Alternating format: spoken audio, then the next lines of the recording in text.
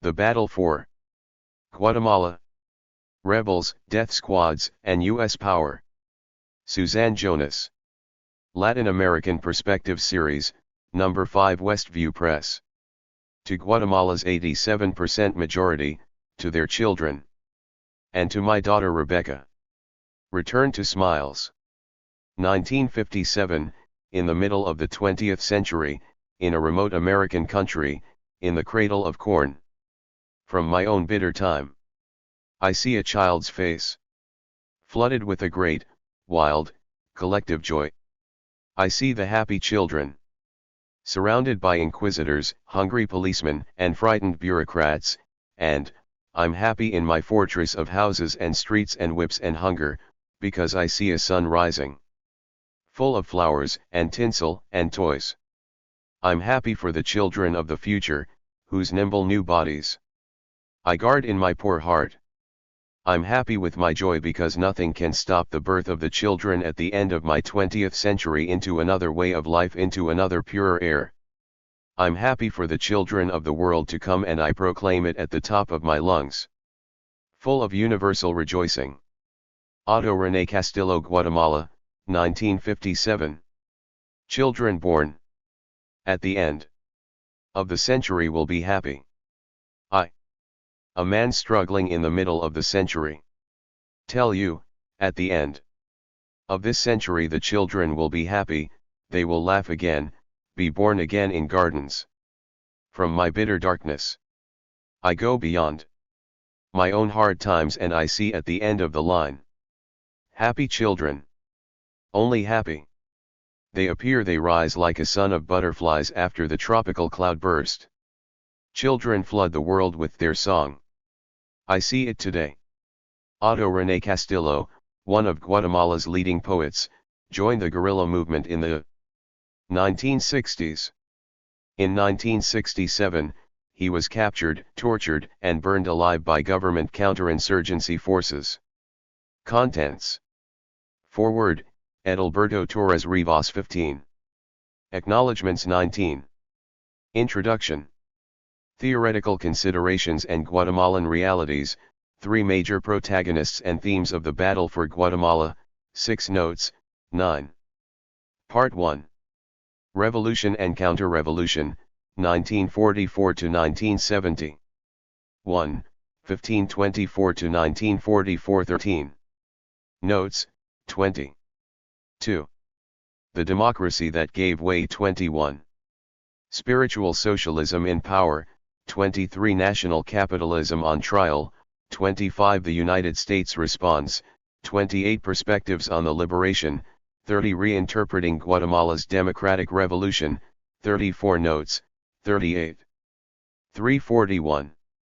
The Ruling Coalition of the Counter-Revolution, 42. Economic Foundations, Export-Led Growth, 45. Industrialization and Foreign Investment, 47. The Central American Common Market, 49. The Nickel Mirage, 52. Notes, 53. 4. The 1960s 57. Politics of Counter-Revolution and Terror, 59. Sources of Resistance, the Beginning of Guatemala's 30 Years' War, 64. Counterinsurgency Laboratory for Latin America, 69. Notes, 71. Part 2. Crisis. 1970 to 1990.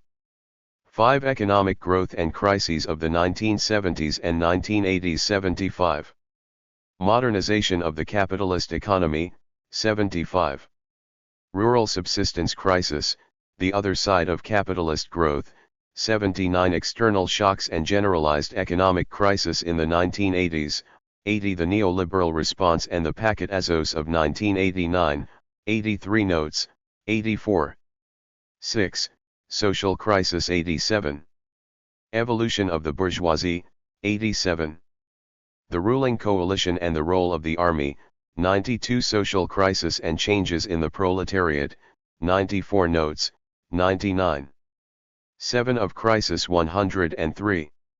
New Ways of Being Indian, 103. Roots of the Indian Uprising, 106. Gender, the Unexplored Dimension, 108. The 111. Notes, 112.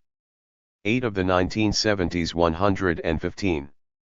State and counterinsurgency state, theoretical considerations, 116 institutionalization of the counterinsurgency state, 120 popular movements, the Church of the Poor, and CUC, 123. 9 131. Transformation of the Highlands. Popular movements, 132. Recomposition of the insurgent movement, 135. A difficult reassessment, 139. Interpretations of Guatemala's revolutionary uprising, 142. 10 145. The Guatemala Solution, Total War at the Grassroots, 148. The Counterinsurgency Apparatus, 150. Recomposition of the counterinsurgency state, 152. The process of 1983 to 1985, bringing the politicians back in, 154. The election of 1985, 156 notes, 159. 11 of Guatemala's political opening, 161. Pluralism and its limits, 162. Political warfare, 165. New cracks in the ruling coalition, 167. Civilian politics as the continuation of war by other means, 169. Theoretical issues, state and counterinsurgency state revisited, 171. Notes, 175. 12 and popular/revolutionary convergence, 177. Structural impoverishment, a statistical profile, 177. Austerity protests and the Cerezo response, 180. Crises of uprooted populations and war, 182. Interpreting Guatemala's popular movements, 186. Resurgence of a revolutionary project, 189. Notes, 192. 13 with the United States, 195. The roots of Guatemalan neutrality, 199. Cerezo's active neutrality and relative autonomy, 202. Washington's double game. 204. How much autonomy was relative autonomy? 207. Notes, 209. Part 3. Conclusion, an unlighted path toward the future. 14. Prospects for the 1990s, 213. Nicaragua and El Salvador, 214. The Central American Peace Process, 217. The Hemispheric Context, 218. Central America in the New International Disorder, 220. 15 225. The Two Guatemalas, 225. Stabilization of the neoliberal/counterinsurgency model, 226. The reformist option, 232. New paths toward democratization, dialogue, negotiations, and redefinitions in popular and revolutionary strategies, 233. Forward. Susanne. Jonas's long years of experience writing about Central America and particularly Guatemala make her one of the best informed North American social scientists on the region. Her new book constitutes a valuable testimony of double significance. On the one hand, it brings up to date her previous works and has been written in light of the structural changes in Guatemala and Central America. On the other hand, the analysis in it reflects intellectual changes on the part of someone who has been a qualified witness of those structural transformations. The result is a book that is new and current. Many analyses of the Guatemalan situation have taken as their point of departure the overthrow of the nationalist, popular government of Jacobo Arbenz. This has introduced an accurate but now outdated element into the historical perspective, and even more than that, an inappropriate analytical bias. The history of the country cannot be summarized simply as the story of a failed revolution and of counterinsurgency as the method of governing. Guatemala's situation must be viewed in light of the political crisis that arose in Central America during the decade of the 1970s and that has been very persistently prolonged during the last 15 years. In this sense, the crisis is the fundamental factor for developing our description and our analysis. In speaking of crisis, I am referring to an abnormal condition in the reproduction of society, an alteration of the foreseeable unfolding of events. The theoretical analysis of the crisis has lent itself to various interpretations. It is a crisis of legitimacy for some, a crisis of hegemony for others, or simply a crisis that begins at the level of politics and ends up affecting other dimensions of society. What remains clear is that the armed challenge by massive numbers of Guatemalans, a response to the state violence that Susanne Jonas analyzes in the second part of her book, constitutes a historical process that has continued for more than a decade. For information to become knowledge, an intellectual elaboration that mediates between empirical data and theoretical analysis is necessary. The latter is done with an appropriate mastery of theory through the formulation of hypotheses or analytical propositions that organize the available historical material. In order to be structural, an analysis would have to dwell on the configuration of social classes whose conflict unleashed the crisis. In addition, it would have to establish how, over the long range, the social profile or class structure has been altered. In this regard, there are two fundamental factors. First, political violence has facilitated the concentration of capital by other means and has strengthened the bourgeois character of the dominant groups. This violence, in turn, has disorganized the ability of the popular masses to win economic demands, leading to their further impoverishment. In order to be political, an analysis should be able to determine whether state violence and the responses of popular insurgency constitute the last stage of the old crisis of oligarchical power, a loss of consensus and legitimacy that made it necessary to exercise violent control over the dominated sectors and that led the countries involved into a virtual civil war. In 1982, in Guatemala, there was a weakening of forms of government headed by military officers, who justified their presence in the government as the best guarantee of the counterinsurgency. We should not forget that it was the army that called for the return to constitutionality and electoral processes. As Susanne Jonas shows quite accurately, this transition cannot really be viewed as democratic. Nevertheless, the return of civilian presidents, a legislative assembly, and competition among political parties cannot be regarded simply as part of a counterinsurgent action. The economy also became unmanageable, initially as a result of international financial disorder and the rise in fuel prices. But the crisis that started in this way and first affected the export sector was only the detonator of an already potentially explosive internal situation and exposed the backwardness of Guatemala's economic structure. For example, poverty and unemployment were already part of the norm of underdevelopment.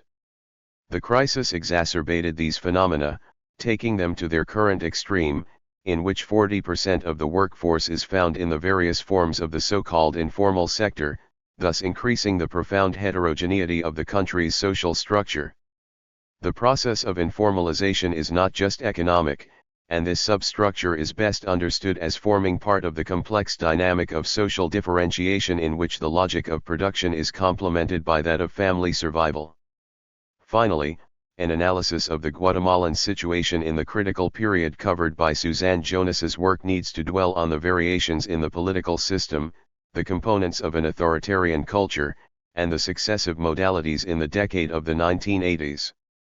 Beginning in March 1982, the army, exercising de facto rule, decreed the creation of political electoral mechanisms that are still in existence.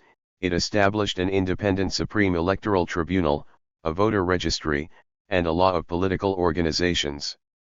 With ups and downs, this effort gave rise to a process of political recomposition that, if successful, would convert Guatemala into an electoral democracy of a particular land. There were elections for the Constituent Assembly in 1984 and for president in 1985. Susanne Jonas characterizes this entire period as the stabilization of a counterinsurgency model, because violence against the people continued side by side with competing political parties and the return to a scenario of legal jurisdictions. The Guatemalan situation has other aspects that are at times forgotten. One of these, which this book emphasizes, is the historical difficulty of social integration in a society where half of the population is indigenous. We are not referring to the often mentioned challenge of subsistence economies that resist change or incorporation into the market. In this case, we are referring to the fact that the crisis, first in its repressive military phase and later in its socio-economic dimension, has put the so-called indigenous question center stage, a question whose roots lie in the profound resistance, on ethnic/cultural grounds, to the formation of a national state. The integration of the indigenous populations implies not only resolving the old problem of land ownership but also recognizing their linguistic identity and some form of political independence in managing their communal life. We are talking about a totality of problems that can be resolved only within the framework of a profoundly democratic political culture, which Guatemalan society today still lacks. The historical analysis offered by Susanne Jonas makes her book the most recent and complete to be published in English about Guatemala. An understanding of the Christian democratic government, which represents a frustrated hope for a civilian and democratic awakening, gives rise to a discussion of the problem of reformism and its possibilities. Or, presented in another way, to the future redefinition of a popular revolutionary strategy. The lessons of the Central American crisis are useful in interpreting the Guatemalan experience.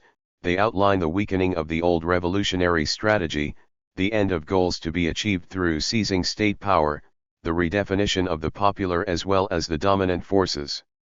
And none of this can be understood simply as a result of U.S. foreign policy successfully applied. Certainly, there is an international dimension. There are also local factors that explain the channeling of the crisis toward a resolution along conservative lines. The reformism of the 1990s, as Susanne Jonas puts it, will be of a different nature and have a different meaning in strategies for social change. The future of Guatemalan society is a great unknown, because 30 years of civil war, violence, and economic crisis have rotted a good part of Guatemalan social life. Susanne Jonas confronts this situation but remains optimistic. I share her optimism and am grateful for her unflagging solidarity with the people of Guatemala, which has become her second homeland. Edilberto Torres Rivas. Pavas, Costa Rica. North. Railroad. Road. Introduction. Is social revolution still on the agenda in Latin America? If so, in what forms, and by what combination of means? What are the prospects for peace, democracy, social justice, and popular sovereignty in the 21st century? Is it possible to build a society that belongs to its dispossessed majority, and what path or paths are open toward the realization of that vision? Conversely, can there be any lasting peace or democracy without major structural transformations? Will the dominant classes in Latin America and their U.S. partners be able to achieve stability while excluding the majority of the population in Guatemala, the 87% majority who live in poverty, over 50% of them Indians? The Guatemalan experience of recent decades, the battle for Guatemala, contains many clues for addressing these questions, whose answers are by no means obvious. Minimally, I hope to point the way towards some answers in regard to Guatemala. Beyond that, I hope that some broader implications for Latin America will emerge from this case. Certainly, the Guatemala experience has had a profound impact upon all of its students, as well as its protagonists. I am part of a generation of North Americans who first visited Guatemala in the 1960s. We found ourselves drawn in, as if by an invisible magnet. Memories of what we had seen pursued us, haunted us, compelled us to do something, or at least to tell others what we had seen. As David Tobes and I noted in the preface to our book Vernacular in 1974, we are writing about Guatemala because the country, the people, and their struggle have deeply affected our lives. The more we saw, the longer we saw it, the more deeply we were drawn in. Perhaps because the United States had so profoundly shaped events in Guatemala, through the Central Intelligence Agency intervention of 1954 and subsequent interventions of different kinds, it became an obligation to write for U.S. audiences about Guatemala, all the more so because the fruits of those interventions have been veiled in a vast shroud of silence in the U.S. press and public domain. Beyond the obligation, I have felt privileged to write about Guatemala, because I have learned so much from its ever-changing, ever-surprising realities.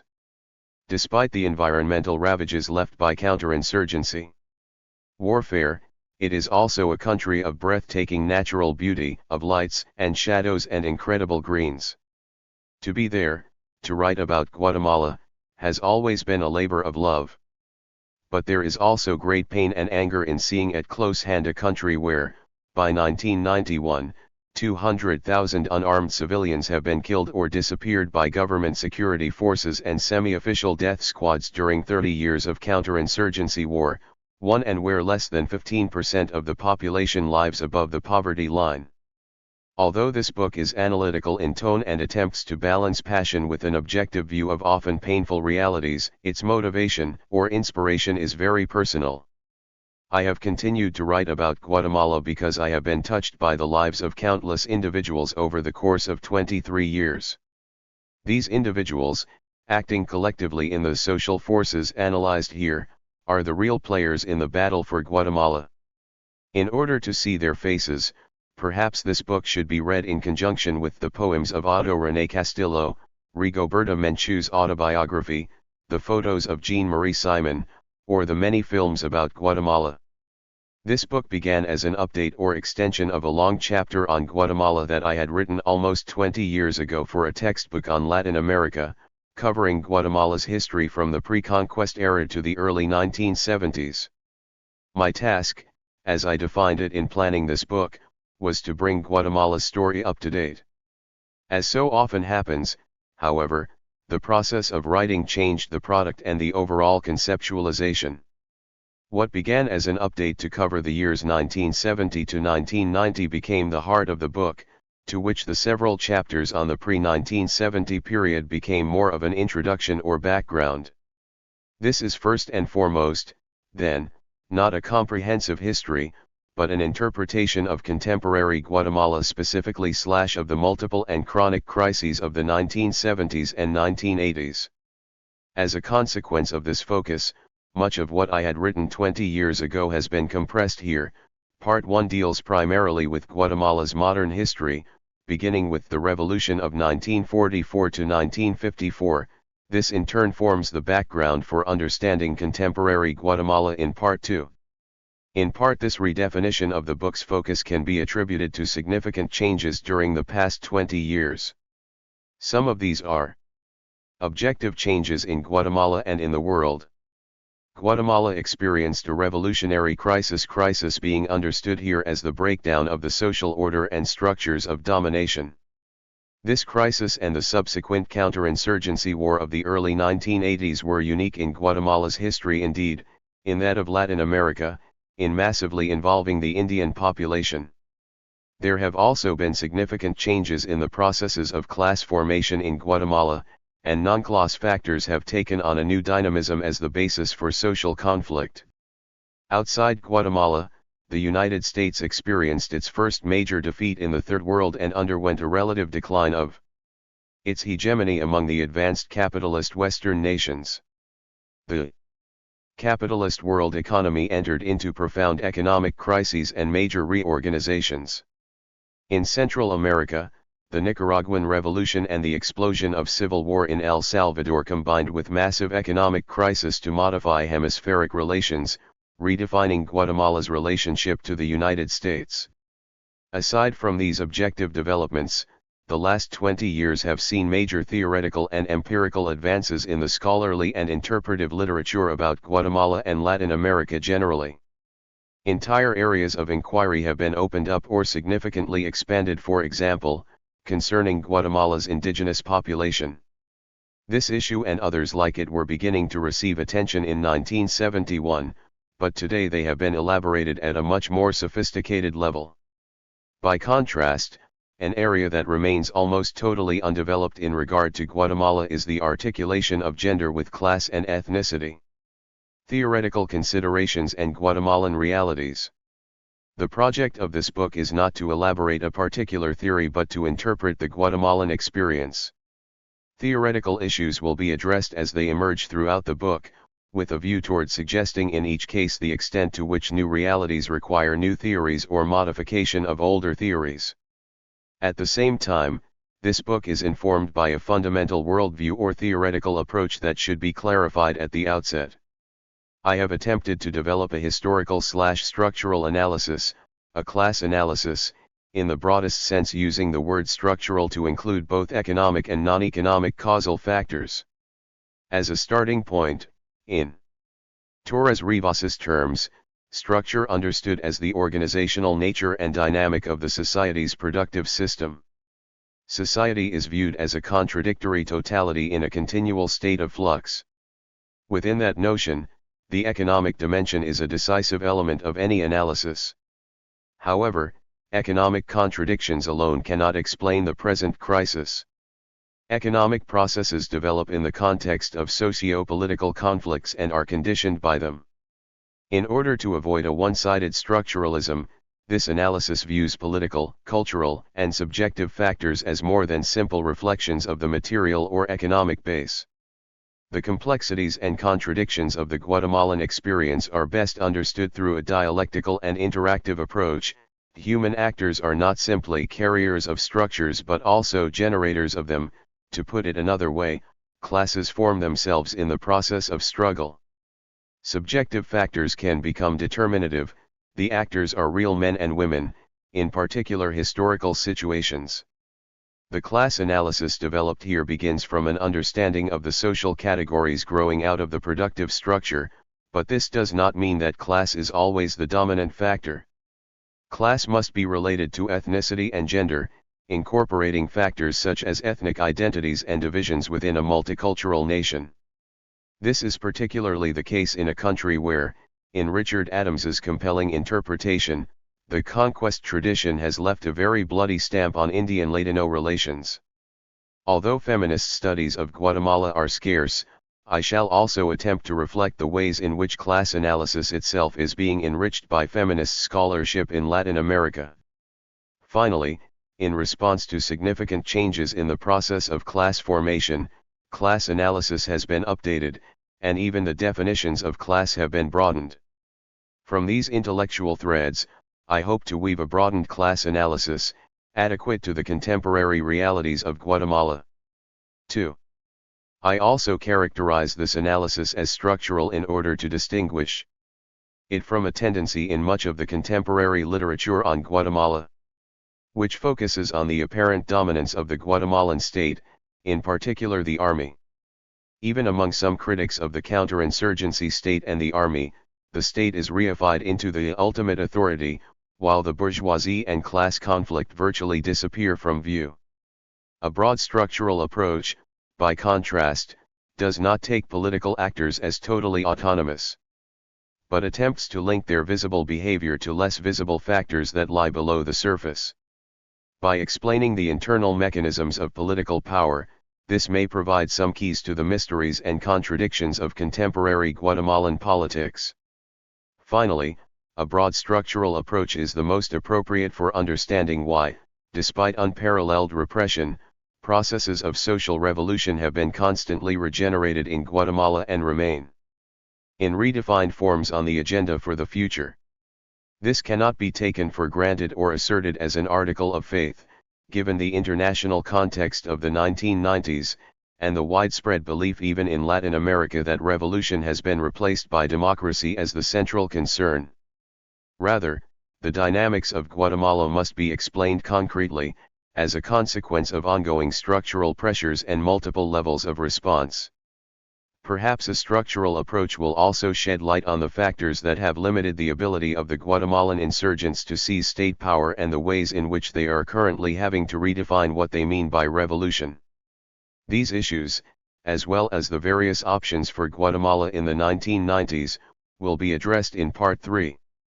On another issue, the last 20 years have seen major debates regarding dependency as a formulation of Latin America's relationship to the capitalist world that affects the internal dynamics of Latin societies. Without attempting to summarize those general debates, I shall say a few words that are necessary for this book. My original chapter was significantly influenced by dependency theory. It was written in the early 1970s, at the height of the critique of modernization theory. Since that time, there have been important advances in the discussion of capitalist development in Latin America. Today, it seems clear that dependency by itself cannot be the theoretical framework for explaining Guatemalan reality. It is not so much an incorrect formulation as it is incomplete and outdated in important respects. As other scholars have pointed out, explaining the Central American crisis as the result of the failure of the dependent capitalist order to integrate all classes into the market still does not explain why those failures occurred nor how the crisis was in many respects the result of capitalist growth. Another major critique of dependency theory in general was that its emphasis on Latin America's integration into the international capitalist system gave insufficient theoretical primacy to internal class conflict. 3. What is important for our purposes here is not so much the theory per se but the fact that the analysis of contemporary Guatemala has been greatly enriched by these debates and, even more, by the advances in concretely analyzing complex internal factors. This book is, above all, an attempt to interpret those factors. However, it is not an either/or question, dependency between nations or exploitation between classes. Hence, a comprehensive analysis of internal factors does not negate the importance of Guatemala's integration into the capitalist world system as a peripheral nation and the continuing impact of international factors, especially pressures from the United States. Much more than Brazil, for example, Guatemala remains extremely vulnerable to external pressures, because of its small size and proximity to the United States. Any analysis of Guatemala, therefore, must identify the focal points of external influence in their changing forms. Specifically with regard to the United States as an external force, modern Central American experience demonstrates that U.S. intervention can be decisive at particular moments. Despite the emergence of Central American relative autonomy from the United States during the 1980s, the realities of the post-Cold War order at the beginning of the 1990s attest to the ongoing importance of U.S. power in the region. Of all the Central American countries, Guatemala is particularly strategic to the United States. In various ways, U.S. power has played a constitutive role within Guatemalan society for decades and continues to do so, although its functioning today is far more complex and contradictory than in the 1950s. Major protagonists and themes of the battle for Guatemala. The approaches outlined above provide a context for introducing the major players in the battle for Guatemala. The rebels are not simply those who have taken up arms but also are the unseen hundreds of thousands among Guatemala's 87% majority who have refused to accept a fate of poverty and discrimination. The death squads, introduced to Latin America in Guatemala, are not simply the ultra-right extra-legal paramilitary bands that were founded in the 1960s under U.S. supervision, to carry out the dirty work of the counterinsurgency war. More ominously, they have become an integral part of the official security forces, a bureaucracy of death that operates out of government offices to draw up death lists and eliminate progressive opposition forces. They function as an arm of Guatemala's ruling coalition as a whole. Finally, given its constitutive role in Guatemala's structures of domination in recent decades, the third major player in the battle for Guatemala is the United States. The following are among the major themes developed in Part 2, which is the analytical focus of this book. 1. Guatemala's current development is a product of the combination of economic growth and economic crisis since the early 1970s. Growth and crisis are themselves products of great structural transformations in both the domestic political economy and the international political economy. All of these factors destabilized the Guatemalan economy in ways that are being aggravated by the neoliberal, cheap labor austerity policies of the late 1980s. To these transformations, especially the diversification of the productive structure, and their contradictions significantly modified the traditional class structure of Guatemala and reshaped the ruling coalition. Among other things, diversification of the ruling class has meant incorporation of the upper ranks of military officers and a redefinition of the alliance between the army and the bourgeoisie. But these modifications have only intensified the overall polarization of the class structure, to the point where we must recognize the emergence of two Guatemalas. 3. At the bottom pole of Guatemalan society, where more than 85% of the population lives below the poverty line, massive population shifts and dislocations have resulted from land expropriation, economic crisis, and 30 years of war. The physical and human geography of the country has been decisively transformed.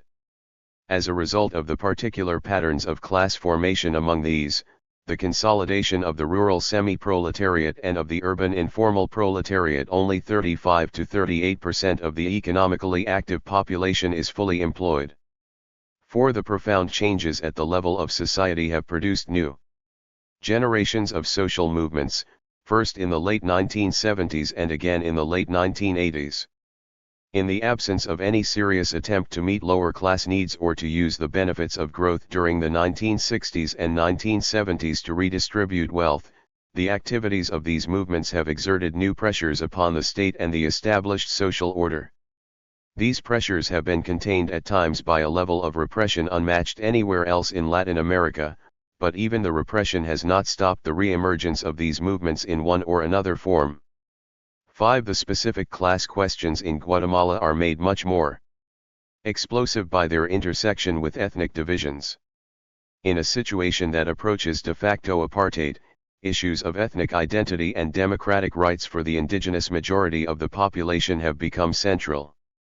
The combination of class with ethnic tensions accounted for the revolutionary upsurge of the early 1980s and remains a source of social unrest. The crises of recent decades have also laid the objective foundations for a new protagonism of women, but this is only beginning to find specific forms of organized expression. 6. These massive social conflicts have defined Guatemalan politics. During the past 35 years, mostly direct military rule, with two significant civilian interludes. Even more profound has been the impact of a 30-year counterinsurgency war, which reached genocidal proportions in the early 1980s and consolidated the primarily counterinsurgent character of the Guatemalan state. As a consequence, normal electoral politics has come to have very little meaning. All political arrangements since 1954 have been based upon an explicit rejection of reformist options and upon the exclusion of the majority of the population. Although the elected civilian Cerezo government initially raised great hopes for a democratic transition, the hopes were not fulfilled. There is overwhelming evidence that Guatemala did not evolve into a democracy. 7. The illegitimacy of the ruling coalition and the refusal to permit reformist options has left political space for a revolutionary guerrilla movement. While having twice dealt that movement nearly fatal blows, the army has been unable to defeat the guerrillas strategically or to prevent their resurgence again in the late 1980s. However, the movement has itself undergone profound crises and redefinitions of strategy. Like its historical enemy, the counterinsurgency army, the movement has had to learn through bitter mistakes, but like the army, it seems to have 9 lives. Current reassessments are occurring at a time of major questioning of Marxist and socialist strategies worldwide. Even in Guatemala, the paths toward the future are not obvious. 8. At the level of international relations, there has been a redefinition and restructuring of the traditional relationship to the United States. In contrast to the traditional relationship seen in Part 1, the Guatemalan ruling coalition developed a certain relative autonomy in the 1970s and 1980s. Yet Central America, perhaps more than any other region of the world, remains in the backyard of the United States. Particularly because U.S. economic and military interests function as part of the domestic ruling coalitions in these countries.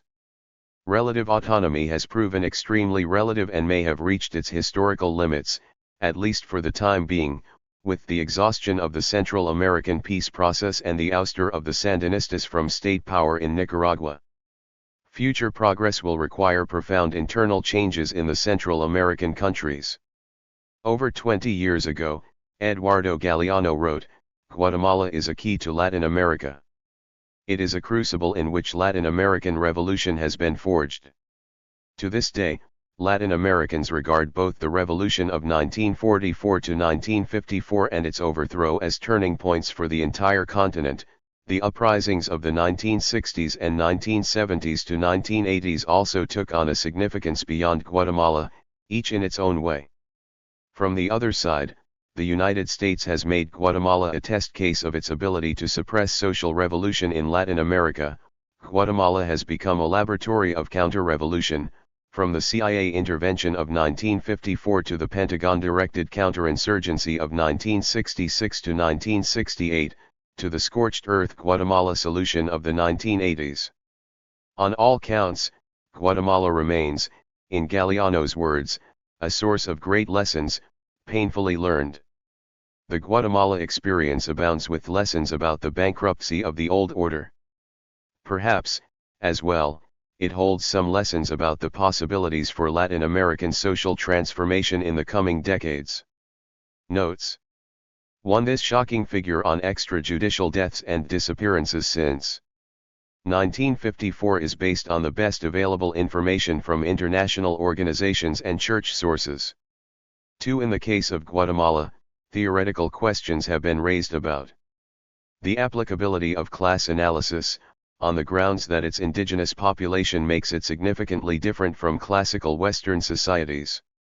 While agreeing with criticisms of one-dimensional class analysis, I shall argue that an analysis of social conflict in Guatemala as a whole cannot be said to break down along ethnic rather than class lines. A different critique is characteristic of post-Marxist theories, which view class analysis as necessarily reductionist, hence inapplicable. By contrast, I shall argue that the need for a complex analysis of social formations is not in contradiction with class analysis, broadly understood. 3. As summarized by Cueva, speaking of Latin America generally, dependency theory holds that the nature of our social formations is dependent on how they are integrated with the world capitalist system. But, is it not more correct to state the inverse? Is it not the nature of our societies that determines its links with the capitalist world? It is the analysis of classes and class conflict which is the Achilles heel of dependency theory. A number of scholars have addressed this and related issues directly or indirectly in regard to Guatemala. Their research contests the implication that Guatemala was capitalist since the 16th century because of its integration into the capitalist world system since that time. Whatever its relation to the world market, the internal relations of production were not capitalist until at least the end of the 19th century. Some maintain that Guatemala was not really integrated into the capitalist world economy until the advent of the coffee economy at the end of the 19th century. Other implications of dependency theory are disputed by Smith on the basis of research in the Western Highlands region of Guatemala. Finally, Chinchilla argued that Guatemalan history, seen only from a dependency perspective, was forced into the theoretical straitjacket of one mode of production. More appropriate would be the analysis of articulated modes of production. Further, a strict dependency approach gave insufficient emphasis to non-class questions, for example, ethnic oppression, as opposed to exploitation, and to the centrality of legalized forced labor to all social relations in Guatemala until the 1940s. The discussion has been advanced by Porras Sainz, who suggests the need to understand the articulation of transitional forms of production within capitalist development, particularly in order to take account of the non-traditional activities so prevalent in the urban informal sector. Today, the entire discussion is being updated. In a major new article, Enrique Dussel argues that the critics were as mistaken as the dependency theorists, in that neither based themselves on a rigorous use of Marxist categories, and that the critics of dependency created false dichotomies. Furthermore, economic theories developed in recent years have addressed new developments in capitalism that were not fully analyzed by dependency or world systems theory. Part 1. Revolution and Counter-Revolution, 1944 to 1970. 1. 1524 to 1944. On October 20, 1944, with the uprising of students, workers, and young army officers, Guatemala began its transformation into a modern country. Before analyzing this transformation, I shall briefly summarize the evolution of the old order that was overthrown by the October Revolution. Of necessity, this summary will be schematic and overly general.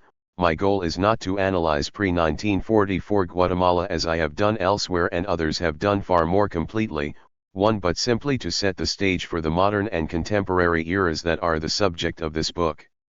Contemporary Guatemalan underdevelopment is the product of a 450-year process that began with the Spanish conquest. Pre-Hispanic indigenous Guatemala was by no means primitive. What the Spaniards found in 1524 was a complex, stratified proto-class society, torn by multiple social tensions. Further, it was a society in transition. Had it not been interrupted by the conquest, it might well have developed, although in a different direction, into a society as sophisticated as Western Europe. At no time before the conquest did the Indians suffer the systematic material deprivation that has characterized Guatemala since 1524. Malnutrition was not a chronic condition of the Indian population, as it is today. Prior to 1524, Guatemala was a primarily agricultural society in which land was cultivated both individually and communally to produce food and other necessities. Guatemalan society was not integrated on a subordinate basis into a world market that determined its production priorities and systematically channeled its surplus into the pockets of foreign ruling classes.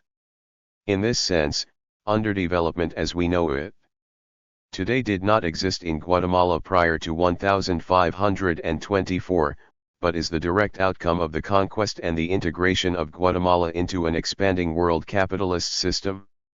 The conquest itself represented the violent clash of two socio-economic systems and two cultures. The forcible integration of the Indians into Western civilization was an unmitigated calamity for them of genocidal proportions. The total cost of the conquest in human lives is difficult to determine, although Bartolomé de las Casas's figure of 4 to 5 million Indian deaths in Guatemala between 1524 and 1540 may be exaggerated. Its thrust is accurate. An estimated 2/3 to 6/7 of the Indian population in Central America and Mexico died between 1519 and 1650, as a consequence not only of the conquest per se but also of subsequent raging disease epidemics. In the colonial experience, which lasted from 1524 to 1821, lie the seeds of contemporary Guatemalan underdevelopment and dependency.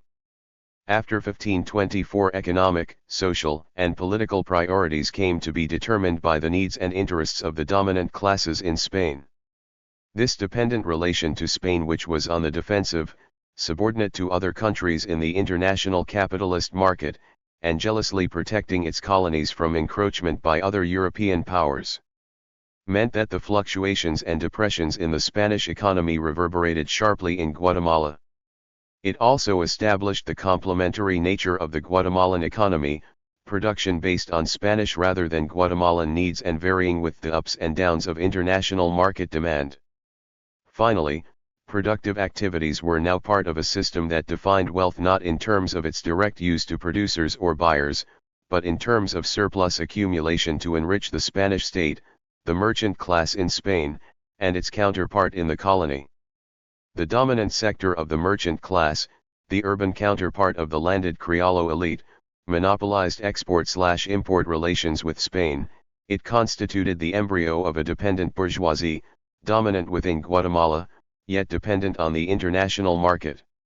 In addition to maintaining a trading monopoly, Spain imposed strict monetary controls, an elaborate series of taxes on colonial settlers, and tribute on Indian communities. In short, for the dominant classes in Spain, Guatemala was not a colony to be developed but a source of wealth to be extracted for the benefit of the peninsula. The land remained the primary source of wealth, and one pillar of colonial society was the land tenure system. Colonial relations were defined largely by the Spaniards' expropriation of land from the indigenous population. The colonial period saw the beginning of a pattern of land concentration in the hands of a small minority, although this was greatly intensified in the 19th century. Large privately owned 15. Estates, or haciendas, were organized for large-scale cash crop production for profit. The other pattern that was definitively established was mono-export, the use of large extensions of land to produce one or two exports for the world market. The particular export changed over time, but the basic structure of the mono-export economy remained constant. The hacienda system involved vast expanses of unused land, permitting the owners to operate inefficiently. Complementary to the large tracts of good land appropriated by the criollos in key areas of the country were Indian communities, not the natural groupings of the pre-Hispanic era but social units created by and for the benefit of the dominant class. Within these communities, land was parceled out to be worked by Indians in their time off from the hacienda. Thus was born the latifundia-minifundia system, which dominated the Guatemalan political economy for centuries. The colonial system required only a limited amount of capital, its basic resource was forced Indian labor. This took a number of different forms. Formal slavery was not definitively abolished until after independence, in the 1820s, but it applied principally to blacks imported from Africa to compensate for shortages of Indian labor. The indigenous population was subjected to other forms of forced labor and debt peonage, all of which served the purpose of subjugating the Indians and compelling them to produce an economic surplus. These methods of organizing the workforce were maintained by coercion and terror. Violent abuse of the indigenous population became routine, essential to making the system work. Class exploitation was facilitated in Guatemala because of the racial divide between Indians and criollos. The latter justified their dominance over a captive labor force through the racist ideology of criollo superiority, which denied the humanity of the indigenous population. Justification for the system also came from the Catholic Church. While deploring the most flagrant cruelties, the Church functioned as a part of the Spanish state apparatus and provided the ideological underpinning for the pacification and cultural subjugation of the Indians. Nevertheless, in some respects the conquest was never consummated. Particularly in the highlands areas, the Indians discovered numerous forms of resistance and self-defense, not only periodic uprisings which had to be put down by military force, but also abandonment of the communities into which they had been forcibly concentrated, refusal to work hard, and maintenance of their own religious and cultural traditions. 16. A final, crucial mainstay of this violent system was the subjugation and exploitation of Indian women, which often took the form of rape. This became, in fact, one source of racial intermixing, from which originated Guatemala's Ladino population. Beyond its definition as Spanish-speaking and culturally westernized, the Ladino identity is one of the most elusive elements of Guatemalan society. The Ladinos have sometimes been defined as neither Criollo nor Indian. Seeking to enter the elusive world of the Criollos, they easily adopted the Criollo values. Their alienation and individualism contrasted markedly with the surviving Indian values of community and communal labor. Economically, the majority of Ladinos were neither property owners nor forced laborers, but landless free laborers, initially in a constant struggle for survival, working either on haciendas for a wage or in the colonial towns. From the beginning, the urban Ladinos were not a cohesive social class, but constituted the ranks of the urban poor and laborers, small artisans. Finally, there was an upper middle stratum, the embryo of an urban petty bourgeoisie whose economic advance into the Criollo elite was blocked by the colonial structure. In summary, by the time of independence, Spanish colonial policy had established the basic patterns of underdevelopment in Guatemala: mono-export, extreme concentration of wealth juxtaposed with extreme poverty, decapitalization, lack of infrastructure, an impoverished state, a polarized class structure, and systematic oppression of the indigenous population. By the early 19th century, severe economic crisis combined with natural disaster to produce discontent at all levels, from Indians to Criollos. Moreover, nearly all sectors, each for its own reasons, came to view the colonial relationship to Spain as burdensome and unjust. By 1821, only the church hierarchy and representatives of the Spanish crown opposed independence. Following the 1820 Indian uprising of Totonicapán, the Criollo elite declared independence in 1821 not only to end the colonial relation to Spain but also to maintain order and preempt social upheaval from below. Independence brought little change in the old order. The basic economic and social structures of the colonial era and of the mono-export economy were left intact. The most important immediate change in the neocolonial era was a diversification of external contacts and the replacement of Spain with Britain as the dominant external commercial power. Within Guatemala, power alternated between liberals and conservatives from 1821 to 1871. After the initial upheavals of the post-independence years, the liberals consolidated power under Mariano Galvez. 17. From 1831 to 1838, and the conservatives from 1839 to 1871, during most of that period under the dictadura criolla of Rafael Carrera. The conservatives represented latifundistas, the monopolistic merchant clique, the established church, and some artisan sectors. Conservatism stood for centralization in Central America, state-protected commercial monopolies, and preservation of colonial-era privileges of the church. The Carrera dictatorship, ironically, did more than the liberal governments to protect lower-class indigenous interests. The liberals represented a combination of Criollo latifundistas, the incipient Ladino petty bourgeoisie, intellectuals, and ideological pro-independence activists. Liberalism stood for federalism in Central America, free trade, and laissez-faire, and political reforms, including opposition to the privileged/established position of the church. The liberals also favored developmental reforms in the colonial structure that benefited the interests of ascendant Latinos but were especially harmful to Indian communities. In the end, despite their differences, both parties were dominated by the Criollo elite. After the long conservative rule, the liberals retook power through the 1871 military revolt led by Justo Rufino Barrios. Except for a brief democratic interlude in the early 1920s, the liberals remained in power until the overthrow of dictator Jorge Ubico in 1944. In class terms, their triumph represented the incorporation into the ruling strata of a new class of propertied Latinos which had been on the rise during previous decades. The stimulus or opportunity for this adjustment in the internal power structure came not only from internal pressures but also from changes in the world market that gave them an economic base, specifically, the shift to a coffee economy. Their ascendance, concretized in the liberal triumph, did not displace the old Criollo elite, but challenged its exclusive power and forced an expansion of the dominant class. The shift from a mono-export economy based on cochineal to one based primarily on coffee necessitated basic transformations. Land tenure coffee required far larger expanses of land than previous export crops, and ownership became markedly more concentrated in the hands of a few, much larger concentrations of cheap labor than had been necessary for indigo and cochineal production. Expanded infrastructure, particularly transport and port facilities, more credit, and significant state support for private enterprise. The reforms carried out to meet 18. These needs significantly modified colonial institutions and class relations, making them more exploitative.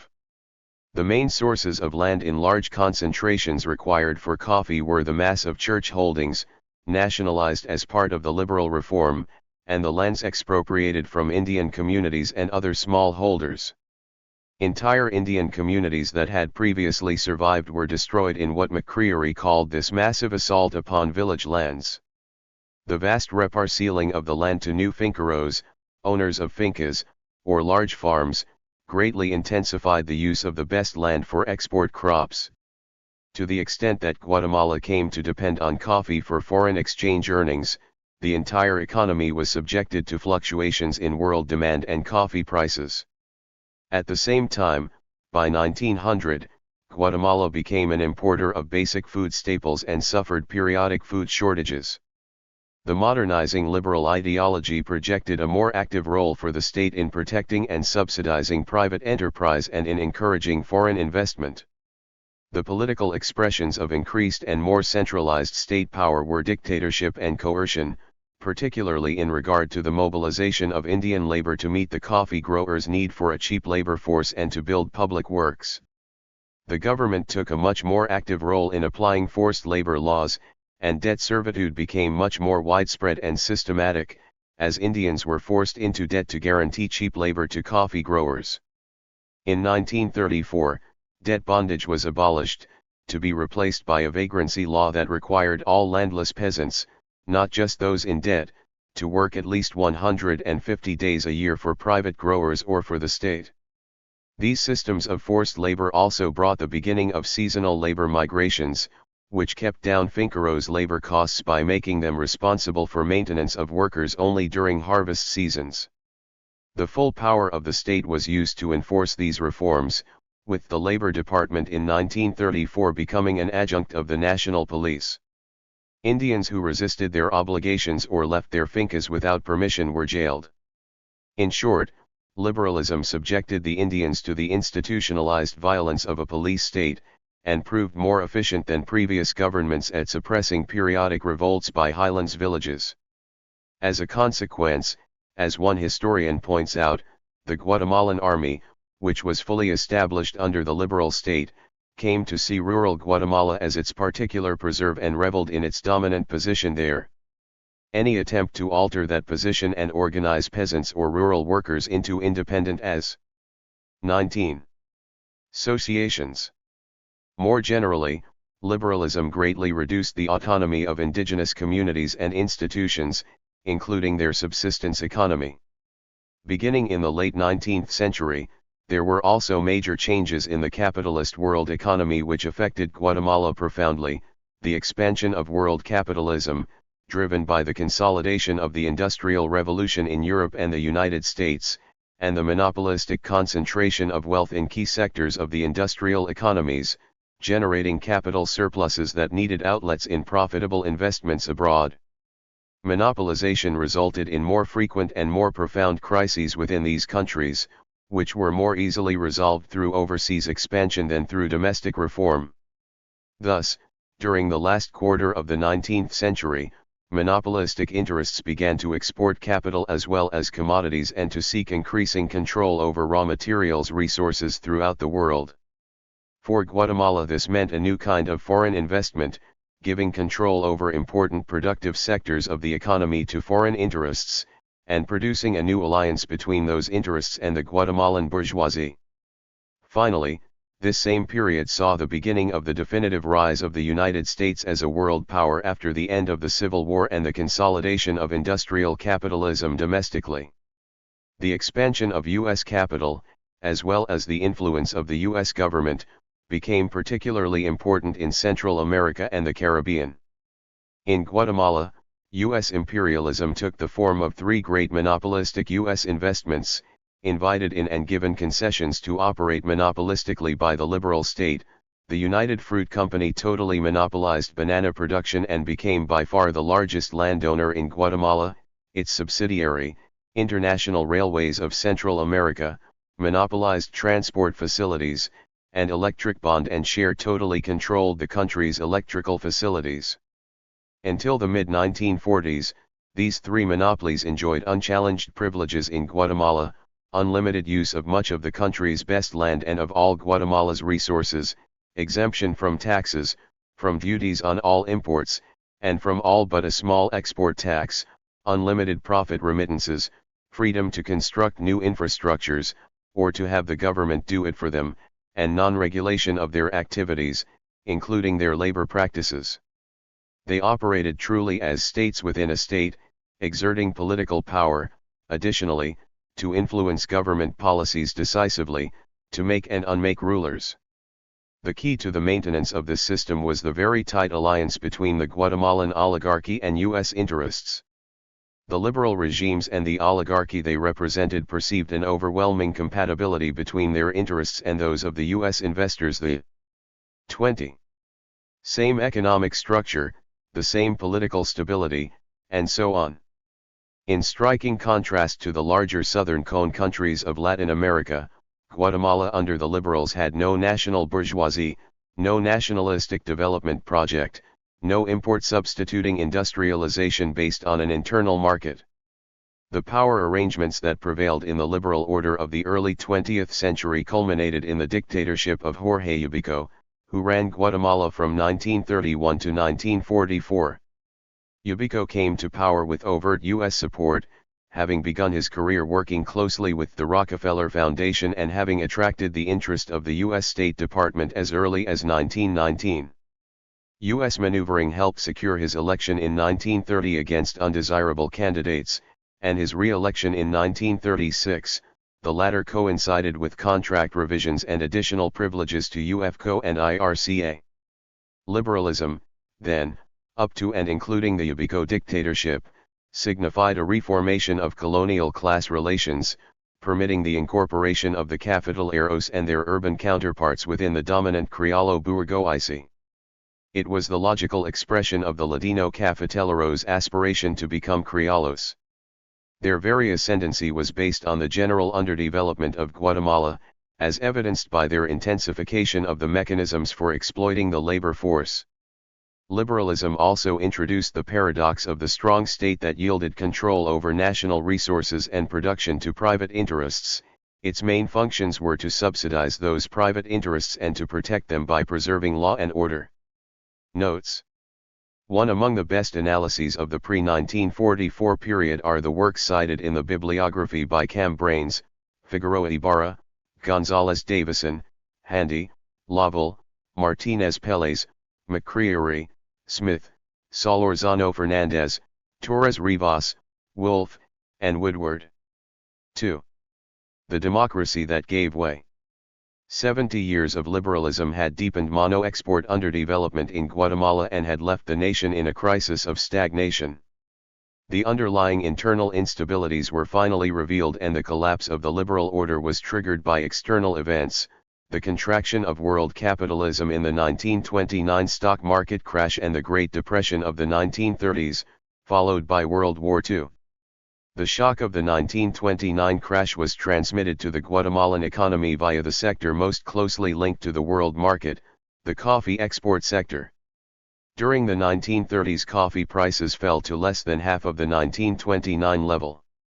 The advent of World War II effectively foreclosed Guatemalan access to European markets, greatly increasing dependence on the United States, enabling the United States to set prices almost unilaterally, and resulting in a significant loss of export earnings.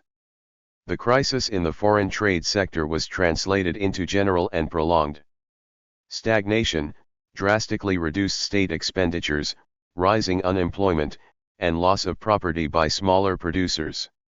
The major contraction in world capitalism, specifically in U.S. expansion abroad, presented opportunities for Latin American countries. The larger South American nations and Mexico took advantage of the hiatus in foreign control to undertake import substituting industrialization based on an expanded domestic market. But the Ubico regime in Guatemala, instead of seeking alternatives, attempted to reinforce the status quo. No measures were taken to alleviate unemployment. Rather than stimulating new areas of production, Ubico adopted deflationary policies. 21. 22. Nor did he take advantage of the outflow of foreign capital to establish national control over key sectors of the economy. Instead, new contracts extended the privileges of the United Fruit Company and the International Railways of Central America. Why was the state incapable of modernizing the Guatemalan economy? The crucial factor was the social base of the Ubico regime, specifically the cafetalero export-import oligarchy allied with U.S. monopolies. Rather than industrializing, they responded to the world economic crisis by securing state cooperation in protecting their specific interests, in facilitating exploitation of the Indian labor force, and in maintaining law and order. Thus the 1930s brought lower wages and new repressive labor legislation, supplemented by politically repressive measures. However, even these measures could not contain the structural pressures for change. By the 1940s, there were also external pressures, even the dependence on the United States backfired. During World War II, the United States enforced the liquidation of the sizable German economic interests and interned German Guatemalans in U.S. camps. Thousands of U.S. troops were stationed in Guatemala to defend the Panama Canal and to keep Ubico in line with the Allies. U.S. anti-fascist propaganda provided an ideological base for Ubico's opponents, not only because he was a dictator but also because he was seen as having pro-fascist sympathies. By 1944 the certain defeat of fascism internationally had opened space within Guatemala for a frontal attack on the dictatorship. The crisis came to a head in June 1944, 2 months after popular pressure had ousted the dictatorship in El Salvador. What began as a student strike, demanding university autonomy from government control, mushroomed into a general strike in Guatemala City, after the government denied the students' demands, suspended constitutional guarantees, and fired on anti-government demonstrators, killing one. Within a week the general strike and continual demonstrations forced Ubico to resign. He appointed a military triumvirate which maneuvered the election of Federico Ponce as provisional president. After promising a few token concessions, the Ponce regime consolidated its power, kept on many Ubiquistas in high positions, and stepped up the level of repression. Discontent spread, workers throughout the country, and even army officers, protested low wages. The political opposition, recognizing that Ponce had no intention of holding elections, finally opted for armed revolt. On October 20, 1944, armed students and workers joined the dissident military officers to oust Ponce. The interim junta, headed by 2 army officers, Francisco Arana and Jacobo Arbenz, and a civilian. 23. Jorge Torriello, held congressional and presidential elections. On March 15, 1945, Juan José Arevalo became president, having received 85% of the vote. Who were the October revolutionaries? The dominant force was the urban petty bourgeoisie, generally educated but frustrated by the absence of political liberty and of opportunities for economic advancement. The movement was spearheaded by a generation of university students mostly of middle-class origins, who perceived themselves as classless. The coalition also included intellectuals and professionals, small businessmen and merchants, whose economic prospects had been limited, and underpaid public employees, particularly teachers and junior army officers. These groups were joined by progressive, nationalistic property owners who had been out of favor with Ubico. The movement was also supported by a limited number of politicized peasants and by the incipient proletariat, both rural and urban. The Indian labor force was not central to the October movement itself, although general unrest among Indians had undermined the stability of the Ponce regime. What made the revolutionary coalition possible was the desire of broad sectors of the population to establish a constitutional democracy. But beyond that, the needs of the various classes were quite diverse. The question for the future was, whose hands would guide the revolution, and for what ends? Spiritual socialism in power. The first revolutionary president, Arevalo, was an intellectual and educator. He referred to his ideological orientation as spiritual socialism, but it was socialist only in being inspired by a concern for humanitarian ideals and public welfare. An idealist, he opposed both liberal individualism and Marxist socialism as materialist. The first task of Arevalo, and of the new constitution adopted a few days before he took office, was to establish political democracy. Universal suffrage was granted to all adults except illiterate women. Basic freedoms of speech, press, and so on were guaranteed. Political parties could be organized and function freely, with the exception of the Communist Party and other foreign or international parties. After the 70-year liberal dictatorship which had excluded all politics, elections might have real contenders, offering real political alternatives. Political power was decentralized, as the university, municipalities, armed forces, and the other institutions were made autonomous. 24. The Arevalo government devoted one-third of state expenditures to an ambitious social welfare program, with emphasis on construction of schools, hospitals, and housing. The social legislation would have been meaningless, however, in the absence of an organized labor movement. The Guatemalan labor force as of 1945 was 90% rural, consisting mainly of unorganized, unprotected Indian coffee workers. The only rural force recognizable as a modern proletariat, concentrated at the point of production, with the germ of a collective consciousness and a history of spontaneous strikes before 1945, were the 15,000 workers on the two UFCO plantations. In the cities, too, the largest concentrations of workers were in the company's railroad and port installations. The industrial proletariat, working principally in light industry, constituted 1.7% of the economically active population, complemented by an artisan semi-proletariat. Wage levels as of 1945 were extremely low, an average 6.08 quetzales per week for the few industrial workers, and Q2.00 weekly in agriculture. For the first time, new labor legislation protected workers rather than further exploiting them. The 1945 Constitution effectively abolished vagrancy laws and all forms of forced labor. The 1947 Labor Code defined basic rights, compulsory labor management contracts, minimum wages, equal pay for equal work, decent working conditions, social security coverage, the right to strike and to organize unions. Nevertheless, the government retained the power to recognize specific unions, to arbitrate labor disputes, and to dissolve illegal unions, including those that served foreign interests or engaged openly in politics. Urban, banana, and railroad workers quickly began to organize to secure their rights under the Labor Code, and several labor confederations emerged, representing diverse political positions. The main objectives were immediate improvements in working conditions.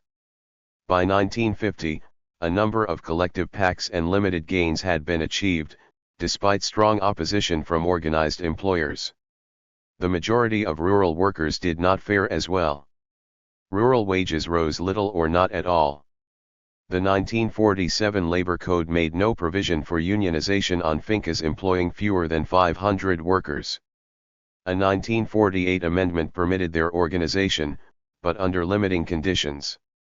These unions attempted to enforce their new rights, but the Arevalo government did not seriously promote rural unionization.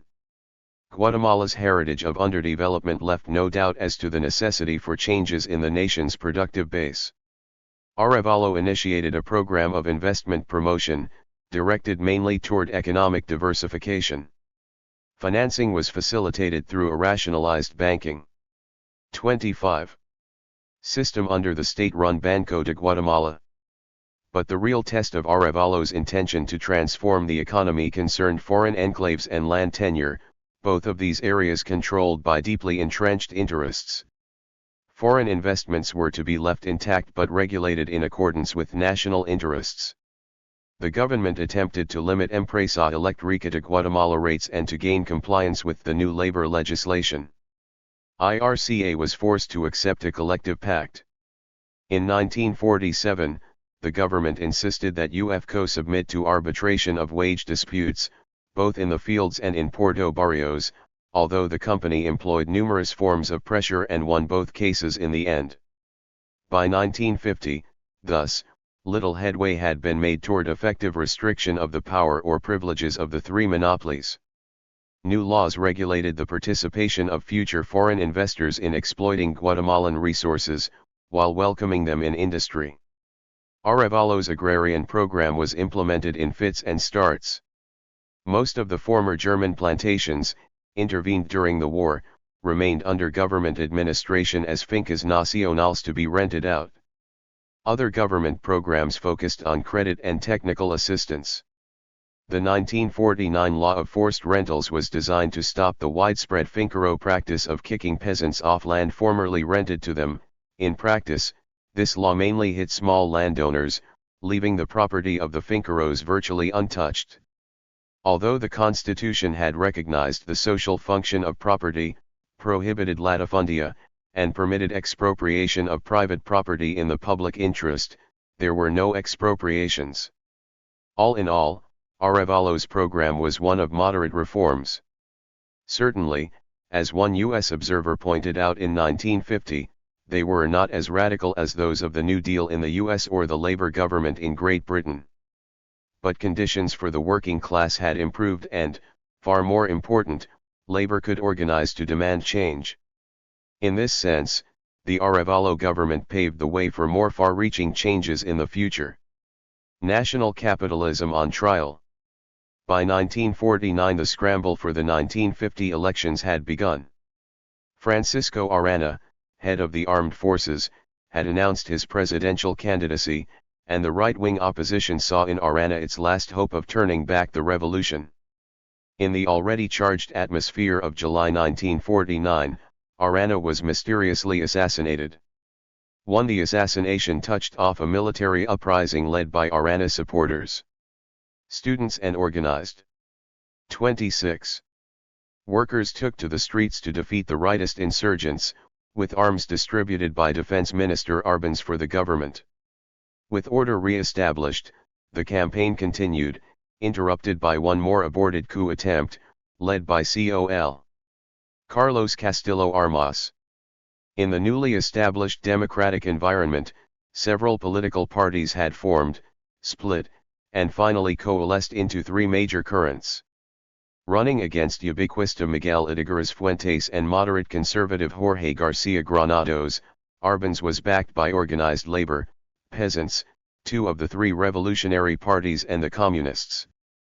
The election, universally acknowledged to be honest, gave Arbenz an overwhelming majority, with 63% of the total vote. Upon taking power in 1951, Arbenz clarified his objectives of transforming the economy from dependent capitalism to a national and independent capitalism, and significantly redistributing income. The strategy for breaking Guatemalan dependence was import substituting industrialization, utilizing national resources. Standard UN strategy. Private enterprise was to be encouraged, and Arbenz adopted some key recommendations of the high-level 1950 World Bank mission to Guatemala. In order to construct even a modern capitalist economy, however, the Arbenz government had to confront the two great entrenched interests left intact by Arévalo, foreign monopolies and the landed oligarchy. New foreign investors would be welcome, so long as they respected Guatemalan sovereignty. They would have to refrain from demanding special privileges, creating monopolies, particularly in natural resources, and intervening in national politics. In regard to the three U.S. monopolies already operating in Guatemala, Arbenz's strategy was to limit their previously unchecked power, not by nationalizing them, but by competing with them and forcing their compliance with national laws. Thus he undertook three major construction projects: a government-run hydroelectric plant, which would provide cheaper and better service than e.g., a highway to the Atlantic, to compete with IRCA's expensive monopoly on transport, and a new Atlantic port, Santo Tomás, to compete with UFCO's Puerto Barrios. The game got somewhat rougher as Arbenz evidenced his intention to enforce Guatemalan laws and court rulings, which in several important cases supported worker demands.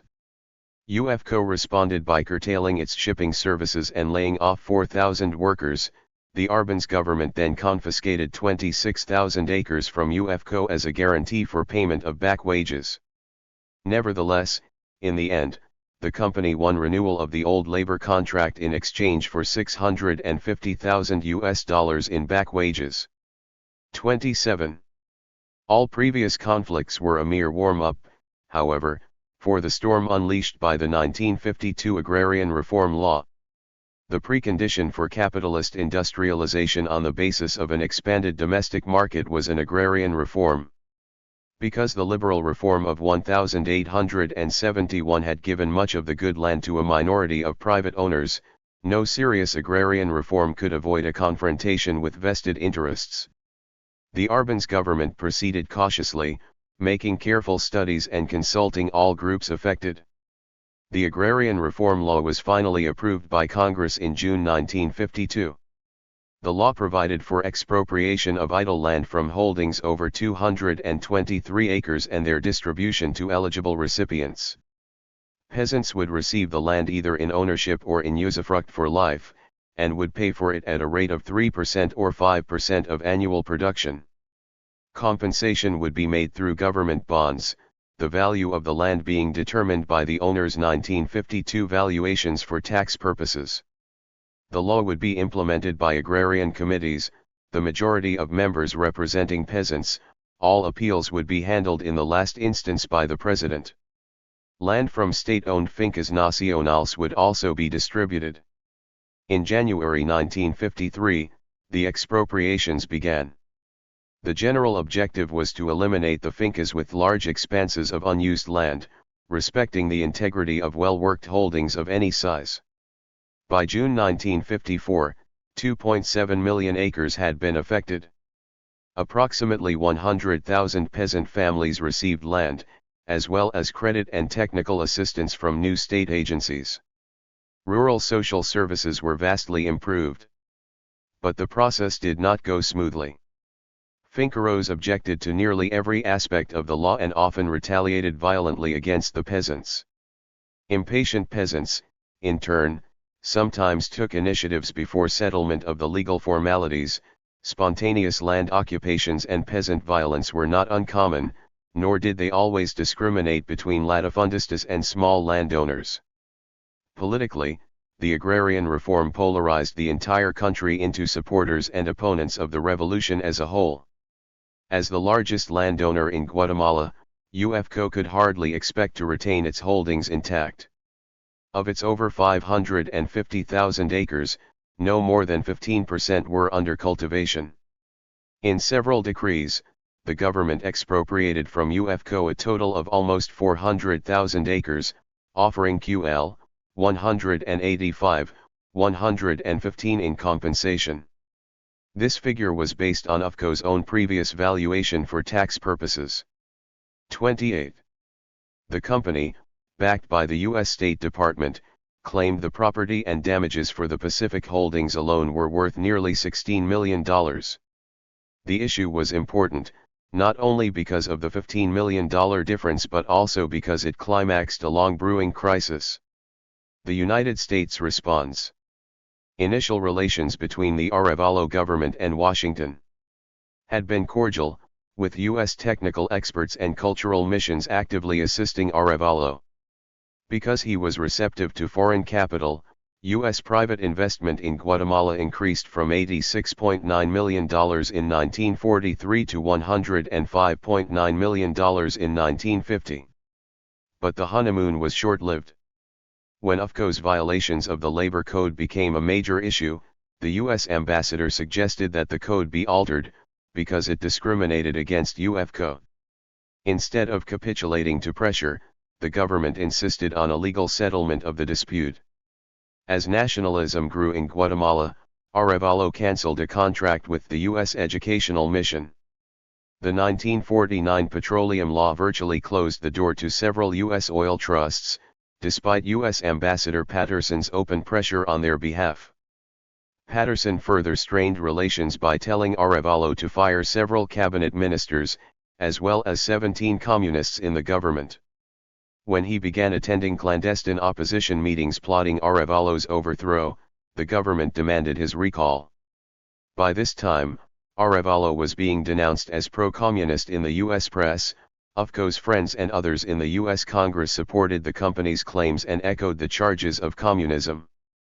The situation deteriorated after 1951, with the U.S. cutting economic aid. Particularly after refusing to conform to some World Bank recommendations, the Arbenz government was non grata in the international credit community, and received no further aid. Washington also brought formal claims against the government on behalf of UFCO. By this time, U.S. and UFCO pressures found a strong echo within Guatemala. Arbenz's agrarian reform had polarized public opinion and shattered the revolutionary coalition of 1944. Urban and rural labor and a majority of Indian peasants, along with nationalistic sectors of the petty bourgeoisie, were firmly committed to the revolution. Opposing It were Finqueros and much of the non-landed bourgeoisie, the Catholic Church, and many of the petty bourgeois professionals and military officers who had participated in the Revolution of 1944. Since 1950, conservative sectors had been demonstrating against communism, with active church support. Upper-class government opponents were 29. Joined by a strong contingent of women shopkeepers in Guatemala City's central market, most of them devout church members. In short, the radicalization of the revolution under Arbenz also laid the basis for the growth of a strong right-wing anti-communist movement, with deep roots in the bourgeoisie and some sectors of the petty bourgeoisie. The rest of the story is well documented elsewhere. 2. By January 1954, the government had discovered clear evidence of plots for its overthrow involving Castillo Armas and Itigaras. From Honduras and Nicaragua, Guatemalan exiles had been organizing the liberation movement since early 1952. In early 1953, the CIA had made contact with them, choosing Carlos Castillo Armas as their leader and providing funds for training, equipment, and payment of a mercenary army. At the March 1954 Inter-American Conference of the Organization of American States in Caracas, the United States twisted enough arms to secure passage of a resolution directed against Guatemala, calling for hemispheric unity and mutual defense against communist aggression. In effect, this gave the United States a free hand to intervene in any country where such a menace existed. Only Guatemala opposed the resolution, with Mexico and Argentina abstaining. The Latin American delegates vigorously applauded Guatemalan Foreign Minister Torriello's brilliant speech in defense of Guatemala, while capitulating to U.S. threats of withdrawing aid. Meanwhile, the United States was laying the groundwork for the operation through its team of ambassadors in Central America. Heading the team was the new ambassador to Guatemala, John Purifoy, a tough, expert anti-communist troubleshooter, renowned for his role in making Greece safe for democracy. In May 1954, Washington found its pretext for open hostilities against Guatemala, when a shipment of Czechoslovakian arms arrived in Puerto Barrios on the Swedish ship Alfam. In response, the United States stepped up arms shipments to the conservative Honduran and Nicaraguan regimes and openly denounced Guatemala. The CIA stepped up its psychological warfare in Guatemala through Radio Liberty broadcasts. Isolated on the diplomatic front, having irrefutable evidence of the invasion conspiracy, the Arbenz government declared a state of siege in early June and took strong action against known collaborators. But these measures came too late. On June 18, Castillo Armas's mercenary force invaded Guatemala from Honduras, instead of proceeding 30 to Guatemala City for a battle. They stopped just over the border in Escapulas. All observers agree that militarily the invasion would have been a fiasco, had it not been backed up by the CIA's aerial operations. The day after the invasion, Guatemala lodged a formal protest against Honduran and Nicaraguan aggression to the UN Security Council.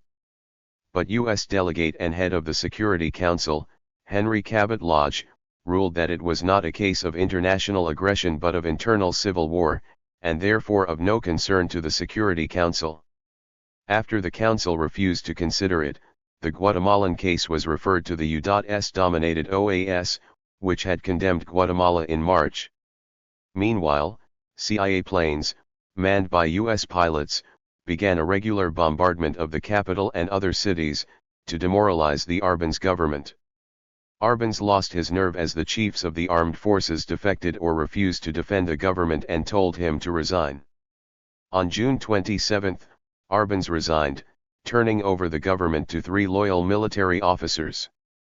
At this point, U.S. Ambassador Purifoy refused to accept Arbenz's replacement by the regular army officers and began maneuvering for the installation of CIA favorite Castillo Armas as president.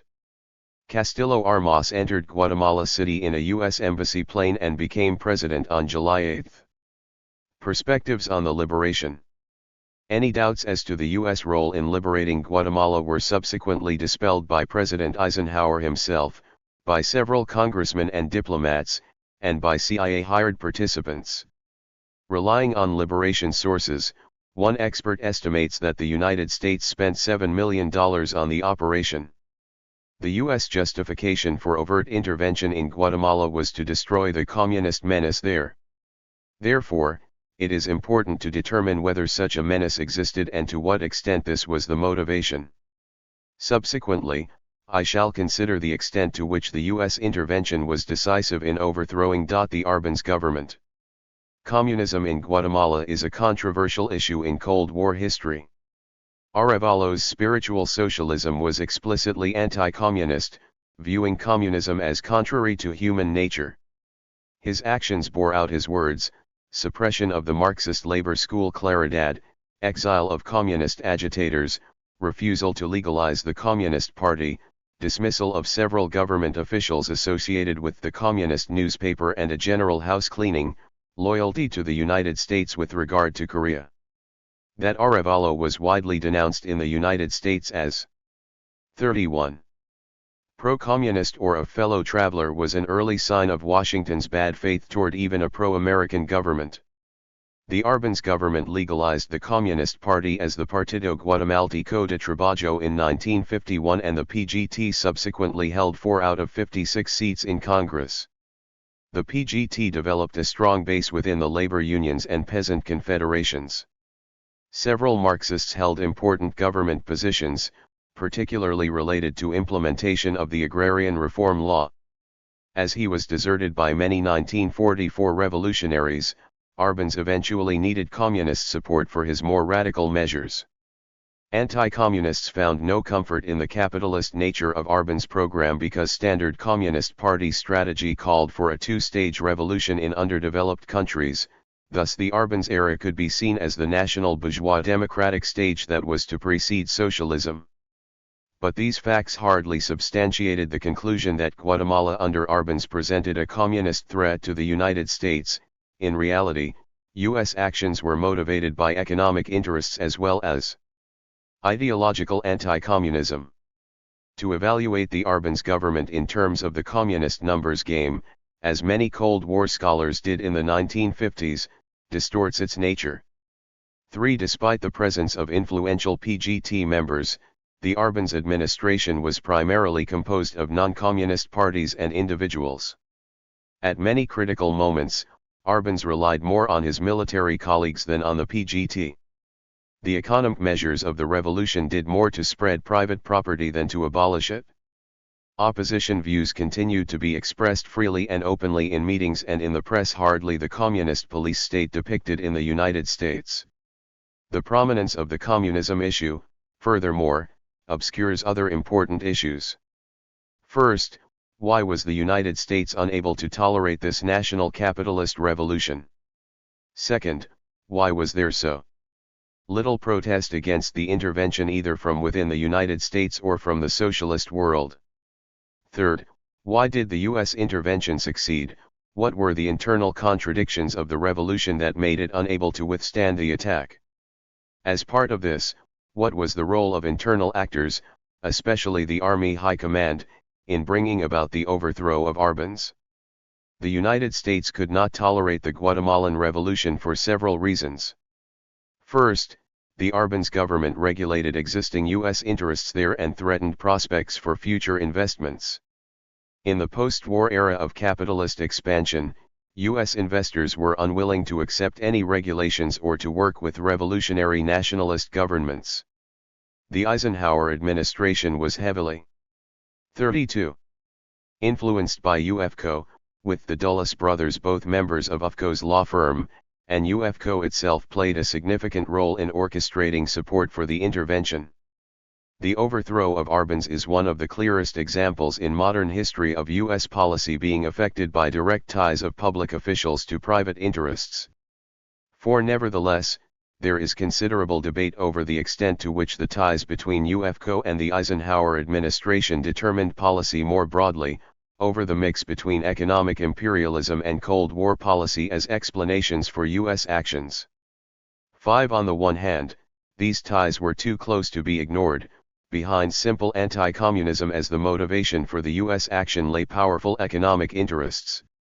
On the other hand, it also seems clear that the United States would have moved against Arbenz even without the UFCO connections. U.S. policymakers believed that his government represented a communist menace and acted partly out of that belief. The U.S. government and private U.S. investors became concerned over the increasing radicalization of the revolution under Arbenz. The revolution was directed primarily by nationalist sectors of the bourgeoisie and petty bourgeoisie, but they had forged an alliance with significant sectors of the working class and peasantry.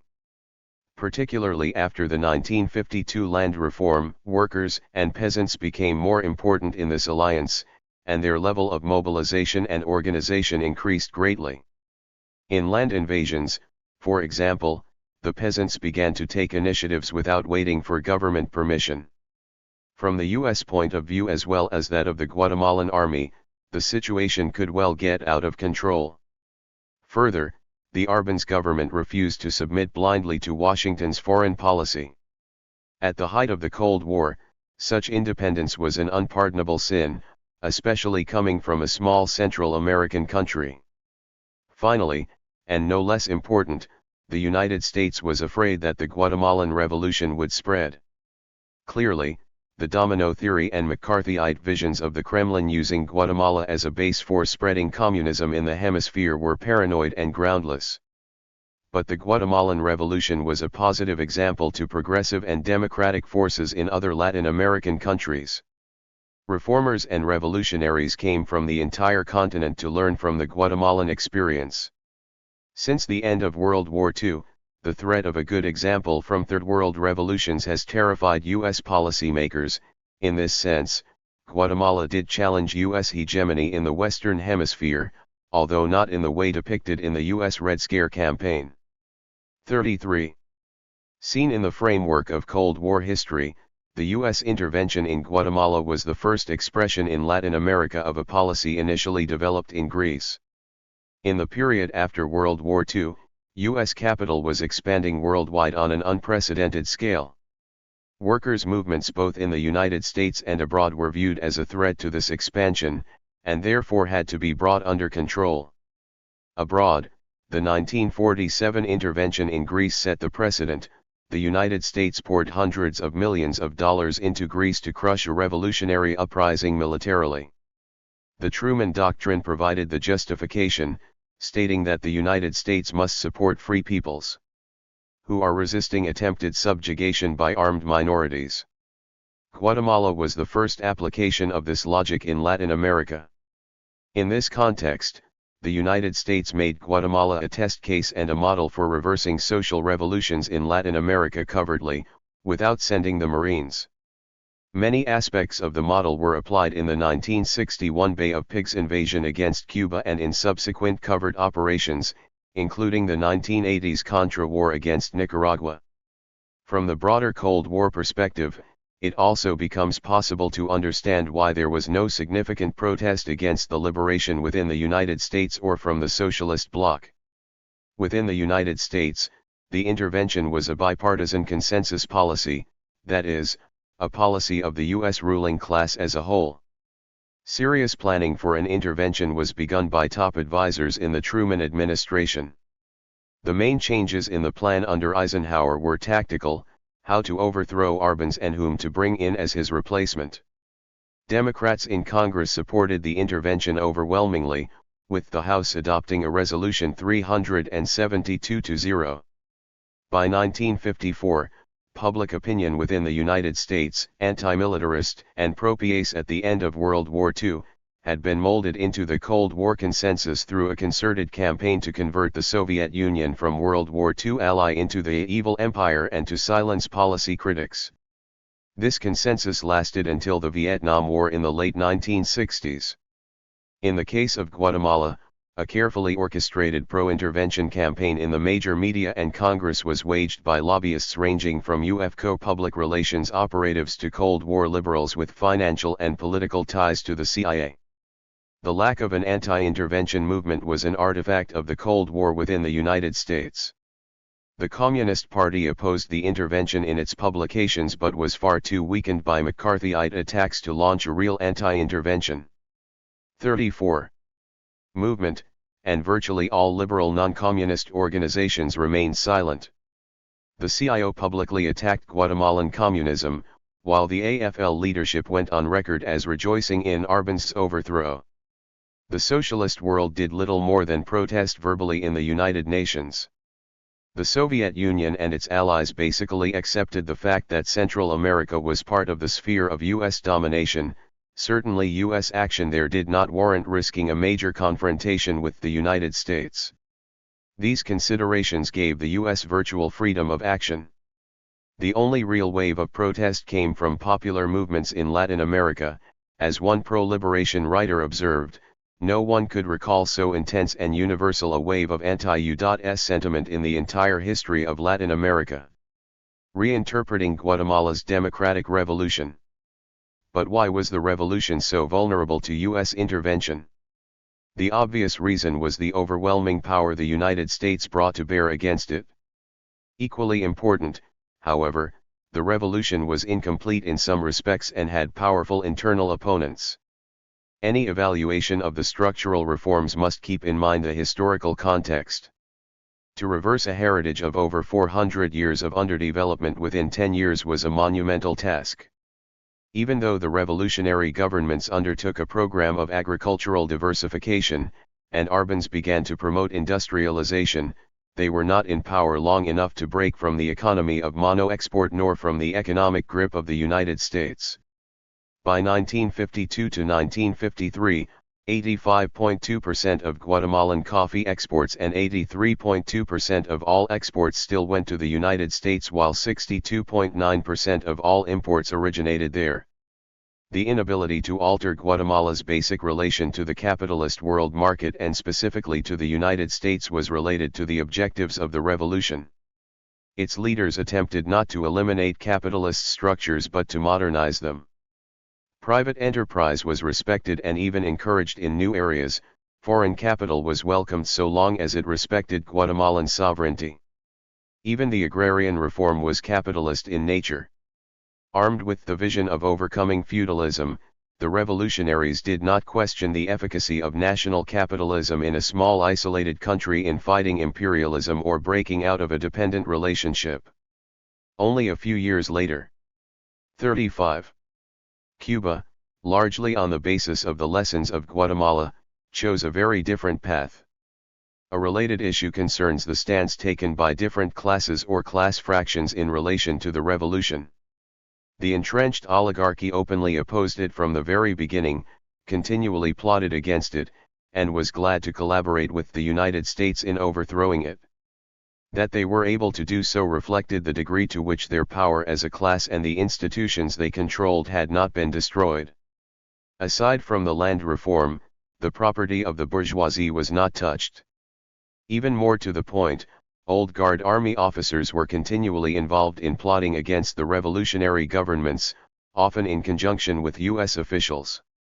These forces and the right-wing liberation activists, men like Mario Sandoval Alarcón and Lionel Cisniega Otero, who have continued to play a central role in Guatemalan politics through the Movimiento de Liberación Nacional, were a minority whose motivations were clear.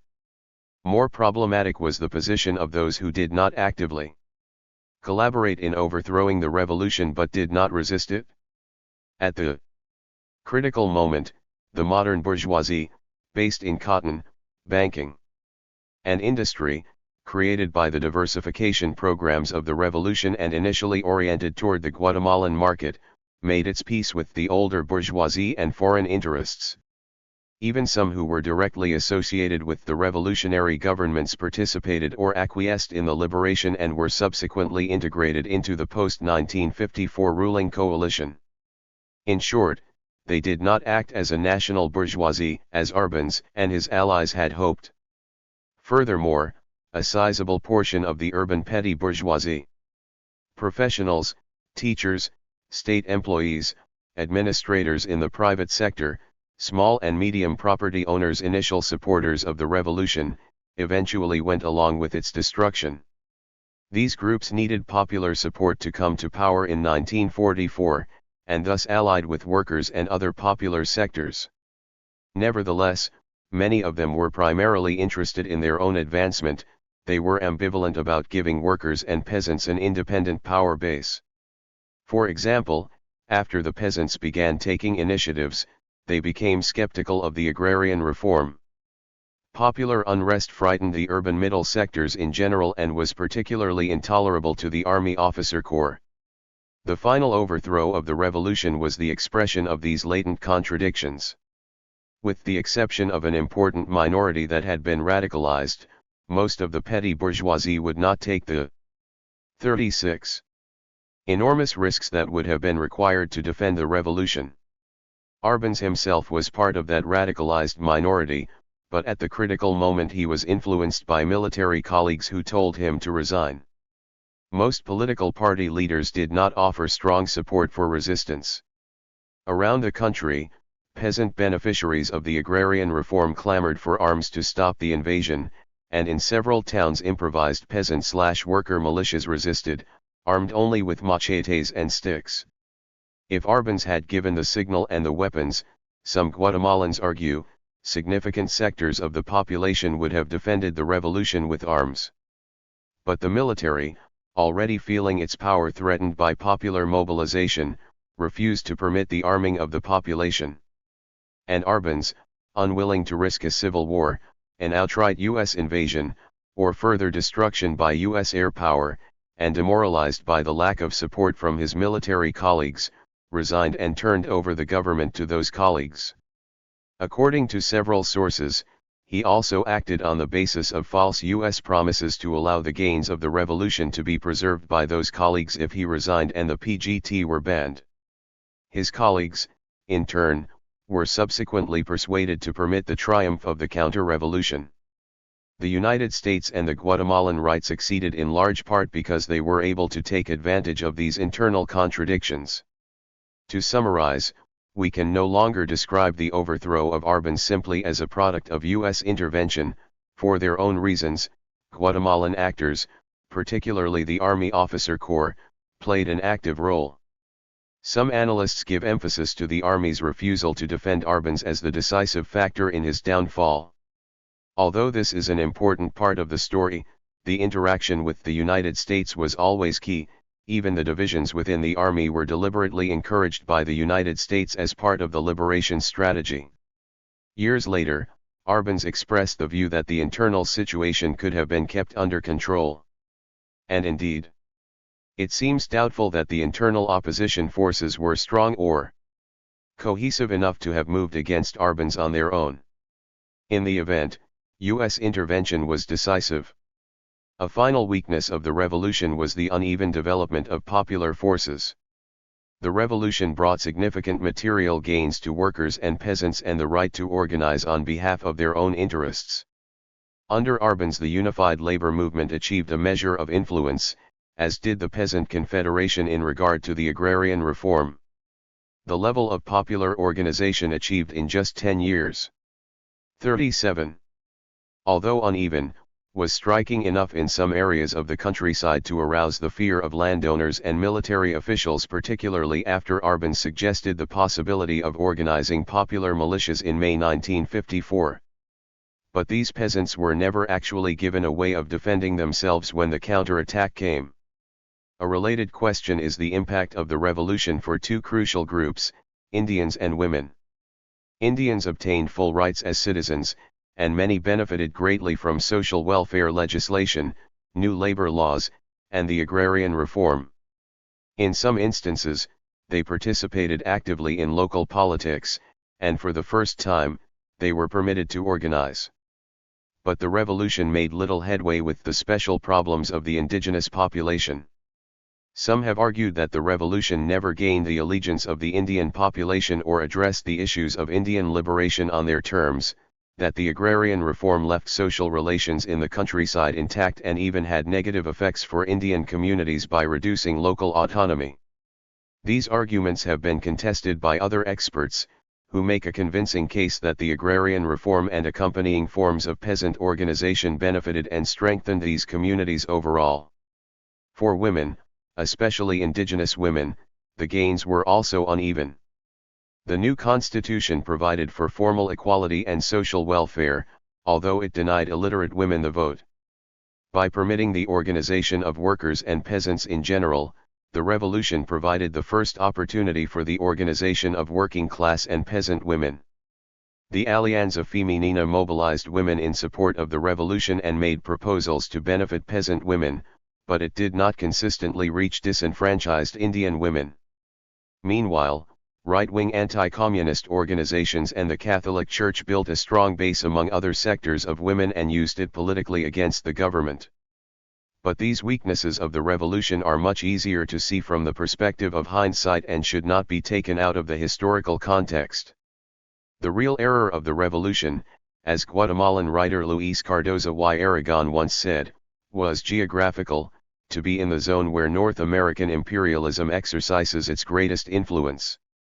Although important sectors of the population were not fully incorporated, the experience of the revolution left a permanent mark on the Guatemalan consciousness. The climate of reform from 1944 to 1954 permitted a mass mobilization whose legacy has become clear in the country's political development since 1954. As guerrilla leader Cesar Montes put it in the 1960s, despite its limitations. 38. The 1944-54 revolution is a great source of lessons for us. It has kept the revolutionary flame burning in Guatemala, because it provides a real and living example of what a revolution is. Finally, the Guatemala experience was important as part of the collective learning process of Latin America. In 1960, Che Guevara, one of the many Latin Americans who had come to Guatemala during the revolution and was there during the overthrow of Arbenz, paid him this tribute. We should also like to extend a special greeting to Jacobo Arbenz, president of the first Latin American country which fearlessly raised its voice against colonialism, a country which, in a far-reaching and courageous agrarian reform, gave expression to the hopes of the peasant masses. We should also like to express our gratitude to him, and to the democracy that gave way, for the example they gave us and for the accurate estimate they enabled us to make of the weaknesses which that government was unable to overcome. 3. Counter-revolution and imperialism. Safely installed in the presidency, thanks to the maneuvering of the U.S. Embassy, Castillo Armas proceeded with the liquidation of the revolution. The government immediately suspended all constitutional guarantees and embarked upon a drastic witch hunt, headed by the former secret police chief under Ubico. Hundreds of political and labor leaders exiled themselves with diplomatic asylum, and many more without it. By conservative estimates, 9,000 were imprisoned and many tortured. Under the government's virtually unlimited powers of arrest, the Official Committee of National Defense Against Communism was charged with ferreting out and summarily arresting communists and their sympathizers. A thorough house-cleaning in the government bureaucracy resulted in hundreds of firings. The preventive penal law against communism legislated the death penalty for a broad range of crimes. The communist label was used against thousands of non-communist supporters of the revolution. But the special targets were UFCO union organizers and Indian village leaders. As many as 8,000 peasants were murdered in the first 2 months of the Castillo Armas regime, as the bourgeoisie took its revenge. Aside from the persecution of individuals, virtually all popular organizations were destroyed. The political parties of the revolution were dissolved, although the PGT remained alive underground. The October 1954 plebiscite was a yes/no proposition to legitimate Castillo Armas, with no alternative candidates or parties. The government cancelled the registration of 533 unions and amended the labor code so as to limit unionization and the right to strike. UFCO and IRCA unions were disbanded, at the insistence of the companies. In the first year after the 41-42 liberation, the labor movement was reduced from 100,000 to 27,000. Other measures annulled nearly all of the progressive economic and social legislation of the revolution. Of all the land expropriated under the Agrarian Reform Law, 99.6% was returned to its former owners, including UFCO. Literacy programs, branded tools of communist indoctrination, were suspended and hundreds of rural teachers fired. The government ordered the proscription of subversive books such as the novels of Guatemalan Miguel Ángel Asturias, the writings of Arevalo, Dostoevsky, and Victor Hugo's Les Miserables, and copies of these works were burned in huge street bonfires. The press was censored and penalties instituted for insulting the president. In place of the nationalistic economic legislation of the revolution, the counter-revolution granted new concessions and privileges to foreign capital. Revolutionary legislation taxing profits remitted abroad was repealed. Suits pending against IRCA and EEG were cancelled. The government returned its land to UFCO and signed a new contract, although the company subsequently turned over 100,000 acres to the government and agreed to pay 30% taxes on profits. The new Petroleum Code of 1955 ceded subsoil rights to foreign oil companies and even permitted them to maintain their concessions as unused reserves. At least 8 of the largest U.S. oil companies took advantage of this giveaway measure, initially drawn up in English. The United States played a direct role in the entire operation, including its most repressive aspects. Secretary of State Dulles personally undertook a diplomatic crusade that had the persecutorial overtones of Torquemada. The U.S. Embassy provided the witch hunters with lists of communists to be eliminated and instructed that they be treated harshly, even taking Castillo Armas to task for respecting the right of asylum.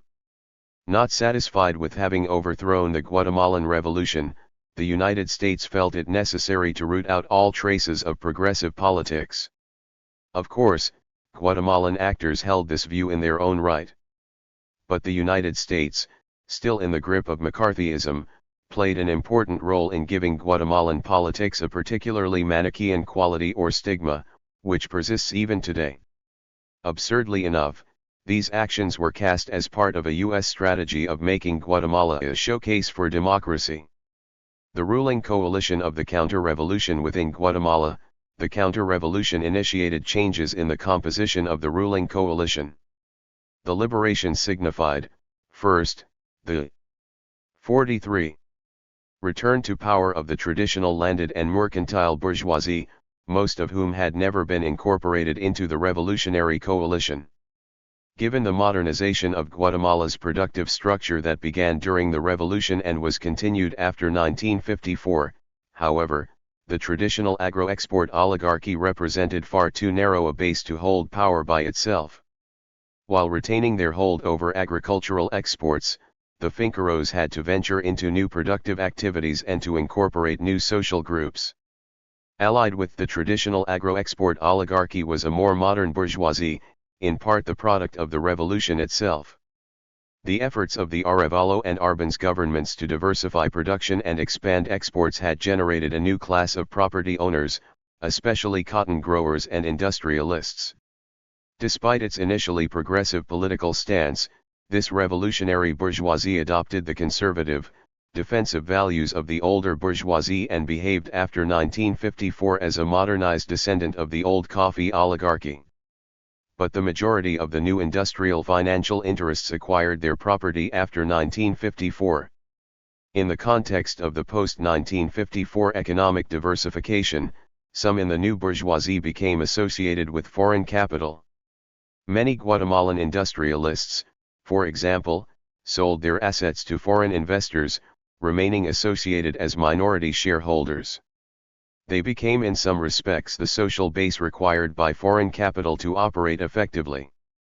In this way, foreign capital became integral to the post-1954 economy, and foreign investors began to operate as part of the ruling coalition. Economic diversification spurred some intra-bourgeois conflicts, for example, between traditional importers of manufactured goods and newer producers of those goods. These potentially divisive conflicts were partially avoided or resolved through the integration of the two groups.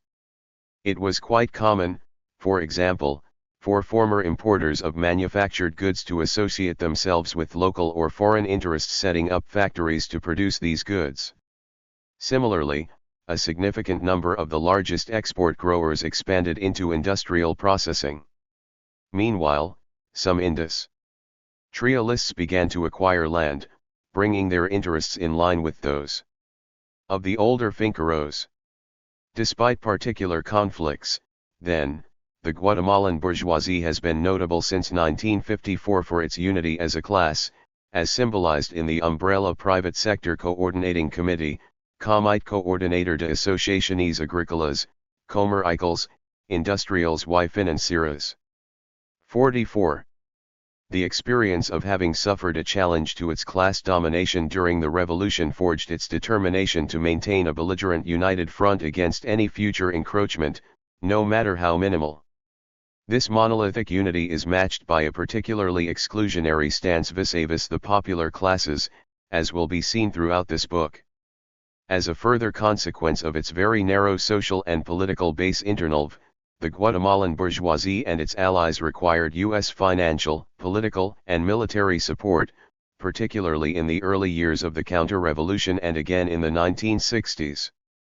The other critical force in the counter-revolution was the male urban Ladino petty bourgeoisie, including some groups that had participated actively in making the revolution.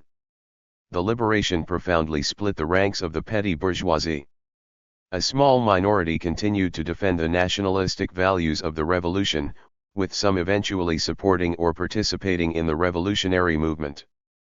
But most associated themselves with the upper classes, newly restored to political power. Why did the very class that had formed the backbone of the revolution so quickly integrate itself into the counter-revolution? As seen above, the majority of the petty bourgeoisie, faced with the radicalization of the revolution, came to fear the independent organized power of workers and peasants. They also took the path of least resistance in regard to the liberation, particularly since the price of any alternative response would have been extremely high. Moreover, a primary motivation in making the revolution had been to break out of economic depression and lack of opportunities under Ubico. The same motivation that gave them a progressive role in 1944 led them 10 years later to acquiesce in the counter-revolution.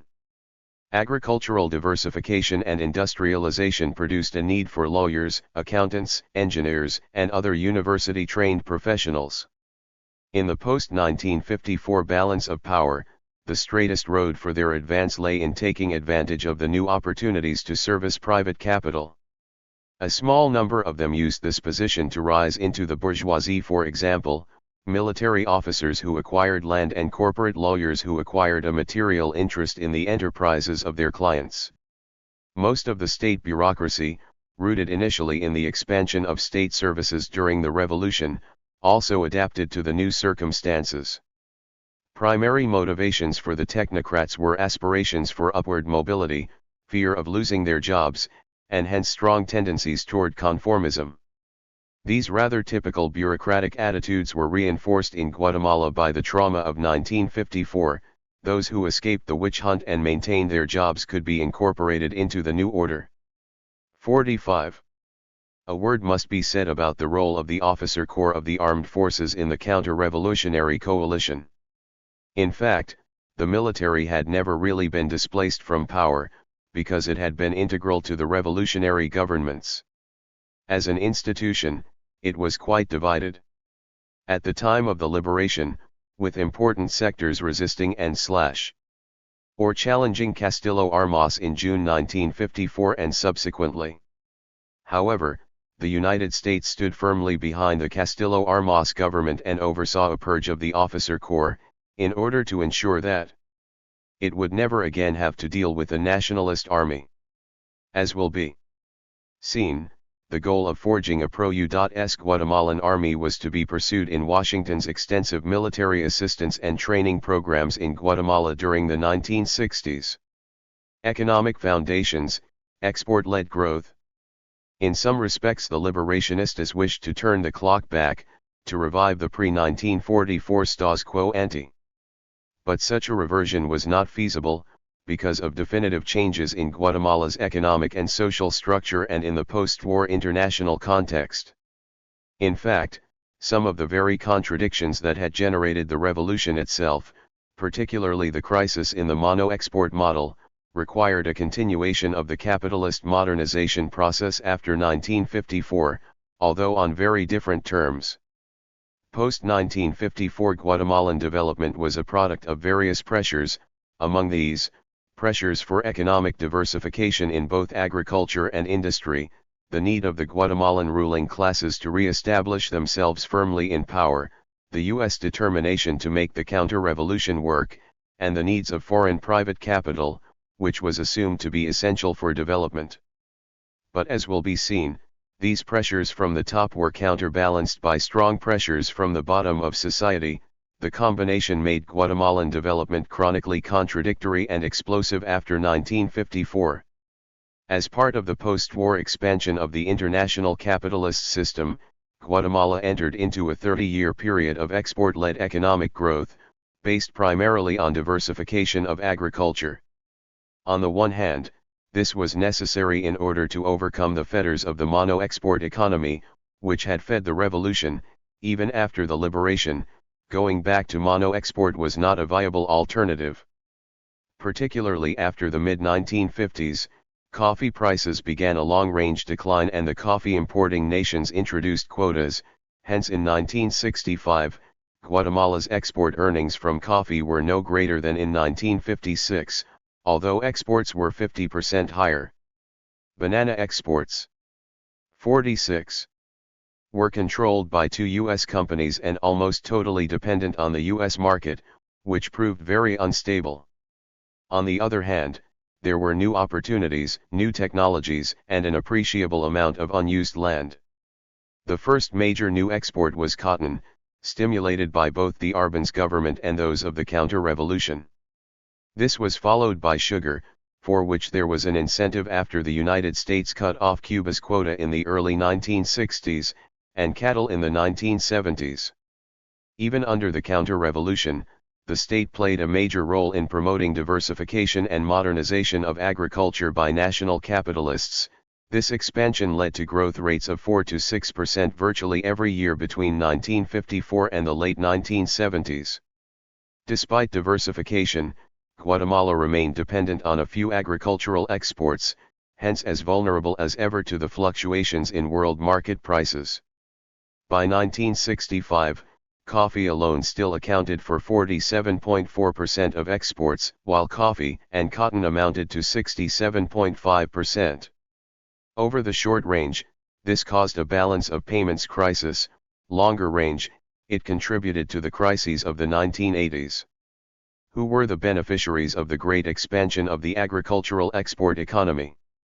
After annulling the Arbenz agrarian reform law, the governments of Castillo Armas and his successors made a show of initiating their own land redistribution programs, a necessary show, particularly during the years of the Alliance for Progress. Primarily they distributed uncultivated state-owned lands in frontier areas, while leaving the latifundia intact on the best lands. In the late 1960s the government sought to relieve pressure on fertile Pacific coast land by resettling peasants in the Putin, but these programs foundered because of poor land quality, inaccessibility, and lack of marketing facilities. Despite the establishment of new credit institutions, by 1967, 90% of all bank credit was monopolized by big export growers. The amount of land actually distributed was minimal. Even according to official figures, by 1967, only 22,000 families had received land, as compared with 100,000 peasants who had received 3 times as much land in less than 2 years under Arbenz. Thus, according to the 1964 census, the land tenure situation had barely changed from that of 1950, before Arbenz's reform. As a further consequence of the way in which priorities were determined in agriculture, Guatemala was an importer of basic staples. As late as 1967, only 38% of the value of 47 agricultural production was for internal consumption. Finally, as will be seen, agricultural growth had explosive social consequences, because of the expectations it aroused and the dislocations it caused. These were compounded when peasants relocated to colonization. Lands were dispossessed again in the 1970s. Industrialization and foreign investment. In part the surplus generated by agricultural growth was used to finance industrialization. In the years from 1950 to 1969, value added from manufacturing more than tripled, and its contribution to gross domestic product rose from 10% in 1950 to nearly 14% in 1970. Internally, import substitution was a strategy for capitalist modernization of the Central American economies, but without challenging vested landed interests, and without involving immediate social upheaval. This coincided with an external factor. During the 1950s and 1960s, industrial corporations based in the advanced capitalist nations increasingly monopolistic, increasingly concentrated, increasingly integrated both horizontally and vertically, and operating increasingly on an international or global scale were seeking opportunities to expand and make new investments. For conservative Central American governments, in turn, development meant industrialization by foreign investors. From both perspectives, industrialization would not be viable in the small Central American countries without a much larger market, and if this larger market was not to be based on making profound changes domestically to redistribute income and increase mass purchasing power, an alternative would be to combine the markets in a Central American common market.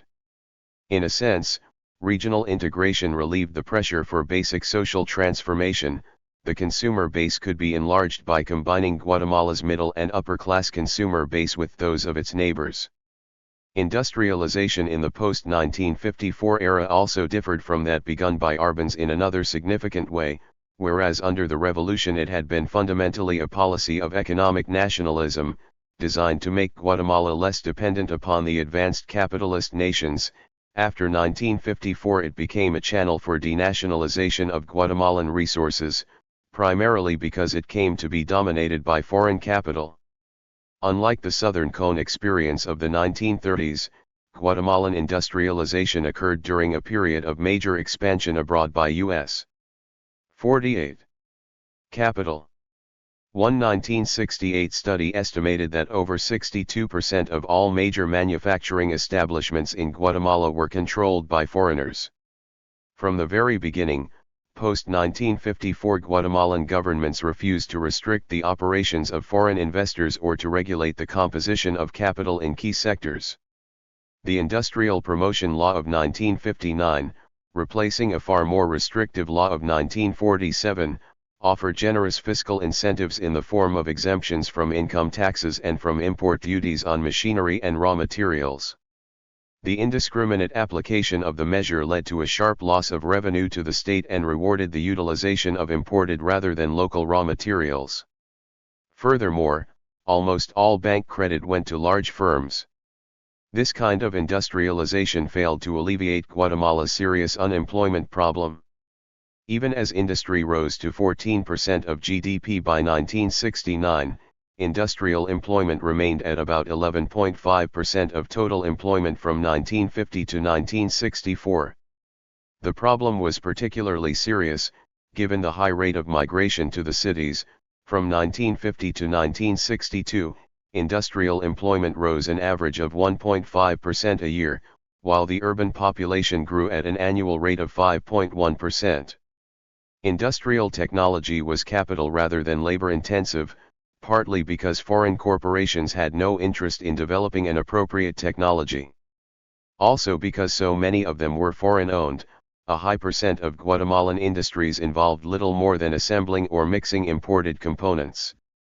These problems were clearly exemplified in the string of drug and chemical companies along the capital's Roosevelt Highway, subsidiaries of Upjohn, Abbott, and Eli Lilly. They employed fewer than 50 people each and imported everything but the water and air used in mixing. As a result, what was billed as import substitution actually aggravated Guatemala's balance of payments deficit. More broadly, foreign investment took many new forms in Guatemala during the 1960s. In addition to majority or total ownership of subsidiaries, U.S.-based corporations maintained control through minority participation in joint ventures, technical assistance contracts, manufacturing licenses, and a host of sophisticated financial and managerial operations. The net effect was a greater rather than lesser penetration of the economy by foreign capital. Whereas U.S. investment at the end of World War II had been concentrated in three monopolistic enclaves in agriculture and public utilities, the investors of the 1960s dominated a wide range of productive activities, particularly industry. 2. In quantitative terms, foreign investment doubled, from $137.6 million in 1959 to $286.25 million in 1969. By 1970, 86% of this investment came from U.S. firms and their subsidiaries in Panama and the Bahamas. 390 of the Fortune 500 had operations in Guatemala.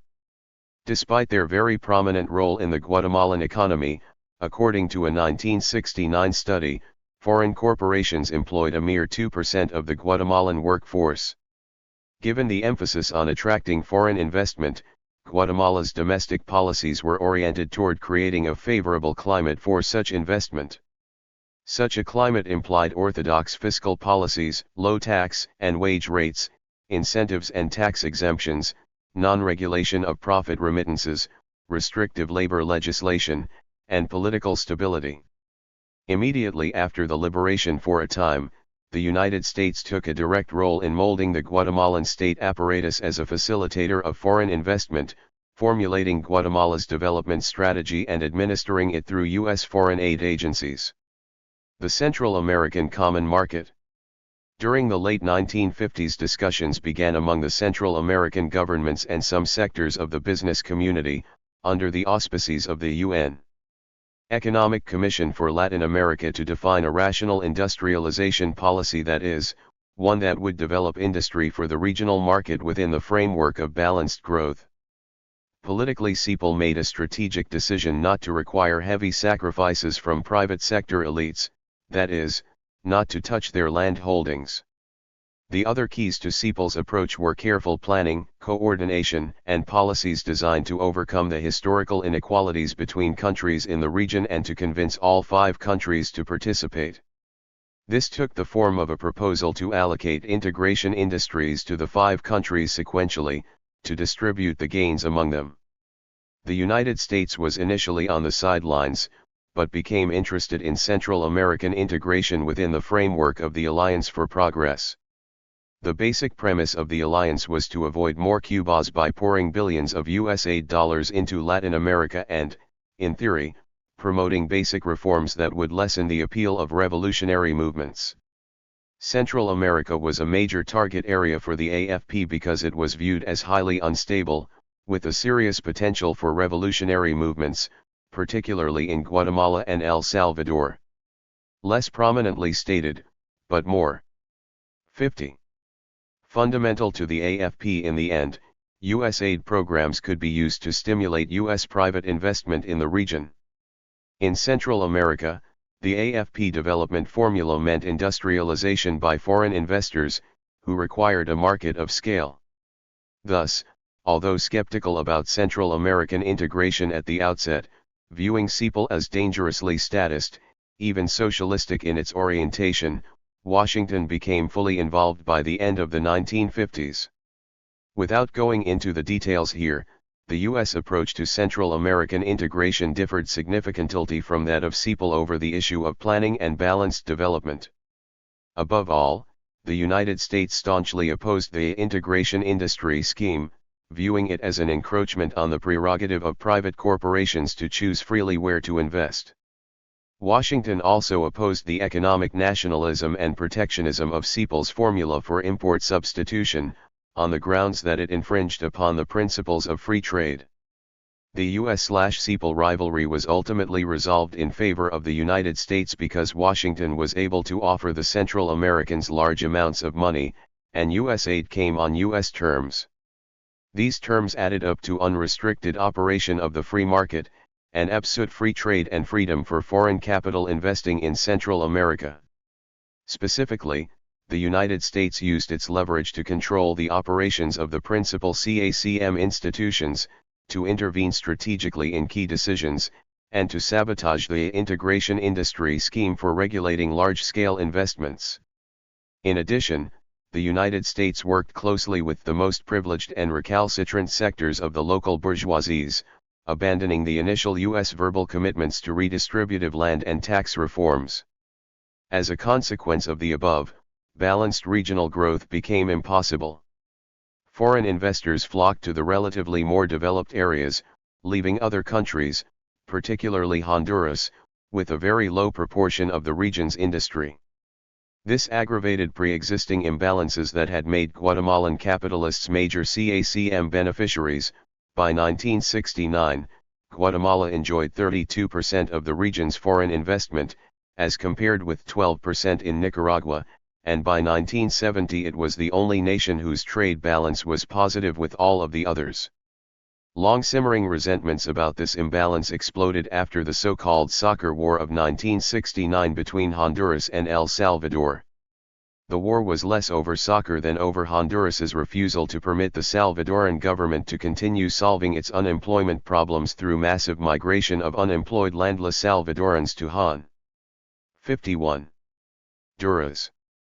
After the war, Honduras took the opportunity to insist on a restructuring of the CACM. The governments of El Salvador and Guatemala, indirectly supported by the United States, refused to make any concession.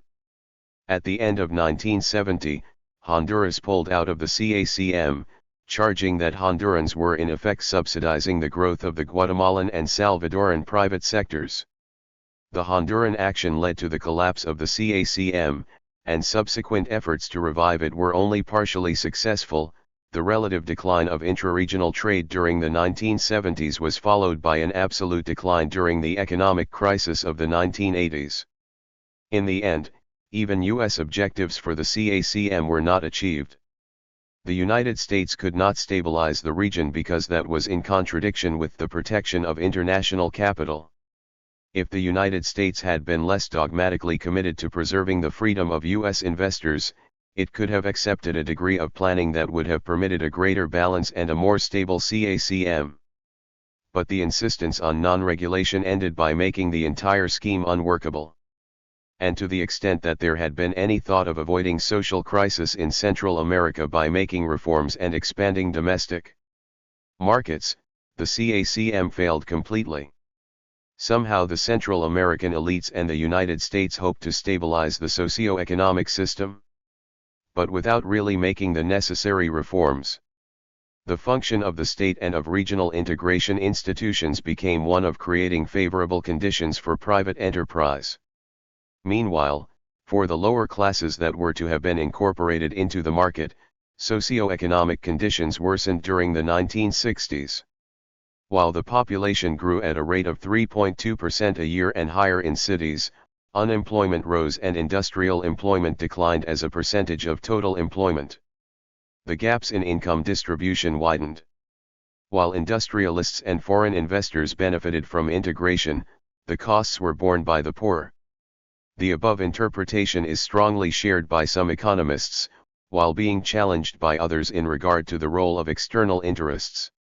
Some have argued that the CACM was one of the most ambitious of U.S. plans for a form of development, and that Central America was one of the few places where the Alliance for Progress had an appreciable impact. Others argue that foreign private investment made a positive contribution, although a very limited one. It has also been pointed out that the role of the United States one way or the other should not 52. Be exaggerated. The responsibility for the fate of the CACM lies with the local elites and their governments as much as or more than the United States. Finally, it should be noted that even as a strategy of growth without radical redistribution, the AFP/CACM strategy was reformist in theory. At least by comparison with subsequent state GIs. The CACM was designed to increase and rationalize industrial production for the Central American domestic market, which presupposed an improvement in the living standard of the majority of the population and fuller incorporation of the working class into the economy. What followed after the collapse of the CACM in the 1970s and 1980s was an openly anti-reformist strategy of export promotion based on Central America's comparative advantage in cheap labor. Rather than becoming a consumer market whose living standard needed to be raised, the Central American working class would be kept at a bare subsistence level, producing for the world market. As will be seen in Part 2, this cheap labor strategy required no expansion of the domestic market, hence no redistributive reforms. The nickel mirage. In February 1971, after 10 years of negotiations, the Guatemalan government signed a contract with Empresa Exploraciones y Explotaciones Mineras de Izabal. Under the contract, Exmebel, a subsidiary of International Nickel Co., with 20% ownership by the U.S. company Hanna Mining Co., was granted the right to mine Guatemala's sizable nickel resources in Izabal province and to export 60 million pounds of nickel annually for the next 40 years. The project promised a major shift in Guatemala's economy. Negotiations began in the 1960s after Hanna completed initial exploration from 1957 to 1960 in the Lake Izabal area. The joint Inco-Hanna subsidiary was formed in 1960 and received a 40-year mining concession in 1965.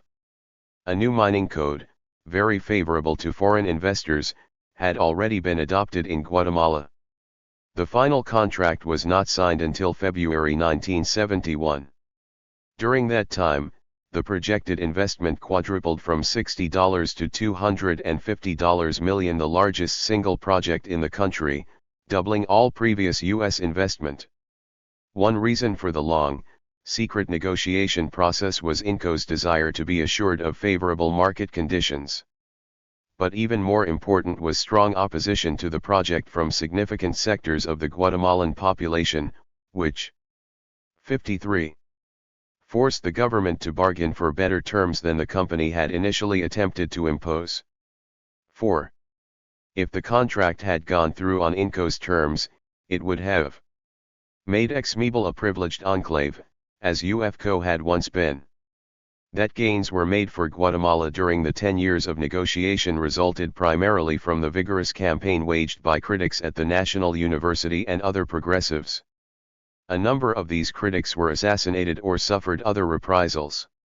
The final contract was signed while Guatemala was under strict state of siege, banning all political activity and free speech, a symbolic expression, perhaps, of the guaranteed political stability that Inco required. The political consequences were even more explosive because Exmebel's zone of operation was the scene of the guerrilla insurgency and the first ferocious counterinsurgency campaign in the 1960s.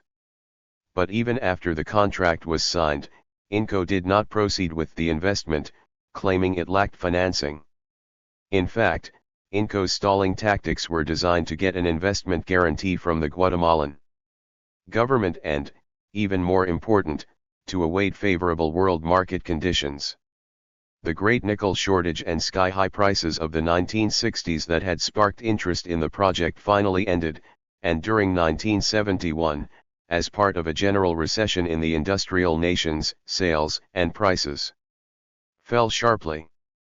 Inco responded by cutting back production and employment overall, and in effect designating Guatemala as a reserve. When world market conditions improved in 1973, Inco began the project, but on a vastly reduced scale. The plant finally opened in 1977 and shipped out its first load of nickel in 1978. But faced with rising oil prices and declining nickel prices, Exmebel never became a profitable enterprise, and in 1981 the entire project was suspended. Thus ended the dreams that the nickel project would save the Guatemalan economy. Notes: 1. While 87.4% of landowners possessed 19% of the land, 2.1% of landowners controlled 62%. One often cited justification for the skewed structure of ownership was that large land holdings are more efficient. In fact, studies showed that large land holdings in Guatemala produced only 1/4 the yield per acre compared with small farms, while the minifundistas used all their cultivable land. Latifundistas were leaving 60.7% of their arable land unused. 2. The movement of foreign investment into new areas occurred in two ways. First, through new investment by companies that previously had no investment in Guatemala. 54. And second, through diversification by the older investors. An example of the latter trend was United Fruit, which, shortly after helping bring down the Arbans. Government began to sell its lands and to pull out of banana growing, while retaining control over the less risky and visible marketing of bananas. UFCO moved into new agricultural export products and food processing operations. 3. The net effect for Guatemala was a capital outflow rather than inflow. Of the total foreign direct investment over the period 1962 to 1969, only around half represented new capital inflows, the other half coming from reinvested profits, local bank loans, etc. Some corporations, such as W.R. Grace, had a deliberate policy of mobilizing local bank capital rather than plowing in US dollars. Moreover, 40 to 45% of profits was remitted to parent corporations. Furthermore, foreign corporations did not play the innovative role of opening up new fields where cautious local capitalists would not venture. Rather, many moved into traditional fields, frequently displacing and ruining smaller locally owned industries. For example, a Guatemalan who had once employed 30 people in a flourishing Quetzaltenango shoe factory ended up in a small storefront with one assistant, repairing shoes, while a Goodyear subsidiary dominated the market for shoes.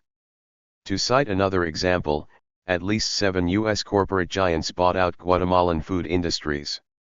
In addition to their natural advantages, by virtue of sheer size and more sophisticated technology, U.S. corporations were granted special privileges not available to local investors. Chief among these was the Investment Guarantee Program of the U.S. Government Agency for International Development.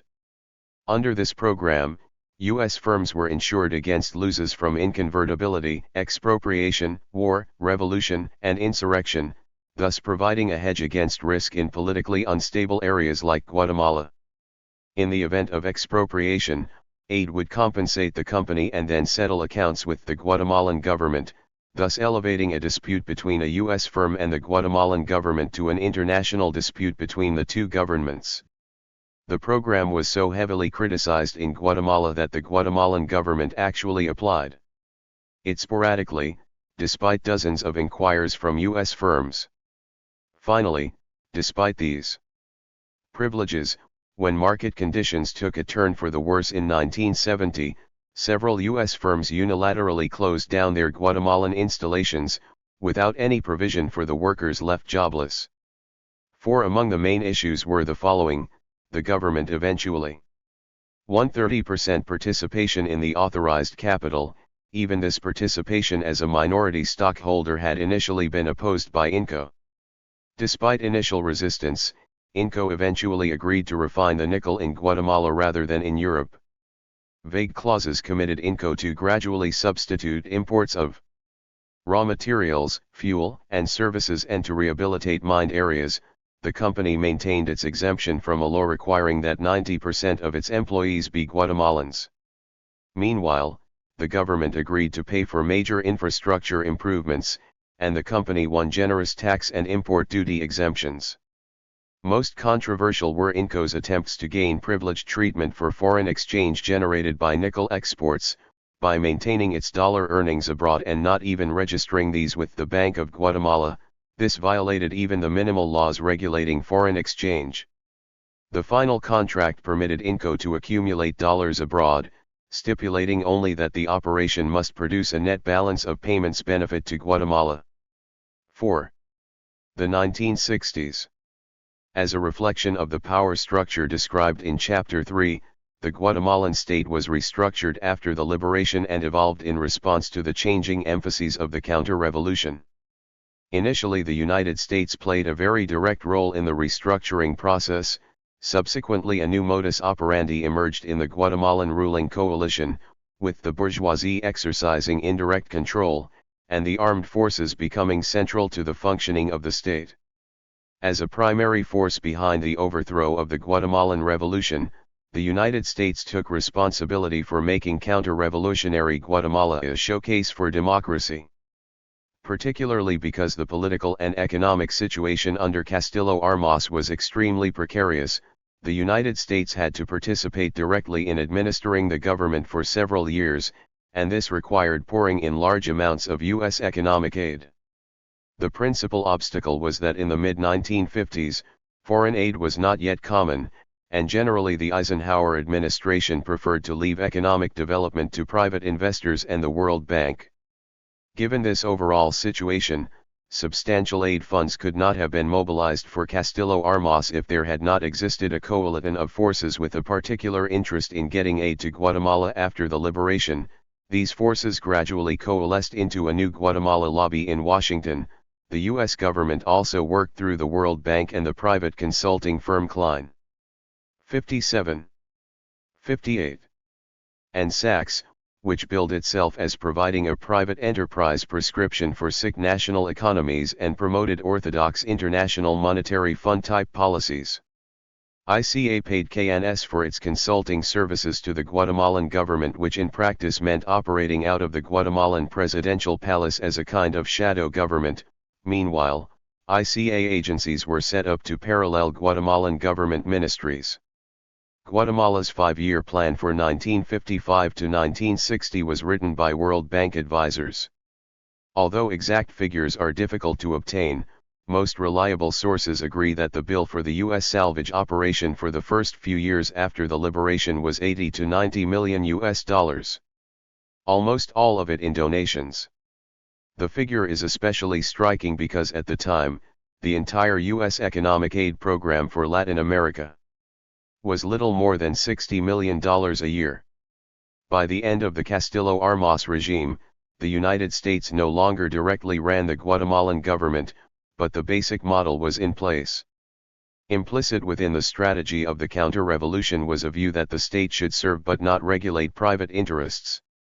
This was evident in the proliferation of private sector interest and pressure groups, representing not only the traditionally strong coffee oligarchy, but after 1954 the newly emerging business sectors. Thus, the Asociación General de Agricultores and the Cámara de Comercio were joined by the Cámara de Industria and a host of other such associations. Foreign investors operated within these associations, and became very influential in some of them, as well as establishing their own American Chamber of Commerce. An umbrella coordinating committee, CACIF, represented the entire private sector on matters of common interest, becoming in effect the political party of the bourgeoisie. And tax revenue was 7.1%, the lowest in Central America. Direct taxes were 10.8% of total revenue, also the lowest in Central America. IMF studies ranked 59. Guatemala 71st out of 72 countries in tax efforts. Taxes actually decreased as a percent of GNP from 1955 to 1966. As of 1966, direct taxes on enterprises provided 0.8% of national income. The one government attempt to reform the tax structure failed miserably. Soon after coming to power, the Mendez Montenegro government tried to push through a tax reform that would have dealt with the serious financial crisis by moderately increasing property taxes. When this failed, Congress passed a progressive sales tax that penalized luxury consumption, but this too was repealed after a few weeks. The opposition from the Guatemalan bourgeoisie and the U.S. business community in Guatemala was so intense that, in addition to not getting the measures adopted, the Mendez government was forced to dismiss reformist Finance Minister Alberto Fuentes Moore in March 1968. The government also faced talk of a coup, and never again dared to take any developmental initiatives or to tamper with the privileges of the bourgeoisie. Subsequent governments all promised no new taxes or acquiesced in the defeat of new measures, leaving Guatemala's tax structure virtually the worst in Latin America. Politics of counter-revolution and terror. No less than the revolution, the counter-revolution entailed a redefinition of politics. The two political imperatives were the maintenance of a favorable climate for private investment and the elimination of popular organization and prevention of such mobilization in the future.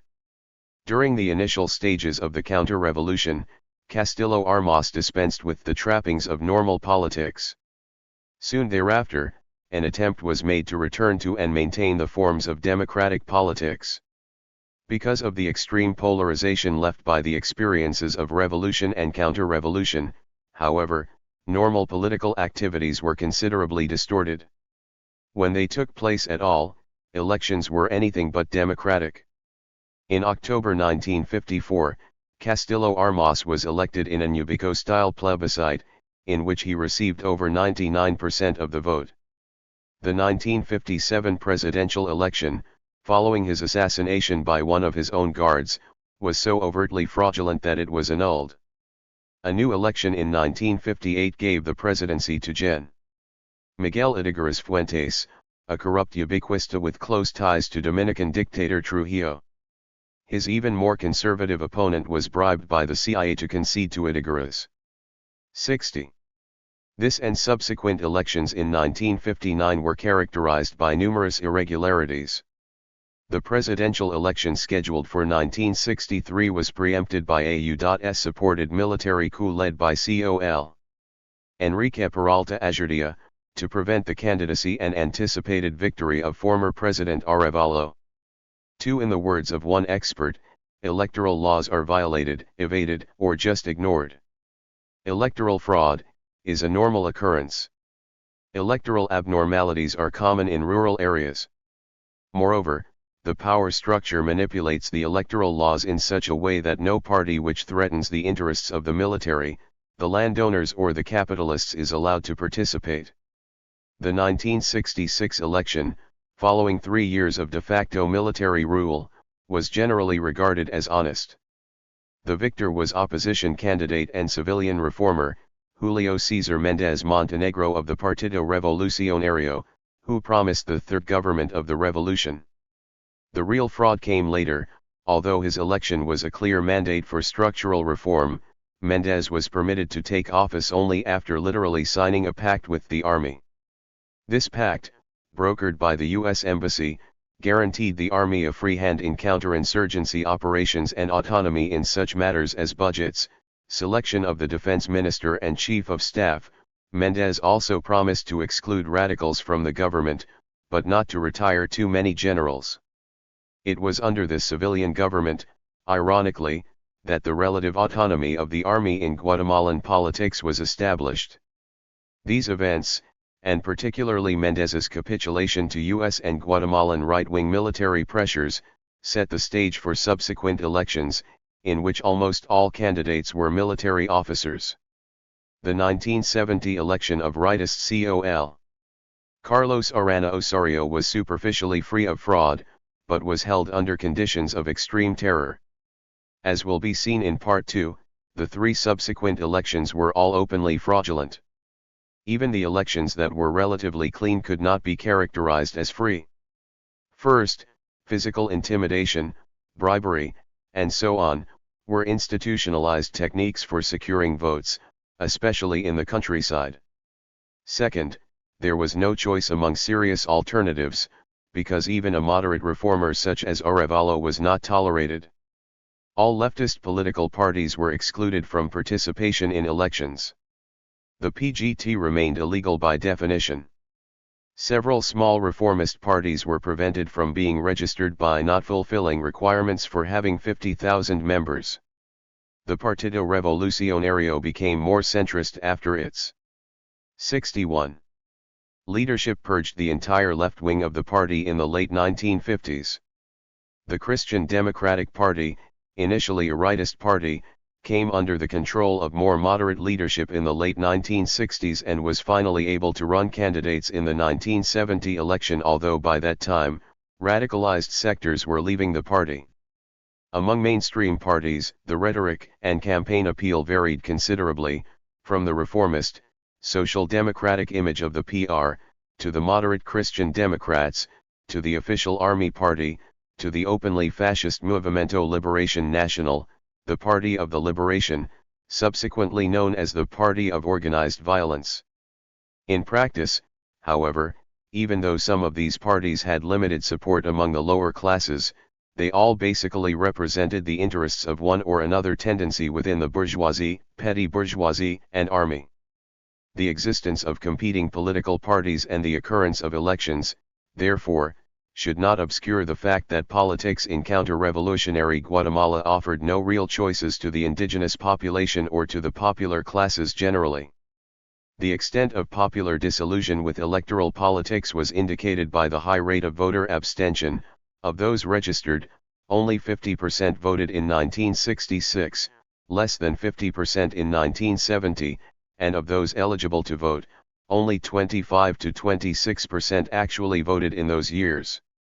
Normal democratic institutions were further distorted by the militarization of politics after 1954, not only during periods of overt military rule but also as an integral feature of civilian governments. Nearly all of Guatemala's constitutionally elected presidents after 1954 came from a military background and had firm military support or got such support, as did Méndez by signing a pact with the army. During long periods of supposedly civilian rule, effective power remained in the hands of the military. To take another indicator, the increase of defense expenditures per member of the armed forces between 1955 and 1965 was greater in Guatemala than in any other Latin American country. Official defense and internal security expenditures reached 17% of annual government spending by 1965, as compared with 2% for the university. Including unofficial extra expenditures for defense, the military budget nearly doubled for 1970. At the local level, particularly during the frequent states of siege, politics were generally run by the commander of the military zone. Peralta reorganized and greatly strengthened the network of military commissioners, representatives of the Army Reserve in each town, mostly former Army personnel. They now assumed a new status as paramilitary forces to protect the interests of rural property owners. Beyond their 62 normal functions, they engaged in extensive spying on the local population and other policing and vigilante operations, as well as civic action development programs. Under military rule, even the courts were militarized. Thus, in a very real sense, the military became a leading force in Guatemalan politics. At a deeper level, however, the political power of the armed forces was an expression of the class alliance underlying the counter-revolution. The militarization of politics permitted the Guatemalan bourgeoisie and foreign investors to rule indirectly, with CACIF as their main political representative. It also reflected the incorporation of the dependent petty bourgeoisie into the ruling coalition. The top-down, authoritarian mentality and style of the military gave them a kind of security by systematically excluding popular participation. For the officer corps, meanwhile, this role guaranteed upward mobility, hence reducing the likelihood of their involvement in a nationalist/populist alliance. A further aspect of counter-revolutionary politics was the regular replacement of democratic legality by outright terror. Guatemala spent nearly half of the 9 years from 1963 through 1971 under state-oy siege, prevention, or alarm, all of which to one or another degree abrogated constitutional guarantees and liberties. More ominously, this chain of states of siege provided a backdrop for widespread right-wing / official terror, under the guise of maintaining public order and combating a leftist guerrilla insurgency. Beginning with the witch hunt of 1954, the governments of the counter-revolution condoned and frequently carried out the physical elimination of moderate and leftist opposition forces. Virtually an entire generation of moderate leaders was removed from Guatemalan political life during the 1960s and 1970s, the more fortunate survived in exile, thousands of others were assassinated or disappeared. After 1966, the terror was engineered by a series of right-wing death squads such as the Mano Blanca and Ojo por Ojo, a byproduct of the dirty counterinsurgency war. Organized by the MLN and financed by the bourgeoisie, they were allegedly clandestine and beyond official control. In fact, these groups operated with total impunity and were based in the army and police forces. They complemented government counterinsurgency operations by carrying out the activities that violated even Guatemalan laws. Their tactics ranged from publication of death lists to kidnappings, torture, and assassinations. Under the Arana regime, 63 cabinet ministers were said to be directly involved in drawing up the death lists.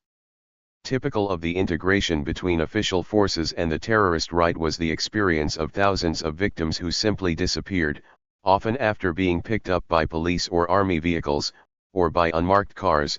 After friends and relatives searched for them in the jails for weeks, their corpses would generally be found, tortured and mutilated, in a ditch or ravine or a clandestine cemetery. One target of the death squads was that small sector of the petty bourgeoisie, professionals, university students, and professors that maintained its identification with the revolution of 1944 to 1954 and its alliance with the popular classes. Some faculties of the National University of San Carlos, which was regarded by the bourgeoisie as a communist breeding ground, were virtually gutted by the terror.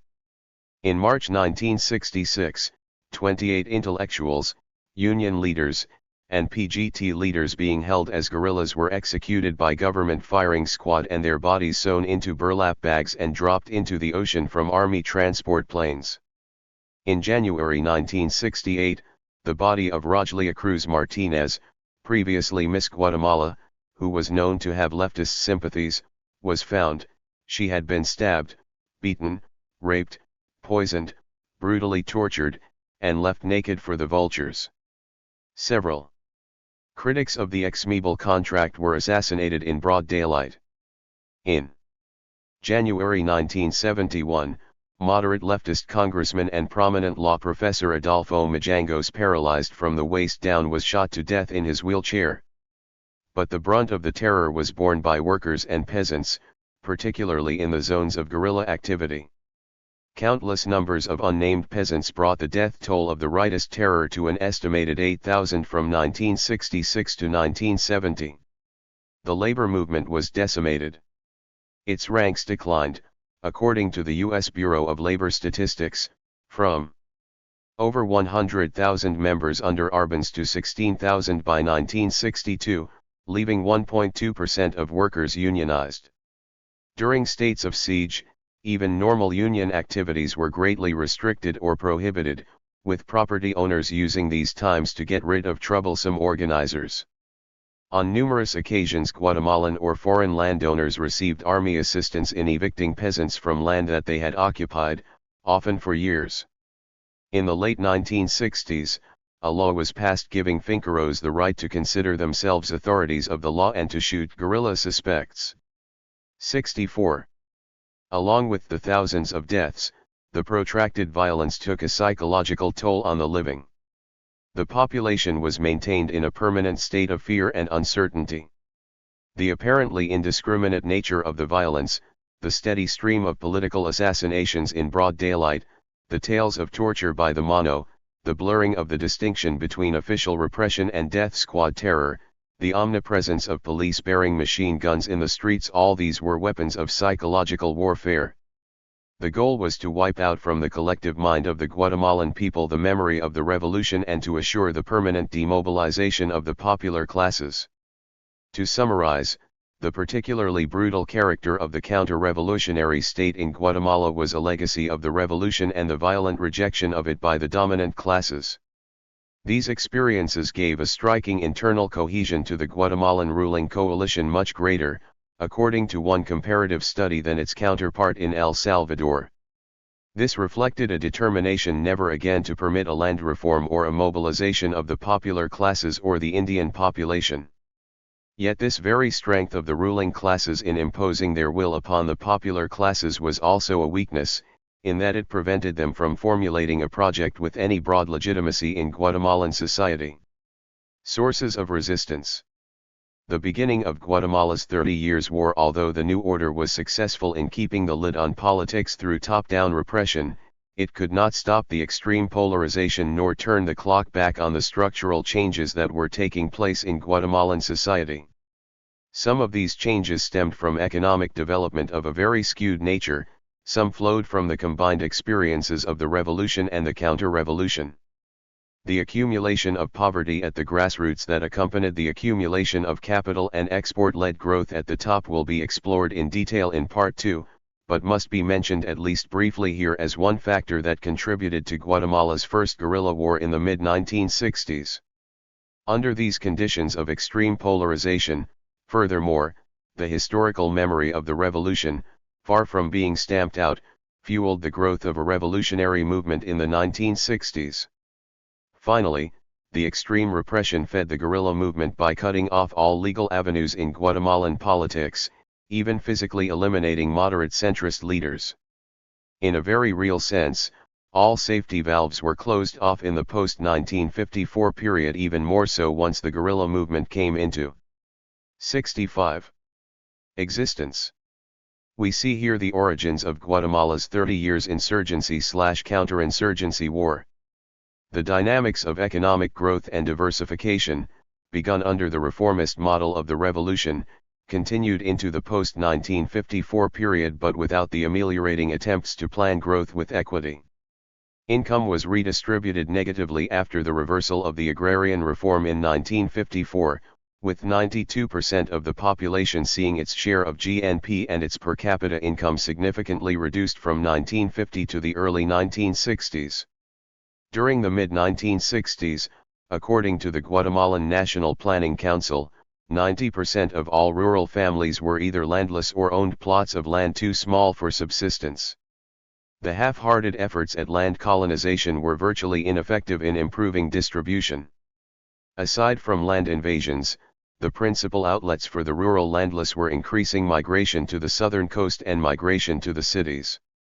The expansion of coffee, cotton, and sugarcane production in the 1960s and 1970s, mainly on the Pacific coast, increased the demand for seasonal migrant workers from the Indian highlands, who were at the same time being dispossessed from their lands. One study estimated 1 million such laborers. Many of them were forced into this situation through a variety of coercive measures. The value of wages paid on a piecework basis, combined with maintenance benefits, averaged between $1.05 and $1.15 a day, and wages were not raised until the massive strike of 1980. Despite bare survival wages and inhumane working conditions, land dispossession so eroded the highland land base that in most villages almost the entire economically active population made the yearly journey to the southern coast plantations.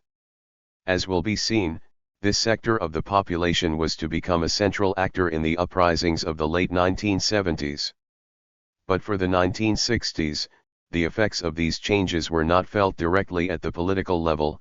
The focus of guerrilla activity was the eastern region, where peasants were being pressured by cattle ranchers and foreign investors. Meanwhile, migration to Guatemala City was beginning to swell the barrancas, the shanty towns in the capital's mud-paved ravines, where the majority of inhabitants were unemployed or marginally employed. Between 1950 and 1964, unemployment and underemployment rose from 56% to 70% of the total urban population.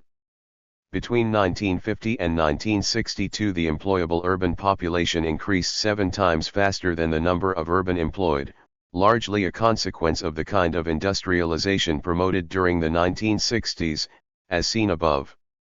Worsening conditions were also reflected in a growing housing deficit and increasing illiteracy. As one economist concluded, by most indications, Guatemala has embarked on a process of steady underdevelopment. The combination of rapid change and the accumulation of misery, particularly among a population that had had 10 years of rising economic and political expectations, proved destabilizing to the counter-revolutionary governments. Once the shock of the McCarthyite-style repression had worn off, various sectors of the popular classes began seeking opportunities to protest and to re-establish their organizations. Popular discontent emerged during the late 1950s in the form of student and labor demonstrations, and, despite repression, spread under the impetus of the economic downturn and widespread corruption of the Echegaray regime. The Cuban Revolution of 1959 sparked popular demonstrations in support of Cuba, and the U.S. use of Guatemalan territory to train Cuban exiles for the Bay of Pigs invasion ignited further nationalist unrest.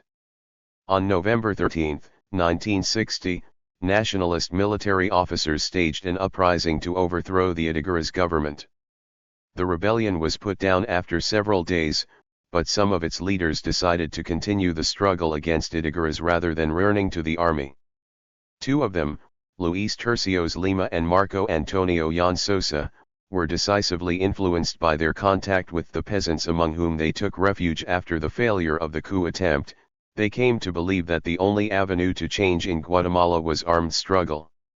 They found receptivity in the PGT, which had gone through its own process of adopting a strategy of armed struggle.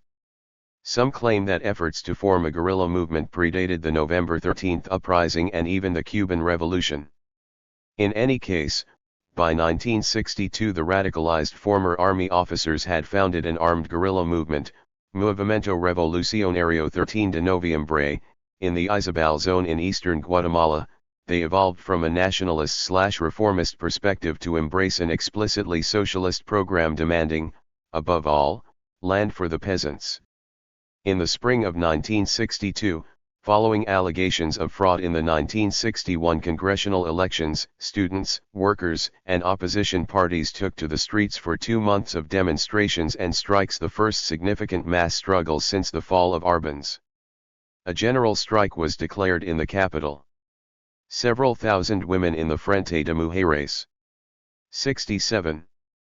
Guatemaltecas marched through the streets in April 1962 to protest the shooting of law students by the government. These actions were backed by the incipient guerrilla movement MR13.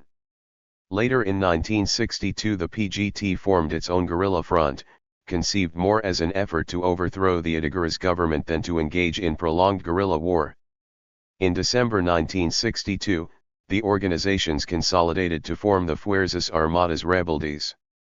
Throughout the mid-1960s the movement grew, primarily in the Ladino peasant area of Izabal and Zacapa, with support in Guatemala City. The Eastern Zone had been chosen as much for its logistical characteristics as for its support of the 1960 uprising and its receptivity to the demand for land reform. Although their ranks included students and PGT members, the guerrillas' base was primarily peasant. A study of one guerrilla column in 1963 showed that its composition was 59% peasants and 2% students. Another source suggests higher peasant membership, stating guerrillas provided the protective umbrella under which peasant resistance could take shape. There were also urban operations, but the movement was rural in its character and emphasis. 3. The FARC's FOCO strategy relied heavily on the experience of Cuba, later formalized in the writings of Che Guevara and Regis Debray. Focismo was a strategy of irregular warfare leading to popular insurrection, with the subjective conditions being created by the exemplary actions of a revolutionary vanguard. The guerrilla center of operations was designed to politicize the local population, to create liberated zones in the countryside, and eventually build enough support to lay the basis for taking power. FARC's activities included armed self-defense, and armed propaganda. Operating in one of the areas that had been heavily affected by agrarian reform and its subsequent reversal, FARC built a sizable base of support. Its military actions included assaults on army and police stations, bank robberies, and kidnappings of leading capitalists and diplomats. In several instances, these operations, designed to obtain funds or concessions from the government, ended in the death of their hostages. Although the guerrilla fronts operated with considerable autonomy, FARC came to function in some respects as the military branch of the PGT, with the latter providing political leadership. However, the PGT's vacillations concerning armed struggle left space for significant influence. 68.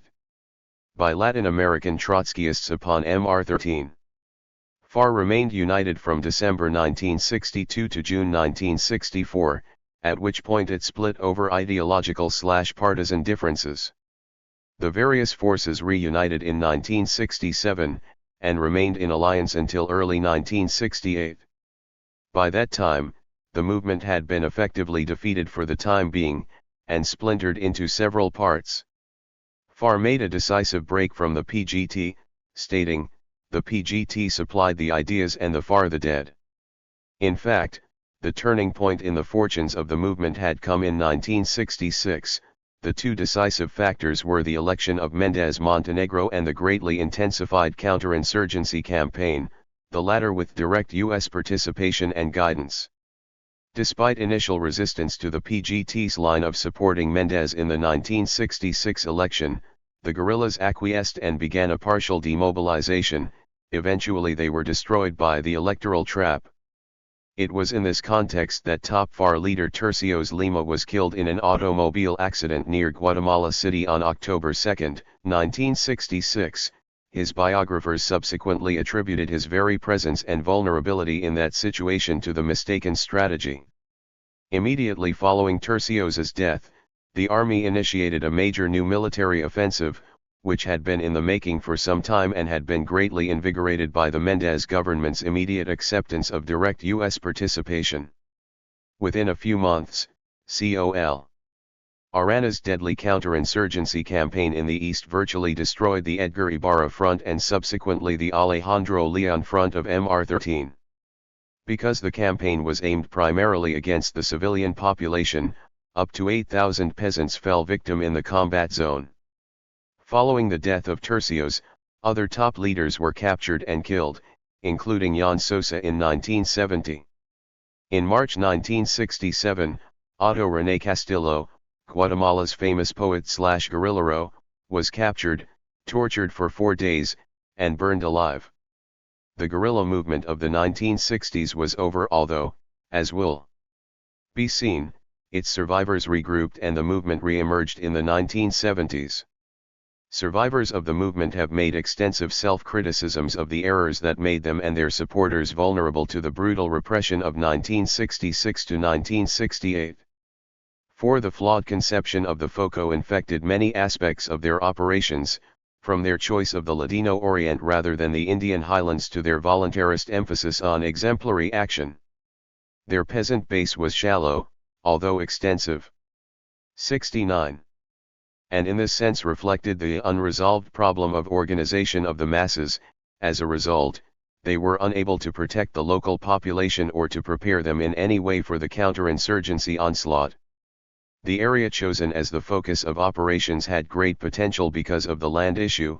However, the fact that the guerrillas lost support so rapidly and that the area later became an MLN stronghold was symptomatic of the serious political failings.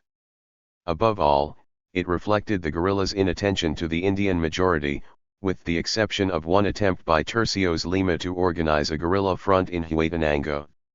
There was almost no indigenous leadership, nor any significant incorporation of women, either in leadership or in the rank and file. The guerrillas' overly militaristic conception of the struggle was also reflected in their political subordination to the PGT.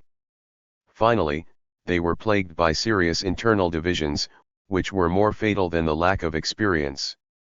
5. Given these serious weaknesses, what is most remarkable about the first Guatemalan guerrilla experience is not its eventual defeat but the importance it achieved. In the opinion of several analysts, viewing the experience from different perspectives, the Guatemalan movement of the 1960s came closer than almost any other after the Cuban Revolution to succeeding. No other armed movement in Latin America, with the possible exception of the one in Colombia, built so extensive a support base, although the guerrillas never solved the problem of how to organize that base. According to Wickham Crowley in 1965 to 1966, the Guatemalan guerrilla movement came closest to mounting a severe challenge to an incumbent government in the entire 20-year period from Castro to the Sandinistas. Certainly this was the perception of U.S. policymakers in regard to the threat, leading them to insist on being directly involved in the pacification effort. In Guatemala more than any other case during the 1960s, U.S. direction of the counterinsurgency campaign was necessary and decisive, and only as a consequence of such assistance was the insurgency finally defeated. Counterinsurgency Laboratory for Latin America. Formal U.S. counterinsurgency assistance began as early as 1960, soon after the November 13 uprising within the Army, and U.S. Special Forces set up a secret military training base in 1962. But the program became 70. Massive in 1966, when the guerrilla movement had become a real threat and the Guatemalan army proved incapable of containing it. Additionally, the right-wing nationalist military regime of Gen. Peralta had actively resisted direct U.S. participation. The green light for the Green Berets came only after Mendez signed the pact with the army and took office in July 1966. Mendez was said to have given the Army and the United States a free hand, in exchange for increased U.S. aid. U.S. training, bomber planes, napalm, radar detection devices, and other sophisticated technology were decisive in smashing the insurgency. Although it was categorically denied by official U.S. sources, the presence of U.S. Green Berets was documented by careful observers and even acknowledged by a high Guatemalan police official. Observers noted a striking resemblance between counter-terror techniques used by Guatemalan security forces and those used by Green Berets in Vietnam. U.S. aerial operations were carried out from U.S. bases in Panama. Training in the use of U.S.-provided hardware was also extensive. The ratio of U.S. military advisors to local army forces was higher for Guatemala than for any other Latin American country. The Guatemalan police received extensive public safety assistance in the late 1960s and early 1970s, including some training by the CIA. U.S. assistance was also essential to modernizing the intelligence operations of the Guatemalan security forces.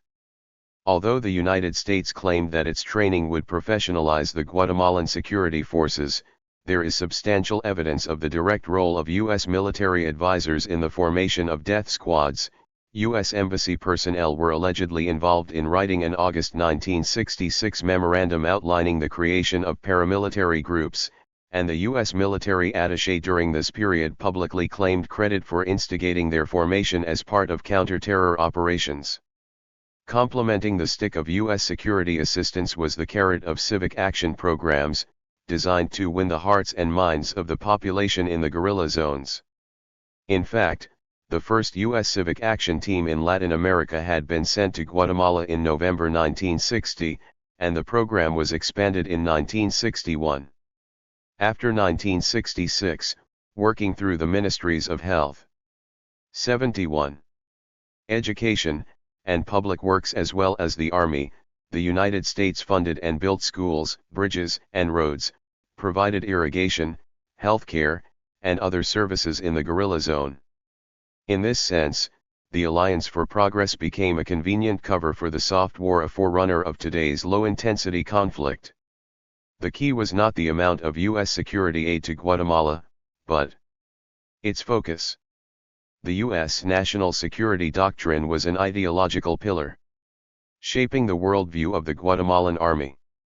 The United States was crucial in training and directly organizing the previously inefficient army, participating directly in its operations in order to transform it into a modern counterinsurgency force. After the 1960 uprising, the United States continually pressured for a purge of progressive elements in the army, to ensure that there would never be a repeat of the November 13 uprising and to break the contacts between army officers and former army guerrilla leaders. Guatemala has been called the laboratory for counterinsurgency in Latin America. It was here that the phenomena of death squads and disappearances were first noted, subsequently to become part of the standard operating procedures of counterinsurgency wars throughout the hemisphere. More than the guerrillas themselves, the civilian population became the target of these practices. The legacy for Guatemala was the consolidation of the counterinsurgency army at a level seldom seen elsewhere, laying the groundwork for the institutionalization of the counterinsurgency state after 1970. Part 2 Crisis, 1970 to 1990. 5. Of the 1970s and 1980s. For a number of reasons, the early 1970s proved an important watershed, or turning point, for Guatemala.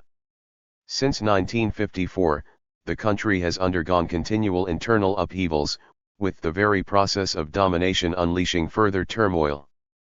But during the past 2 decades, international as well as domestic factors, economic, political, social, and cultural, have turned upheavals into full-fledged crises, bringing structural transformations and requiring major political redefinitions. For our purposes, it is useful to distinguish between developments at the level of the national economy as a whole and at the level of specific social classes. From the former point of view, the last 20 years can be divided into the period of growth and the period of crisis. From the latter point of view, the process has been continuous during the 1970s and 1980s in the fundamentals, intensifying and accelerating tendencies that began in 1954. Modernization of the capitalist economy. At the level of the national economy, Guatemalan development during the 1970s and 1980s must be seen in the context of the post-war expansion and modernization. This one process was begun by the revolutionary governments, which consciously aimed to modernize Guatemalan capitalism, and benefited from favorable conditions for exports in the world market, a situation that lasted, with cyclical ups and downs, from 1950 to the late 1970s. 76 Economic growth and crises. Within this context, despite the industrialization associated with the Central American Common Market, expansion and diversification of agricultural exports remained the axis of Guatemalan development. By 1980, the economy could no longer be characterized as mono-export. 6 major agricultural exports accounted for 84% of all exports. Prices for these exports remained stable and high enough until 1978 to spare Guatemala from the worst effects of the first international oil crisis in 1973. The period was characterized by positive growth rates of 5 to 6% a year. In addition, there was a modernization of agricultural exports, a process of technication and capitalization or deepening of its capitalist aspect. However, expansion occurred only in export agriculture. The obverse side of capitalist modernization in that sector was aggravation of the crisis in domestic use agriculture and accelerated expropriation of peasant land. The industrial sector, meanwhile, never fully recovered from the first major crisis of the Central American common market at the end of the 1960s. Subsequently, the CACM entered into an irreversible decline, irreversible because the private sector would never accept the level of planning and regulation that would have been necessary to reconstitute it. Industrialization was grafted onto the traditional agro-export structure, creating an unviable hybrid model.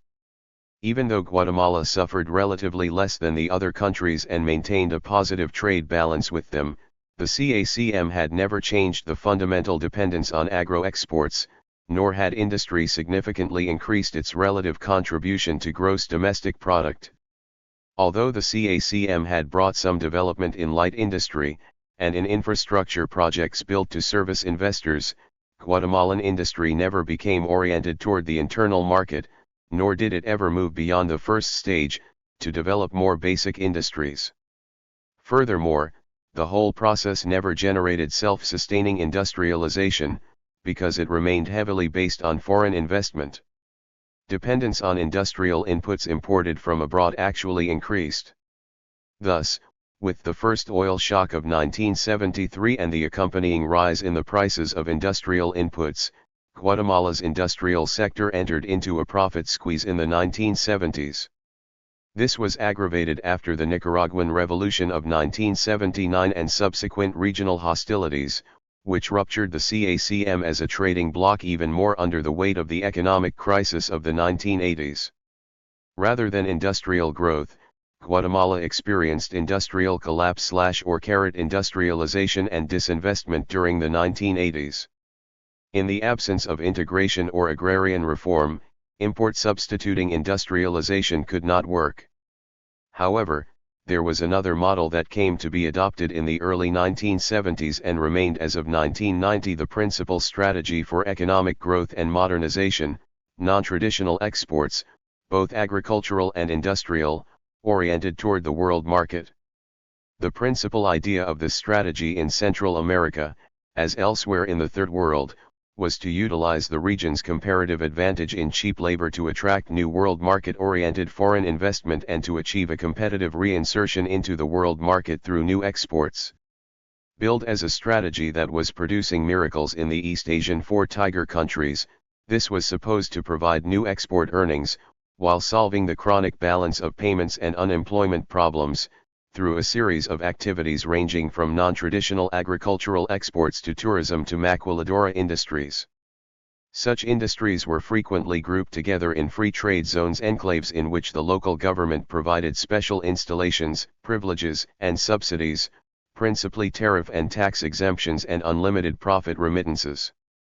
In Guatemala, a project of drawback industries encouraged foreign investors to import raw materials duty-free, transform them there in labor-intensive assembly operations, and then re-export them for sale on the world market. By the end of the 1980s, however, maquiladora industry remained of minor importance to the Guatemalan economy. The principal application of the non-traditional export strategy in Guatemala was in agriculture. The first efforts were made in the 1970s, with U.S. aid heavily involved in promoting and funding experimental projects. In the 1980s, this approach was formalized in the provisions of the Caribbean Basin Initiative, which gave preferential treatment to imports from countries of the Caribbean and Central America and of course to U.S. investors in those countries. In non-traditional exports, as had been the case with the CACM, the principal beneficiaries of the new arrangements often turned out to be U.S.-based transnational corporations, which subcontracted local farmers to do the growing but retained control over marketing. The Latin American Agribusiness Development Corp., a consortium of 15 U.S. 78 economic growth and crises agribusiness companies organized by the Bank of America, developed arrangements with over 60 businesses in Guatemala, operating largely on aid loans. After a number of years, these strategies expanded exports somewhat, but never constituted the basis for a miracle, for Tiger's style. In the words of two knowledgeable Guatemalan economists, these new activities have been juxtaposed upon the traditional productive structures, which persist and constitute themselves into formidable obstacles or limits to modernization. Certainly, as will be seen, they could not save Guatemala from suffering the effects of the crisis of the 1980s, while making Guatemala more dependent upon an unreliable U.S. market. Non-traditional exports declined substantially during most of the 1980s. For a brief moment in the early 1970s, Guatemala's new world market orientation included new ventures in extractive mining and oil. These proved to be false expectations when the U.S. companies dropped their plans for major projects there because of world market conditions and instability in Guatemala. By the mid-1980s, mining and oil accounted for less than 3% of Guatemala's GDP as other areas of the economy remained in crisis. The end of the 1980s saw experimentation in another non-traditional export, drugs. Guatemala became a significant opium producer and transshipment point for cocaine, with senior military officers said to be deeply involved in the profitable activities. As a temporary boom for those involved, drug production and trafficking were likely to produce pockets of growth, but could never become the basis for an overall solution to the country's economic problems. Because the export promotion strategy relied on keeping wages low, because it was not combined with any redistributive government social policy, and because it was oriented toward the world market rather than the growth of a domestic or regional consumer market, it was openly non-reformist, even anti-reformist. Rather than encouraging the incorporation of the lower classes into the market as consumers, which would have required raising their standard of living through redistributive reforms and which at least in theory was the premise of import substituting industrialization, hence of the CACM, this approach to development assumed that no such reforms would be made. Some analysts have referred to the export promotion strategy of the 1970s and 1980s as the rightist alternative for capitalist modernization. As will be seen below, the social 79 consequences of this strategy became even clearer in the 1980s, under the impact of neoliberal structural adjustment policies. Rural subsistence crisis. The other side of capitalist GFO. As always in Guatemala, a focal point of structural transformation has been reorganization of land tenure, in this case, a new wave of land concentration. This proved to be the obverse side of capitalist modernization in export agriculture. It represented far more than a failure to develop subsistence peasant agriculture, it was an active process, taking place at two levels. One, expulsion of many minifundistas altogether, leaving them landless.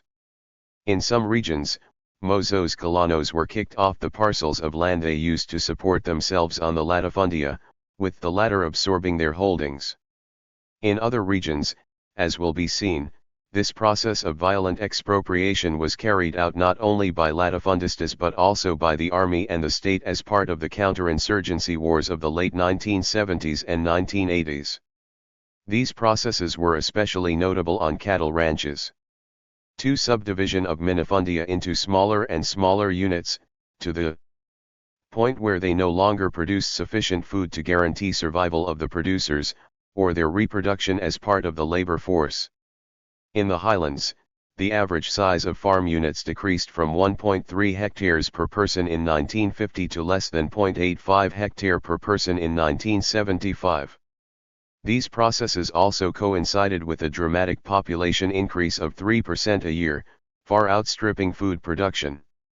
By the end of the 1970s, aid studies established that 90% of the highlands population lacked sufficient land to meet basic needs, while the number of landless laborers had risen to over 400,000. In reality, these expropriation processes had begun in the 1940s and 1950s. But they were greatly intensified and their catastrophic social effects became much clearer in the 1970s and 1980s. To take one indicator, in 1976, 50% of peasant income came from land cultivation. By 1988, this had fallen to 25%. At a broader level, the gradual destruction of the minifundia was a very destabilizing phenomenon. The minifundia had been the pillar of the entire system, the necessary counterpart to the export-oriented latifundia, in that they allowed for the economic survival and reproduction of the labor force. As another analyst put it, the arrinconamiento of the peasant economy converted the peasantry into a reserve labor force and removed previously economic growth and crises. Existing escape valves for the system as a whole. To be sure, there were sporadic and half-hearted attempts to distribute land to smallholders during the 1970s. But none of these schemes sought to deal with the structural problems. They all left the latifundia intact, without slowing down the overall expropriation process. Guatemala remained the only country in Central America with a totally unreformed land tenure system. What made land reform an explosive issue was not simply the injustice of this situation, but the structural reality indicated above, the deterioration of the productive base of the peasant economy. Certainly, it was the key to the stagnation of the internal market in Guatemala. For this constituted the hidden but growing internal economic crisis, the other face of modernization, even before the external crisis of the 1980s. External shocks and generalized economic crisis in the 1980s. All of the pressures that had been building up during the 1970s exploded into full-scale crisis when combined with the external shocks of the late 1970s and 1980s. There is virtual agreement among economic analysts that the economic crisis of the 1980s called into question Guatemala's ability to develop. Viewed in per capita terms, this crisis put Guatemala back at least 15 years in terms of real GDP per capita, indicating a crisis comparable with that of the 1930s. The structure of the economy made it more vulnerable to adverse conditions in the international economy. The key external factors differentiating the 1970s from the 1980s in terms of the impact on the Guatemalan economy were the magnitude of the external shocks, the drop in world prices for coffee and other agricultural exports, and the combination of economic with political crisis. The world capitalist crisis, which some have characterized as a generalized crisis of capitalist accumulation, marked the end of a long wave of capitalist expansion from 1945 to 1970 and initiated an era of contraction or austerity capitalism. In the Third World, this meant an end to growth, as well as intensified exploitation and accelerated impoverishment. The world capitalist crisis made its impact on Central America through a sharp decline in world market prices and demand for principal exports, a sharper rise in oil prices in 1979, soaring world 81 interest rates, and generalized stagflation which Central America imported. Most damaging for an economy like Guatemala's, still governed by the world market prices for a handful of agricultural commodities, this crisis affected the prices of all of the traditional exports simultaneously. leaving no cushion. In addition, Guatemalan producers were hard hit by a drastic decline in intra-regional trade. Nor could the non-traditional export strategy save Guatemala. The U.S. market proved unreliable, demand for the products contracted, and these exports also shrunk significantly between 1981 and 1986. Overall, Guatemalan exports declined by 36.6% from 1980 to 1987. Between 1977 and 1984, Guatemala's terms of trade fell by 50%. In the analysis of one economist, Guatemala's capacity to import, always insufficient to cover actual imports, fell to a point that seriously jeopardized the country's development after 1977. The balance of payments crisis was made considerably worse by rising international interest rates. During the 1980s, the growing trade deficit was financed by foreign debt. As a result, 41.7% of export earnings went to service the external debt in 1987, as compared with 5.7% as recently as 1980. Debt service rose from $26 million in 1970 to $535 million in 1987, with the debt itself reaching $3 billion. Having enjoyed a positive balance in its international monetary reserves over 60 years, Guatemala was suddenly a debtor nation.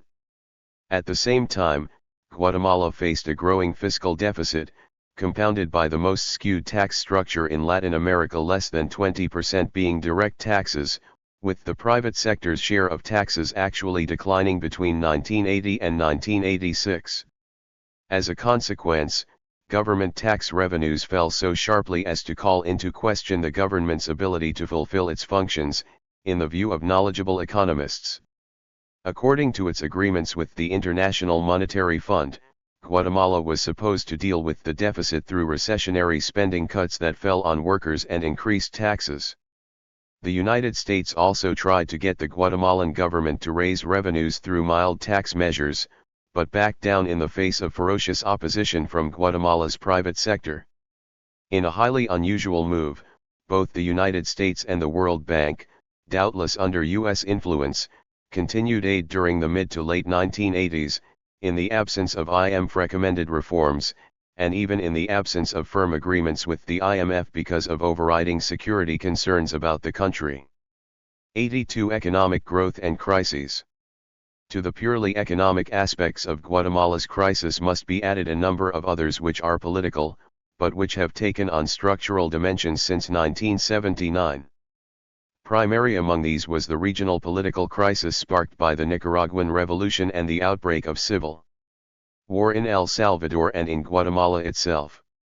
By the mid-1980s, the U.S. war against Nicaragua became a serious regional problem, posing the threat of a war between Nicaragua and Honduras. Regional political crisis, coinciding with international economic crisis, caused major social and economic dislocations. Among these, the second crisis of the CACM, with serious effects for Guatemala, which had been its leading beneficiary.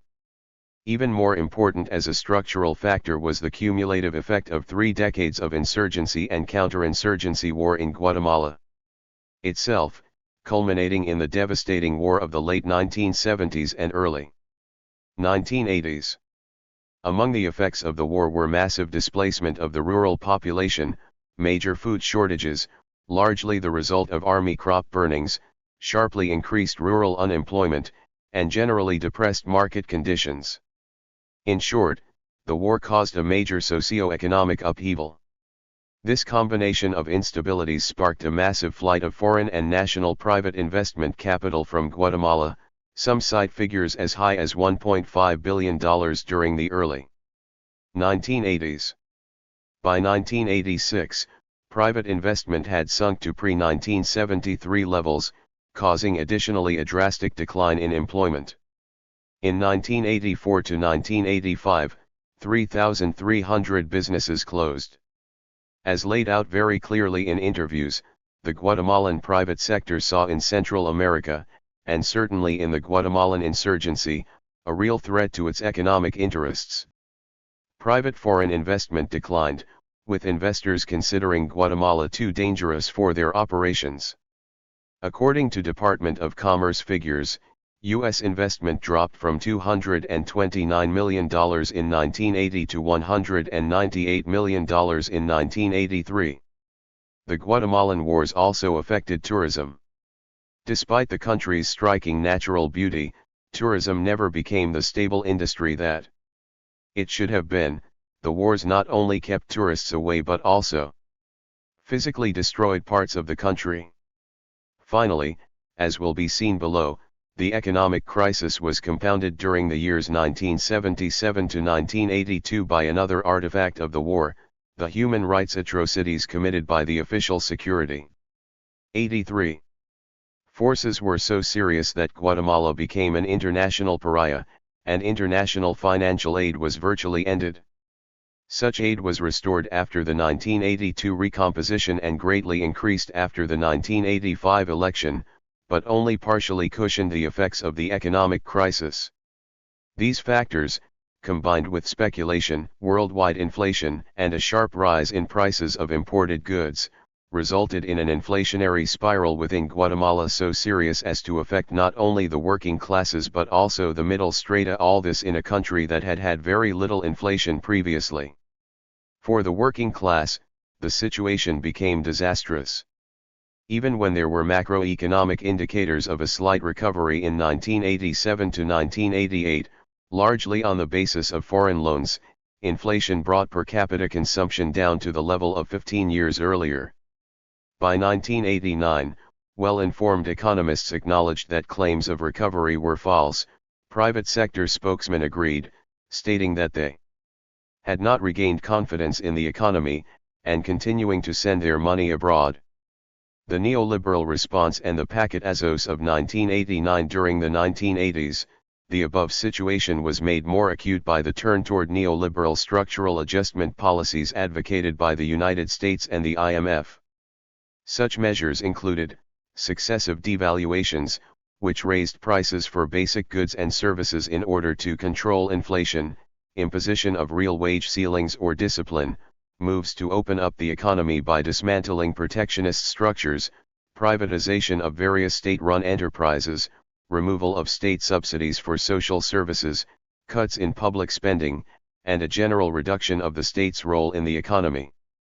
Whereas the state had been seen as crucial in promoting, even subsidizing, development and export diversification during the 1960s and 1970s, neoliberalism and IMF-style adjustment implied the dismantling of those state structures, as part of opening the economy to the world market.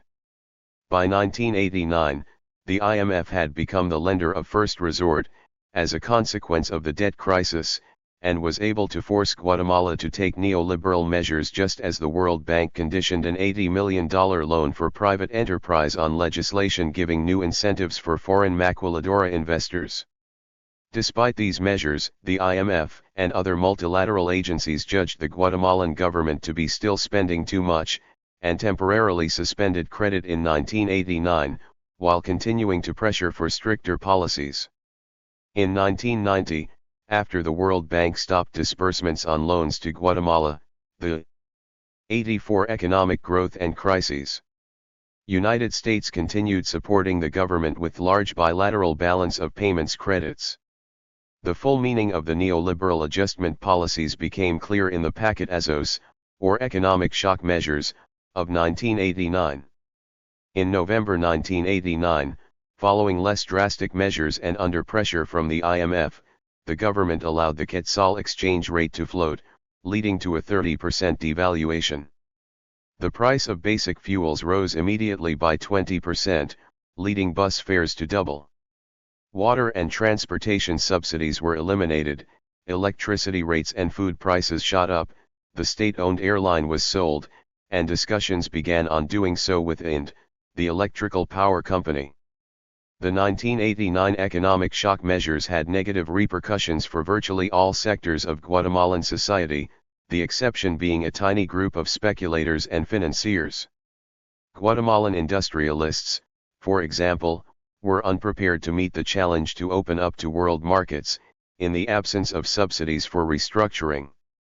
As of late 1990, the paquet Azos of 1989 had been followed by new measures, but were generally judged not to have solved the crisis, in fact, to have worsened it in some respects. Business Latin America projected more uncertainty and turmoil. In sum, by the end of the 1980s, the Guatemalan economy was in crisis at virtually all levels, with little prospect for short-run improvement. The class base of official government policy was narrower than ever, and this had become an obstacle to economic growth. Equally striking as an aspect of the crisis was the disaggregation of the economy. As summarized by one study, it is difficult to analyze the behavior of the Guatemalan economy with any degree of certainty because there is no longer only one economy or even two complementary ones, i.e., the national economy based on agro-exports and the peasant one based on consumption of what is produced. The informal or underground economy has grown enormously. This means that the macroeconomic indicators found in official statistics can no longer be relied upon to give a picture of the economy as a whole. 6. Social crisis. Socially, the main effect of both the economic growth and the economic crisis of the 1970s and 1980s was greater polarization. The major social formations were at the two extremes of Guatemalan society. At the top, a monopolistic but very diversified bourgeoisie that came to control a greater and greater share of the country's resources, and at the bottom, a growing proportion of the population living below the poverty line. Evolution of the bourgeoisie. The principal tendencies in the evolution of the dominant class in recent decades correspond to the expansion and diversification of the productive structure and other structural factors. The overall result has been consolidation of a powerful and unified bourgeoisie. It should be emphasized that generalizations are severely limited by the scarcity of empirical studies since that done in the early 1970s by SNI. It is also useful to clarify at the outset an analytical distinction used here between the bourgeoisie broadly defined to include those who own or control the means of production and who are paid out of profits or surplus, and the ruling coalition, the alliance or partnership between the bourgeoisie and the armed forces officer corps as an institution.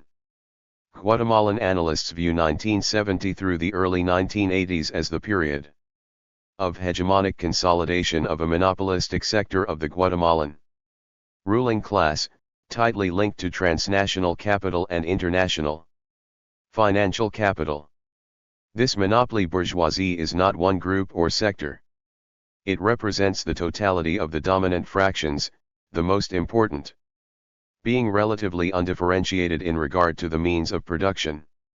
As a minority partner in oil and strategic minerals, it has a certain level of integration with transnational capital. The policies of the Guatemalan state since the 1970s have been directed by the interests of this fraction. Torres Rivas describes the process in terms of capitalist concentration and centralization, in the industrial as well as in the agrarian and commercial sectors, resulting in monopolistic peaks joined together by financial capital. One is dealing with a small but powerful and multifunctional bourgeoisie, knit together even more tightly by family ties.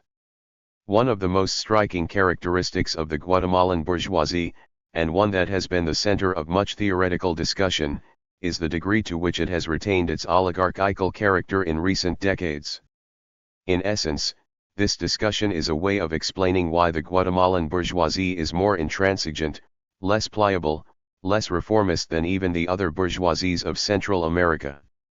An important basis for the particular rigidity of Guatemala's class structure lies in having the most highly concentrated, totally unreformed land tenure system in Latin America. No less important as a key to the particularly violent and exclusionary behavior of the Guatemalan bourgeoisie is its centuries-long racism toward the majority Indian population, which has been essential for maintaining a coercive relation to the workforce. Finally, the heavy imprint of U.S. influence during the height of the Cold War reinforced these tendencies of the Guatemalan bourgeoisie rather than exerting any liberalizing influence. U.S. interests, as well as the Guatemalan ruling class, had been traumatized by the challenge of the revolution and therefore frozen into a reflexive anti-communist response. These particularities of the Guatemalan experience seem more germane than theories of reactionary despotism, which have been developed with regard to El Salvador and sometimes applied to Guatemala.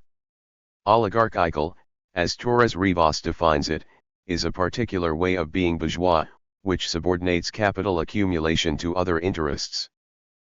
During the years from 1945 to 1970, the productive base of the agrarian ruling class became less oligarchic, more capitalist in some respects, that is, more based upon modern capitalist technology. Nevertheless, after 1954, its rule on the basis of excluding the majority of the population did not change, and its relation to the rural labor remained largely coercive. To put it another way. 89. Agricultural diversification and the technification of export agriculture modernized the agrarian bourgeoisie but in no way reformed its outlook.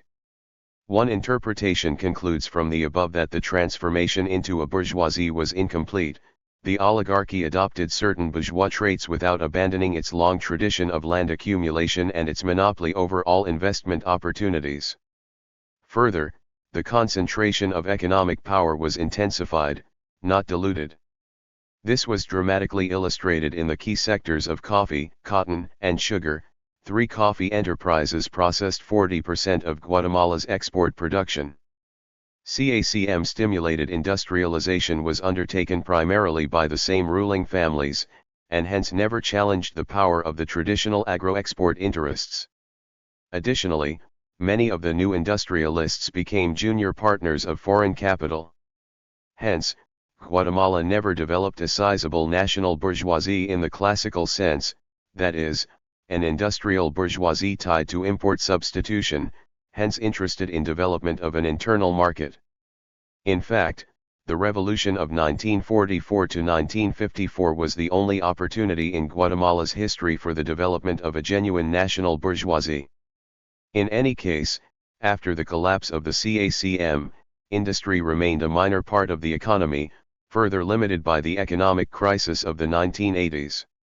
The influx of foreign capital also reinforced the intransigence of the Guatemalan bourgeoisie. While introducing new technologies, and in this sense modernizing Guatemalan capitalism, foreign interests shared the absolute opposition to any redistributive reforms and the generally right-wing political perspective. In fact, foreign capital has functioned as part of the monopoly sector of the Guatemalan bourgeoisie, and became a key actor within it, as will be seen below. In some respects, the joint ventures of the 1960s converted the Guatemalan bourgeoisie into a subsidiary or junior partner. In any case, those sectors of the bourgeoisie associated with foreign capital tended to predominate over the medium-sized national entrepreneurs, and the fact that a broad section of the local bourgeoisie was strongly and directly tied to U.S. capital impeded the development of industrially based modernizing national bourgeoisie. Although no industrial national bourgeoisie of any substantial size could sustain itself, economic diversification and the evolution of Guatemalan politics during the 1970s and 1980s did stimulate the emergence of other new groups or fractions within the bourgeoisie. First, as in 90 past eras, sectors of the petty bourgeoisie used their access to the state to become propertied, seizing the new opportunities offered by diversification, appropriating large expanses of land, and incorporating themselves into the ruling class. This process, which led to a plundering of the state, became particularly important in the case of top officials of the armed forces. Especially during the years of direct military rule, top army officials acquired land and other properties through their control of the state apparatus, often in alliance with foreign investors. During the presidency of General Carlos Arana Osorio, his son built up a network of business relationships with foreign interests. These new entrepreneurs and their associates acquired land in strategic areas and became stockholders in firms, as well as owners and/or administrators of public enterprises which were also businesses, e.g., Central America's First Munitions Factory, the Bank of the Army, the National Airline, Aviateca, the Public Telecommunications System Guatel, and the country's major ports. This process of accumulation by the army and its civilian associates became so integral to Guatemala's economy that some analysts posited the development of a bureaucratic bourgeoisie, which enriched itself under the protection of state power. Despite its grip on the state apparatus, however, this group of arrivistes never became hegemonic within the bourgeoisie. Their accumulation of capital was prevented by the weight of established U.S. and oligarchic interests from bestowing upon them a stable and enduring hegemony within the capitalist class. Other new sectors of the bourgeoisie emerged out of the economic diversification processes of the 1970s and 1980s. Directors, managers, and high-level technicians of the enterprises of the old oligarchy. They are Guatemala's new rich, who accumulated capital during the 1980s crisis, through control of the main currents of capital transfers, both to and from countries abroad. In the last 5 years, they have assumed leadership of the employers' associations and given the business sector a new dynamic. This neoliberal group proposes the reinsertion of the Guatemalan economy into the international market. 91. With non-traditional exports, including assembly plant products in the style of Taiwan and Korea, and the maquila industry in Mexico along the U.S. border. This post-CACM class force in the process of being developed became the alternative to a national bourgeoisie. Its vision of development, strongly supported and funded by the U.S. aid, focused on eliminating state interventionism in the economy and raising worker productivity. It had a modernizing vision, in the sense of adapting to new economic and political realities. However, modernizing did not mean progressive or reformist. As seen above, the non-traditional export strategy has been a rightist strategy for capitalist modernization, requiring no structural or redistributive reforms. Especially in Guatemala, as one study noted, neoliberalism is not characterized, as in other countries, by an official reformism, the vision of the neoconservatives in the US and France. The behavior of the new sectors of the bourgeoisie has not been characterized by more pluralistic or tolerant political behavior or any commitment to broader social participation. In fact, these sectors have retained exceptionally strong ties to the old bourgeoisie, and their political views have not differed on basic issues. More new right and Reaganomic than developmentalist, despite their modernizing discourse, they have never made a break from the worldview of Guatemala's traditional ruling class. Their main significance may well emerge in the political arena, since one of their candidates captured the presidency in the 1990-1991 election. In sum, given the considerable expansion and diversification of the Guatemalan bourgeoisie, there have been conflicting interests on specific issues, for example, on protectionist policies and the entire CACM strategy, which some sectors of the agrarian bourgeoisie opposed and the industrialists favored. In the 1980s, there were differences in the degree of opposition to state intervention in the economy and taxes, with industrialists often being less fanatical than traditional agrarian and commercial sectors. In addition, there have always been specific conflicts between competing interests, at times erupting into intra-bourgeois violence. Nevertheless, the striking thing is not the conflict but the overall unity within the bourgeoisie and among its different fractions, in the face of perceived threats to their class interests. 92. Unlike other Central American countries, diversification and the emergence of new interests never resulted in fragmentation. Within the bourgeoisie, the tendency is always to arrive at a compromise or equilibrium, no matter how precarious. Some authors even refer to this as a kind of internal flexibility, a mechanism for strengthening the defense of ruling coalition interests against popular pressures. As seen above, this is partly a legacy of the trauma of the 1944 to 1954 revolution, which did call into question their domination as a class, and to the 30 years of insurgency and counterinsurgency war since 1960. Even where they are not united, their level of coordination is striking. On the issue of taxation, in August-September 1987, as will be seen, all fractions of the bourgeoisie were willing to let the most recalcitrant agro-export interests speak and act on their behalf. Although the economic crisis of the 1980s seriously harmed the Guatemalan bourgeoisie economically, in some ways it may have enhanced their internal cohesion. One analyst has noted the inability of the government to match the organization, ideological conviction, and technical training of the private sector representatives. In other words, no government has ever achieved the extraordinary cohesion of CACIF. The ruling coalition and the role of the army. There is a general question about how to characterize the sectors just below the bourgeoisie. This is particularly important in Guatemala. The bourgeoisie does not generally administer state power directly, in part because it has historically had no legitimacy beyond itself, no ability to develop a cross-class national project. Hence, the bourgeoisie exerts its power through a ruling coalition, in which it shares power with groups that are not necessarily of bourgeois origin. Within this coalition, the dominant groups compete and contend on many issues, but unite in resistance to any perceived threat to their system of domination. Who are the partners of the bourgeoisie in this coalition? Most important has been the counterinsurgent army as an institution, with a subsidiary role played by its civilian counterparts.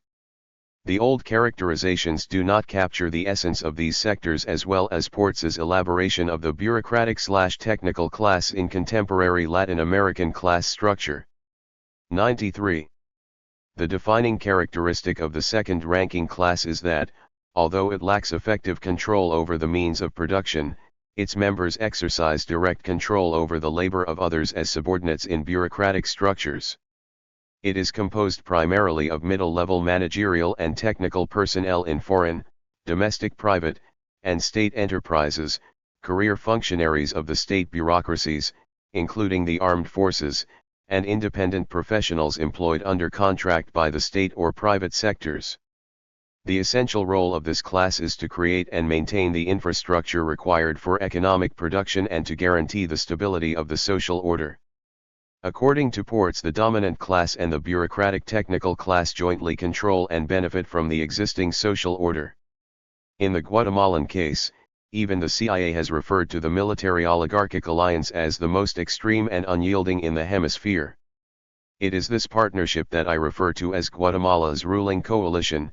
This is the context for discussing briefly the role of the Armed Forces Officer Corps. Largely because Guatemala has been in a state of civil war for 3 decades, the counterinsurgency army formed in the 1960s has in some respects become the spinal column of the ruling coalition, although this by no means makes it the dominant force, as some have concluded. Much has been made of the fact that the military is no longer the tool of the bourgeoisie in maintaining class rule but has achieved a certain relative autonomy. The mixed class background of the officer corps in no way precludes their operation as a single social category and as a partner of the bourgeoisie in the ruling coalition, operating with some autonomy. But despite the army's ability to operate independently in some of its functions, major issues of interpretation remain in regard to its autonomy. Although the armed forces are the most visible actors in the bureaucratic technical class, their role is reinforced by civilian counterparts in the state apparatus. As indicated in Chapter 3, a significant majority of the petty bourgeoisie was incorporated into the new order after 1954, supporting or directly serving the counter-revolutionary state. At the higher levels, many of them moved back and forth between the private sector and the government, so that they were easily integrated into the ruling coalition. However, in recent years, their ranks have been swelled by a group of professionals who specifically entered the scene as civilian counterinsurgents, as the Army's partners in its pacification programs since the 1960s. 94. There is another sector just below this, which is neither part of the ruling coalition, nor of the popular classes. It fills the space once occupied by the middle class but is not a middle class in the traditional sense. Torres Rivas characterizes it as being composed of urban intermediate strata, beneficiaries of structural upward mobility on the basis of economic accumulation and of non-economic superstructural factors. He refers, for example, to salaried intermediate strata, employed in non-productive jobs, above all those linked to the hypertrophy of state apparatuses, professionals and state bureaucrats. Although these new strata do not form a middle class, they give the illusion of social mobility in a society like Guatemala. In fact, their position is much more precarious than they would like to admit, as revealed during the economic crisis of the late 1980s. Perhaps their main importance is that socially and politically, they perform the traditional buffer functions of a middle class. Within the context of overall agreement as to the need to protect the existing social order, there are, of course, conflicts within the ruling coalition, the most important during the past 2 decades being over who should bear the cost of the counterinsurgency wars. The bourgeoisie has steadfastly maintained its opposition to even the most minimal modifications of the tax structure. Members of the military and civilian state bureaucracy, who are less directly tied to profits, claim to represent the broader interest in insisting that they need cooperation from the bourgeoisie on taxation, in order to wage the war with a free hand. In addition, issues such as the Army's expansion of the functions of the state for counterinsurgency purposes have generated controversy with business sectors that remain ideologically opposed to state interventionism. We shall return below to these issues regarding the Army's role. Social crisis and changes in the proletariat.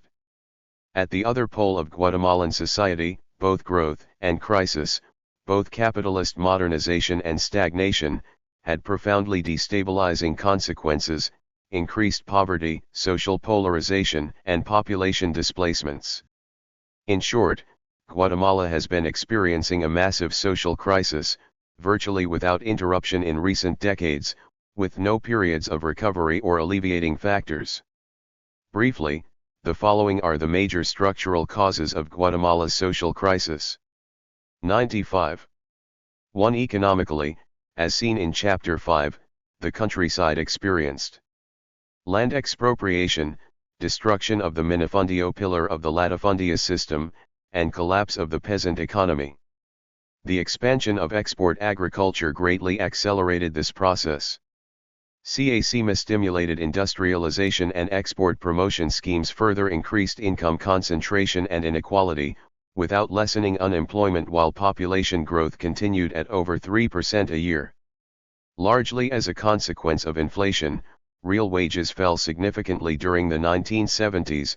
In 1979, urban workers earned 74% of the real wage they had earned in 1970, while rural workers earned 54% compared with 1970.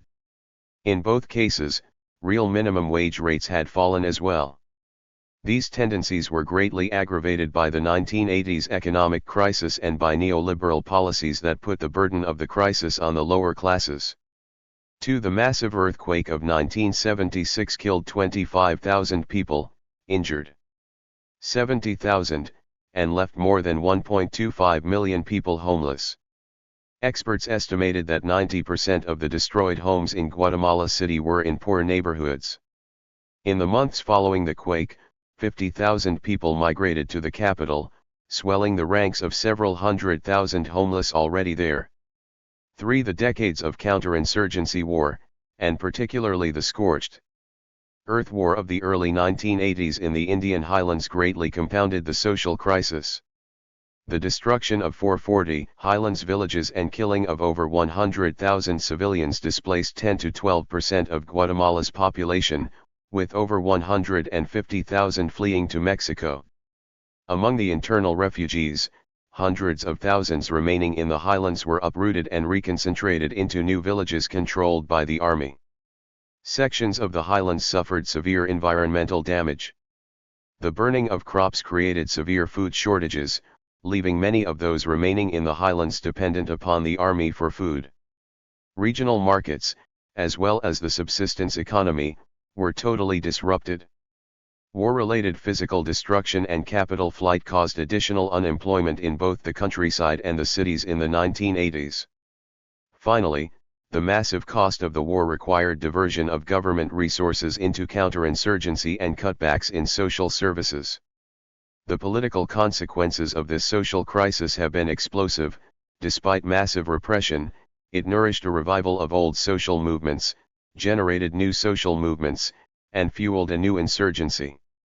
These 96 Political developments will be traced in chapters 8 to 10, but first, it is important to examine the effects for rural and urban class formation. In Guatemala, as throughout Latin America, recent decades have seen the relative decline of the formal proletariat and, simultaneously, the rapid growth of the rural semi-proletariat and the urban informal proletariat. These changes in the Guatemalan workforce are reflected in the official statistic that only 35% of the economically active population is fully employed year-round. To take another measure, only one-third of the workforce is covered by Social Security, which had been guaranteed since 1944. In the countryside, as seen above, the major tendency in recent decades has been expropriation of minifundia, leaving an increasing proportion of the agricultural workforce with no land or insufficient land to subsist. Depriving peasants of their land forced them to work for others, but the process was incomplete in that the agrarian bourgeoisie, particularly the growers of coffee, cotton, and sugar, demanded not a full-time permanent workforce but a workforce that was available seasonally, when needed. Use of a part-time labor force freed the employers from having to maintain full-time salaried workers. The result has been semi-proletarianization, that is, creation of a labor force that relies partially on waged labor and partially on subsistence activities.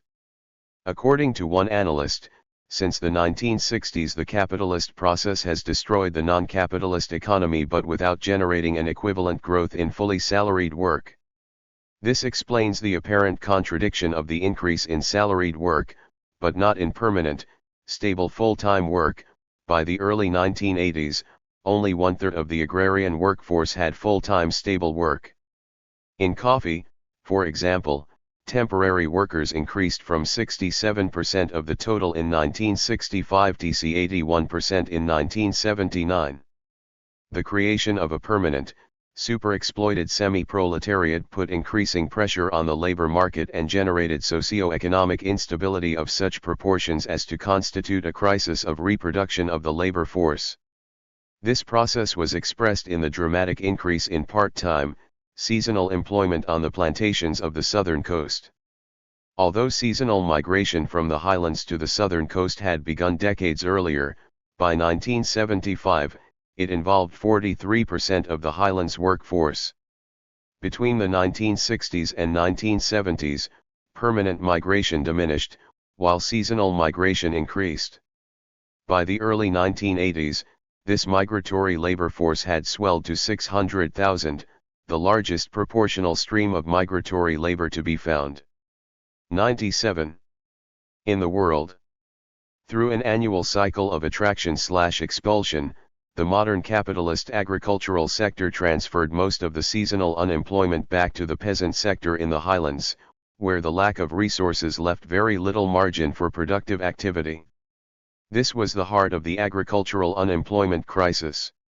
Seasonal migrant workers, who earned half as much as permanent workers on the southern coast, saw a further deterioration in their real wages during the 1970s. In 1980, 70,000 southern coast workers, both permanent and seasonal, went on strike and won a significant increase in the minimum daily wage. Nevertheless, the private sector found numerous ways to avoid raising labor costs, refusing to comply with the legal minimum wage, contracting labor on a piecework basis, dropping 40% of agricultural workers from Social Security coverage. Thus, the semi-proletariat has remained in a situation of unalleviated poverty, and the 1980s have seen a further decline of living standards. As will be seen in Chapter 9, this semi-proletarian, seasonal migrant labor force, overwhelmingly Indian, became a central actor in the war of the late 1970s and 1980s not only because of its objective function in the economy, but also because it was the protagonist of the revolutionary uprising, a class for itself as well as an ethnic/national formation. In the city, the structural changes described above have also been reflected in the kind of urbanization that has taken place in Guatemala City and the spectacular growth of the city's informal proletariat. Urbanization has been push-driven more than pull-driven, people were expelled from their land by the inability of the agro-export sector to absorb the labor force and by conjunctural factors such as economic crisis, war, and natural disaster, rather than being attracted to the cities by increased work opportunities. Although Guatemala remains Central America's least urbanized nation, the population of Guatemala City doubled between 1976 and 1987, and continued to grow at a rate of 12% a year, the highest in the hemisphere. As of 1986, 35 to 40% of the capital's inhabitants had been born outside the city.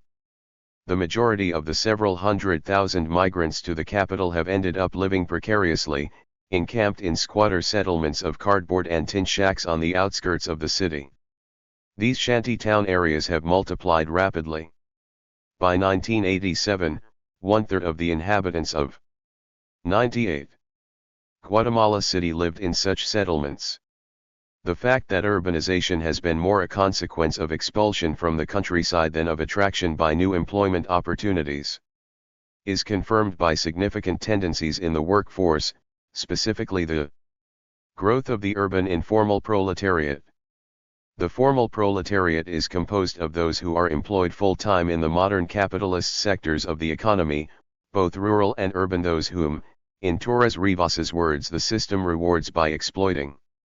By contrast, the members of the informal proletariat, in Ports's characterization, do not receive regular money wages or the indirect wage of Social Security coverage. Their relations with employers are not regulated by contract, nor by official minimum wage laws. Like the rural semi-proletariat, the informal proletariat keeps down wage levels overall, as well as employers' indirect social wage. In practice, the distinction between formal and informal proletariat in the shanty towns is not absolute but relative. A significant proportion of households, especially in the shanty towns, mix formal with informal workers. The two forms of production are often combined within the same person, as she/he is forced to engage in multiple activities in order to survive. These changes lead to important theoretical reformulations. 3. The formal economy absorbs only 20% of youth entering the labor market every year in Guatemala City. 45% of the workforce is employed informally. 90% of informal workers earn less than Q200 a month and must work 60 hours a week, double the time they would have to work in the formal sector, just to survive. They are employed in street vending, small-scale home production of everything from tortillas to furniture. More than half of the informal proletariat lives in extreme poverty.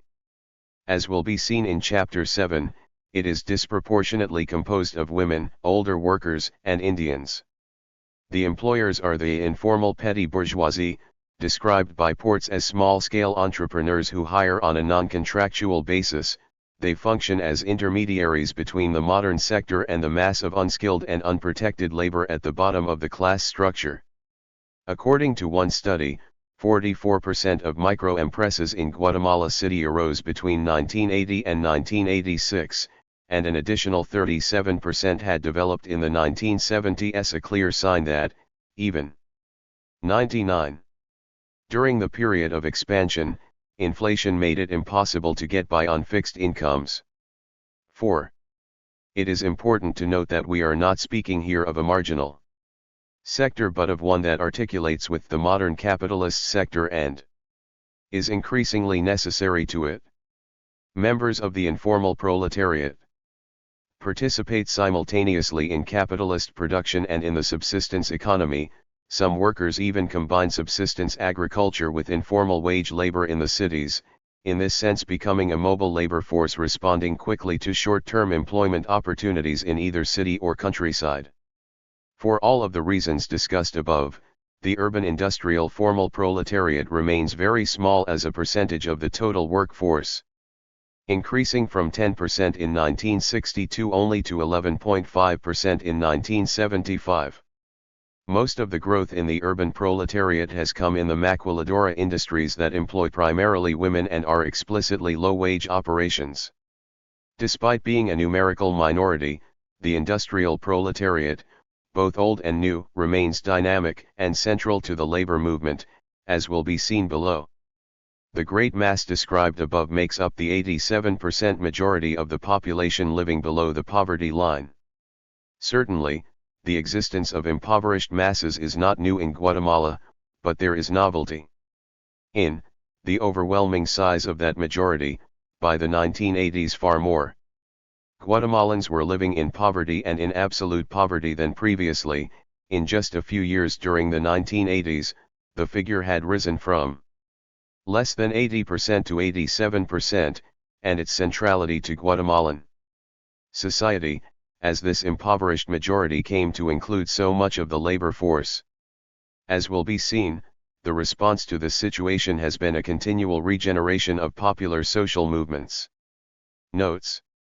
1. As Torres Rivas put it, oligarchical refers to the kind of power that facilitated the concentration of agrarian wealth under monopolistic conditions, and also ensures the maintenance and reproduction of a society based on violent extraction of the social surplus produced by campesino and semi-proletarian, working-class labor. In addition, oligarchical domination implied a particular brand of political behavior practiced by the dominant groups, a predominance that often lacked an economic base, and was based on the use of a varied repertoire of violence and arbitrariness. And elsewhere, oligarchical man represents a backward bourgeoisie personified by large property holdings, but with incomplete control over capital. His power is derived from the control over people's lives that land ownership provides. But 200. Along with the development of the means of production, the social relations of production always involve force and permanent violence that goes beyond economic power. 2. Within this overall tendency toward increasing insecurity and a lowering of wages, some analysts have suggested a counter-tendency in the late 1970s, as a result of labor shortages on the southern coast following the 1976 earthquake, wages tended to rise. This could well explain the increased ability of the workers to organize and demand higher wages, as expressed in the 1980 strike on the southern coast. Porras suggested the possibility of an expansion of the internal market at that time and explained these conjunctural phenomena in relation to structural factors such as the deepening of capitalist relations in the minifundia sector. Other analysts have questioned the factual basis of the labor shortage hypothesis, as well as its political implications. 3. On the issue of formal/informal, which is only now becoming the object of serious investigation and theorizing, Ports and Johns define informal as the sum total of income-earning activities excluding those which are contractual and legally regulated. Porras maintains that the formal/informal distinction is relative, on the basis of a composite measure of work-related precariousness. This segmentation of the workforce is better conceived as a spectrum than as two distinct categories. Moreover, if proletarianization is seen as an integral process, it should not be limited to the logic of capital but should include the needs of reproduction of the labor force. From the latter perspective, the main measures of precariousness correspond to differentiation by sex, age, and level of training. In another study, Porras further develops the notion of heterogeneity within the informal sector. All of the above has important implications for the overall class analysis. As Porras suggests, proletarianization can no longer be understood simply as the creation and expansion of the waged workforce, which makes the informal proletariat nothing but a negative reflex of the formal or real proletariat. Rather, it is a set of parallel processes, both of which are equally necessary to capital accumulation in the periphery, and one of which constitutes the informal proletariat. The latter is the historical form that non-institutionalized or unregulated proletarianization has taken in the urban context in modernizing peripheral capitalist societies such as those of Latin America in the late 20th century. In such contexts, informality arises as a response from below to the structural surplus of labor. Informal activities are also essential to capital accumulation in the periphery, insofar as they include unremunerated reproduction of the labor force and hence permit a lowering of wages as part of boosting profits. 101. The applicability of this framework to Guatemala is obvious, given that Guatemalan industrialization since 1954 has led not to proletarianization in the traditional sense of creating a larger waged labor force but to the variations in class formation described above. 4. Purasanes argues that Ports's categories should be broken down further, distinguishing between family enterprises and those producing a surplus. Moreover, petty bourgeois does not accurately describe these enterprises, because most of them are subsisting rather than accumulating capital. 7. Ethnic and gender. Dimensions of crisis. New ways of being Indian. Intersecting the class antagonisms are equally profound ethnic-national divisions. Of the Guatemalan population, 50 to 60% is Indian. Although some estimates are as high as 70%, and some are as low as 44%, Dirksons and Smith cite 50%. During the 1970s and 1980s, Guatemala's indigenous population became a decisive actor, as the country underwent not only a crisis of structural impoverishment but also an ethnic-national crisis of the indigenous population. Without discussing in detail the debates on the national question, which are among the most profound and complex debates concerning Guatemala, I shall attempt to indicate the general parameters of the ethnic-national crisis, which are cultural and political as well as structural. The starting point is the understanding of an indigenous people as a community that shares basic cultural values by which it differentiates itself. In Guatemala, we are dealing with 22 language subgroups of the Maya. Since the conquest, they have been engaged in struggles to defend their identity and their survival as a people against oppression as well as economic exploitation, that is, against institutionalized discrimination and ethnocide.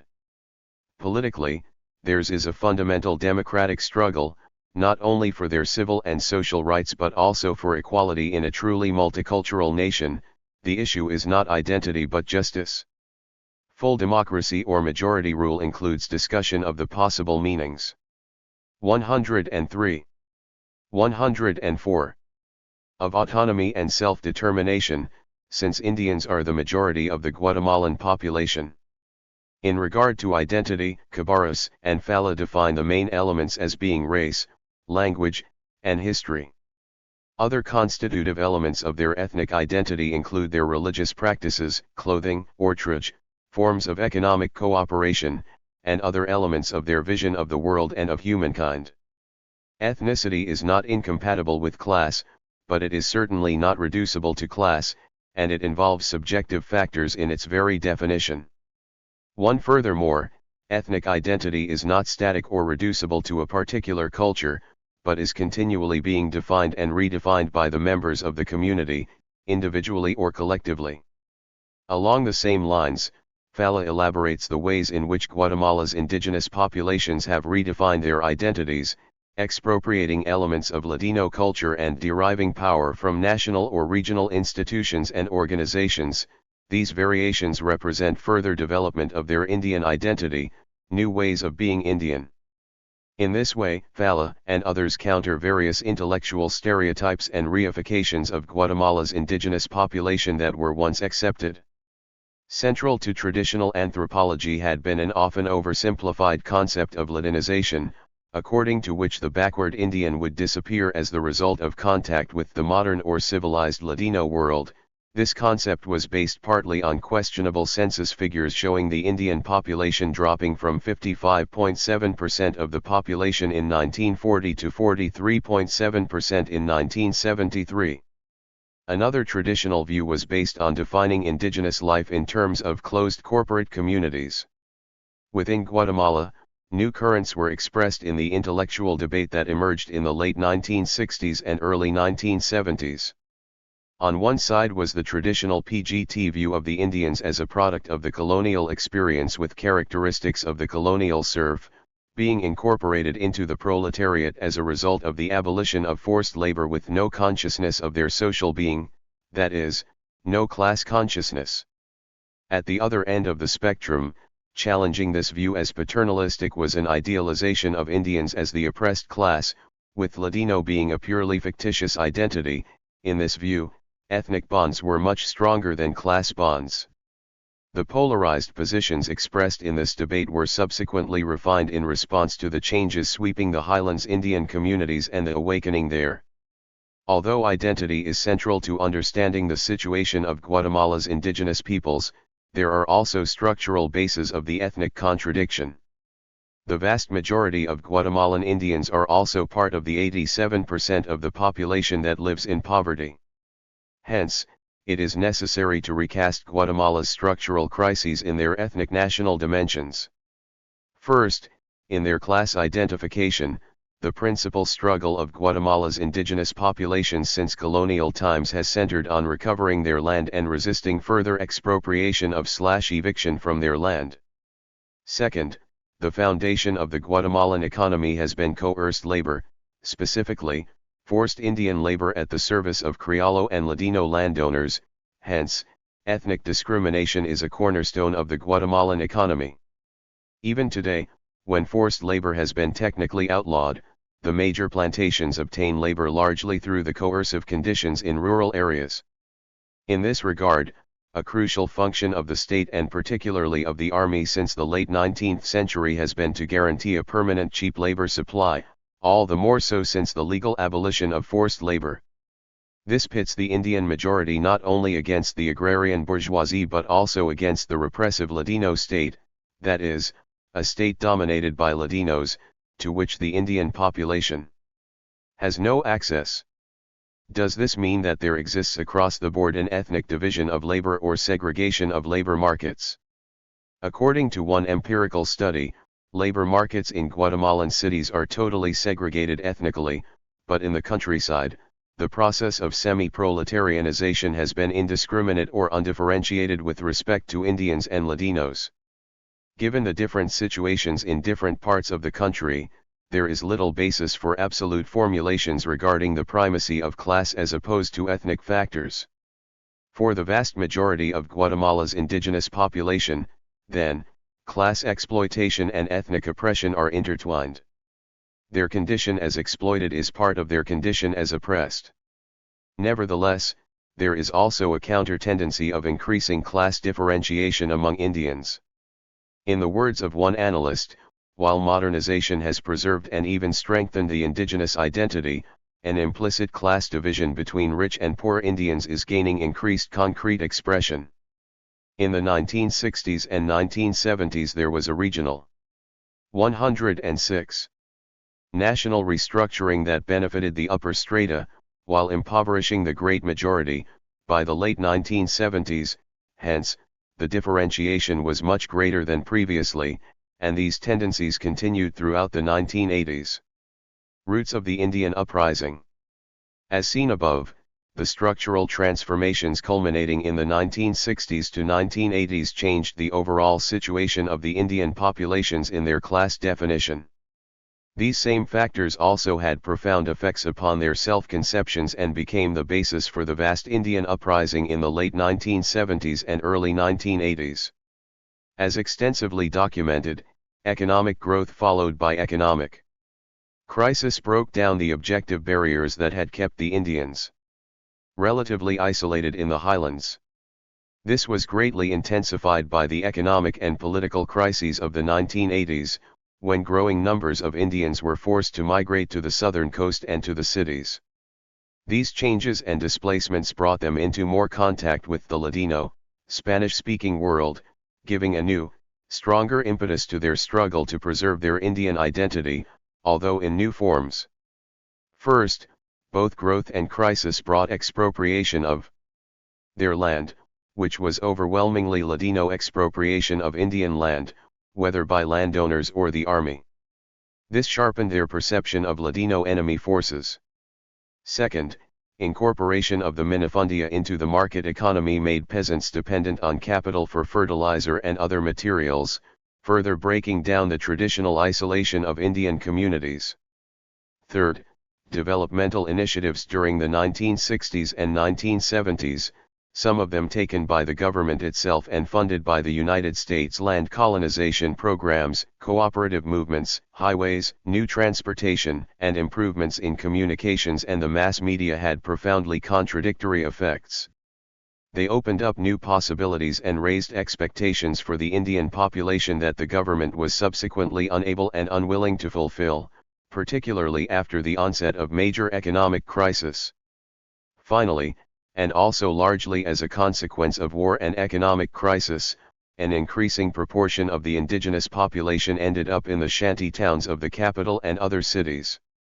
At the same time, partly as a result of these factors, the indigenous communities were being transformed internally. Fala traces the 107 cycles of mechanization, unemployment, and increased schooling, which gave rise to new mechanisms of mobility and the creation of new strata within the community. Particularly the younger generation of these modernizing sectors were more educated, more articulate, more inclined to challenge traditional community elders, and more inclined to engage the Ladino world. This was not Latinization but a redefinition of what it meant to be Indian. Fala and other close observers have emphasized the importance of conscientization by missionaries, especially Catholic action, and the rise of the cooperative movement.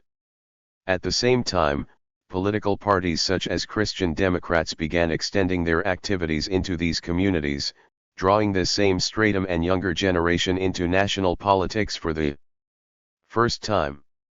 All of these phenomena, and particularly the role of religious workers, will be seen in more detail in Chapter 8, as background to the formation of the Comité de Unidad Campesina, the first major national organization to carry forward the struggle of Highlands Indians. In interpreting the above, Fala, Adams, and others have warned against the simplistic, racist assumption that the Indians have resisted modernizing influences per se. But it would be equally wrong to see these increasing contacts with the Ladino world as signs of Latinization in a simplistic sense. As Fala showed, even where communities adopted the Spanish language, their sense of identity was often enhanced. These profound changes represented a new stage in their response to national society, a higher degree of articulation with the Ladino world objectively, but as part of a redefinition and recovery of identity. Smith expressed a similar idea, in speaking of the Indian rebel who assimilated just enough of Western ways to more effectively resist Western incorporation. The above factors combined form the background for understanding why Guatemala's Indians became the powerful social force driving the insurgency of the 1970s and 1980s. In response, Ladino state violence against the indigenous population assumed genocidal proportions in the 1980s, not a new phenomenon, but its most brutal expression. In the light of those experiences, to be traced in detail below, there remain important unresolved issues of what kind of nation can represent the aspirations of Guatemala's Indian majority. Answers to these questions are still being defined in Guatemala today. 108. Gender, the unexplored dimension. A final dimension of Guatemala's social crisis is gender. Unfortunately, there is little research on women in Guatemala, much less an adequate conceptualization of the role of women in Guatemalan struggles. But even in the absence of extensive empirical research, broad outlines of the picture can be sketched. Theoretically, differentiation by gender has affected the whole conceptualization of class and class analysis. Even from the viewpoint of understanding class relations and the labor market, it is necessary to go beyond the sphere of production, to include the relations of reproduction, and here, the relevant unit is not the individual wage earner but the household. This is particularly evident in the case of women, whose lives as workers are embedded in the total domestic and community context. Such a conceptual broadening also makes sense, given changes in the workforce and the rise of the informal proletariat. Different forms of production are often combined within the same family unit, sometimes even within the same individual working at different jobs. Let us begin by summarizing very briefly existing research about women in the Guatemalan labor force. Traditional census data are unreliable, often contradicted by other surveys, An in-depth 2-volume statistical study was published by Flaxo in 1989, including data up to 1987. Existing data must also be relativized by differences for geographical, ethnic, and age groups, by differences between the developmental era and the open crisis of the 1980s, and by systematic underreporting of women's participation in the workforce. If we keep in mind these qualifications, overall, women have increased their incorporation into the workforce but still remain no more than 25% of the total. Despite greater incorporation, and partly because more women were seeking work than previously, women increased significantly during the 1980s as a percentage of the openly unemployed and underemployed. Women have suffered systematic discrimination in salaries relative to men, especially in the productive sectors. In terms of the breakdown by activity, the following tendencies can be noted. 1. In the commercial agricultural export sector, women have been declining as a percentage of the agricultural proletariat. They have been disproportionately denied access to permanent jobs on the southern 109 coast. By contrast, they have participated, perhaps significantly, in the semi-proletarian migrant workforce from the highlands to the southern coast. A temporary, seasonal workforce that often migrates in family groupings. 2. As part of a generalized decline in salaried female employment in the productive sectors, industrialization has greatly favored men over women, with men even replacing women. During the 1980s, the percentage of women in industry declined both in relation to men and as a percentage of female employment. Nevertheless, there are indications that, as in other countries, some of the newer cheap labor assembly industries with unskilled jobs prefer women workers, since their labor is cheaper, more dispensable, and so on. In the absence of official figures, union sources estimated in 1989 that 95% of workers in textile maquiladoras were women, earning about 5% of what textile workers earn in the United States. 3. There has been an increase in the proportion of women in services, including the public sector.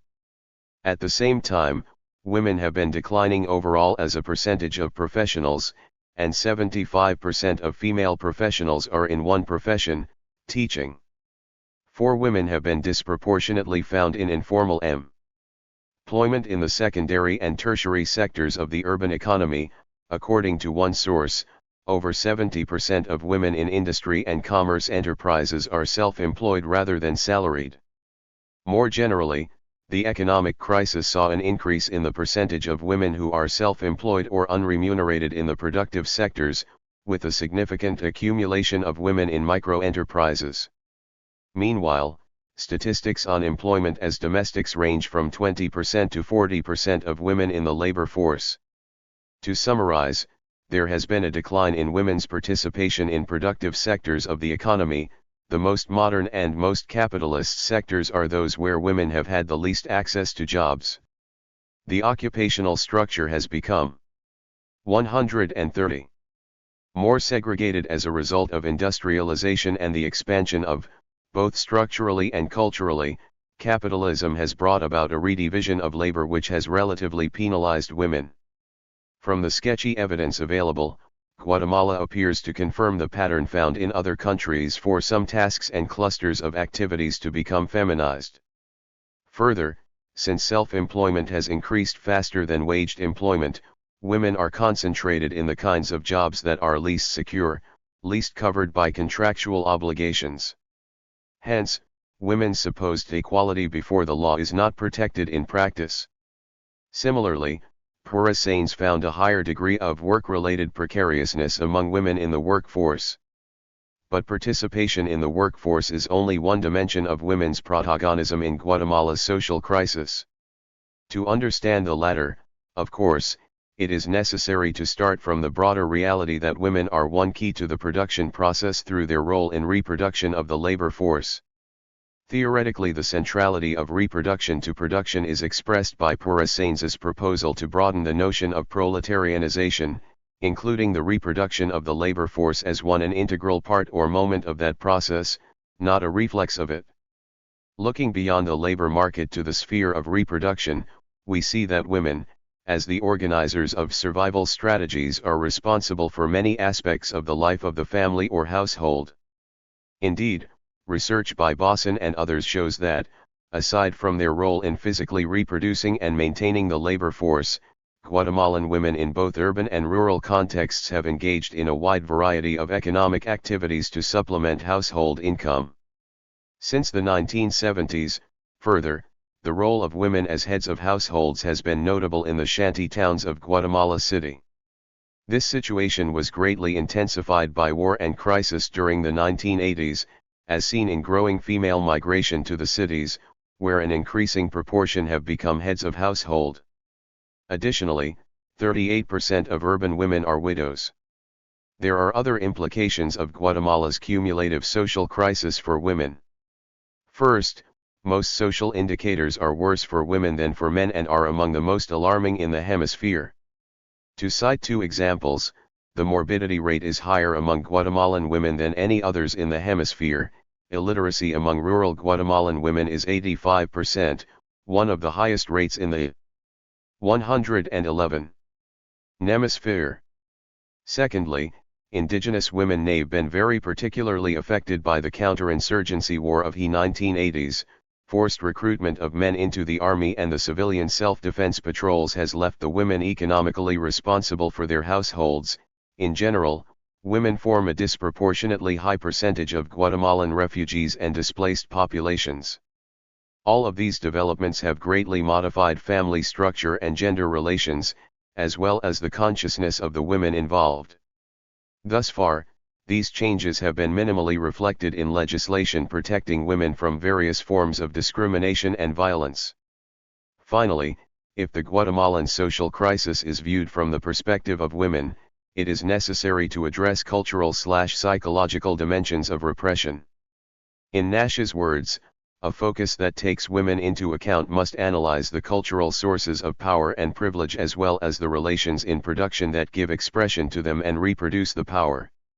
Just as the ethnic divisions of Guatemala compelled us to deal with non-economic dimensions of oppression, so too another non-economic form of oppression, let us call it the destruction of human relations, is highlighted by addressing the forms of oppression and repression of women. In short, the consideration of women's situation raises non-economic aspects of class definition that have been ignored until now in Guatemala and are just beginning to be raised there by women conscious of their oppression as women. 2. As will be seen in Chapter 12, developments during the mid to late 1980s sparked new forms of political participation protagonized by women. As seen from the above discussions of the social majorities in Guatemala, the seasonal semi-proletariat and informal proletariat, the indigenous populations, and women, changing realities require theoretical flexibility in making a class analysis of Guatemala. Specifically, the recognition of these majorities indicates the need to broaden our conception of class, class formation, and class struggle to include the particular struggles of Indians and women. Ethnic struggles have become a new form of class struggles in Guatemala. 3. Similarly, in Nash's words, the dialectic of gender relations informs and shapes the larger dialectic of class formation and the conceptualization of class. These considerations are useful in understanding the link between structural/social definition and political action. The recognition of these 112 new majorities leads me to adopt the concept of the popular bloc, which has been put forth by numerous Latin American analysts and has great relevance to Guatemalan social formations in the 1980s. The notion of a popular bloc indicates that the social subject of contemporary Guatemala is not one class in the traditional sense, but a combination of social sectors, an organized bloc of all exploited and dominated sectors. As will be seen, its political expression is a coalition or front or convergence of popular and revolutionary movements, whose degree of cohesion has varied considerably over the last 15 years. Popular refers to a cross-class grouping, but distinct from that which formed the basis for the populist politics of the 1930s and 1940s, which revolved around a national bourgeoisie.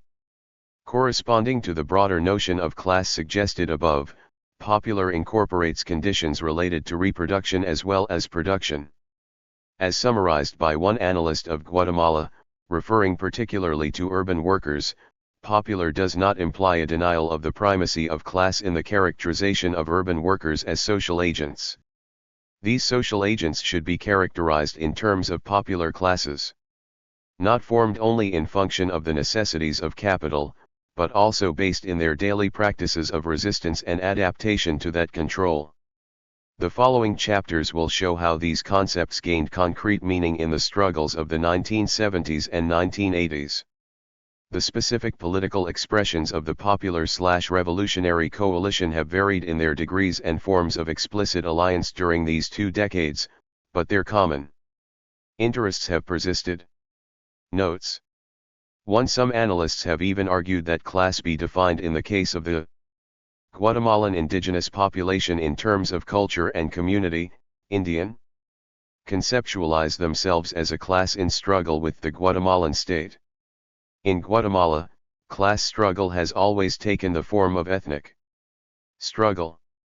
These notions that their ethnic identity is their class definition and that the state has replaced the bourgeoisie as the main exploiter/oppressor seem problematic as general formulations about Guatemala, insofar as they do not address the situations of poor Latinos, wealthy Indians, or the agrarian bourgeoisie. They may, however, describe particular regions. In any case, it does seem clear that the non-economic dimensions of Guatemala's 87% majority are crucial, and many of them are not fully comprehensible in terms of the logic of political economy. Smith also argues more broadly that Western concepts are inappropriate because Guatemala is a non-Western and only partially capitalist society. I would suggest the need to broaden and augment, rather than replace, a structural analysis. 113. 2. I have seen this addressed in one Guatemalan publication as follows: the repression doesn't lie only in the bloody brutality of the Guatemalan army, but we reproduce it in many corners of ourselves. It is an error to consider that the only problem in Guatemala is the repressive despotism of the decades of military control of the government, and that everything that arises from civil society is perfect. We would be forgetting that we have lived for centuries with oppressive governments, and we have had to learn to modify our own behavior in order to survive. This has modified our potentialities. To coexist with the monstrosity, we have had to change ourselves. We have internalized the power and we exert it against each other. If this repression did not exist within each of us and against others, governmental imposition would not last a single day. Therefore, the feminist movement and many other expressions of civil society which continually arise are not only prerequisites for change, but also the pillars for building a new society. Beyond their content, they express the beginning of a new political culture, where society is free. 8. Of the 1970s. Since the middle of the 1960s, the political history of Guatemala has been, in essence, a duel between the dominant bloc, expressed in its repressive apparatus, and the alternative popular bloc, expressed by the armed revolutionary movement, which, nevertheless, has not fully established its hegemony within the popular sectors. Carlos Sarti, La Democracia en Guatemala. To all appearances, as seen in Chapter 4, after the mid-1960s, politics had become the institutionalization of terror and resistance, normal politics ceased, and the counterinsurgency army took over control of the state apparatus and militarized the entire political system. Beneath the surface, this political model entered into a long-range crisis in the 1970s and 1980s. The nub of this crisis lay in the coercive character of formal politics and the virtual absence of consensual structures. Some maintain that the restoration of civilian rule in 1985 fundamentally altered that situation. I shall argue that this has proven to be only very marginally the case, and that even now, the ruling coalition has been unable to define a project that can mobilize or even find acceptance among other classes. As one Guatemalan has put it, the dominant classes have closed off the escape valves. For reasons to be explored, this has not meant a complete breakdown or overthrow of the system, but it helps explain the explosive character of Guatemalan politics over the last 30 years. As suggested above, in the 1970s and 1980s, Guatemala has been run from the top by a ruling coalition, primarily between the bourgeoisie. 125. 116. And the army. This coalition has maintained an iron grip on state power since the 1960s, all the more so after the institutionalization of the army's direct rule, with Arana's accession to power in 1970. Its rule is by no means unchallenged. The challenge comes not from the civilian politicians who have been ostensibly in power since 1985, but from the social movements at the base of Guatemalan society and the revolutionary left. During the 1970s, for the first time a series of autonomous social movements emerged, the most significant representing the interests of the Indian population. These movements were crucial to the recomposition of the revolutionary left. The history of Guatemalan politics in the 1970s and 1980s is best understood in terms of the confrontations between the ruling coalition and these social movements, articulated with the revolutionary insurgency. But before tracing the evolution of Guatemalan politics since the 1970s, it is relevant to clarify some theoretical issues. State and counterinsurgency state. Theoretical considerations. The point of departure for this analysis is an understanding of the state as reflecting structurally both the level of capital accumulation and economic development and the relations between different social/class forces. This concept of the state links particular political regimes and regime changes to underlying social and economic structures. The state functions to maintain and reproduce a mode of production in which a specific class is dominant. Even where it does not act directly as the instrument of the dominant classes, the state is always in the last instance the guardian of the order established by these classes. While linking particular political regimes to underlying socio-economic structures, this conception does not view the state as monolithic or unitary, nor as a thing in itself. Within this framework, a central concept in regard to Guatemala is the counterinsurgency state, as elaborated by Rui Moro Marini and other Latin American scholars.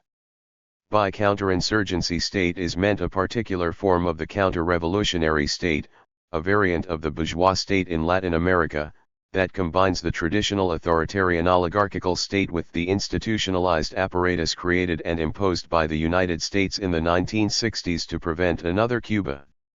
As such, it is a historically specific response to the challenge from revolutionary movements since the 1960s. 117. In the Guatemalan case, as will be seen, the United States played a formative and decisive role in establishing the counterinsurgency state. It is also historically specific and distinct from traditional military dictatorships, according to Lowy and Sader, in corresponding to a new level of development and a new set of social relations that make populist mobilizations within a democratic framework increasingly unstable and not the normal form of bourgeois domination.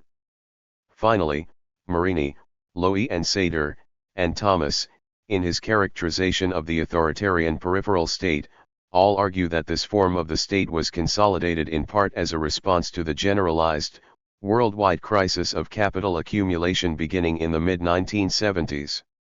In this situation, a function of the state is to govern through austerity. The rise and consolidation of the counterinsurgency state in response to these crises raises important questions regarding its strength and durability in Guatemala, which I shall address in Chapter 11. Although the counterinsurgency state has evolved with increasing sophistication since the 1970s, its essential structure and goals still fit the general description offered by Marini. First, it is a class-based corporate state of the monopoly bourgeoisie and the armed forces, designed to defend the interests of that bourgeoisie with the support of the armed forces, some of whose upper echelons have become part of the bourgeoisie. Second, its objective is not merely to defeat but to annihilate the enemy, that is, revolutionary movements that challenge the bourgeois order and their social support base among the population. It is characterized by a recourse to state terrorism. Based on a conception of total war, the state applies a military focus to political and social struggles during the counterinsurgency war and subsequently, in the sense that these periods definitively alter the country's political life.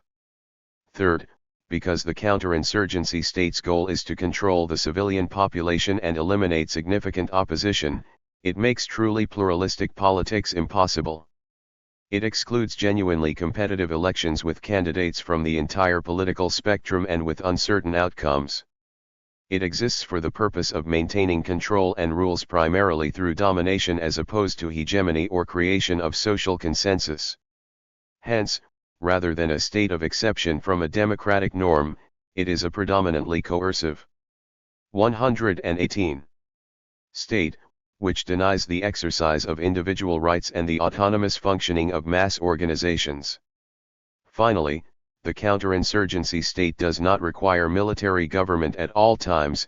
In fact, it explicitly proposes the re-establishment of formal democracy after the most intensive military phase of the counterinsurgency campaign.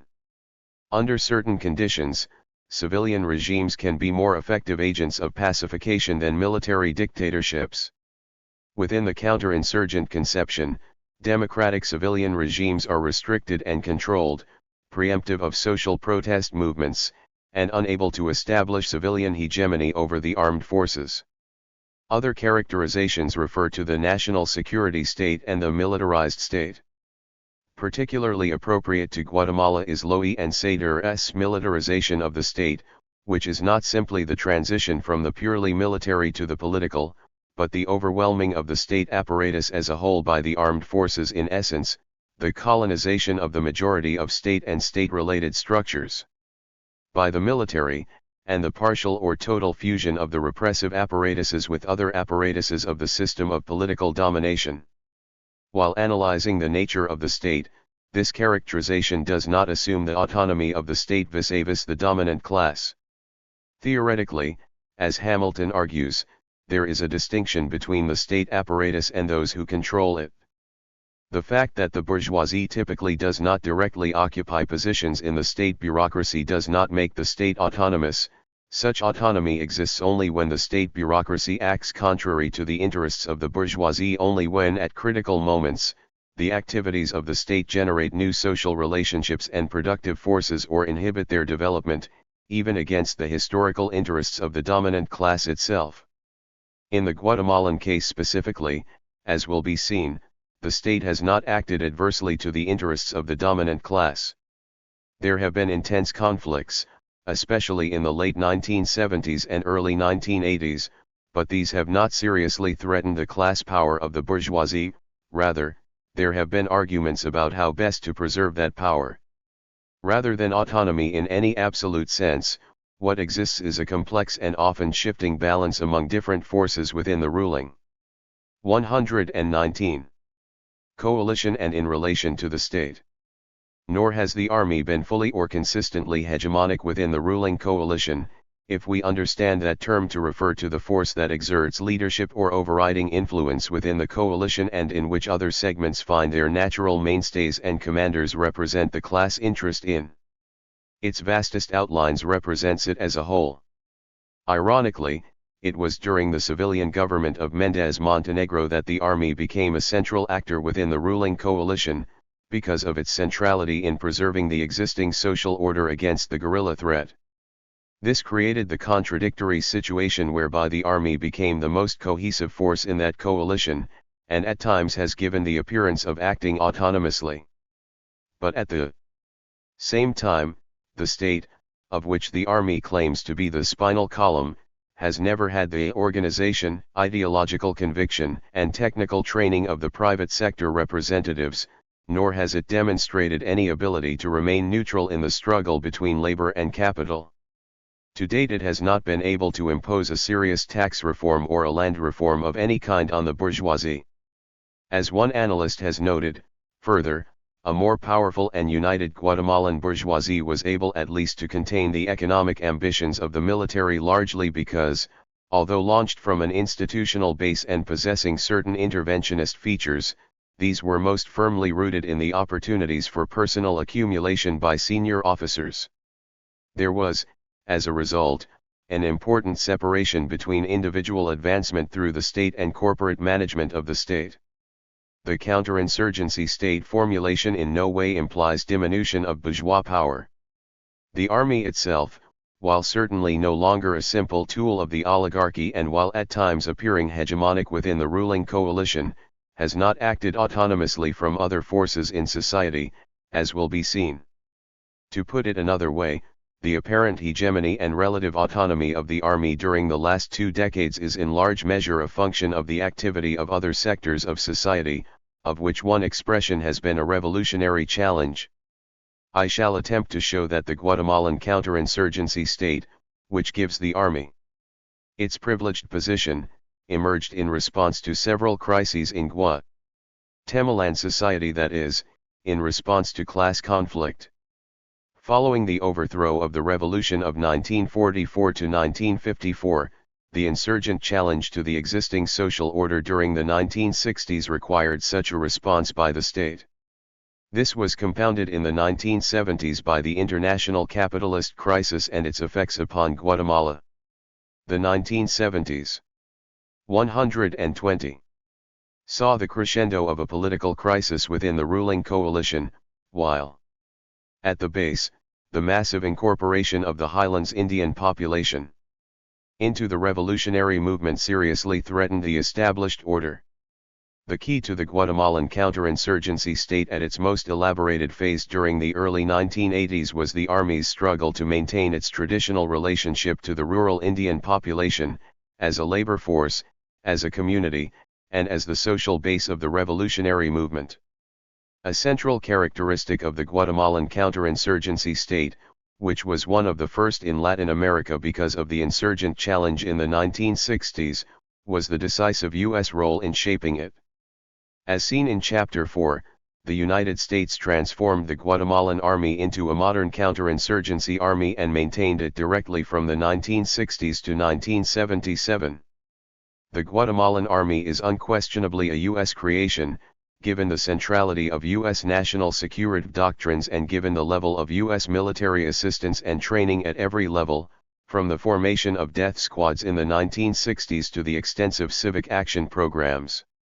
After the late 1970s, that army and the Guatemalan state developed a measure of relative autonomy vis-a-vis the United States, within a broad framework of agreement on counterinsurgency goals. The extent and implications of these changes, as well as detailed information on U.S. counterinsurgency assistance during the 1970s and 1980s, will be discussed in detail in Chapter 13. Institutionalization of the counterinsurgency state. When the army took direct control over the state apparatus after 1970, it built on and greatly intensified several pre-existing tendencies.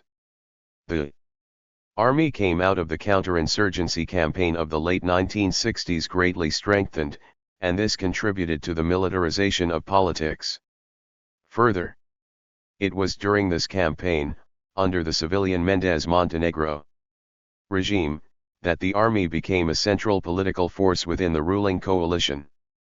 During this period, when there were real debates as to whether to fight the revolutionary threat through a combination of reform and repression, or through the latter alone, the army on numerous occasions tipped the balance against reformist solutions and sided with the bourgeoisie. A concrete expression of the unity between the military and the propertied classes was the network of death squads, financed by the civilian right, staffed by the 121 military, which contributed substantially to the civilian toll of 8,000 deaths from 1966 to 1968. When the counterinsurgency campaign was over, the death squads remained as a permanent feature of Guatemalan political life. Thus, it was almost logical that the hero of that campaign, Col. Carlos Arana, known as the Butcher of Zacapa, should win the 1970 election. He owed his victory to the combination of abstentionism well over 50% and his acceptability to both the army and the extreme right, in the wake of the obvious failure of Mendez-style reformism. Arana became the principal architect of the counterinsurgency state, destroying forever the myth of a neutral government caught between the extremes of right and left. During the Arana regime, it became clear that the death squads were not out of control but were based in the army and had official government sanction for their activities. In fact, some of the death squad leaders, both civilian and military, came to hold top government posts. In short, the apparatus of the counterinsurgency terror was incorporated into the state. Further, under cover of a state of siege, even the pretense of conducting normal politics was abandoned, and Arana ran the government much as he had run the pacification campaign. As a result, scores of moderate centrist politicians were assassinated. Arana's doctrine that the army was the only force capable of bringing change to Guatemala became the basis for a top-down modernization of the state. In theory, this involved a limited response to pressures for change, coming both from the poor and from the middle class and emerging industrialists whose interests were linked to a broader internal market.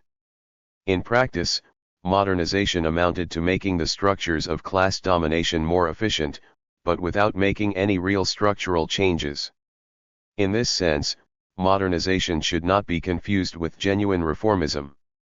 The best example of this approach, aside from modest food and clothing distribution and healthcare centers, was a land colonization program, under which peasants from overpopulated and politically sensitive areas were to be relocated on small parcels of land. This left intact the large latifundia, focusing instead on state-owned lands, often less accessible and less arable. The main effect was to raise expectations that ended up being frustrated, as top army and government officials grabbed the land for themselves. The state was used to institutionalize Aranismo as an economic and political force that would outlast the Arana presidency, to enrich his particular faction within the army and generally to build an economic base for top military officers by plundering the state. The most obvious example of these practices was the land grab in the strip known as the Franja Transversal del Norte, running from Izabal in the east along the Mexican border to Huetenango in the west. Following on the heels of cattle ranchers who had been expanding their holdings since the 1960s and U.S. mining and oil companies that received huge concessions, senior military officers made major investments, causing this strip to become known as the Zone of the Generals. Their investments, seeking overnight windfall profits in this new frontier area, were often undertaken in partnership with more established landowners and /or U.S. agribusiness interests. As a consequence of the above, within the ruling coalition, there was conflict and competition, as well as unity. Conflicts pitting the army against older propertied interests were sometimes framed in terms of the latter's ideological opposition to state interventionism, but there were also material issues of economic competition, sometimes expressed in the form of political rivalries, for example, among MLN, PID, and Arana's Central Auténtico Nacionalista. These contradictions were temporarily resolved for the 1974 election by choosing the head of the MLN to be the official vice presidential candidate. The election itself was openly fraudulent, with the official/Arana forces in support of Gen. Kiel Lagarud literally stealing the election from the relatively more reformist Gen. Efren Rios Montt.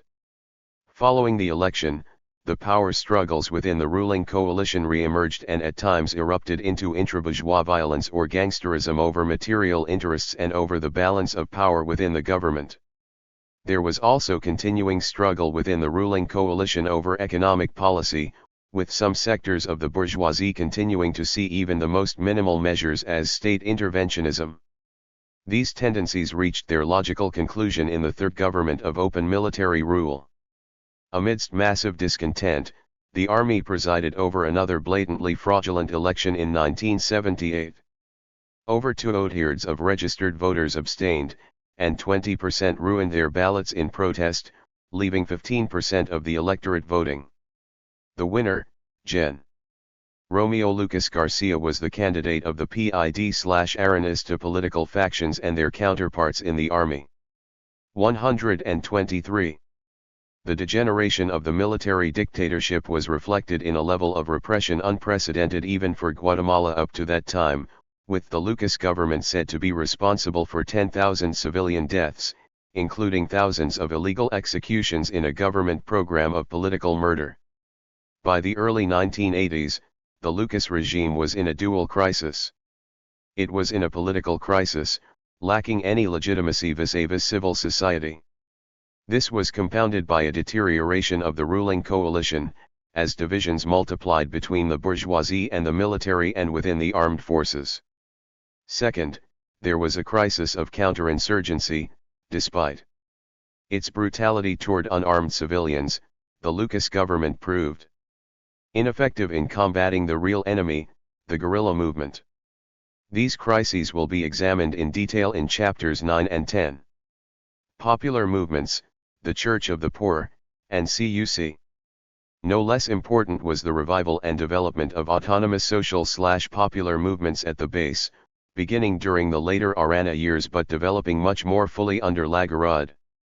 By 1973-1974, organized labor began to respond to the first economic crisis and the inflationary effects of the oil shock.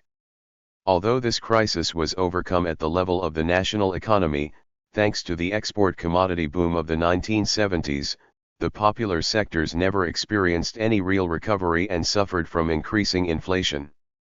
Teachers staged a national strike of several months in 1973 to demand salary raises. The strike movement spread throughout the public sector in 1973 to 1974 and led to the formation of a popular unity front against the rising cost of living. Government proposals to increase bus fares sparked widespread popular protests during the winter of 1973 to 1974.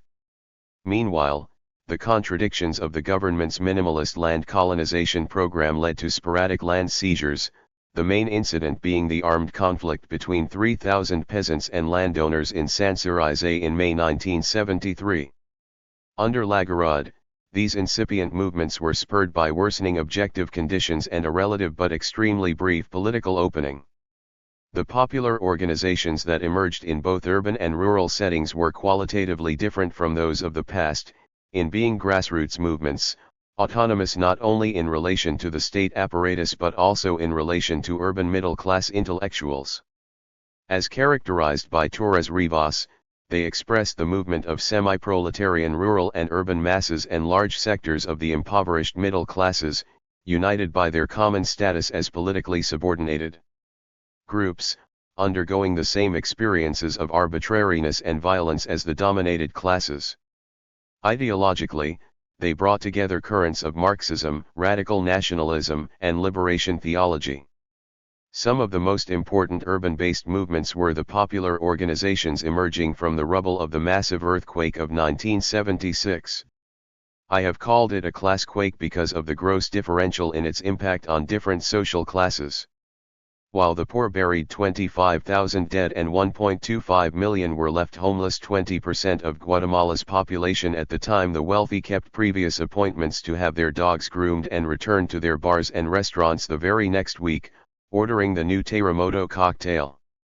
In the months following the quake, 50,000 people migrated to Guatemala City, joining 300,000 homeless already there and settling on the outskirts of the city. In this explosive climate, violence escalated, but at the same time, new organizations sprang up, such as the Movimiento Nacional de Pobladores, or Shantytown Dwellers, and the Consumers' Defense Committee, focusing on cost of living demands. Meanwhile, both inflation and earthquake-related grievances, including unemployment, sparked a steady stream of labor protests. By far the most significant was the struggle, beginning in mid-1975, of workers at the Embotelladora Guatemalteca factory licensed to produce Coca-Cola. The manager, right-wing American John Trotter, had used his connections with the Guatemalan military to lock out workers attempting to organize an independent union. During the years-long battle that ensued, paramilitary/governmental repression in response to worker militancy achieved international notoriety. From 1978 to 1981, virtually every official of the Union, Stagac, was either killed or forced to flee the country. In 1978-1979 alone, at least 8 Union officials were openly murdered, some in grotesque ways. Domestically, the struggle at Coca-Cola sparked solidarity from the entire Union movement. Internationally, it was supported by a boycott organized by the International Union of Food and Allied Workers and numerous other labor, human rights, and religious organizations. Equally significant was the emergence, for the first time since 1954, of a united labor front, the Comité Nacional de Unidad Sindical. Growing out of unified efforts in solidarity with the Coca-Cola workers, CNUS was a coalition uniting PGT and Christian democratic forces and including major independent unions. Throughout the years following its founding in 1976, CNUS organized a series of strikes and popular mobilizations unmatched since 1954. 125. In November 1977, 80 miners from Ixtahuacan staged a historic march of over 300 kilometers to protest the mining company's attempts to destroy the union. This mobilization was notable because it was a new form of struggle. As the miners passed through towns and villages, they unified peasants and factory workers and involved both organized and unorganized workers, culminating in a demonstration of over 100,000 in Guatemala City.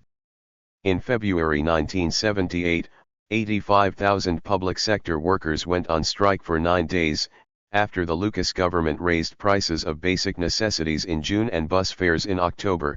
CNUS called a general strike that halted more than half of Guatemala City's industrial and commercial activity.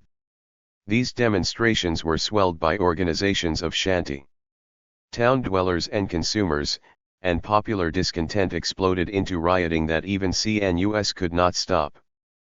But such extensive organizing also generated its negation. The Guatemalan bourgeoisie has always had the instinct to resort to violence against working-class movements, and what was particularly threatening to both the private sector and the government about the new labor movement of the 1970s was its unity and broad appeal, as well as the militancy at the base. Not long after the earthquake, when the potential of these organizations became clear, the repression began. By mid-1977, a new wave of assassinations was underway. CNUS lawyer Mario López Larrave was assassinated in the spring of 1977, 40 people were killed and 800 arrested, including many union leaders, after the demonstrations of 1978.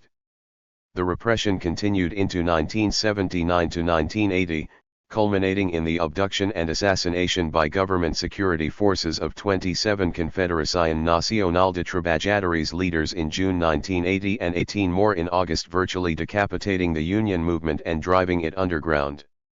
The same wave of state-sponsored violence also affected student and faculty leaders at the university, with 400 being killed in 1979 to 1980. Continuing the policies of previous regimes of eliminating viable centrist politicians, the Lucas regime carried out the January and March 1979 assassinations of the two most prominent genuinely reformist politicians, Alberto Fuentes Mohr and Manuel Colom Argueta, who had been expected to run together in the 1982 elections. While talking about a national dialogue, the government waged a campaign of assassinations against centrist political parties, forcing leaders into exile and parties into dissolution. The Christian Democrats suffered 120 assassinations from mid-1980 to mid-1981. Following the assassination of Fuentes Mohr in 1979, more than 70 popular organizations came together in the Frente Democrático contra la Represión to protest repression and fight for basic democratic rights, one of the early efforts to give organizational expression to the popular bloc. In the countryside, particularly the Western Highlands, meanwhile, an even more explosive dynamic was developing. As seen above, structural contradictions, the crisis in subsistence agriculture, compounded by the earthquake and economic crisis, were uprooting and displacing thousands of Indian peasants, causing them to redefine themselves in both class and cultural terms. As producers, they were being semi-proletarianized as a seasonal migrant labor force. Culturally, throughout the 1960s and 1970s, Indian communities were being transformed and redefined, as they opened up to contact with the Latino world. Even the more developmentalist influences were contradictory, in that they raised hopes and expectations in the 1960s, only to dash them in the 1970s. Cooperative movements, many organized by Catholic Action, were multiplying rapidly and were being transformed into autonomous peasant organizations. The logic of gaining autonomy, as well as protesting arbitrary landowner actions, brought them into conflict not only with the landowners but also with the army. Continuing its historical vocation of subjugating the Indian peasantry, the army considered even cooperatives to be communist and subversive. A similar contradictory process occurred in regard to land colonization, initially a way of avoiding structural land reform. Catholic Action had organized the relocation of thousands of peasant families in the northern transversal strip, but foreign oil and mining companies subsequently invaded the area, displacing the settlers. In the 1970s, high-ranking officers of the Guatemalan army and civilian bureaucrats took over the area. As a consequence, government land distribution programs benefited very few. The peasants who were being evicted had merely served as a labor force to clear the land, only to have it taken over by the generals. These contradictory experiences of the 1970s must be seen in interaction with another decisive factor, the transformation of grassroots organizations of the Catholic Church and the gradual emergence of a Church of the Poor. Traditionally, the Church as an institution has played an extremely conservative role. It was a pillar of the 1954 liberation, and of the 1966 to 1968 counterinsurgency campaign, as symbolized by a famous 127 photo of Archbishop Casariego blessing U.S.-supplied police cars. But the 1960s also saw the early effects of the liberation theology ideas sweeping Christian movements in Latin America, with several U.S. Maryknoll missionaries being expelled from Guatemala in 1967 for activities deemed sympathetic to the guerrillas. At the same time, as a result of their direct experiences with massive social injustice and repression, priests and other community religious workers, especially in the Indian highlands, began to teach a new message, translating liberation theology into their daily work at the base. This current found several organizational expressions. Catholic Action workers were being politicized by their contact with the peasants during colonization, cooperative, and literacy programs. They, in turn, imbued these programs with the new consciousness.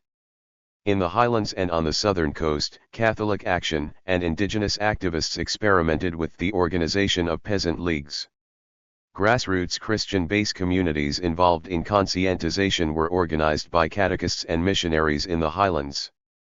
They developed a participatory style of organizing and began to form a network linking together different parts of the highlands.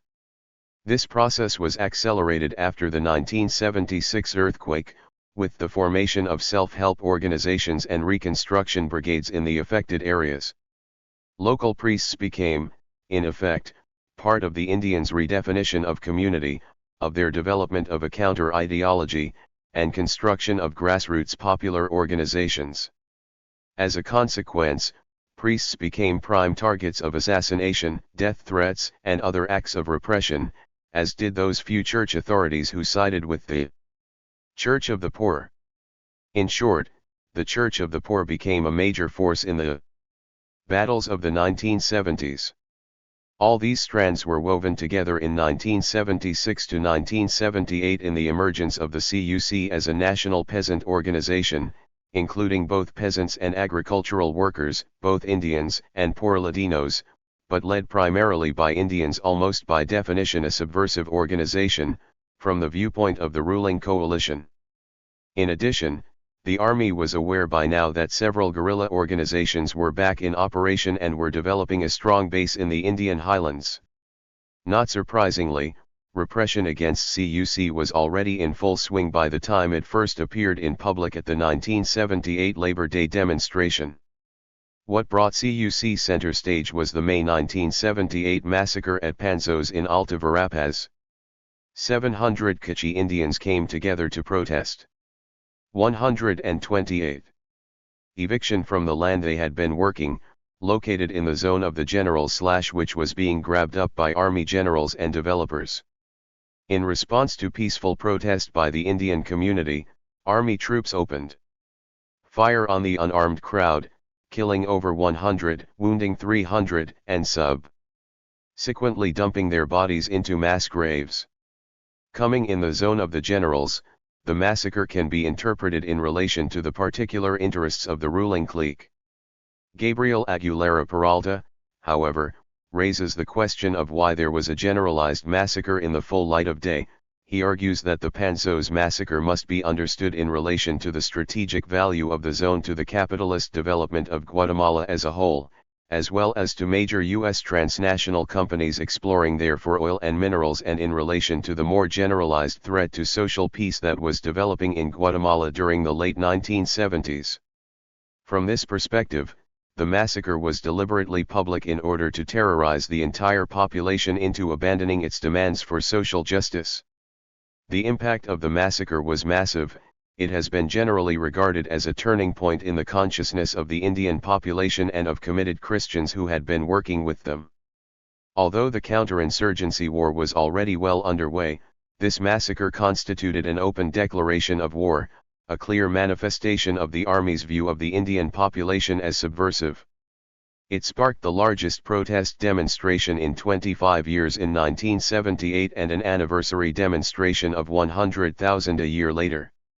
A second turning point was the equally brutal slaughter of Indians in the Spanish embassy. In January 1980, a delegation of peasants from Nebaj, some of them CUC activists, went to Guatemala City to protest military repression in their villages, which the army was occupying. To gain attention for their protest, they peacefully occupied the embassy of Spain. Guatemalan riot police incinerated the building, burning the occupants alive. The army subsequently invaded Nebaj, carrying out further atrocities against unarmed women.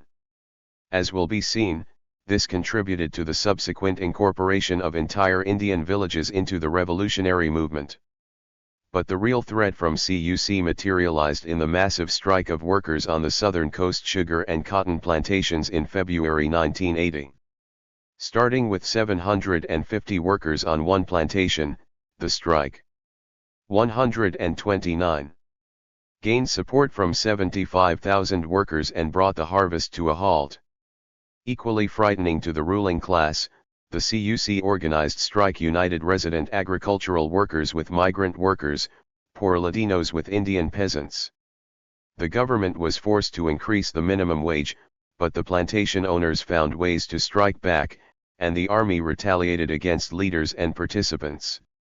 Nevertheless, for both landowners and the army, the strike was their worst nightmare come true.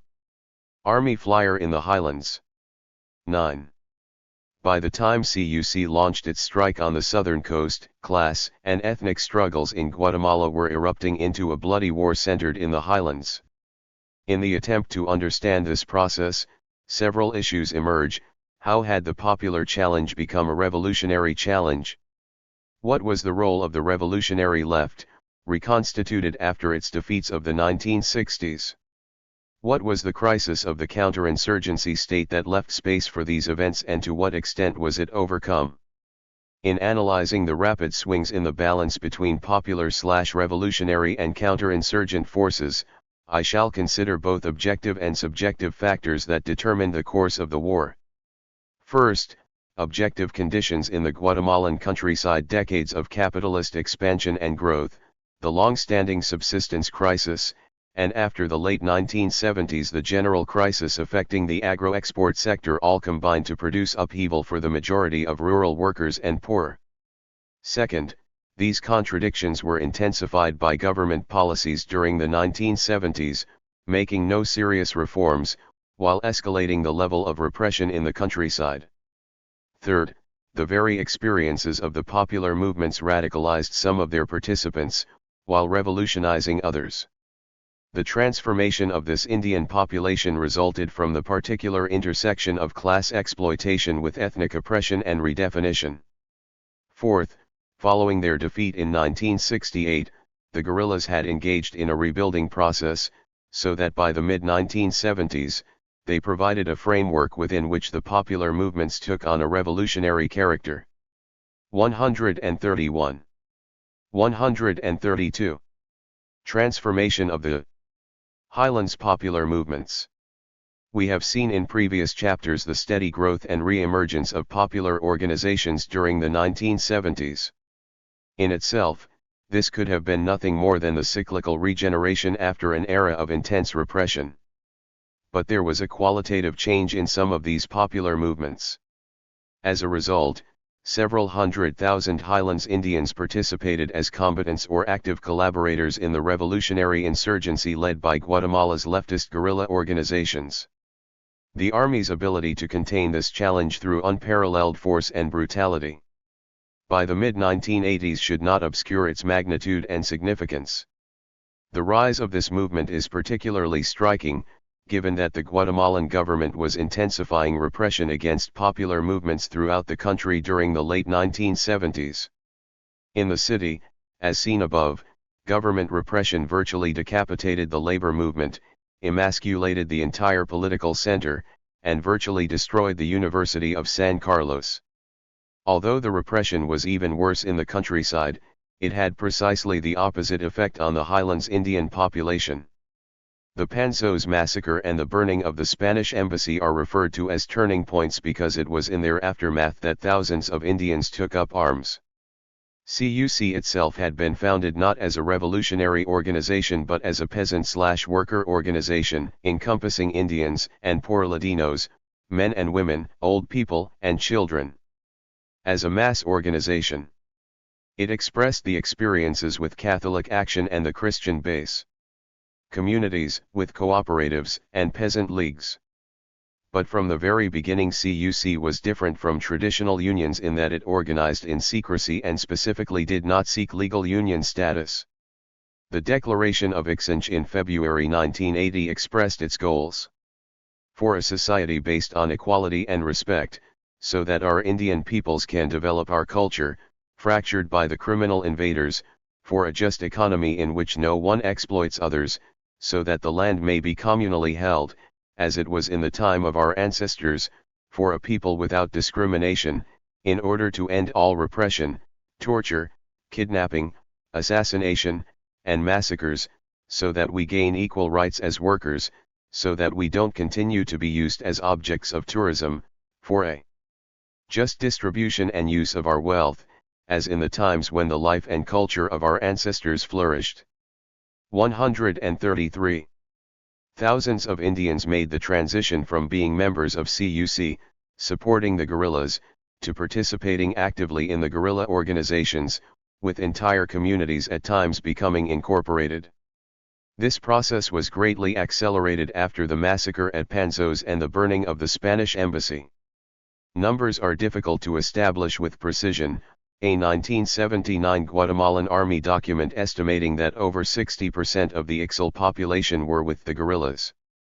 Informed estimates of armed combatants range from 6,000 to 8,000, with 1/4 to 500,000 collaborators and supporters. What accounts for this phenomenal uprising among the Highlands Indian population? By no means the only protagonist of the war, but the central one. Numerous explanations have been offered, from which I shall attempt to distill a multidimensional explanation. First, the changes in the productive and social structure of the Highlands during the 1970s transformed the class position of the Indian population in several ways that spurred its mobilization in support of the guerrillas. The key was the combination of two processes: expulsion from the land, and changes in the organization of agriculture, from traditional hacienda to modern agribusiness, making greater use of seasonal migrant labor. As a consequence, class conflict increasingly focused on the relationship between the migratory rural semi-proletariat that still lived in the highlands but worked seasonally on the southern coast and two exploiter/oppressor classes, the Ladino bourgeoisie, which expropriated their lands in the Altiplano, and the southern coast agrarian bourgeoisie, which had become their main employers through the capitalist expansion of the 1960s and 1970s. It was the combination of the experience of being evicted from their own land and the experience as a migrant semi-proletariat that brought about a massive change of consciousness among Highlands Indians. Eviction became a radicalizing factor in zero-sum struggles over land, where no compromise was possible. Added to this, migration to the southern coast as a semi-proletariat in Dirksen's phrase, descompesinization without full proletarianization created a labor force with nothing more to lose.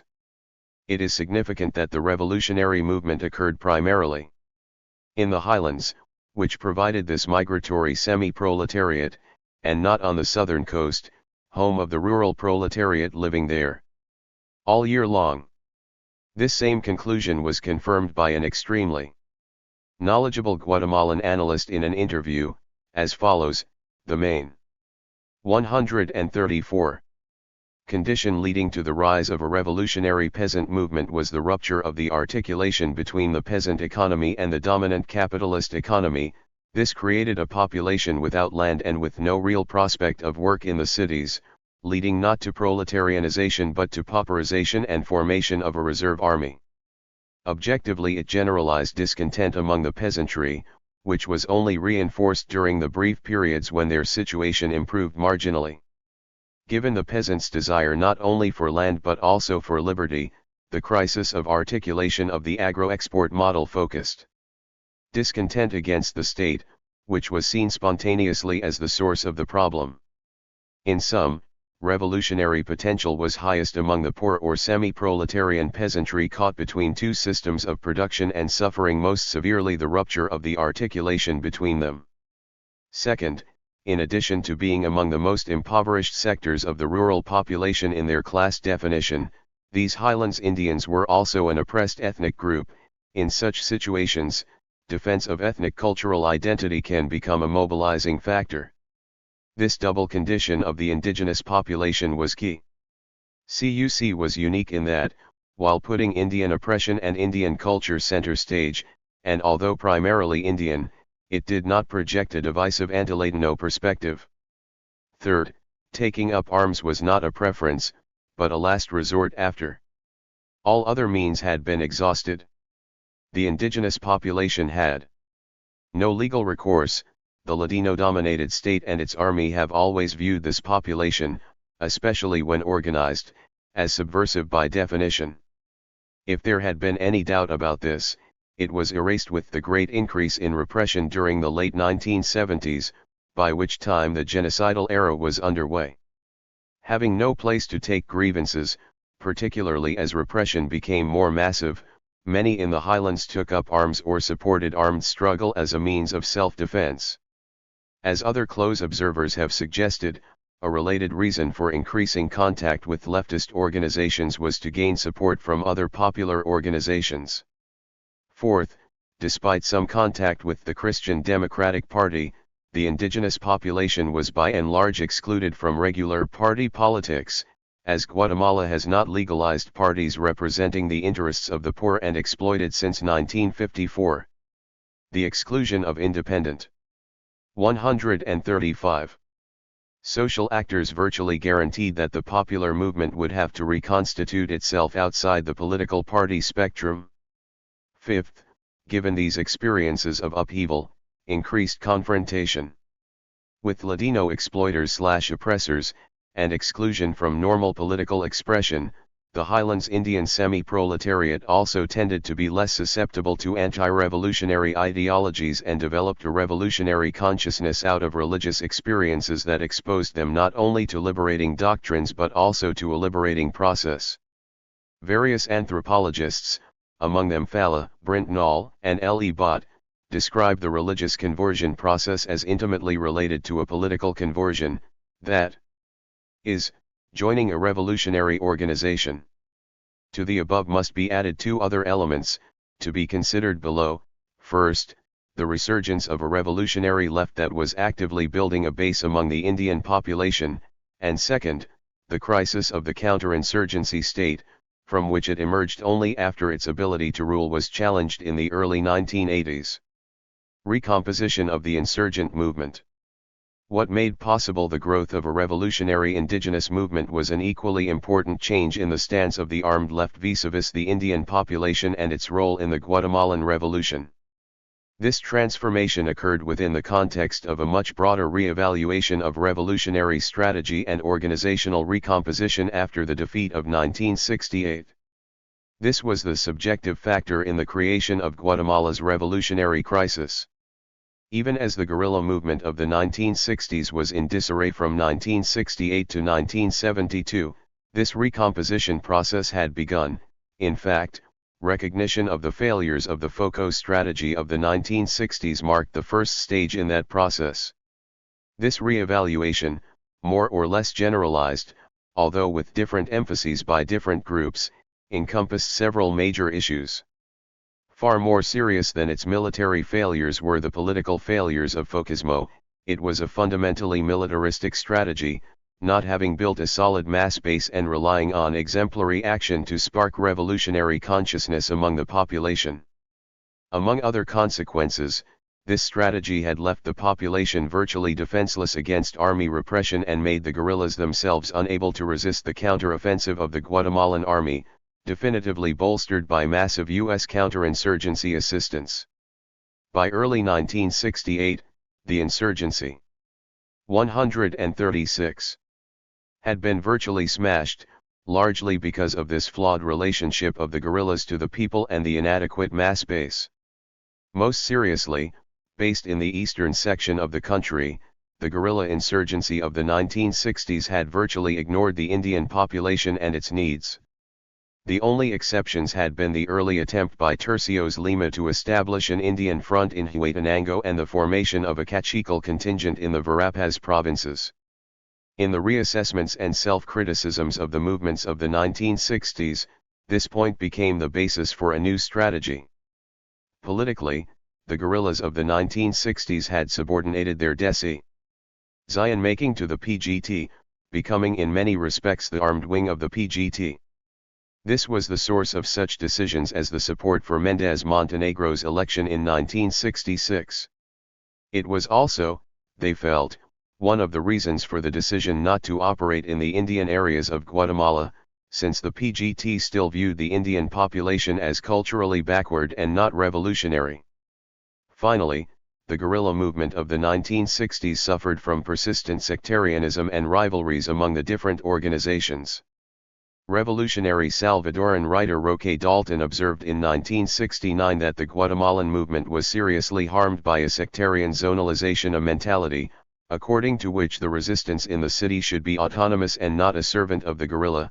This is the territory of the Edgar Ibarra Front, this is the territory of Jan Sosa. And none of these territories should be invaded by people from others.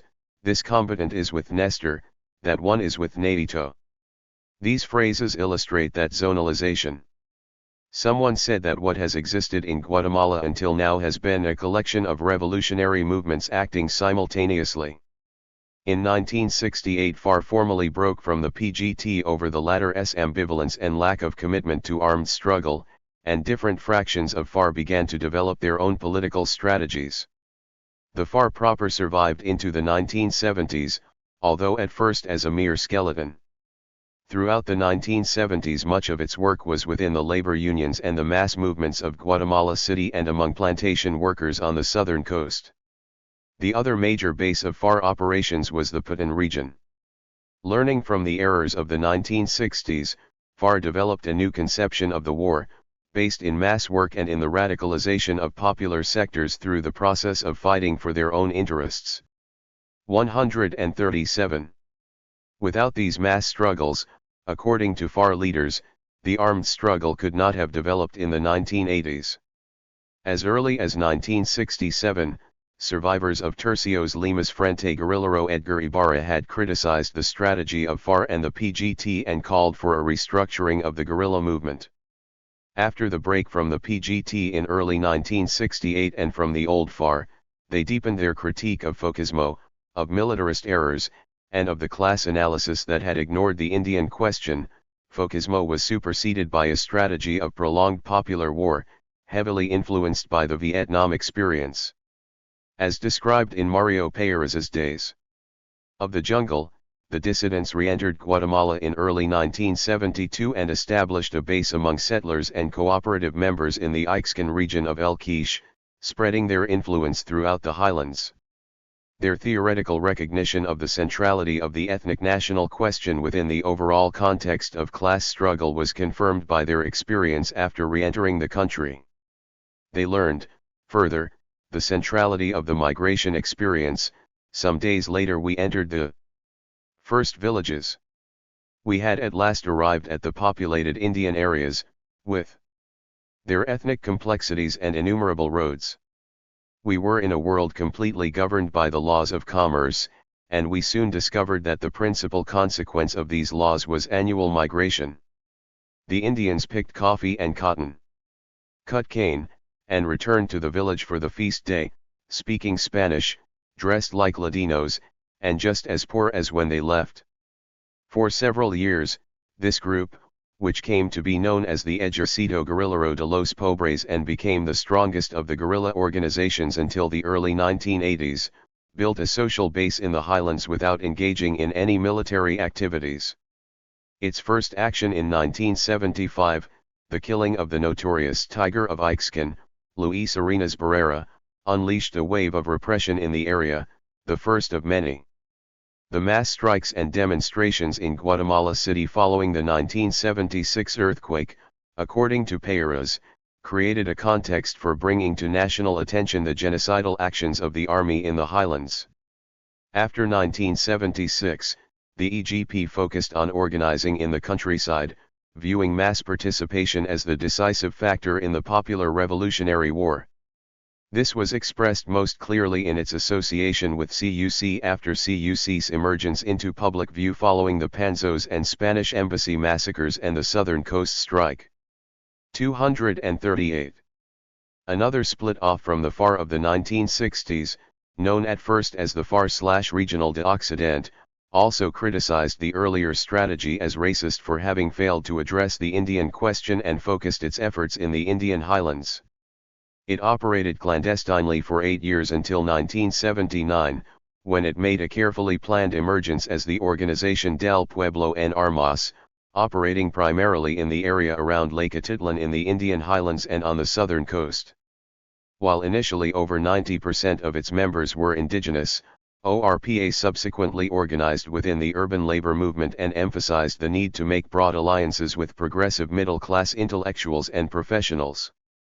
After the separation from FAR, the PGT remained aloof from the armed struggle of the 1970s, although it maintained a military commission and undertook isolated armed actions. Only after suffering numerous schisms did the PGT petition to join with the other political/military organizations in the early 1980s. During most of this time the PGT focused primarily on work within the labor unions and on recovering from the ferocious repression directed against the party leadership. A split off from the PGT, Núcleo de Dirección, took up armed struggle in the late 1970s, concentrating its efforts on the southern coast and in the capital. Organizationally, as is clear from interviews with PGT leaders, the transformation from Leninist party to political military organization was a far greater adjustment for the PGT than for any of the younger organizations. The guerrilla military offensive reached its height in the year and a half following the CUC Southern Coast Strike. The guerrillas were said to have had up to 6,000 to 8,000 armed fighters and up to 500,000 active supporters and were operating in most departments of the country. Particularly in the context of the 1979 Sandinista triumph in Nicaragua and the emergence of the Frente Farabundo Martí de Liberación and outbreak of civil war in El Salvador, the wave of armed struggle in Guatemala was taken seriously by the ruling coalition, and most certainly by the army, as heralding a possible seizure of state power by the insurgents. In January 1982, the EGP, ORPA, FAR, and PGT Núcleo joined together in the Unidad Revolucionaria Nacional Guatemalteca. Its platform for a revolutionary government was a broad political program including an end to repression and a guarantee of basic rights for all citizens, an end to domination by the rich, as the first step toward meeting the needs of the majority of the population. 139. Full equality for Indians and an end to their cultural oppression, a representative government of all patriotic, democratic, and popular sectors, basic democratic freedoms, including equality for women, a new popular revolutionary army, and recognition of the key role of Christianity, and a non-aligned foreign policy. This expression of unity, no matter how minimal at the outset, was significant in the Guatemalan context, because it had taken years to achieve. Even as unity was proclaimed, however, and even as the revolutionary movement achieved its maximal expression during 1980 and 1981, a change in the balance of forces between the insurgents and the army began during the second half of 1981. By the spring of 1982, the revolutionary movement had taken very serious losses to its infrastructure in the capital, and the army holocaust against the Indian population had begun in the highlands.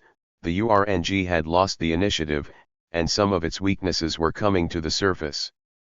These weaknesses combined with major changes within the army and the ruling coalition, enabling the army to gain the upper hand and to deal decisive blows against the insurgency. For the next several years, the URNG was on the defensive, before being able to take major new initiatives again in the late 1980s. A difficult reassessment. Although it fell considerably short of a seizure of state power, the uprising of the late 1970s and early 1980s represented a major advance for Guatemala's revolutionary movement. The movement was remarkable in having transformed itself from a foco into a force with broad popular support nationally, incorporating the indigenous population in massive numbers as members and middle-level leadership. Although remaining Marxist in orientation, it was able to incorporate radical Christian thinking and to develop a broad program. And like its predecessor in the 1960s, it was an authentically Guatemalan movement, receiving virtually no material support from Cuba or other outside forces, as acknowledged even by U.S. government advisors. The guerrillas' ultimate inability to resist the army counteroffensive, however, was not simply a result of the crushing weight of that counteroffensive but also of significant weaknesses of the movement. These weaknesses have been analyzed by the revolutionary organizations themselves, as well as by participants who subsequently left them. What follows here is a summary of those self-criticisms and criticisms. First and above all, the insurgents were not prepared for the extent or the brutality of the counteroffensive to be launched against them. The underestimation of the army's ability to retaliate and the overestimation of their own military strength and popular support led to serious miscalculations. In practice, they overextended themselves to areas of the country where their social base was inadequate and initiated an offensive, from September 1981 to May 1982, that they could not sustain. The guerrillas themselves shortly thereafter identified this as a fatal error of triunfalismo. Its repercussions were felt within the revolutionary movement for years to come. Second, there were serious deficiencies in the relation of the revolutionary organizations to their mass base. In principle, all of the organizations recognized the mistakes of the 1960s in not having built a mass base that could last, hence, they consciously, painstakingly built up such a base throughout the 1970s in the zones identified as strategic. Nevertheless, at the moment of the decisive army counteroffensive, as will be seen, the several 100,000 Highlands Indians who supported and even participated in their efforts were left unprepared, unarmed, and unprotected, with disastrous consequences. Some have related this, in turn, to errors of organization, an over-identification of the popular organizations with the revolutionary movement, insufficient autonomy for the popular organizations, and their subordination to the needs of the armed struggle. A related organizational weakness identified for the EGP was insufficient ideological/political cadre development of the new members who were joining massively. Ironically, a strength became a weakness when it was insufficiently structured. Third, the guerrillas did not coordinate their efforts with the sizable popular movements of the 1970s, primarily in the capital. The two were out of phase, as the revolutionary forces were not yet able to give direction to the mass movements during their rise, nor were they able to prevent the massive attack against those movements. The PGT remained most active within the Union 141 movement, but during this whole period it was estranged from the insurgent movement. Thus, there was a gap between the two, rather than coordination. More broadly, the guerrillas viewed the city more as a strategic rearguard than as a focus of revolutionary organizing. According to Mario Pereiras, who had been an EGP founder but led a split from the organization in 1983, the success of the army offensive against the revolutionary movement in Guatemala City was partly a consequence of these deficiencies. The guerrillas continued to view the urban movements as relatively privileged and susceptible to reformism, and hence did not really base themselves in the urban masses. ORPA leader Gaspar Horn, by contrast, attributed the serious losses taken in the urban trap to a false sense of security among urban cadres. Fourth, despite some efforts in this direction, the guerrillas did not develop an adequate strategy of alliances for gaining support from middle-class and moderate opposition groups. Particularly in the face of government repression, attempts to form broad political front or organizations fell apart. The Frente Democrático contra la Represión could not be sustained, as a result of this problem and of the lack of political space for non-armed organizations. Subsequently, the more radical Frente Popular 31 de Enero was directly oriented toward armed self-defense of the masses, but failed to correct the basic weakness. A final effort to construct a broad political alliance, the Comité Guatemalteco de Unidad Popular, also fell short. A related weakness also was reflected in the international diplomatic work of the Guatemalan revolutionaries. To be sure, there were factors beyond their control. All leftist organizations were illegal, the leaderships of the unions and the university had been decimated by security forces and death squads. The major leaders of the political center were assassinated during the 1970s, and those remaining often took a less risky route than alliance with the revolutionaries. Finally, divisions and rivalries within the movement delayed the formation of the URNG until early 1982. At that time, the URNG began a serious process of unification, which deepened significantly in subsequent years. At the same time, following the government's counter-offensive, dissident factions left several of the organizations. But none of the above can be understood in isolation from the unique dialectic of modern Guatemalan history. The country's contradictions have regenerated revolutionary movements time and again, although they have also regenerated those forces that prevent the movement from winning state power. The repressive forces, strong enough to prevent a 342 revolutionary victory, have been unable either to address the sources of that revolt or to triumph definitively over the carriers of revolt. Hence, as will be seen, the insurgency was reborn once again in the late 1980s. Interpretations of Guatemala's revolutionary uprising. The experience of the revolutionary movement in the Guatemalan highlands during the late 1970s and early 1980s is the subject of considerable debate. If it can be analyzed as a modern peasant war, how does it fit various theories about such wars, and what are its lessons? A starting point is Jeffrey Page's structural analysis.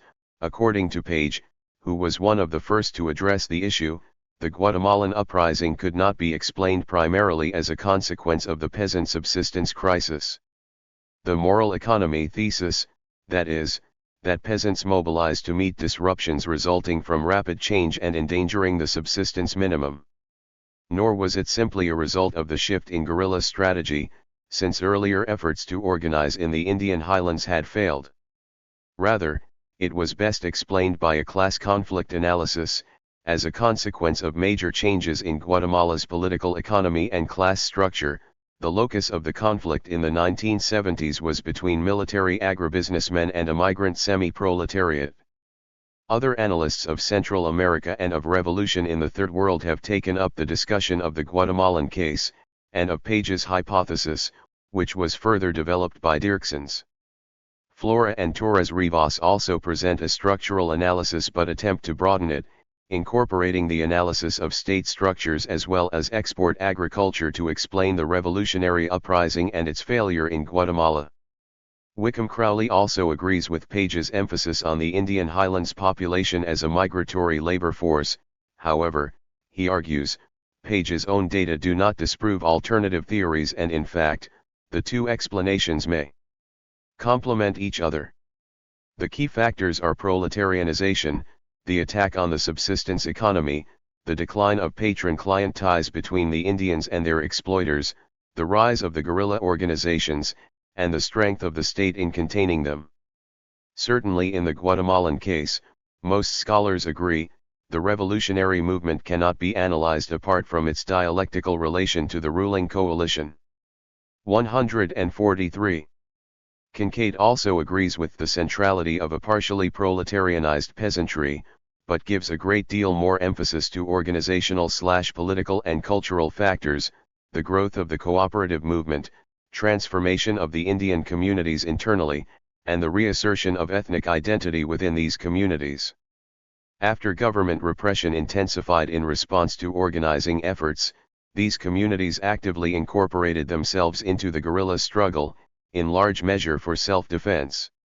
All of these factors, according to Kincaid, make peasant community solidarity, mobilized by radical Catholic activists and focused on issues of ethnic identity and economic self-defense, much more central as an explanation of Guatemala's uprising than a structural class conflict model. Elsewhere he argues for a theory that emphasizes historical contingency more than structural imperatives. Smith goes one step farther in rejecting a traditional class analysis and in fact attributes the failure of the uprising largely to the adherence of the revolutionary organizations to such analysis. Rather than a classical class struggle, Guatemala exemplifies the struggle of the Indian population against the racist Ladino state. Class struggle in Guatemala has always taken the form of ethnic struggle. Elsewhere Smith incorporates the controversial labor shortage hypothesis, explaining the counterinsurgency war as an effort to destroy the remaining bases of peasant economic autonomy and complete the process of proletarianization, rather than as a war against the guerrilla insurgents. But, as Kincaid shows, the labor shortage thesis is questionable factually, and the real threat from the Indian labor force was less its unavailability than its growing assertiveness and capacity for self-organization. A number of these commentaries on the Page thesis are pertinent, but they serve only to enhance it, not to refute it. That thesis captured the most significant aspects of Guatemalan reality, although not all aspects. To adopt a multidimensional analysis does not require us to abandon the worldview underlying a structural class analysis. In this regard, I agree with Booth and Walker that a complex theory of class conflict is the most useful in understanding contemporary Central America. There is also another question, concerning the characterization of the Guatemalan Revolution as simply a peasant war. As Smith and Boyer and others have pointed out, the constituencies for the movement in the early 1980s, and even more so today, were far more complex. 144. Than that term suggests, as are the changing class structures in both the countryside and the city. Some of these debates have been well summarized by Guatemalan analyst Miguel Angel Reyes. Structural analyses emphasize the process of semi-proletarianization as key, leaving aside subjective factors. Others emphasize the latter while downplaying objective conditions. A synthesis of the two is offered by Brent Nall, among others, focusing on the redefinition of Indian identity, largely in relation to structural changes, as well as the influence of revolutionary organizations. The debate has continued among Guatemalan organizations and writers. Out of all of this, Reyes concludes, has yet to come a coherent theory of the role of the indigenous population in the Guatemalan Revolution which, by being prolonged, involves ever-changing realities and theoretical formulations. Debate will continue, since the war is continuing. I shall return to these issues in Chapter 12 and the conclusion, in regard to the late 1980s, when crisis conditions have again regenerated struggle, although in new forms. 10. The pattern of the massacre, as in other massacres, was as follows. The soldiers separated the men off to one side, telling them that there was going to be a meeting, and locked them up in the courthouse of the village farm. The soldiers then rounded up the women from their various homes and locked them up at another location along with their children, both those having the use of reason and those not yet having it. At about 1 p.m., the soldiers began to fire at the women inside the small church. The majority did not die there, but were separated from their children, taken to their homes in groups, and killed, the majority apparently with machetes. It seems that the purpose of this last parting of women from their children was to prevent even the children from witnessing any confession that might reveal the location of the guerrillas. Then they returned to kill the children, whom they had left crying and screaming by themselves, without their mothers. Our informants, who were locked up in the courthouse, could see this through a hole in the window and through the doors carelessly left open by a guard. The soldiers cut open the children's stomachs with knives, or they grabbed the children's little legs and smashed their heads with heavy sticks. Some soldiers took a break to rest, eating a bull, the property of the peasants that had been put on to roast. Then they continued with the men. They took them out, tied their hands, threw them on the ground, and shot them. The authorities of the area were killed inside the courthouse. It was then that the survivors were able to escape, protected by the smoke of the fire which had been set to the building. 7 men, 3 of whom survived, managed to escape. It was 5:30 p.m. The massacre continued, and when about 6 people were left, the soldiers threw grenades at them, killing all but 2. Since it was already night, these 2 escaped through the window, covered with blood but uninjured. One of them was shot, the other lived. He is the surprise witness of this horrible deed. It is said that he arrived in Chiapas, Mexico, at 11 a.m. the following day, but because he had such a darkness in his soul, he did not even notice that it was daytime. Ricardo Falla, account of the massacre at San Francisco, Nanton, Huetenango, July 17, 1982. An estimated 352 people were killed. There is no more painful chapter in the history of modern Guatemala than the events of 1980 to 1983. At the human level, it is a tale of wholesale slaughter and genocide by the new death squads, the counterinsurgent security forces, this time carrying out illegal violence themselves, without the facade of legal constraints.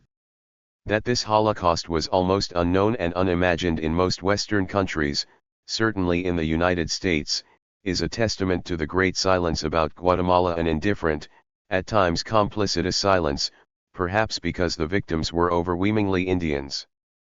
Politically, this experience has raised major questions about the prospects for far-reaching change in Guatemala. Many have considered the triumph of counterinsurgency to be so complete as to negate the possibility of continuing revolutionary struggle in Guatemala. Even those who have not rejected that possibility have had to reconsider what forms it can take. Certainly a repeat of the early 1980s is not possible. The rise and temporary decline of the revolutionary movement of the 1970s and early 1980s cannot be explained simply in terms of its own strengths and weaknesses. Its fate was joined to that of its historic enemies in the ruling coalition, the counterinsurgency state, and specifically the Guatemalan army. This point has been made more generally. Whatever their class basis, social revolutions are highly unlikely to succeed where dominant class unity and the coercive apparatus of the state remain largely intact. Therefore, to understand fully what happened in Guatemala in the 1980s, we must explain the crisis and recomposition of the counterinsurgency state and more broadly of the ruling coalition. As seen in Chapter 8, the ability of the military regimes to govern deteriorated seriously during the 1970s, for 2 main reasons: weakened internal cohesion within the ruling coalition, as the military clique tried to keep its grip on power, alienating other fractions of the bourgeoisie and engaging in what one Guatemalan journalist called a struggle for control over the forms of plunder. The lack of any consensual basis or societal legitimacy. While the army had previously ruled in alliance with significant fractions of the bourgeoisie, under the Lucas regime, even this coalition lost cohesion. I-147. The Lucas government was ineffective militarily as well as politically, although able to carry out repression against unarmed popular and political opposition movements in the cities. The counterinsurgents were unable to stop the growth of the insurgent movement. After 1979, moreover, the severe economic crisis and the unavailability of international aid to cushion its effects, a consequence of Guatemala's international reputation as the worst human rights violator in the hemisphere, compounded the lack of private sector confidence. The capitalists responded to crisis by sending their money abroad. Some even blamed the economic crisis on army mismanagement of the government. It is important not to exaggerate these divisions within the ruling coalition, especially in comparison with Nicaragua, where they were serious enough to gain significant support for the FSLN from non-Somocista fractions of the bourgeoisie. In Guatemala this was unthinkable, both because military self-aggrandizement was more limited than in Somoza's Nicaragua and because the bourgeoisie never lost a sense of itself as a class. As Duncorley and others have pointed out, the Guatemalan ruling class has remained staunchly more oligarchic, less modernizing, less reformist than any other in Central America. The ruling coalition has also proven to be more united over the long run, as evidenced by its ability to survive the internal crisis of the early 1980s. Nevertheless, by 1981, the conflicts were serious enough to feed growing discontent within the army itself, as a consequence of the Lucas government's inability to win the war against the guerrillas. One major problem was the shortage of equipment necessary to fight the war efficiently, in part because of the cut-off of U.S. military aid by Congress. In 1977, junior officers also complained publicly of the corruption among the top army commanders, as well as other policies that were actually building support for the guerrillas. Some of their complaints were met when the president's brother, General Benedicto Lucas, launched a new counterinsurgency campaign beginning in June 1981. But the crisis continued, reaching its final limit with the electoral fraud of March 1982. A few days after the fraud, junior officers led by General Efren Rios Montt, joined with other discontented forces to stage a coup. By this time, the U.S. government had also come to the conclusion that the Lucas regime was unable to effectively implement the program of pacification and eradication of communism, drawn up by U.S. advisors, together with the Guatemalan army. In addition, the Reagan 148I administration, facing a revolutionary government in Nicaragua and an advanced insurgency in El Salvador as well, had redefined Central America as an area of strategic concern. The administration wanted desperately to restore military aid to Guatemala but could not do so with the thoroughly discredited Lucas regime. It was only after the 1982 coup that U.S. Assistant Secretary of State Thomas Enders was able to state, "In Guatemala, a coup has installed a new leader who has improved the human rights situation and has opened the way for a more effective counterinsurgency."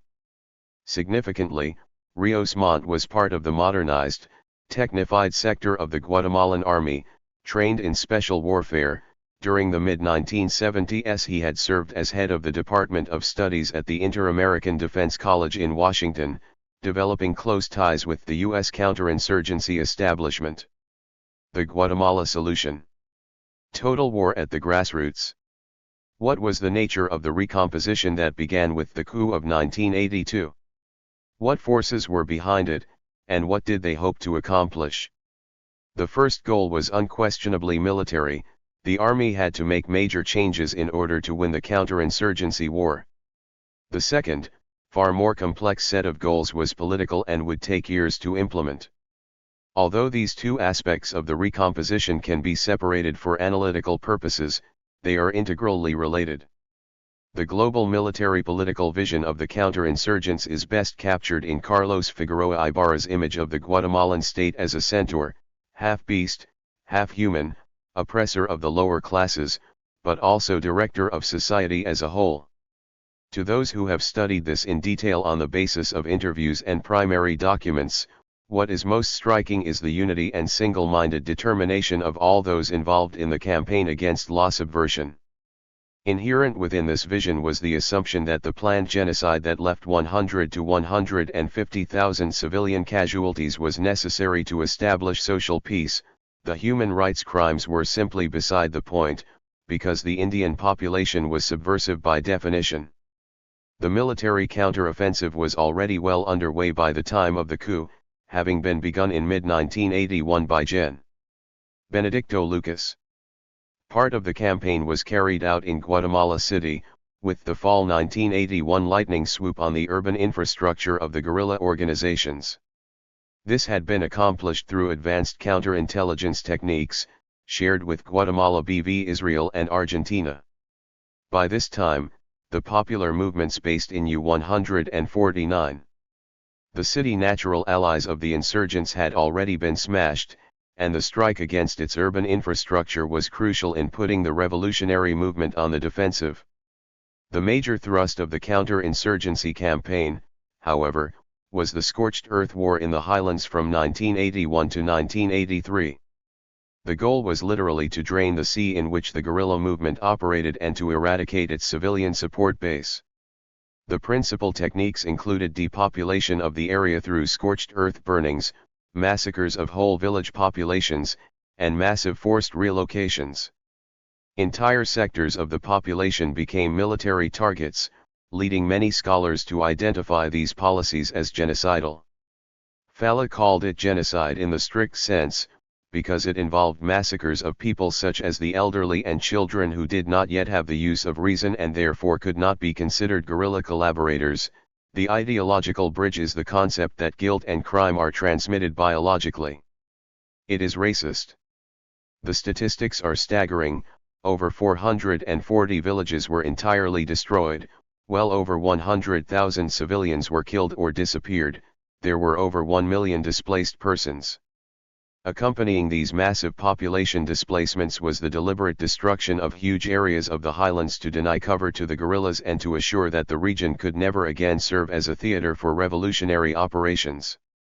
The environmental devastation was irreversible, even modifying climate and rainfall patterns. According to participants in the war, the goal of the genocide and scorched earth policies went beyond elimination of the insurgents' support base and the material base of the local economy. The deeper objective was to fracture the very bases of the communal structure and of ethnic unity, destroying the factors of reproduction of culture and affecting the values on which it rests. Understanding that the possibilities of survival and reproduction of the indigenous culture are directly linked to the prospects for revolution. As one indicator, many Indians in the highlands subsequently stopped wearing truj, or traditional dress. In short, the very identity of the indigenous population was at stake. In this sense, the war took on the character of an assault by the Ladino state against the Indian population. Further, the scorched earth policy had the goal of provoking such a degree of communal impoverishment as to destroy 250 rebels and death squads this form of peasant organization and place the producers at the mercy of capitalist economic laws. It was, in short, the most violent form of proletarianization through military means. Smith has suggested that a major goal of the military campaign of the early 1980s was to destroy all forms of economic autonomy in the Indian communities, in order to make the peasant population available for wage work on the southern coast. Whether or not it was primary, that goal meshed well with the counterinsurgency goal of annihilating the guerrilla organizations themselves. The latter objective was not fully achieved, nor did the army strategically defeat the guerrillas, as will be seen. Nevertheless, the ability to destroy their social base constituted a major victory for the army, while converting the army into Guatemala's modern death squad. The counterinsurgency apparatus. The next phase of the counterinsurgency campaign, from 1983 to 1985, was also violent and devastating for the Indian population. The most obvious goal was to consolidate military control over the population through a series of coercive institutions. Among these were mandatory paramilitary civilian self-defense patrols, designed to force villagers to participate in the eradication of the guerrilla movement and generally to eliminate political activity in opposition to the government. Anyone who refused service was fined. Or, much worse, treated as a subversive. At one point the packs involved 1 million peasants, 1/8 of the entire population, 1/4 of the adult population, rural resettlement camps known as model villages, concentrated in development poles in essence, forced resettlement camps in which every aspect of people's lives was subject to direct military control, and interinstitutional coordinating councils, which centralized administration of development projects at every level of government under military control. This created a military structure parallel to that of the civilian administration. A striking example of the militarized state. All of these institutions were legalized in the new Constitution of 1985, which provided the juridical framework for the civilian government of the late 1980s. The purposes of the packs went far beyond having auxiliary military forces. The goal was to construct new and massive forms of counter-revolutionary local power, to compromise. I-151. A growing number of people in repressive activities, creating indestructible barriers between them and the rest of the civilian population, and irreversible levels of compromise of the patrulleros with the army, even in carrying out massacres of fellow villagers. Villages and ethnic groups were turned against each other, in an attempt to create civil war. One anthropologist who observed POC operations closely was struck by the degree of guilt and shame that people had internalized as a result of their participation in the civil patrol system. Apparently people had such guilt because the army entered the region like an angry father, accusing the Indians of being rebellious children who were responsible for the civil damage and strife created by the guerrilla movement. In its early stages, the army presented the formation of the civil patrols to the Indians as a way of extricating themselves from any association with the guerrillas. During this period, when the civil patrols were being formed, the army forced Indians to go on rastrillos and sometimes to stone or machete to death fellow villagers who were suspected or accused of being subversives. Many of those who refused to participate in these acts or who tried to escape from civil patrol duty were punished by local authorities or sent to the regional army base for punishment. The development poles, the major institution for population reconcentration, were intended, in the first instance, to deprive the revolutionaries of their support base, but longer range, to centralize the new forms of counterinsurgent local power. These settlements, designed according to a military logic, brought the displaced populations under total army control. Particularly since the war had destroyed local supplies of food, firewood, and so on, the displaced became dependent upon the army for food, as well as for work, shelter, and other benefits, in a program called Beans and Guns. This was a striking example of the systematic use of hunger as a weapon of social control. Architects of these programs including civilian counterinsurgents, those who, in the Army's words, had the vision to get involved in the Army's pacification programs, insist that they had a political as well as a military goal, to overcome the historic alienation between the state apparatus and the population by winning it over to the Army's side, to create a real social base among the people. According to one Army document, military officers sought to mirror EGP structures in order to mobilize the population against the EGP. Military authorities even described the packs as instruments of participation by which they 252 meant gaining civilian collaboration in the counterinsurgency war. In interviews and public forums, Army leaders boasted, the packs were the first contribution of the people to the struggle against terrorism. Even the poorest, most humble peasant could contribute. One civilian who worked closely with the army after the late 1970s described the mentality of his military colleagues as follows. The field officers began to understand the realities of people's lives. The key was to gain people's confidence. We even worked with people whom we knew were involved with the guerrillas, getting collaborators to turn themselves in. The key to the CII system was decentralization, to maximize flexibility and local control for the army. We had to move people to areas where we could control them, and isolate the guerrillas. The army became involved with the community, adopting orphans of the war. Army control and advocacy are two sides of the same coin. The army is the only force capable of making structural change in Guatemala. There is a major battle, with Qatar on both sides. The question is, who will win these battles?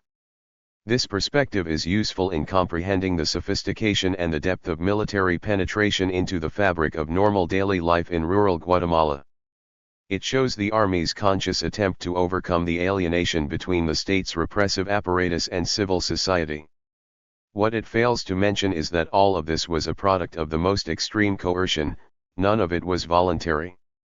To one degree or another, such coercion has been at the core of the relationship of the Ladino army to the Indian population since the 19th century. The military came to see rural Guatemala as its particular preserve, and reveled in its dominant position there. Any attempt to alter that position and organize peasants or rural workers into independent associations was, therefore, an intolerable challenge. In this sense, the genocide of the 1970s and 1980s was a logical extension of pre-existing Indian/Ladino relations. At the root of this system of institutionalized violence lay the fear of an Indian uprising or coming down from the highlands. The uprising of the early 1980s came closer than any other experience to realizing that great fear. Recomposition of the counterinsurgency state. Although it came to a head under the Lucas regime of 1978 to 1982, in reality the political crisis of the early 1980s had roots in the 1954-11-153 counter-revolution. It was a crisis of legitimacy, a fundamental weakness in the quality of ruling class domination, because it was so totally based on coercion and so lacking in social consensus. Under Lucas, the crisis extended to the fundamental alliances within the ruling coalition, between the various factions of the army and the bourgeoisie. The Lucas Project was an attempt to strengthen the authority of the state through sheer terrorism. It worked in terms of repressing working class and popular demands, but in no way represented a stable, lasting political project for bourgeois rule. Thus, in addition to its counterinsurgent project, the Rios Montt coup also had a political project. Minimally, it was a revolt against the clique in power, to redefine the balance among different fractions of the bourgeoisie. More broadly, it was a recognition of the bankruptcy of the military dictatorship as a means of hegemonic domination over civil society and an attempt to re-establish bourgeois hegemony, to circumscribe the influence of the revolutionary movement. All of the principal actors came to understand the necessity for a political process that would regain the confidence of the bourgeoisie and the passive consent of broader sectors of the population. However, the Rios Montt project was itself limited and flawed in fundamental ways and hence was replaced through a second coup led by General Oscar Mejia Victors in August 1983. What were the main reasons? First, another coup or adjustment was necessary because the Rios Montt government carried out the bulk of the large-scale massacres. Second, and largely as a consequence of the above, Guatemala was an international pariah, unable to obtain the international economic aid needed to cope with the economic crisis. Third, the political class gradually took a stand against Rios Montt. They felt excluded from decision-making and disagreed with his handling of the economic crisis and with certain excesses of the war, such as special tribunals and executions that brought the logic and process of the death squad into the public domain. For the above reasons, the bourgeoisie saw a need to reassert itself and restrict the excessive autonomy on the part of the dictatorship. Additionally, Rios Montt's promotion of evangelical Protestant sects, initially an instrument of counterinsurgency used to combat a Catholicism influenced by liberation theology, later became controversial and divisive, leading the Catholic Church and other political actors 254 to turn against him. Some have also suggested that the United States was becoming dissatisfied with Rios Montt, among other reasons, for his lack of cooperation in the Reagan policy of overthrowing the Sandinista government in Nicaragua. Finally, and very significantly, the 1982 coup had been partly a revolt by young officers against the Lucas clique, hence rupturing the army hierarchy. The coup of 1983 represented the revenge of the High Command, re-establishing army institutionality and hierarchy. As key civilian participants in the governments of 1982 and 1983 made clear, the basic change was not in the project but in who would direct it. The 1983 coup was basically a cosmetic adjustment to shed the dysfunctional elements while continuing the same basic policies. Both governments were premised upon a recognition of the need to begin a controlled political process, in Torres Rivas's words, an authoritarian transition to democracy. Guatemalan politics since 1982 must be understood in the army's terms, as a form of political warfare, a continuation of war by other means. The principal goal was to annihilate the revolutionary left, in part by marginalizing it politically, depriving it of influence and legitimacy. In this logic, which pitted Marxists against all reasonable forces, the goals of the left were defined as being beyond the pale. Agrarian reform was unthinkable. The alternative model for the strategists of Guatemala's authoritarian transition was the social peace achieved in Venezuela. The process of 1983 to 1985. Bringing the politicians back in. The Mejia victors' coup began a 2.5-year process of returning to civilian government, through the 1984 elections for Constituent Assembly, the constitution writing process of 1984 to 1985, and the presidential and congressional elections of 1985. Politics was revived, using the language of pluralism, national reconciliation, and concertation, but only among those political forces acceptable to the army. The biggest change was to bring in the bourgeois parties as generators of consensus between the state and civil society, hence, the recomposition. This extended to the Christian Democratic Party, which had for years attempted to develop an alliance with fractions of the army. Within the context of this reactionary pluralism, the army even took a risk on the fledgling Partido Socialista Democrático, once the 11155. PSD had agreed to accept the rules of the game, renouncing armed struggle, and foregoing any alliance with the insurgent left. In any case, the PSD was small enough to minimize the army's gamble. In finding a constituency among the political class, the counterinsurgents did begin to construct a new basis for politics in Guatemala. However, their success was quite relative, as the new political arrangements were based on the exclusion of precisely those social classes from whom the threat has come. A good half of the electorate remained disenfranchised through the illegalization of left parties, leaving the initial problem unaddressed. That is one of the historical limits of the counterinsurgency state, as will be seen. The intellectual authors of this process, participants, and sympathetic observers argue that the coups of 1982 and 1983 actually began the process of redemocratization in Guatemala and attempt to portray Guatemalan politics since 1983 as normal democratic politics.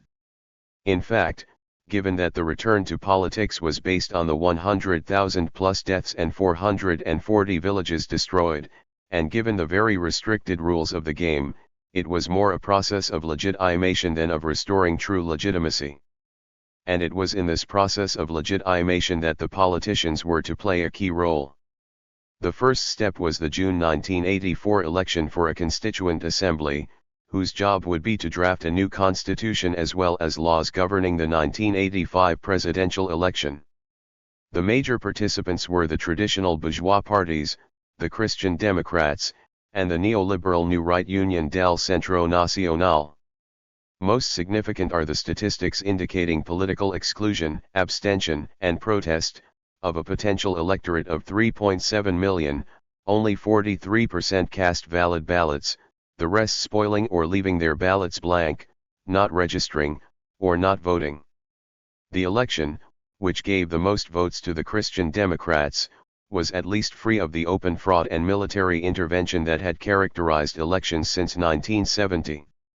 However, it took place under conditions of ongoing army repression and coercion in the months preceding the election, and the whole process took for granted that the army's powers were to be left intact. If there had been any doubt, these understandings were confirmed in the constitution adopted in mid-1985. While re-establishing standard political rights on paper and technically returning Guatemala to the rule of law, the Constitution legalized basic institutions of counterinsurgency that blatantly violated those rights. In terms of social policy, the Constitution enshrined private property as an absolute right and conspicuously omitted any reference to the social functions of property. 156I. Indeed, when a proposal for the latter came up in the Assembly, it was rejected as communist. The election of 1985. The 1985 presidential election, won by civilian Christian Democrat Vinicio Cerezo, was proclaimed by the U.S. Embassy as the final step in the re-establishment of democracy in Guatemala. Unlike other presidential elections since 1970, it put a civilian into office, it was not fraudulent and was procedurally correct. But these factors by themselves do not constitute a basis for the sweeping claim that the election represented the culmination of a lasting transition to democracy, as revealed by some statistics, representation. As in 1984, there were multiple competing parties, but a significant portion of the electorate remained unrepresented by any of the candidates.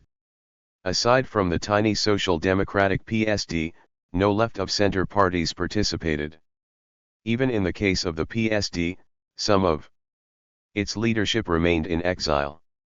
Similarly, in regard to interest groups, participation was limited to those of the ruling class, with unions and popular organizations remaining major targets of repression. Even a conservative Guatemalan newspaper commented, "In order for fraud to exist, you don't have to rob ballots or votes. It is sufficient to prohibit open participation in the elections, so that only a part of the public will can be expressed." The platforms of the participating parties, ranging from the PSD and the Christian Democrats to the extreme right MLN, differed very little from each other. None of the candidates proposed any serious economic reforms, any restrictions on the military, or any investigation of the crimes of the military during the previous period. Although technically civilians, all of the candidates made themselves acceptable to the military by agreeing that the subversives must be eliminated. Several of them had long histories of collaboration with the military and were actively supported by parties or fractions of the army. In short, no real opposition candidate or position was represented. Participation. According to statistics compiled by an observer's delegation, 55.8% of eligible voters did not participate, that is, either did not register, abstained from voting, or cast invalid ballots. This occurred, despite the fact that voting was compulsory for citizens over 18, with penalties or reprisals for not voting and overt threats during the last week. I-157. Context. The campaign was marred by illegal executions and disappearances, continuing the coercive practices of the past, which had a direct effect on the consciousness of the electorate. At the local level, the military campaign, with its model villages and civil patrols, totally destroyed the basis of municipal government in Guatemala. If we see these municipalities as the true building blocks of effective democracy in the country, the prospects of democratic decision-making were never bleaker. Despite these limitations, many Guatemalans viewed the 1985 election with hope, as a possible turning point.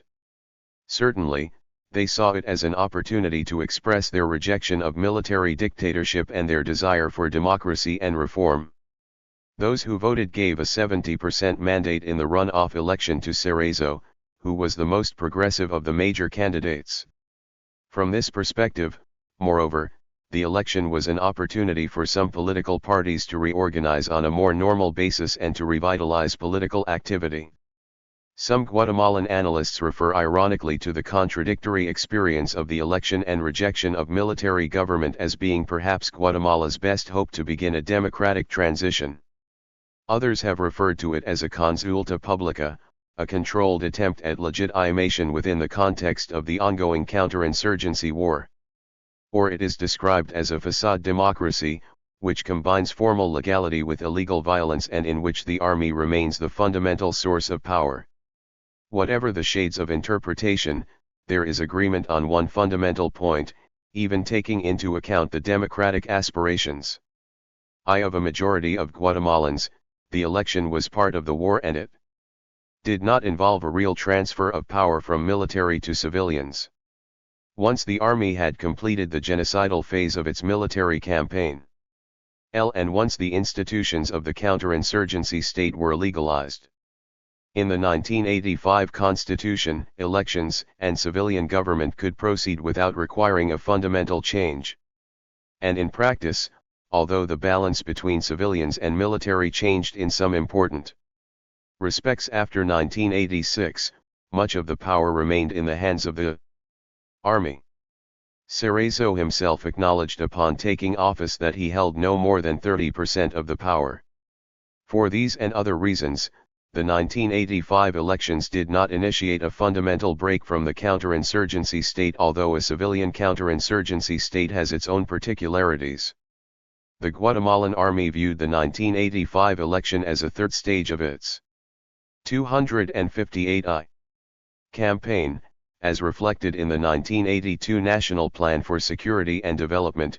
With only military and police operations, it is not possible to definitively annihilate subversive activity, because, independent of the aid they get from abroad, the causes of the subversion are based in the existing contradictions, the product of historical processes that communism can exploit to its advantage. In short, the Guatemalan military and its U.S. advisors recognized the need to adjust their counterinsurgency strategy. They preferred an elected civilian government for several reasons. For one thing, after being an international pariah for many years, the Guatemalan government needed international legitimacy in order to obtain foreign aid to deal with the economic crisis. Even more important, however, were internal pressures for the election. One crucial internal factor was the need for a more open political environment in Guatemala, in order to regain private sector confidence and reactivate the economy. Further, a civilian government was seen as the basis for re-establishing internal stability and limiting social protest. That is, for addressing the political crisis. Even though the army had tactically defeated the guerrillas by 1985, it was discredited after years of fraudulent and corrupt rule. It sought to redefine its relations with the civilian population, in part by taking credit for returning the country to civilian rule. Although the redefinition of these relationships was not fundamental, it did bring a political opening of sorts and changes in the operations of the counterinsurgency state. The need for these changes was clear not only to sectors of the Guatemalan military but also to some in the U.S. government. Perhaps this is why the United States played such an active role in the 1985 election process, providing funds both directly and indirectly. The Reagan administration also acted as a virtual public relations firm for the Guatemalan government, celebrating its complete democratization.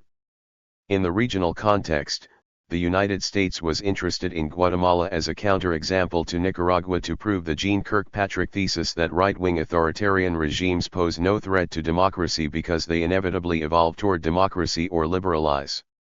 I-159. In sum, the Guatemalan election of 1985 represented a rupture from the past in some respects, but not in others.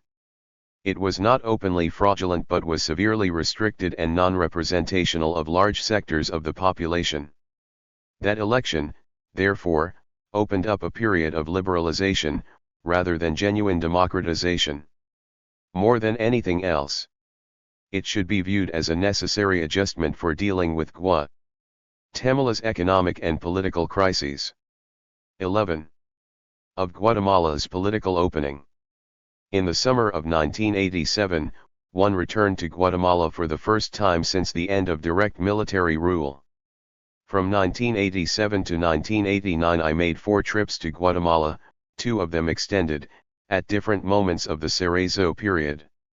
Chapters 11 and 12 are based largely on my interviews with Guatemalans at many levels of the state and society. From the vantage point of hindsight, it seems fairly clear that the counterinsurgency state was maintained in a new form under the Cerezo government. During the first 2 years, however, this was not clear, and I had many long discussions with Guatemalan friends about how to interpret the political opening and how it could be used to move toward meaningful democracy and social justice. One was struck by the plurality of perspectives, the complexities and contradictions, the lights and shadows, of Guatemala in its political opening. I was moved by widespread, profound aspirations for something better, after the long years of unmitigated brutality, and by the flashes of hope for the cautiously reemerging popular movements, as they took to the streets in the tens of thousands to demonstrate for their rights and for structural reforms. Many people were willing to give Vinicio a chance. Cerezo actually could have used his share of power far more than he did, because the military and the bourgeoisie needed a civilian government. In the end, particularly after the beginning of the right-wing destabilization efforts in the spring of 1988, the hopes were dashed, but the voices of those who held those hopes still ring in my ears. 161. 162. The 1985 election paved the way for the civilian government of Vinicio Cerezo and the first political opening of any kind in Guatemala's recent history. That political opening was profoundly shaped by the scorched earth war of 1981 to 1983 and remained limited by the counterinsurgency logic. Nevertheless, to represent the Cerezo period as nothing more than a continuation of the past would oversimplify a complex and contradictory reality. A space was opened up very limited, but sufficient to modify the terms of the struggle. In this respect, the new conjuncture was a change from military rule and a transition of some kind. But the questions remained: what kind of transition? What was the model toward which Guatemala was evolving, in the view of its architects?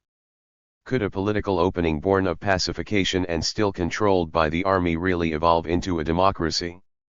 At a deeper level lay Guatemala's perennial class questions: could there be a meaningful democratic transition without the elimination of extreme socio-economic injustices? 1. Pluralism and its limits. On paper, civilian government restored Guatemala to the rule of law and a limited form of political pluralism. The reduction in overt state-sponsored violence, the operation of several political parties, and the possibility of exercising constitutionally guaranteed individual rights mitigated the purely repressive politics of the past and were greeted as improvements. The new rules of the game also permitted controlled expressions of popular desires for democratic rights and social justice, through strikes and protests as well as elections. Unions, pro-land movements, human rights organizations, and a host of others emerged to fight for their rights and broaden the political space. Following years of the most brutal repression in the hemisphere, most Guatemalans appreciated any political opening or respiro, no matter how limited and contradictory. Nevertheless, all of these advances relative to the past were sharply limited by the legacy of the counterinsurgency war and its continuation, since the army had not decisively defeated the revolutionary movement. Even more to the point, the counterinsurgency structures remained in place. Although formal prohibitions on politics were relaxed, even moderate and legalized opposition forces continued to practice self-censorship, because they never knew whether they would suffer reprisals for voicing protest. The only oppositional forces that felt secure in voicing their concerns were those to the right of the government. 163. International human rights organizations, including the Inter-American Commission on Human Rights of the Organization of American States, Amnesty International, and America's Watch, as well as the International Verification Commission set up to monitor compliance with the Central American Peace Accords after 1987, and even a few public figures within Guatemala, documented the continuation of systematic human rights violations, indeed a serious deterioration of the situation after 1987. There were more political assassinations in 1987 than in 1985, before Cerezo took office. The trend accelerated during 1988 and 1989, especially following several right-wing coup attempts, with a documented increase in death squad activities and crimes committed by official security forces. The US-based Council on Hemispheric Affairs named Guatemala once again as the worst human rights violator in Latin America for 1989 and a year later for 1990. In the fall of 1989, right-wing/official violence escalated sharply, prompting fears of a return to the early 1980s. Much of the violence took the form of a macabre message system, in which ultra-right death squads and / security forces acted against specific individuals in order to intimidate entire constituencies. Trade union, peasant, and student leaders remained assassination targets. Top church officials associated with mild land reform proposals received death threats, as did officials advocating dialogue with the guerrillas, and Father Andrés Giron, leader of a national movement for land redistribution. In June 1988, firebombs destroyed the office of the progressive weekly newspaper, La Época, one of the only experiments in independent journalism in 35 years. Evidence pointed to security forces as the authors of this act, and it underscored the limits on press freedom. In this way, the ultra-right and the counterinsurgents kept alive the specter of a return to the massive brutalities of the early 1980s. Yet the government conducted no serious investigations of these actions, and no one was held responsible. Cerezo resolutely upheld the amnesty self-proclaimed by the army just before he took office. In stark contrast to Alfonsín in Argentina after that country's dirty war, he had campaigned on a promise not to prosecute army officers for past human rights crimes or death squad activities. This impunity with respect to the past implicitly created a shield of unaccountability in the present, and virtually none of the acts of political violence committed during the Cerezo era were prosecuted. He had made campaign promises to clean out the death squad elements from official security forces and to establish civilian controls over the police, but these were scuttled. Military Intelligence or G2. 164. The heart of the bureaucracy of death was left intact. In mid-1988, under the guise of fighting crime, the government announced formation of a super police force, SIPRASI, which centralized control over all military, paramilitary, and police forces under the Ministry of Defense.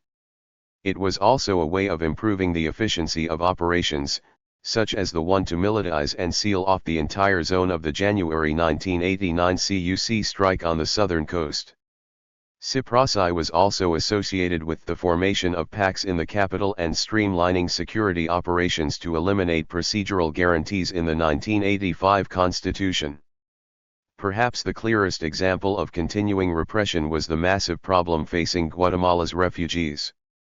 The conditions for return from Mexico were insecure, because the army, which remained in control of the program for refugee repatriation, regarded them as subversives.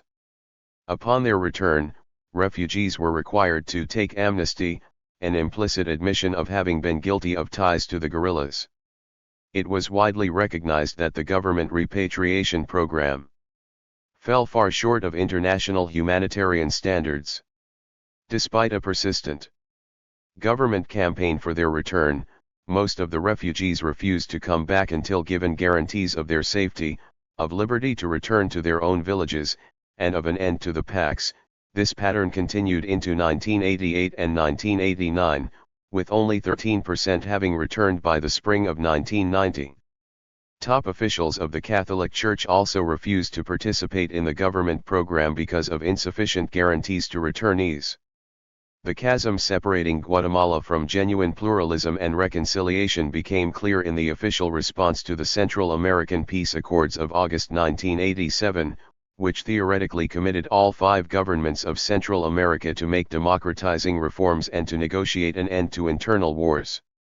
The ink had not yet dried on the accords when Guatemala's top military officials declared that they don't apply to Guatemala. Although taking minimal steps to appear in compliance, the government basically followed the army line. Amnesty for political prisoners would have a limited effect in Guatemala, as the New York Times pointed out, quoting human rights organizations and Guatemalan government officials, because the 165 Guatemalan army has killed most people it captured in recent years. To comply technically with the accords, In October 1987, the government held one set of conversations with the URNG in Madrid. The first such talks in 25 years. All political parties except the MLN declared support for continued discussions. But any hope that Madrid could be the beginning of a genuine search for a negotiated settlement was dispelled when government and army officials subsequently declared that there would be no further dialogue. Meanwhile, the army refused to negotiate a ceasefire, as provided in the accords, and began a major counterinsurgency offensive in the fall of 1987. Political warfare. The continuing counterinsurgency war left its mark everywhere, producing major structural transformations of all aspects of Guatemalan life under civilian government, even outside the active zones of conflict. Marked by guerrilla activity, large areas of the countryside were kept under tight control. The structures of counterinsurgency were legalized in the 1985 Constitution and remained firmly in place, although in new forms. Several years into the Cerezo government, the PACs, supposedly made voluntary in the new constitution, had become a permanent feature of rural political life and still relied on coercive recruitment. There were still an estimated 800,000 members by late 1987, and the army announced plans to organize them in urban areas.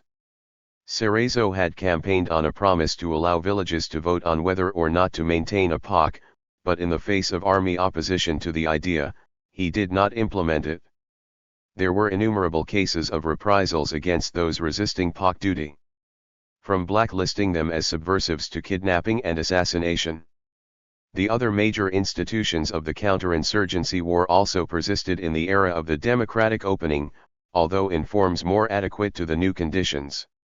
The 6 development poles were advertised by the army as modern communities for displaced peasants. In reality, they remained forced resettlement camps in which every aspect of people's lives was subject to direct military control. The interinstitutional coordinating councils of the early 1980s were reintroduced under the Cerezo government in the form of the Consejos de Desarrollo, to administer and maintain control over development projects in a technically decentralized structure. But, as with the PACs, even participation had largely military objectives. The Consejos revealed the extent to which development and counterinsurgency had become inseparably intertwined, and the whole development model had been structured around the military need to rebuild local power structures of the state in the countryside. Meanwhile, through its Civil Affairs Unit S5, the Army initiated civic action programs to promote the welfare of the population. This was presented as an example of the Army's attempt to win hearts and minds, to correct its historic error of viewing the population as the enemy. According to participants, the Army sought to identify and work with natural leaders of local communities and to deliver small infrastructure projects, making it the benefactor of the people. This was complemented by extensive psychological operations. In short, the Army's integral political military approach was designed to win the political war, a war of legitimacy, by asserting hegemony within and over civil society. The dominant fraction of the army was also attempting to establish its hegemony within the ruling coalition, to present itself as being able to save Guatemalan society in a way that the bourgeoisie had never managed to do. The army's campaign for political hegemony was expressed in a number of initiatives beginning in early 1987. Most important among these were the Army Forum and Multimedia Exposition, 27 Years of Struggle Against Subversion in August 1987, and the establishment in October 1988 of a new Army think tank/brain trust. The latter coincided with the church-sponsored National Dialogue, which grew out of the Central American peace process. For the short range, the Army hoped to upstage the church-sponsored dialogue, and longer range, to bring politicians, professionals, and intellectuals into an Army-sponsored forum. Similarly, a June 1989 seminar on civil-military relations incorporated a number of domestic and foreign academic institutions, again on the Army's turf. The central ideas of the political war emerging from these initiatives included the following: national stability replaced the geopolitical national security doctrine imported from the United States. In theory, the Guatemalan army was transforming itself from an army of occupation into a national army. Civilian political institutions were bankrupt.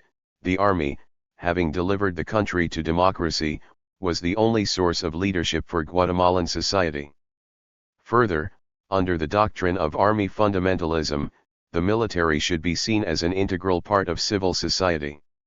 Verbally they recognized the need to 167. Deal with the massive social problems that gave rise to the insurgent movement as expressed in the August 1987 Army Forum. The caldo de cultivo of subversion was social injustice, hence, hardline anti-terrorism would have to be combined with attention to social problems, and the private sector would have to pay its share of the cost of the war through taxes. How successful was this campaign for the soul of civil society? The dominant fraction of the army, doubtless picking up some of the legitimacy that Cerezo and the politicians had lost, appeared to have convinced some political leaders, professionals, and intellectuals to participate in its initiatives. In this sense, it used the political opening to make inroads and structure new alliances around itself. However, the effort to co-opt all of the political space, to neutralize all independent initiatives and organizations, seemed bound to fail at the base, where it ultimately mattered. Despite developmental rhetoric, the army made no structural reforms in practice, and rural living conditions continued to deteriorate, even in army-run model villages. Moreover, the war continued and the army still viewed large sectors of the population as the enemy. Coercion remained the dominant element overall. In Gramajo's words, "We will win the war and we will impose the peace." Even if the army had been united in these initiatives, which it was not, its success was also limited by the independent actions of other social actors. Hence, its assertion of autonomy cannot be taken at face value, but must be evaluated within the context of broader struggles within the ruling coalition and of new pressures from below. New cracks in the ruling coalition. Underneath the appearance of stability in Guatemala's democratic transition were the continuing realities of instability. Far from being pacified or stable, Guatemala under the co-government of Cerezo and Gramajo faced constant challenges. The civilian and military ultra-right attempted to overthrow the elected government at least 3 times during 1988 to 1989. The first wave of destabilization came to a head on May 11, 1988, when 2 rebellious army garrisons marched on the capital. While failing to overthrow the government, they forced Cerezo to cede much of the authority he once held, as the price of remaining in office. During the second week of August 1988, and again in May 1989, Guatemala shook with coup tremors and the fate of the civilian government hung in the balance. The army remained sharply divided, with up to 1/3 of top army officers said to be involved in these destabilizing efforts. The dominant fraction was the generation that came into power in 1983, many having received counterinsurgency training not only from the United States but also from the most aggressively anti-communist U.S. allies, Israel and Taiwan.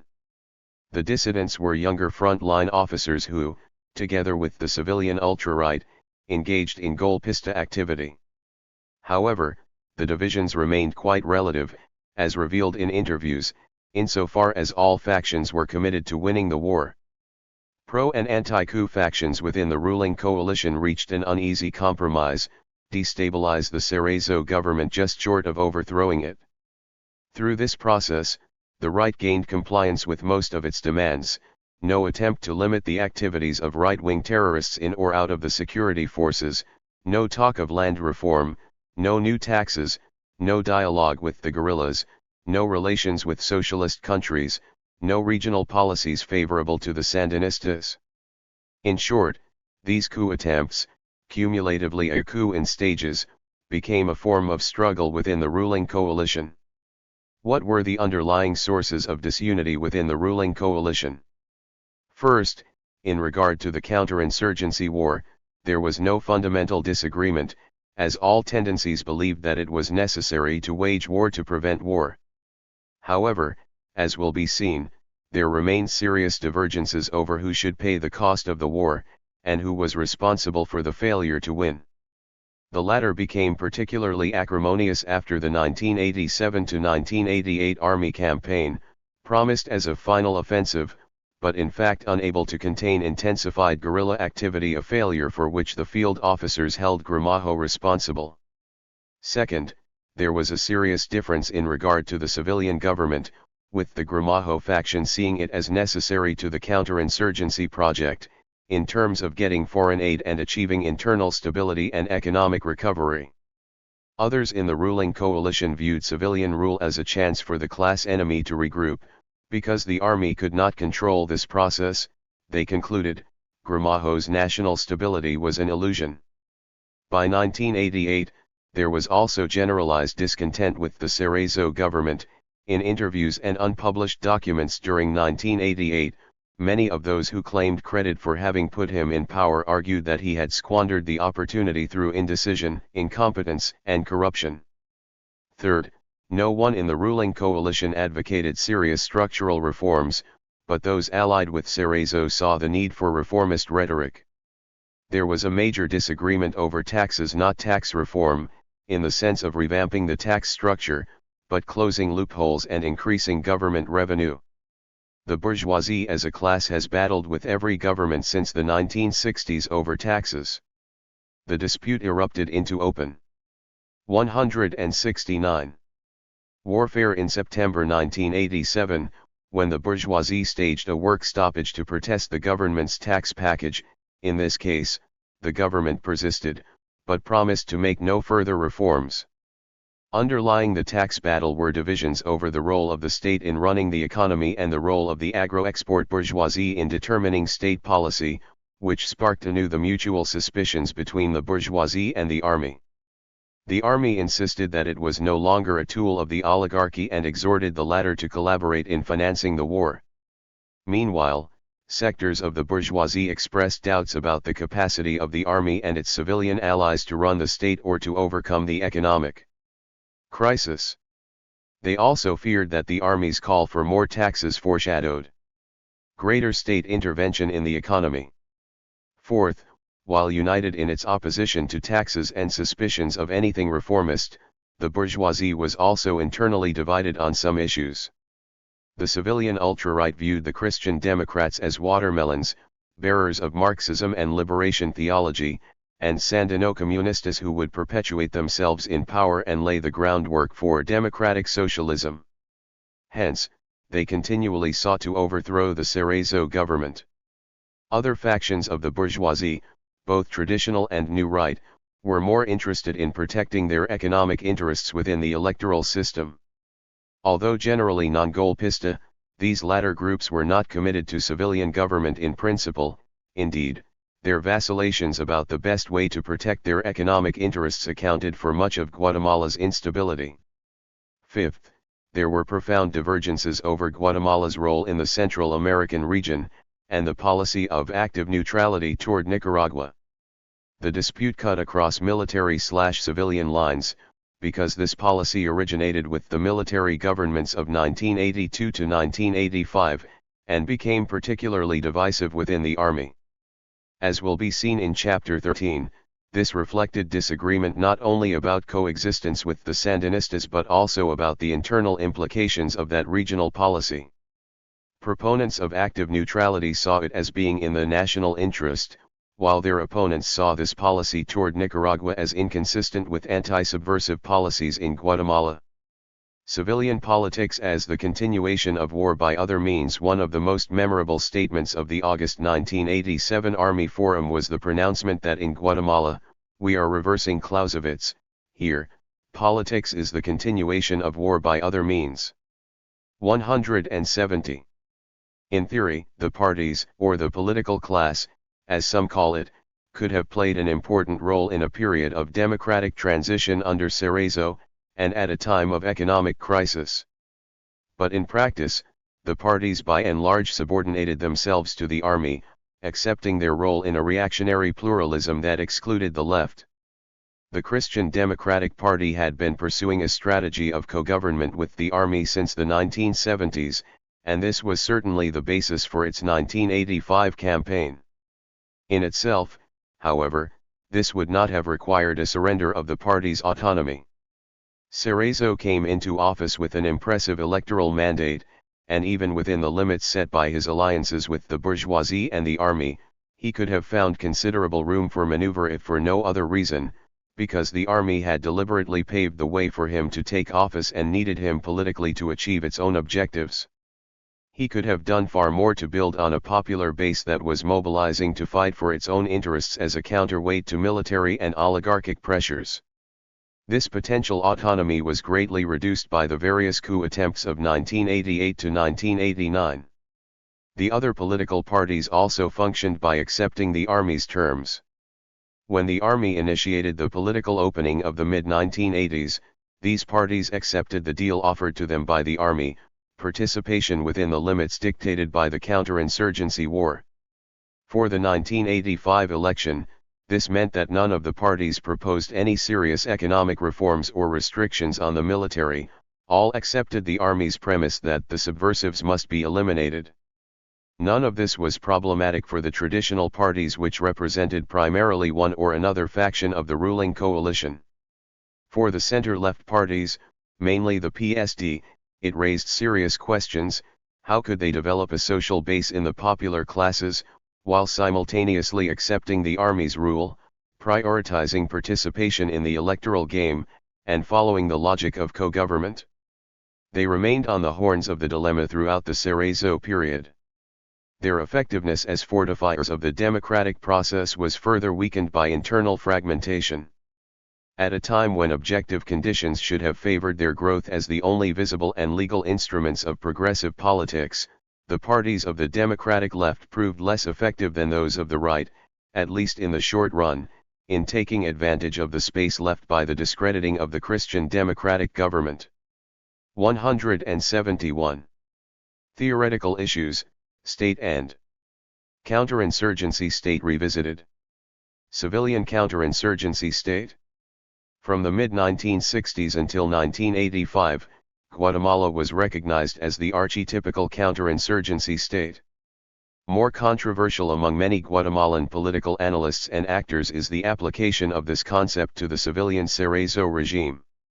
Questions are raised on the following grounds: it is the regime, rather than the state, that was counterinsurgent. The concept of a civilian counterinsurgency state forces the category and renders it meaningless by being used to explain both military and civilian governments. It overdetermines one aspect of the Cerezo period, sacrificing other aspects, including the introduction of formal democracy. This focus becomes a substitute for class analysis. Counterinsurgency is instrumental rather than definitional as an aspect of the counter-revolutionary state. Although these concerns are valid, the concept, flexibly viewed, remains extremely useful in regard to the present period. First, historically, it describes important elements of continuity between different regimes in the last 2 decades. Variations have been more in the form taken by different regimes than in the essential character of the state. One of the most important aspects is continuity in the class basis of state power, that is, domination by the monopolistic fractions of the bourgeoisie, which include transnational capital and top officials of the army, as well as sectors of the Guatemalan financial, industrial, and agricultural bourgeoisie. The counterinsurgency state is, in the end, a project not simply of the army but of the ruling coalition. Second, to refer to the Cerezo regime as a civilian continuation of the counterinsurgency state describes better than any other conception. I have found the origins and the priority concerns of this regime, with all its contradictions and nuances. Third, the concept expresses the fact that the army's project has failed in its attempt to become legitimate in the eyes of the people. Hence, even after the election, the political system is still based primarily on coercion rather than consensus. Fourth, it is an alternative to the thesis underlying U.S. policy that the 1985 election constituted almost automatically and ipso facto a transition to democracy, which the Cerezo regime fully consolidated. Certainly, as seen above, the reintroduction of electoral democracy changed some aspects of Guatemalan politics, but not the fundamentals. Although the concept of counterinsurgency state remains useful for the above reasons, it should be viewed as a heuristic concept, and 372, which describes the dominant aspect of the counter-revolutionary state at this time rather than its totality. Perhaps it would be more accurate to think of the term as shorthand for the counterinsurgent character of the counter-revolutionary state, which has been its dominant characteristic since the end of the 1960s. I have emphasized that the distinction between military and civilian rule is not absolute in a situation like Guatemala's, but quite relative. Nevertheless, civilian counterinsurgency states such as Guatemala under Cerezo are characterized by particular contradictions.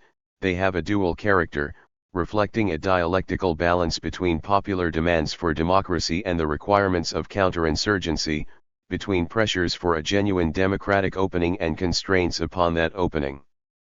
Factors affecting this balance include serious economic crisis, which creates its own social dislocations, political changes resulting from the return to civilian government, and new contradictions created by the opening itself, insofar as the space opened up by the lessening of repression is inevitably filled by popular demands for change.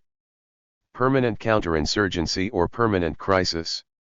Among the analysts of contemporary Guatemala, some have taken the notion of counterinsurgency state a step farther, positing a thesis of permanent counterinsurgency. The Army's project is permanent counterinsurgency, the evolution of a state consolidated around the Army, and an army consolidated around a long-range strategy of counterinsurgency. The army is building the strong state.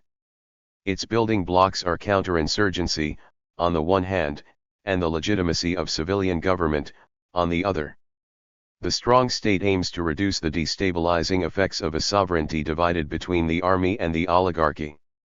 There is no reason why permanent counterinsurgency cannot be the way of life for whole generations. There is no reason why it cannot be achieved within a framework of law and legitimacy. The authors of this thesis have done a great service by countering the many justifications of the civilian government as democratic and by not taking army propaganda at face value. Their emphasis on the sophistication of army strategy, combined with their documentation of the army's conduct, is invaluable. For that very reason, and because this thesis is implicit within most of the English-language literature on human rights violations in Guatemala, it deserves to be examined critically. 173. 1. Indirectly, the authors accept the military's plan as reality. This opening is wholly the result of military will. But explaining current realities simply in terms of the strategy of one player is overly deterministic. The fact that the army publicly projects itself as invincible does not make it so. The myth of Guatemala's super army has been nourished by another myth, propagated actively by the army itself, that the Guatemalan armed forces defeated the guerrilla insurgency of the early 1980s on its own. As will be seen in Chapter 13, this is a misleading simplification of reality. 2. By overemphasizing the army's goal of consolidating itself as the central institution of state and society and describing the state as dominated from the inside by the army, the permanence theorists grant a kind of absolute autonomy to the army. In my view, the army is one player in a larger class struggle, whose outcome is far from determined. In order to explain the instabilities that have emerged in practice, the army's role must be understood in relation to other class forces within the ruling coalition and in relation to resurgent popular movements. 3. The proponents of this thesis argue that permanent counterinsurgency is the ultimate basis of the strong state. They argue, further, that the strength of the state comes from its repressive ability combined with the legitimacy conferred by the civilian government. But the state's strength is measured not only by its ability to repress but also by the breadth and depth of its base of support in society, and while the Guatemalan army may be expanding its base or alliances among politicians and professionals, this is certainly not the case with respect to Guatemala's 87% majority. In the words of Torres Rivas, a strong state is one enjoying social support and consensus, where civil society maintains and reproduces the internalized acceptance of institutions and laws. But a state that substitutes brute force for class hegemony is nothing more than an armed state difficult to destroy, but vulnerable, nonetheless. In the spirit of avoiding a reified or fetishized notion of the strong state based simply on its repressive capacity, I also question the assertion of the permanence theorists that the Guatemalan army has made itself legitimate. Anderson and Simon maintain that legitimacy combines moral factors with such non-moral factors as simply ruling for a long time, citing Eastern Europe as another example. Events in 1989 to 1990 have disproven. 174. Such notions about Eastern Europe, and I think the same will be true of Guatemala. Rather than permanent counterinsurgency, Guatemala's situation can best be analyzed as permanent crisis. This suggests the need to analyze the historical limits of the counterinsurgency state, that is, the new challenges that even the most repressive state apparatus has been unable to meet. That state must be seen in historical perspective, born in response to crisis, and still under challenge. Army reformism. In the discussion about the period since 1982, there are many shades of interpretation about the role of the armed forces in Guatemala's transition. In regard to the 1982 to 1985 period, some analysts have used the notion of military reformism or counterinsurgent reformism to describe the departure from the failed, purely terrorist approach that reached its natural exhaustion under Lucas Garcia. More precise is the related but distinct concept of military transformism, meaning the need to transform the army into an effective apparatus for conducting the war and maintaining hegemony in the state. In sectors of the bourgeoisie, transformism indicates the non-reformist modernization undertaken by new right sectors. In either case, transformism is the last resort of the ruling coalition to preserve the status quo, to avoid making reforms. I find this conceptualization preferable, first, because it avoids implying that the counterinsurgent project had any serious intention of making structural reforms, and hence avoids elevating the Army's public relations rhetoric into analytical categories. Secondly, this formulation is more precise and more flexible in regard to the dynamics of class alliances and class conflicts involved in the counterinsurgency project.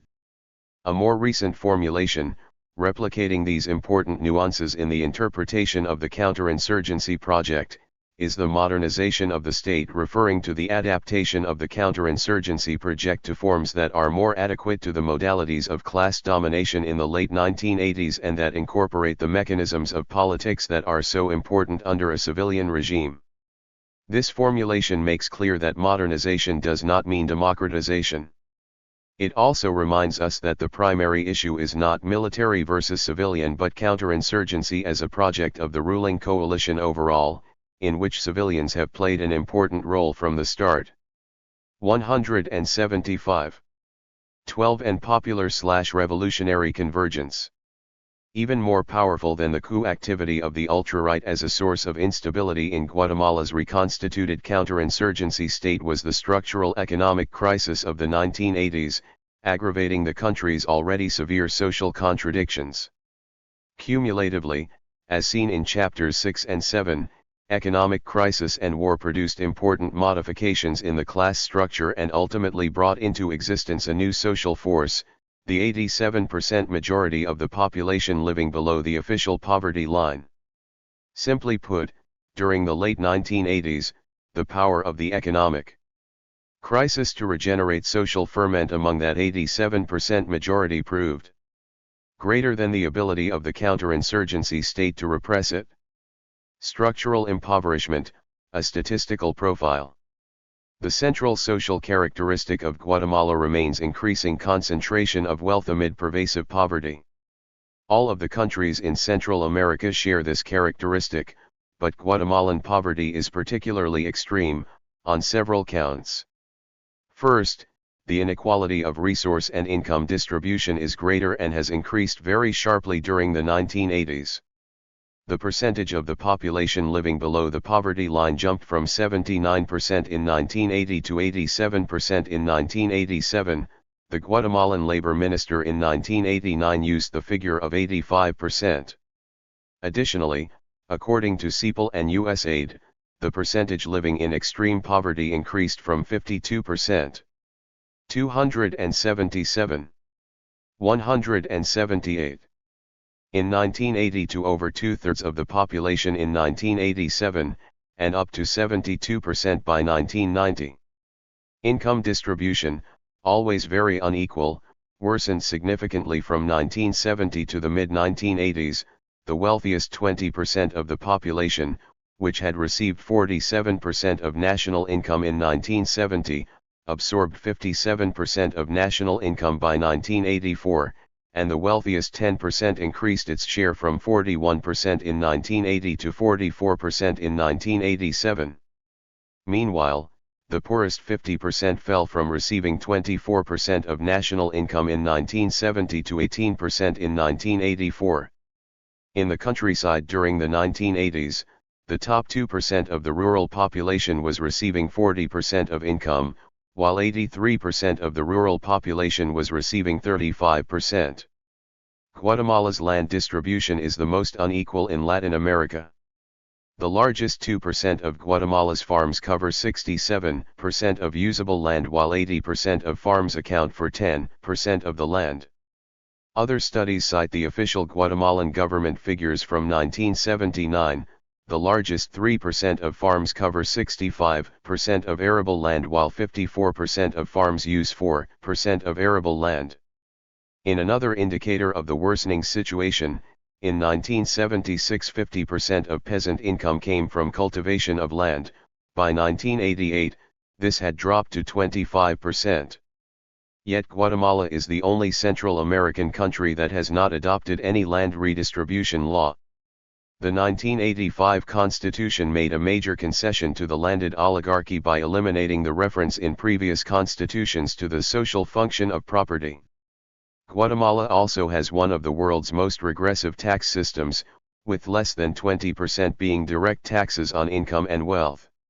Tax revenue actually fell between 1979 and 1984, from 9% to 5.3% of GDP. Meanwhile, 83% of taxes are indirect. The second particularity of Guatemalan poverty is the number of social indicators on which it ranks worst. According to a 1987 UNICEF report, Guatemala has the worst illiteracy rate in Central America, the highest number of infants with low birth weight, and the lowest percentage of pupils enrolled in the education system. In the countryside, 85% of women are illiterate. Meanwhile, Guatemala has done the least to reduce illiteracy between 1950 and 1980. A 1982 UNICEF study combining infant mortality, life expectancy, and literacy rates concluded that Guatemala had the lowest physical quality of life index in Central America, third lowest in Latin America. 179. Guatemala's infant mortality rate of 80 per 1,000 is the highest in Central America. According to March 1989 figures from the Government Planning Office, 73% of infants under the age of 5 are malnourished. As of 1981, more than 70% of deaths of children under the age of 5 were from easily preventable diseases, and World Bank figures show that other countries with similar per capita incomes and fewer resources have a better record. Guatemala also has the highest maternal mortality rate and by far the lowest ratio of doctors per inhabitant. The third particularity of Guatemala is the ethnic component of poverty. By virtually all indicators, statistics for the indigenous population are far worse than the national average. Life expectancy for Indians is 16 years lower than for Latinos, malnutrition is far worse among Indian children, and only 39% of the Indian population is literate, compared to 61% for Latinos. Guatemala's infant mortality rate of 80 per 1,000 reaches 160 per 1,000 in the highlands Indian areas, according to a 1982 AIDS study. Poverty is also being feminized, as most social indicators are worse for women. Many of these staggering problems are the result of long-standing inequalities, but unemployment, runaway inflation, and a dramatic loss of purchasing power have been severely aggravated by the wars and the economic crises of the 1980s, the decade when half of the growth of the previous 30 years was lost. Open unemployment increased more than 600% during the 1980s. Just a few years ago, 50% of the economically active population was said to be unemployed or underemployed. But more recent studies indicate that only 35 to 38% of the economically active population is fully employed, with the formal economy able to absorb only 1 out of every 5 youths entering the labor market each year. In a country long characterized by financial stability, prices almost quintupled since the mid-1970s, especially for items of basic necessity. Real wages and purchasing power, which had already fallen by 41% between 1970 and 1980, steadily declined. The decline in real income for the popular classes continued even as the economy was supposedly recovering during 1987 and 1988. As a consequence, real consumption deteriorated significantly.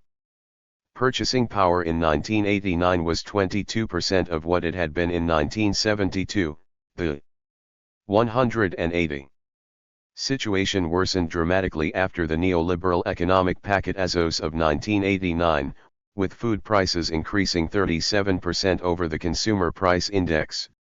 Thus ended a decade during which, according to numerous studies, the poverty levels of 1980 were doubled during the last 5 years.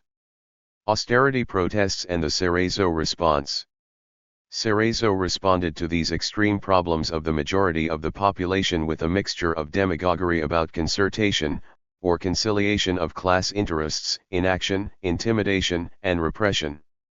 Overall, the Cerezo government's approach to ameliorating Guatemala's economic crisis reflected a clear orientation toward the needs of the private sector. By 1988 to 1989, inflation was being controlled by holding down wages but not prices. In early 1988, minimum wages were raised for the first time since 1980, but only a fraction of what would have been necessary to counteract the sharp deterioration of purchasing power.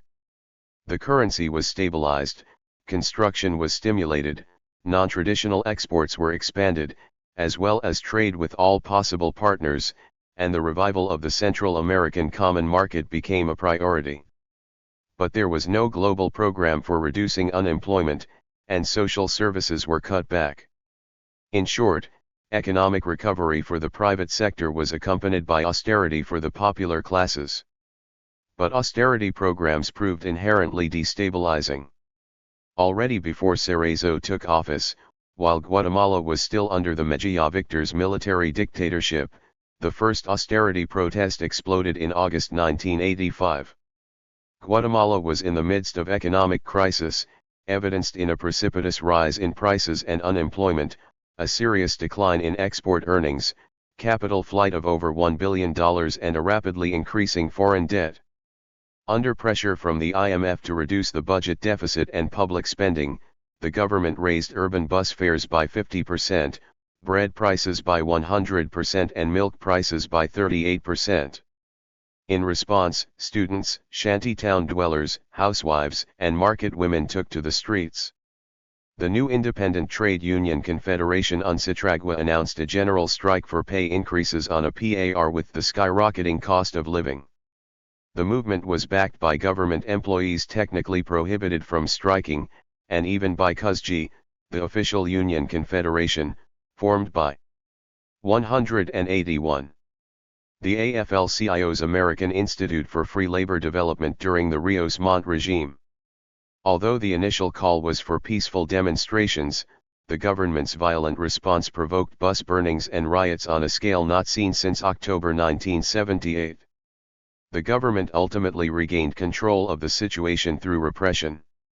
Nevertheless, the government was forced to freeze the prices of basic necessities, to rescind bus fare increases, and to raise the salaries of public employees. This marked the beginning of the reconstruction of labor organization. The next serious upsurge occurred after Cerezo took office, when 150 to 200,000 government employees went on strike in April 1987, paralyzing the public sector. Their demands included wage increases, price controls, and legal recognition of their unions. Ultimately, the government refused to grant their economic demands, but the breadth of support for the strike and the organizational advances were significant. Protests and strikes continued throughout 1987 in both the public and private sector, the latter including a workers' occupation of the facilities at the Lunafil thread factory for over a year.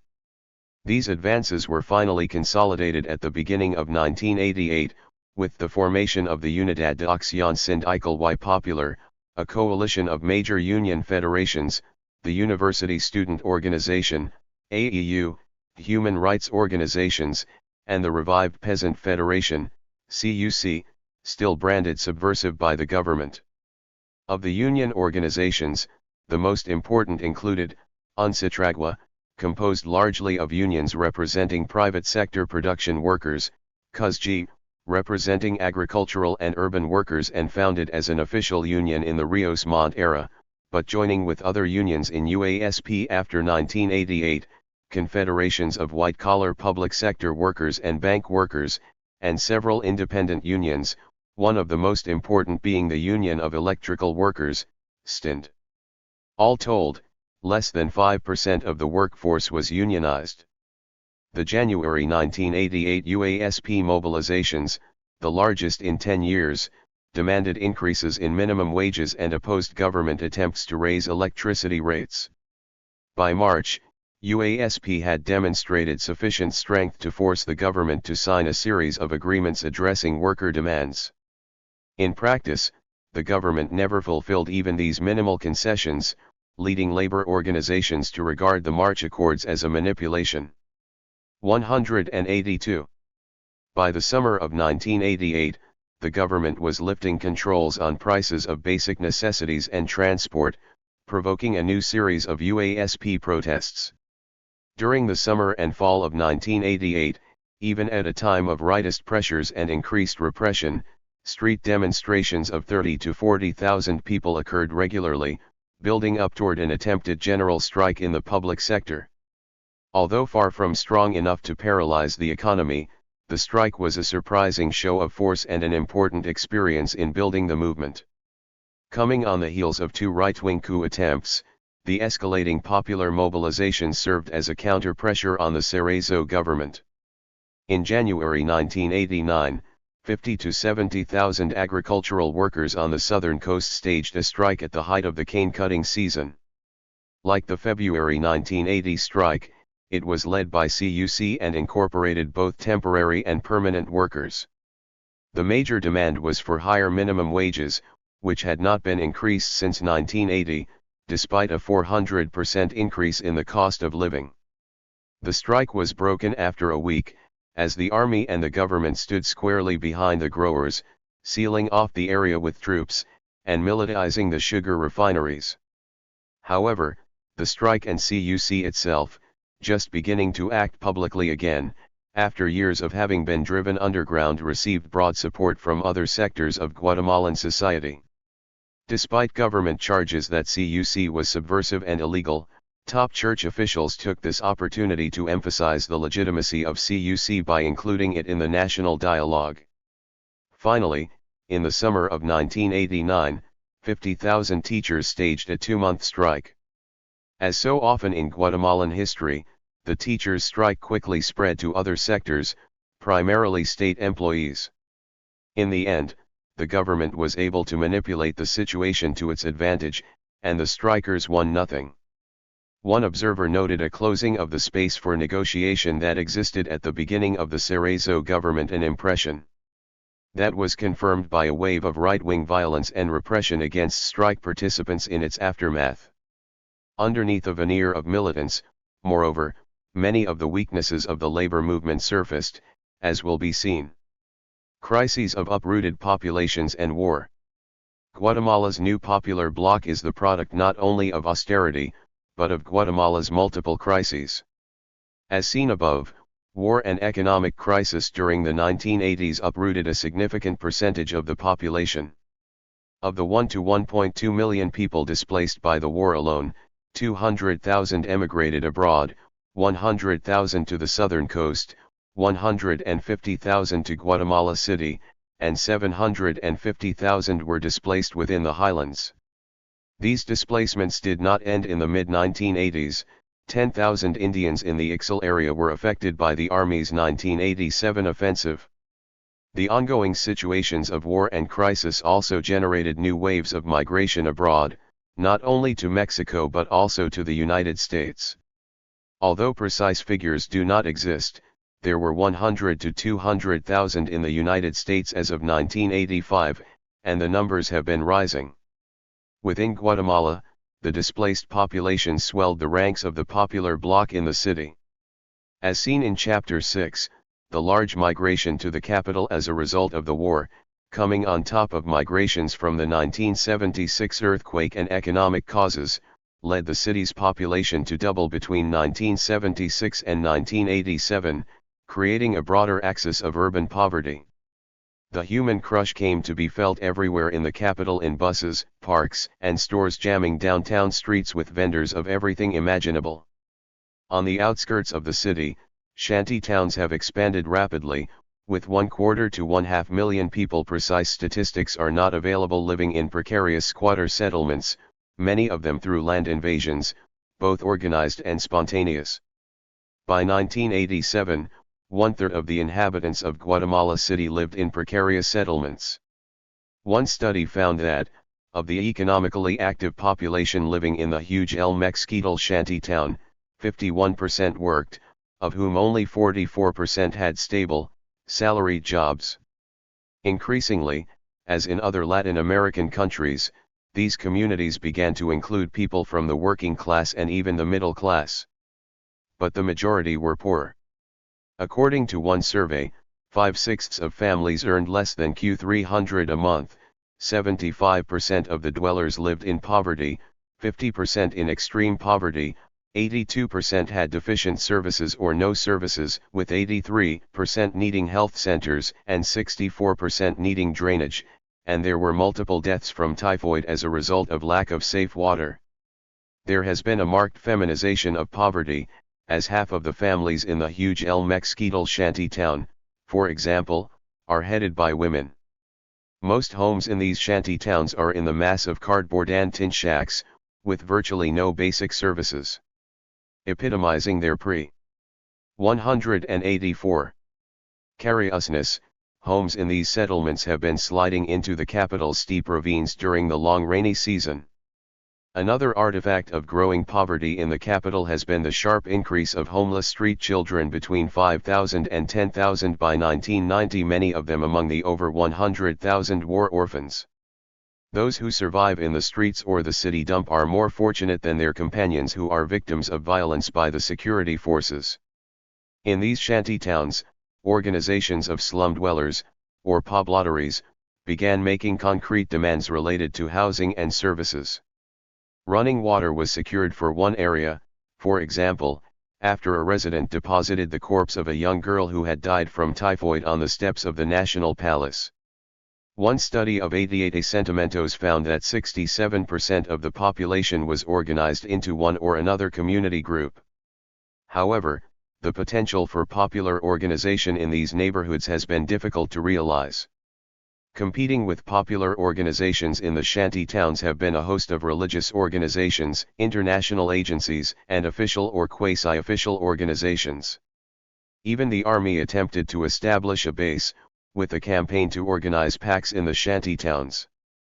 In the rural areas, the hundreds of thousands of those displaced within the highlands or to the southern coast joined together with equal numbers of landless already living there to form a national movement for land.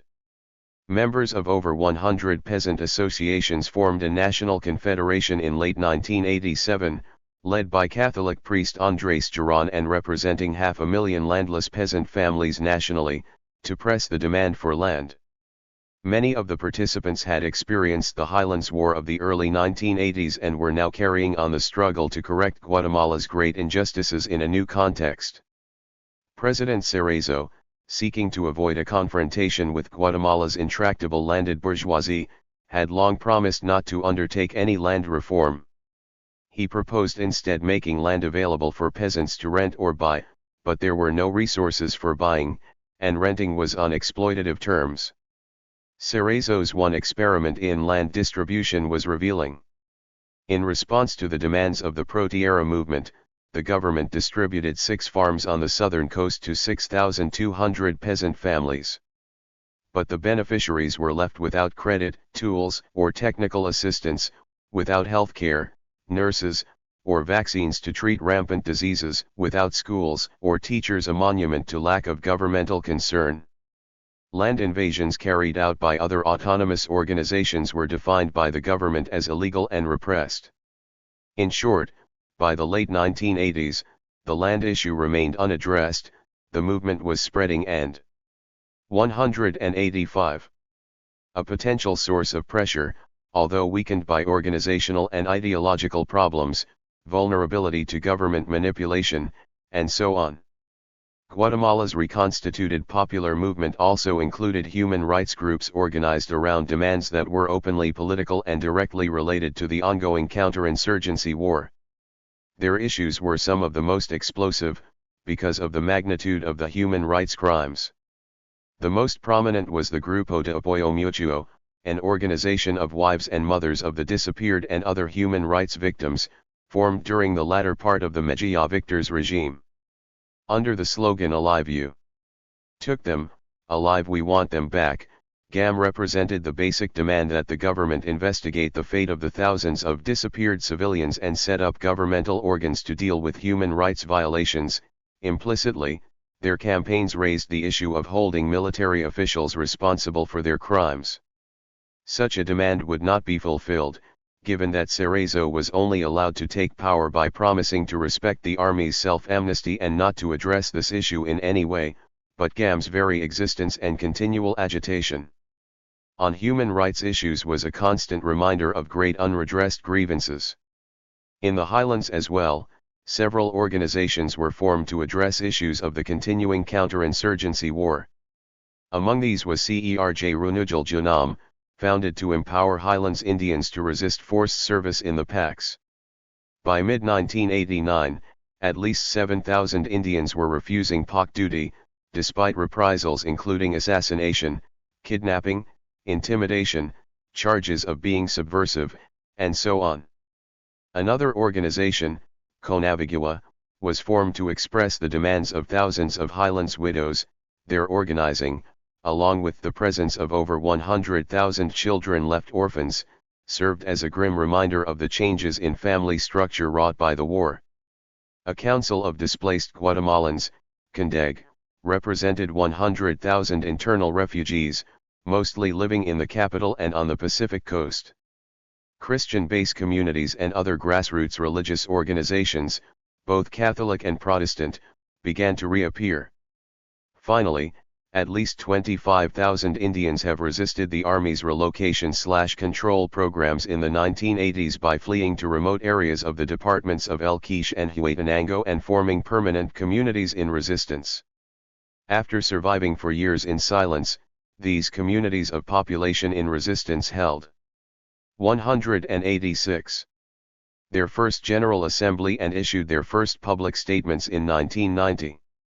Interpreting Guatemala's popular movements. As of late 1989, Guatemala's reforming popular movements suffered from many serious weaknesses, as identified by participants and leaders in interviews and documents. Despite major overall advances, continuing problems of unity and new divisions fomented by co-optive strategies such as solidarismo in the labor movement, as yet weak links between the unions of the formal proletariat and the huge unorganized informal proletariat, vulnerability to government manipulations, as shown in the March 1988 Accord and again in the 1989 teachers' strike, insufficient experienced leadership or cadre, as a result of the years of repression, and above all, continuing vulnerability to the endless stream of kidnappings, disappearances, death threats, and assassinations. This vulnerability was underscored by the ebb in the movement following the terror campaign against popular leaders in the fall of 1989. Despite these problems, the popular movements engaged in a slow but steady organizational rebuilding process. They did mobilize people to take to the streets again, after years of terror. They managed to maintain a degree of unity, largely as a result of pressures from the base on the leadership. They also showed growing sophistication about issues that were major stumbling blocks in the past, such as the problem of alliances, for example, between production workers and public sector workers, considered to be middle class. And even though the backbone of the UASP coalition was the union movement, UASP went far beyond traditional workplace issues in mobilizing general protests against austerity. Insofar as one of their main goals was to keep the spaces open. To serve as a counter-pressure against the counterinsurgents and the ultra-right, who were determined not to let them grow, these movements were fighting for political as well as economic goals. Furthermore, the human rights issues of the counterinsurgency war, and above all the need for a negotiated end to the war, came to be reflected in their demands, despite widespread fear of reprisals. This also meant taking up the demands of the indigenous populations, the main victims of the war. In short, Guatemala is seeing the gradual emergence of a popular bloc. As seen in Chapter 7, this formulation attempts to address changing realities with a flexible conception of class that incorporates ethnic and gender dimensions. A significant political expression of this bloc is the Popular/Revolutionary Convergence or 187 Front, which is being formed outside the traditional political parties. It articulates a wide variety of demands, some specific to one constituency, others national in scope. In practice in the late 1980s, as a result of the lessons learned from 1978 to 1983 and ongoing repression, it has become more a convergence of interests than an explicit coalition or alliance. But, by contrast to popular movements in countries lacking a revolutionary movement, this convergence is seen as a challenge to the established order in Guatemala. 1. The existence of popular movements is not new in Guatemala, but they have come to manifest several new features in the mid to late 1980s. The first is the centrality of the Indians. Once having been awakened in the uprising of the late 1970s, the indigenous majority remains a permanent player in Guatemalan politics, despite the ebbs and flows in its organizations. Further, the double condition of exploitation and ethnic oppression is leaving a decisive mark on these populations not only in the rural highlands but also in their urban settings, although it is not yet clear how this will be expressed politically. The second novelty is the protagonism of women, who have been excluded from traditional politics in Guatemala, from traditional parties, from elected office, from political leadership of any kind, even from voting. To overcome this legacy, women have attempted not only to increase their participation in electoral politics but also to organize in workplaces where they are overrepresented and in their communities, around issues of reproduction as well as production.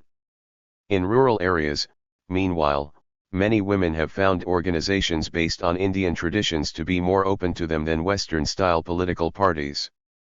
Women have been most prominent in such human rights organizations as GAM, CONAVIGUA, and CONDEG.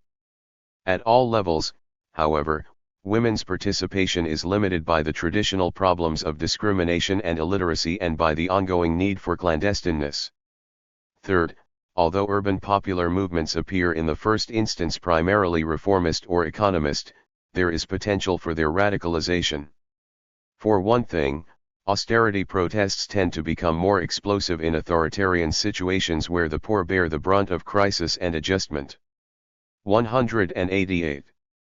Additionally, squatter struggles are land-based and tend toward radicalization rather than compromise. This could turn out to be true in the city as well. Furthermore, as analytically distinct from the informal proletariat, pobladores are unified by their collective identity as poor. Elements of collectivity are reinforced in the Guatemalan case by Indian communal ties or solidarity, which could be reproduced in the cities, and by the heavily female household and community-based logic of reciprocity.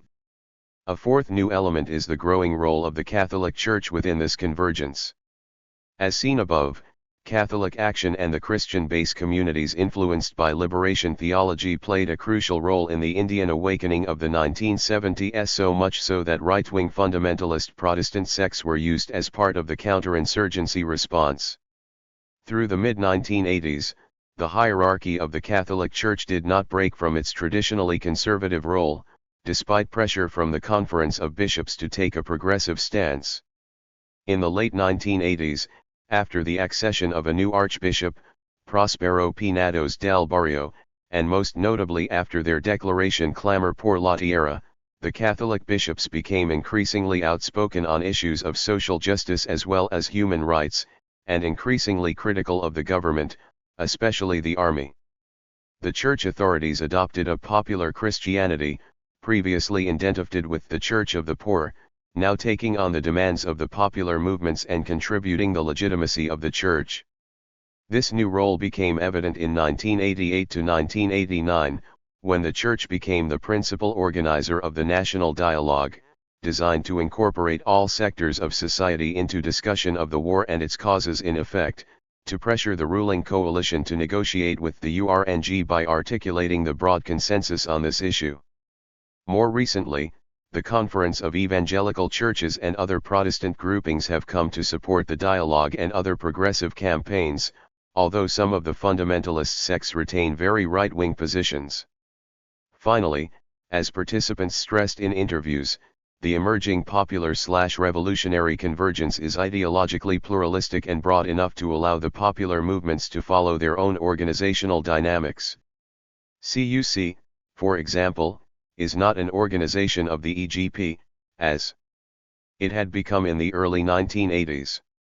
There is also a new emphasis on decision-making from the bottom up, often going beyond a cautious leadership within popular organizations. 189. Above all, like their predecessors, the movements of the late 1980s are not corporatist or controllable by the state. Because they are forced to operate semi-underground as a consequence of repression, their advances are often imperceptible more at the level of building organization than of winning their demands.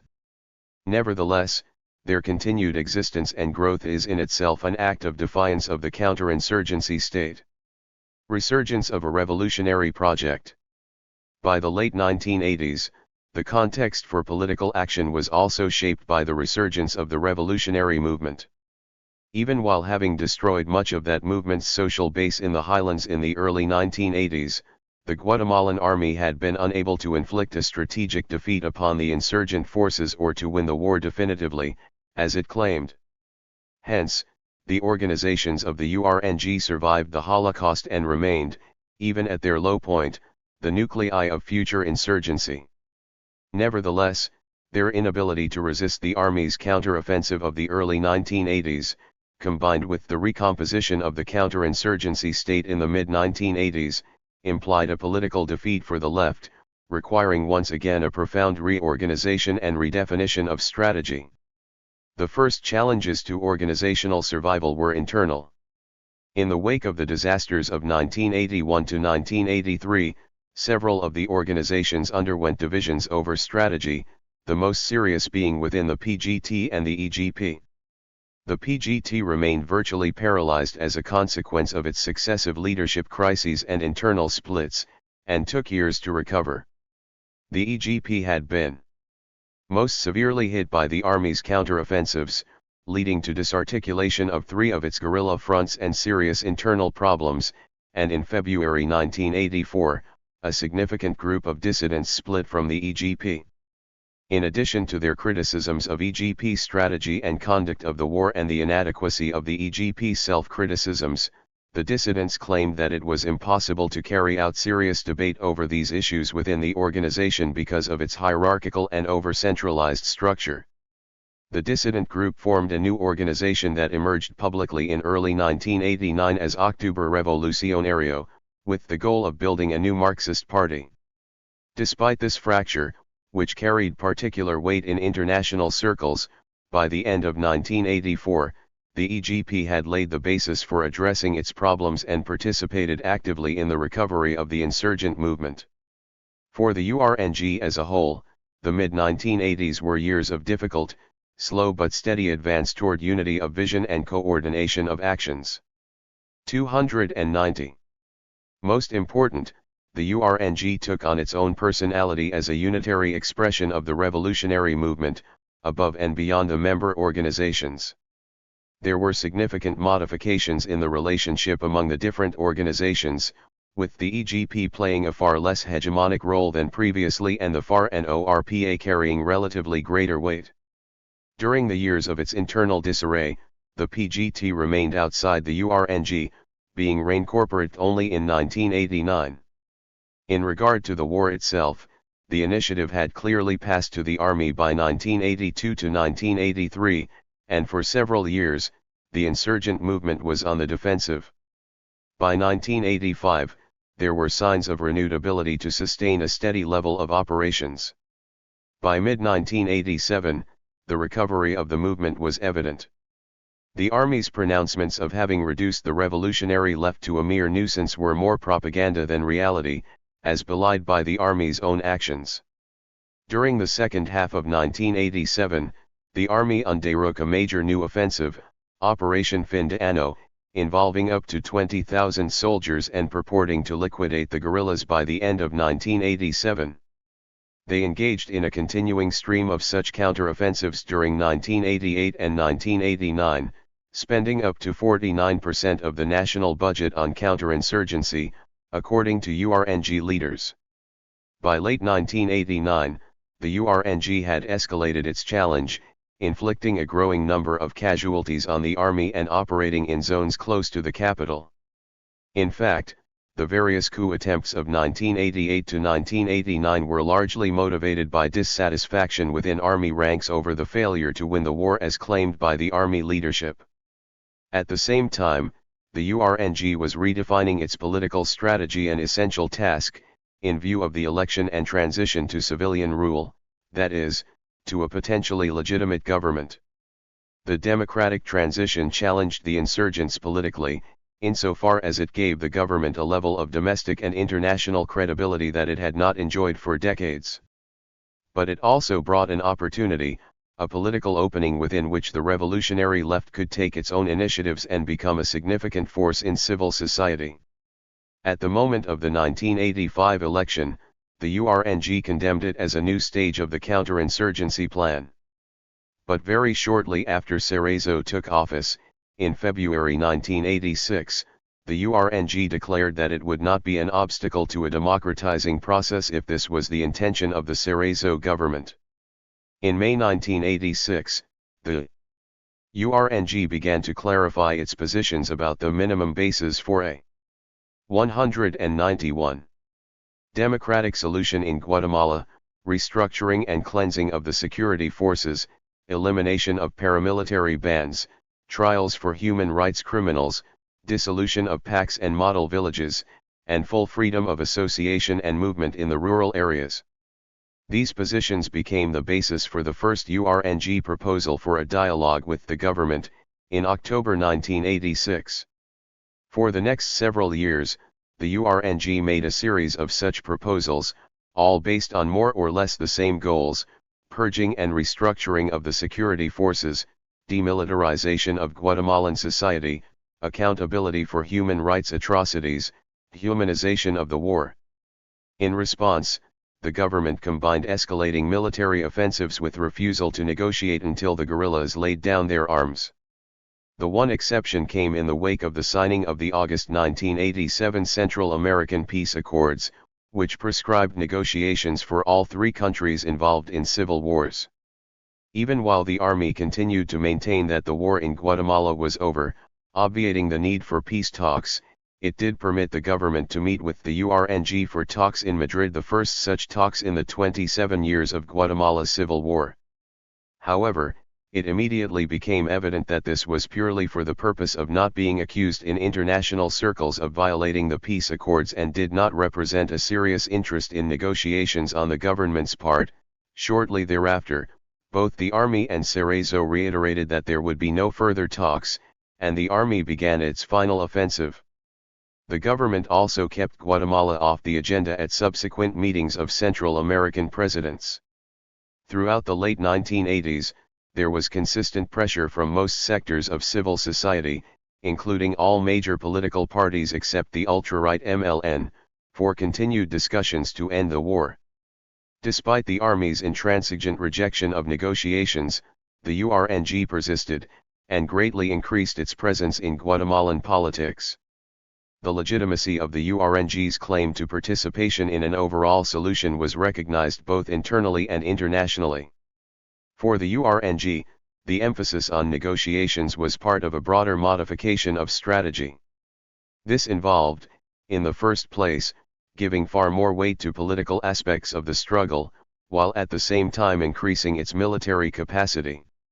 Secondly, the URNG put greater emphasis on the role of popular sectors and democratic and patriotic forces considered. 192. To be strategic allies for solving the country's monumental social problems and building genuine democracy. Furthermore, this multi-class alliance would not necessarily revolve around the URNG as the hegemonic force. The URNG was not demanding revolutionary power but the participation of the revolutionary forces in forging a new kind of power, conceived together with the progressive, nationalist, and truly democratic forces. URNG Comandante Pablo Monsanto, answering a question concerning the possibility of a revolutionary victory, stated in 1988.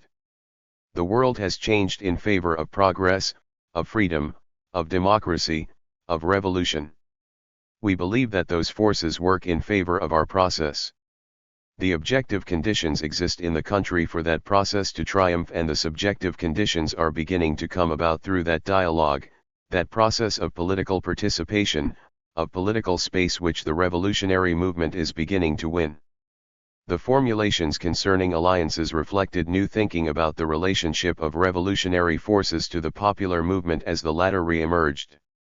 On the one hand, all parties had learned the painful lessons of the late 1970s and early 1980s, when some popular organizations were more exposed to repression because of their open identification with the guerrilla movement.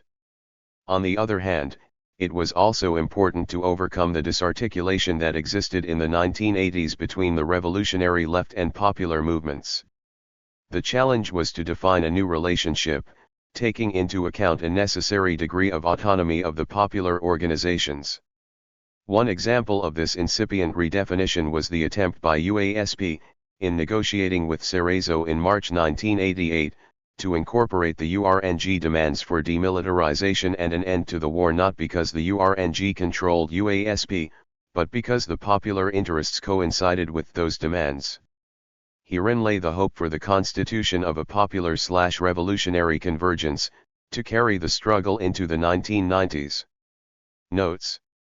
1. I am drawing upon Orlando Núñez Soto's definition of social movements as involving the acquisition of consciousness by and the organization and mobilization of social subjects around the specific interests pertaining to their class or sector. In terms of their class characterization, increasingly, social. 193. Movements are lining up behind the strategic interests of one class or behind the banners of a political front without losing the particular motivations of their immediate context. In this sense, their political behavior acquires a class character, not so much because it is connected to the immediate interests of a particular class, but because in one way or another it becomes part of the revolutionary agenda as a whole. Reject any mention of proletariat or class struggle, in order to deny revolution and socialism present social movements divorced from any revolutionary significance. We wish to recuperate the reference to the proletarian project, in order to salvage the socialist tendency harbored in the class conception and practice of revolutions. 13. With the United States. A final component of Guatemalan reality in the era of crisis, in fact, an integral part of the cycles of internal crisis and recomposition has been the restructuring of Guatemala's relationship to the United States. This restructuring is a result of changing realities in both countries. The post-1954 relationship of U.S. domination and Guatemalan dependence described in Part 1 underwent some modifications as early as the mid-1970s. In 1975, the United States sided with Britain in its dispute with Guatemala over Belize and withheld military equipment scheduled for delivery because of Guatemalan threats to invade Belize. This prompted Guatemala to seek alternative suppliers of military equipment, mainly U.S. allies. More seriously, in the mid-1970s, the U.S. Congress began the practice of linking U.S. foreign aid to human rights conditions. Unlike his predecessors, President Carter implemented these provisions of foreign assistance laws. Because these restrictions clearly applied to Guatemala, the hemisphere's worst human rights violator, the Lagarud government unilaterally renounced U.S. military assistance agreements containing human rights conditions as interventionist and stepped up its arms purchases from other countries. Guatemalan army officers and ultra-right civilians routinely referred to Carter as Jimmy Castro. In fact, what was billed as a military aid ban or cut-off was only partial, as military contacts and arms transfers continued. In 1980, the United States was reported by sources within the Guatemalan government to have given assurances of discreetly resuming arms supplies to Guatemala if the situation in El Salvador became critical. 195. 196. The context for the U.S. Guatemala relationship was fundamentally altered by events in the Central American region as a whole beginning in 1979, the Nicaraguan Revolution and the outbreak of open civil war in El Salvador. These events, combined with the escalating civil war in Guatemala, constituted a serious challenge to U.S. hegemony in the Western Hemisphere. The United States responded by denning Central America as a zone of strategic interest to the United States, hence one of massive U.S. involvement. Specifically, this meant a determination to defeat the Salvadoran FMLN militarily, through massive aid to the Salvadoran armed forces and, after Reagan took office, a policy of rollback or attempting to overthrow the Sandinista government in Nicaragua. Despite the decidedly interventionist thrust of Reagan policy, the United States was constrained from overt military intervention by profound structural factors. The post-Vietnam era saw a relative decline in the position of the United States as the single hegemonic center within the capitalist world. Both economically and politically, there was an alteration in the balance of power among the capitalist nations, with the United States no longer able to exert unquestioned hegemony over its allies. This relative decline of U.S. power was eventually reflected in the Western Hemisphere, particularly after the United States sided with Britain against Argentina in the 1982 Falklands War, provoking a crisis within the OAS. It was subsequently expressed in regard to Central America in the Contadora initiatives.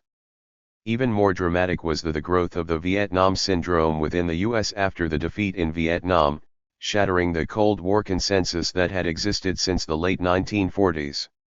In regard to Central America, this was expressed in public opinion polls from 1979 throughout the 1980s, which showed consistently that over two-thirds of the American people opposed intervention in Nicaragua and El Salvador, fearing another Vietnam there. This sentiment among the U.S. public was the source of the congressional votes in the early 1980s, denying military aid to El Salvador and Guatemala and, above all, opposing the Reagan administration's Contra war in Nicaragua. Despite the Reagan administration's desire to renew military aid to Guatemala, it was initially limited by congressional opposition in the early 1980s, at the height of Guatemala's dirty war. This contradiction gave rise to a pattern, the double game or two-track policy that characterized U.S. Guatemala policy throughout the 1980s. 197. Publicly, U.S. policymakers had to pay lip service to human rights concerns and pushed the Guatemalan government to democratize, and they did eventually come to believe that a civilian government backed by a strong army would be preferable. But at the same time, privately, the Reagan administration consistently signaled approval to the Guatemalan army for winning the counterinsurgency war, dirty as it might be. Given the goals of overthrowing the Sandinistas in Nicaragua and achieving absolute military victory in El Salvador, Reagan policymakers could hardly have had a different view of Guatemala, which remained the most strategic country in Central America. Lt. General Wallace Nutting, head of the U.S. Southern Command. expressed the consensus, in arguing for a restoration of U.S. military aid to Guatemala. The population is larger, the economy is stronger, the geographical position is more critically located in a strategic sense. The implications of a Marxist takeover in Guatemala are a lot more serious than in El Salvador. According to right-wing strategist Edward Walsh, if we are going to defend our interests in the region, the way to do it is to buttress the strong links in order to protect the weaker ones. Guatemala was, in short, a staunch front-line ally of the United States that had to be strengthened to carry on the battle against communism. Less commonly acknowledged as a factor was the substantial economic stake, $226 million in U.S. private investments in industry, oil, and nickel, more than double the amount in El Salvador. As observers noted, the U.S. policy of drawing the line in El Salvador was in no small measure directed at Guatemala. Although the United States technically assumed no responsibility for Guatemala's dirty war, since Congress had cut off military aid in the late 1970s on human rights grounds, in fact the Reagan administration tried to get around human rights concerns and urged renewal of lethal military aid precisely during the worst years of the Holocaust. During the 1980 presidential campaign, members of Reagan's transition team visited Guatemala frequently and developed close ties with ultra-right military and civilian forces most closely linked to the death squads. The message of the Reagan advisors was interpreted by these Guatemalans as a green light for increasingly aggressive death squad activities. The army, as well, got the message that a Reagan administration would not ban military aid on human rights grounds. These ties were developed to the point that top Guatemalan military officials stopped dealing with official Carter diplomats in mid-1980 and boasted of having made a deal with the Reagan team for restoration. 198. Of U.S. military aid and training. Ultra-right MLN forces made symbolic donations to the Reagan campaign and openly celebrated the Reagan victory. Sandoval Alarcon attended his inauguration. The Reagan advisors, in turn, referred to these groups as the responsible right, worthy of full U.S. support. In 1981, Reagan advisor General Vernon Walters visited Guatemala to let the Army and the Lucas government know that it was seen as a friend. Back in Washington, Walters said that the United States would help defend the constitutional institutions of Guatemala. In June 1981, the Commerce Department approved a $3.1 million cash sale of military vehicles. The State Department's Human Rights Report for 1981 fully exonerated the Guatemalan government, despite the fact that U.S. officials knew all along that the Army was responsible for human rights atrocities. Far from showing concern, U.S. officials instead denounced human rights organizations such as Amnesty International, with one U.S. Embassy report referring to their work as part of a communist-backed disinformation plan. The United States worked closely with the Lucas regime in devising its counterinsurgency strategy, according to testimony by Elias Barahona, who had served as press secretary for the Interior Ministry from 1976 to 1980. The United States developed the program of pacification and eradication of communism together with the Lucas regime. At one point, the administration even attempted to provide financial assistance for Guatemala's regional telecommunications center, located in the presidential palace, whose function, according to Amnesty International, was to target individuals for disappearance by the security forces.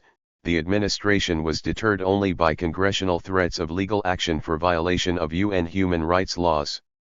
Even as Reagan officials were attempting to renew military aid, however, they were aware of the problems this entailed.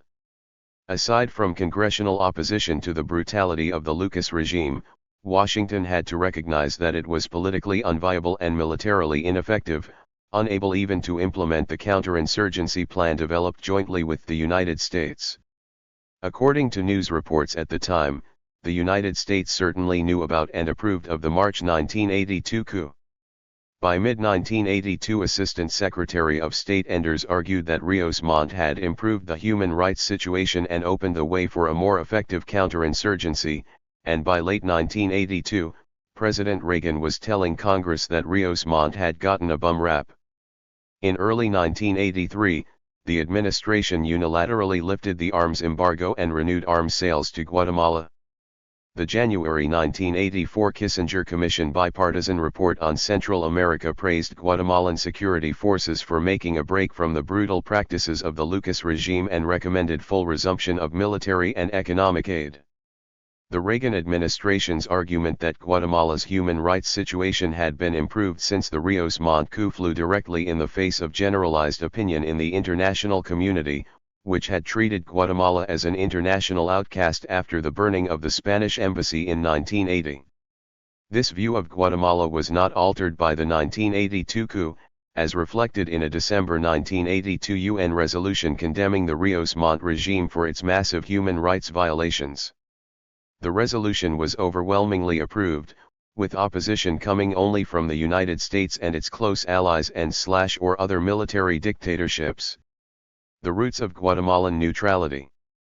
By 1982, the Guatemalan military government was beginning to take action of its own to regain its standing in the international community and a measure of internal legitimacy. This recomposition of the counterinsurgency state, whose internal dimensions have been discussed above, also had repercussions for foreign policy. One effect of the years of international isolation was the growth of right-wing military nationalism and anti-Americanism within the Guatemalan armed forces based on scorn for the fickleness of a U.S. government beholden to congressional liberals. To the extent that it forced the Guatemalan armed forces to look elsewhere for assistance and hardware, it also gave them a certain margin of autonomy vis-a-vis the United States. They had little difficulty finding alternative sources of arms, training, and assistance from U.S. allies such as Taiwan, Argentina, and, above all, Israel. The ties with Israel had already been consolidated by the time of the U.S. military aid cutoff.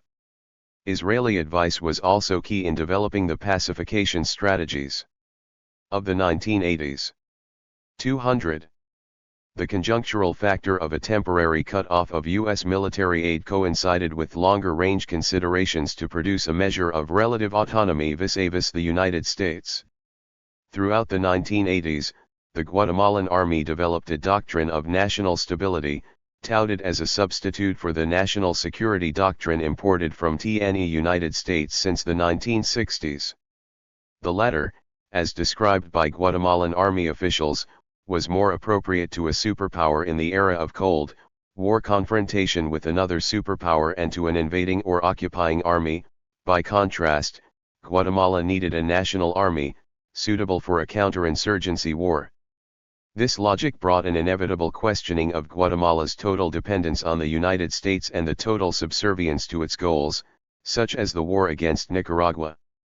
As will be seen, this position was adopted by the dominant faction of the Guatemalan Army, but not by the officer corps as a whole. Following the March 1982 coup, the Rios Montt regime faced the same political contradictions that had plagued its predecessors. On the one hand, there was a recognition that the war could never be won without re-establishing some internal and external legitimacy. On the other hand, the necessities of the counterinsurgency war precluded any lessening of human rights violations. In fact, the Rios Montt regime presided over the major massacres of the war. The Guatemalan army began to see that one possible vehicle for resolving these contradictions could be a legitimate foreign policy. At a more structural level, there were internal imperatives for redefining the concept of national interest. A quasi-independent foreign policy of regional neutrality was seen as internally stabilizing, as part of the recomposition process implicit in the 1982 counterinsurgency plan. It gave the Guatemalan state legitimacy, as well as increased autonomy and room for maneuver internally. Foreign policy became central to the attempt to re-establish internal normalcy. All the more so, as the destabilizing consequences of Reagan's regional policy of overthrowing the Sandinista government became clearer by 1982 to 1983. This new policy, initiated under Rios Montt, was concretized under Mejia victors after the August 1983 coup. Civilian Foreign Minister Fernando Andrade Diaz-Duran played the key role in implementing it. The main components of the policy, as it evolved, were support for the Contadora proposal, reluctance to function simply as a member of the U.S. constructed Tegucigalpa bloc, and gradual distancing. 201. From the U.S. proposal to revive the U.S.-dominated Central American Defense Council and a subsequent refusal to participate in U.S. organized joint military maneuvers. None of this prevented Guatemalan army officers from collaborating under the table with operations to supply the Nicaraguan Contras, in exchange for increased U.S. aid to Guatemala, according to the 1987 Tower Commission report. These redefinitions came at a crucial time, during the fall of 1983. At the height of Contadora initiatives and just when the U.S. invasion of Grenada made U.S. direct intervention in Nicaragua seem most likely. There were several specific gains to Guatemala from a policy of regional neutrality. Supporting Contadora was essential for normalizing and improving relations with Mexico. In return, Guatemala could pressure Mexico to repatriate the growing thousands of Guatemalan war refugees and reduce human rights criticisms. Further, by dissociating Guatemala from the illegitimate and destabilizing U.S. Contra war, this policy would facilitate Guatemala's reincorporation into the Latin American community of nations. It was also a way of neutralizing diplomatic support enjoyed by the URNG during the early 1980s. From the viewpoint of the Guatemalan army, getting involved in the U.S. war against Nicaragua would have been a diversion from winning the internal war.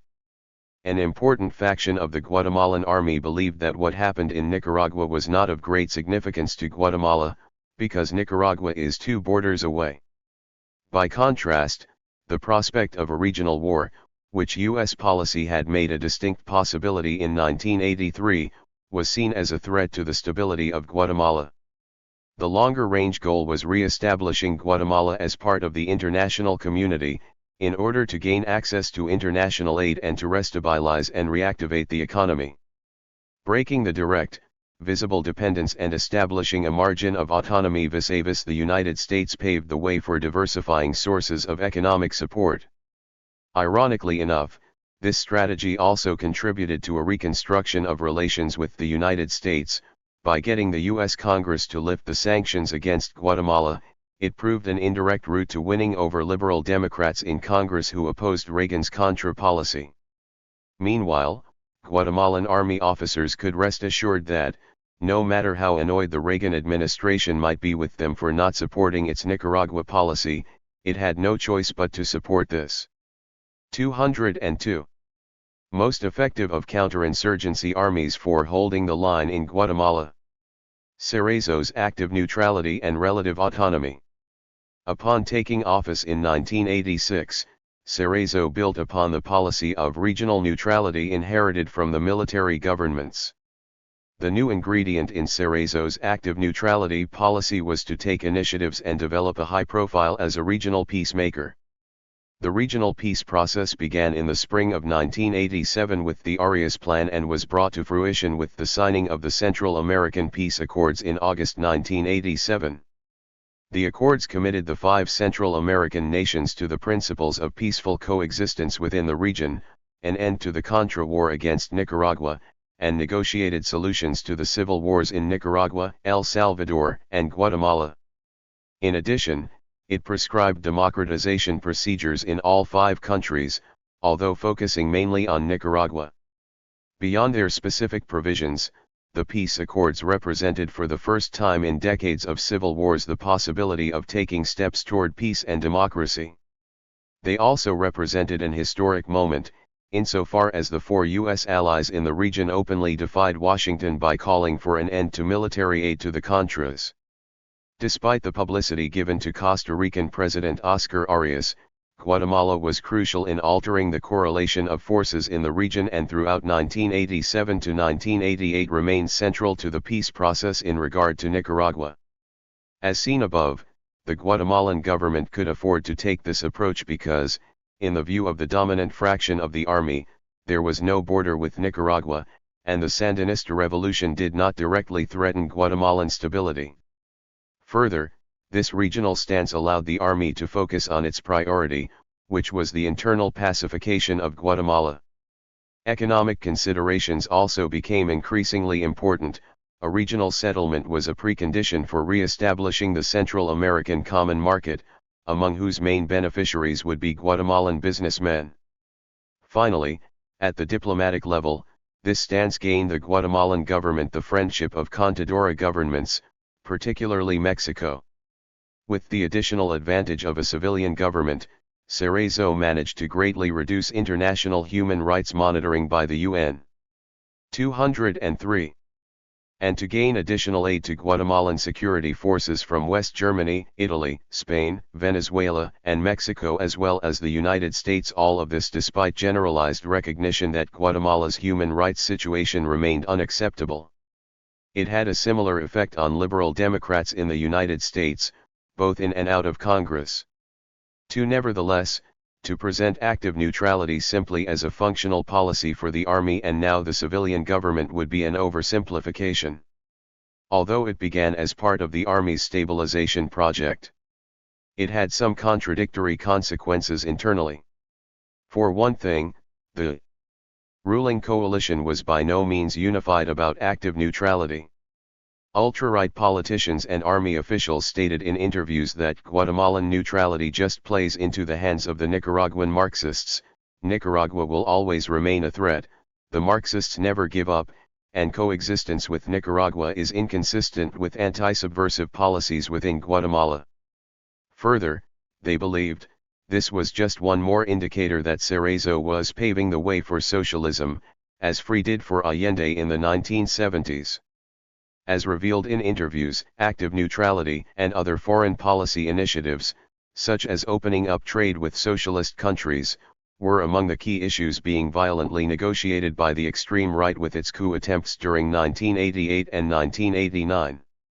Second, in spite of the Guatemalan army's defiant claims that the Central American peace accords don't apply to Guatemala, in fact, the reverberations of the process were significant.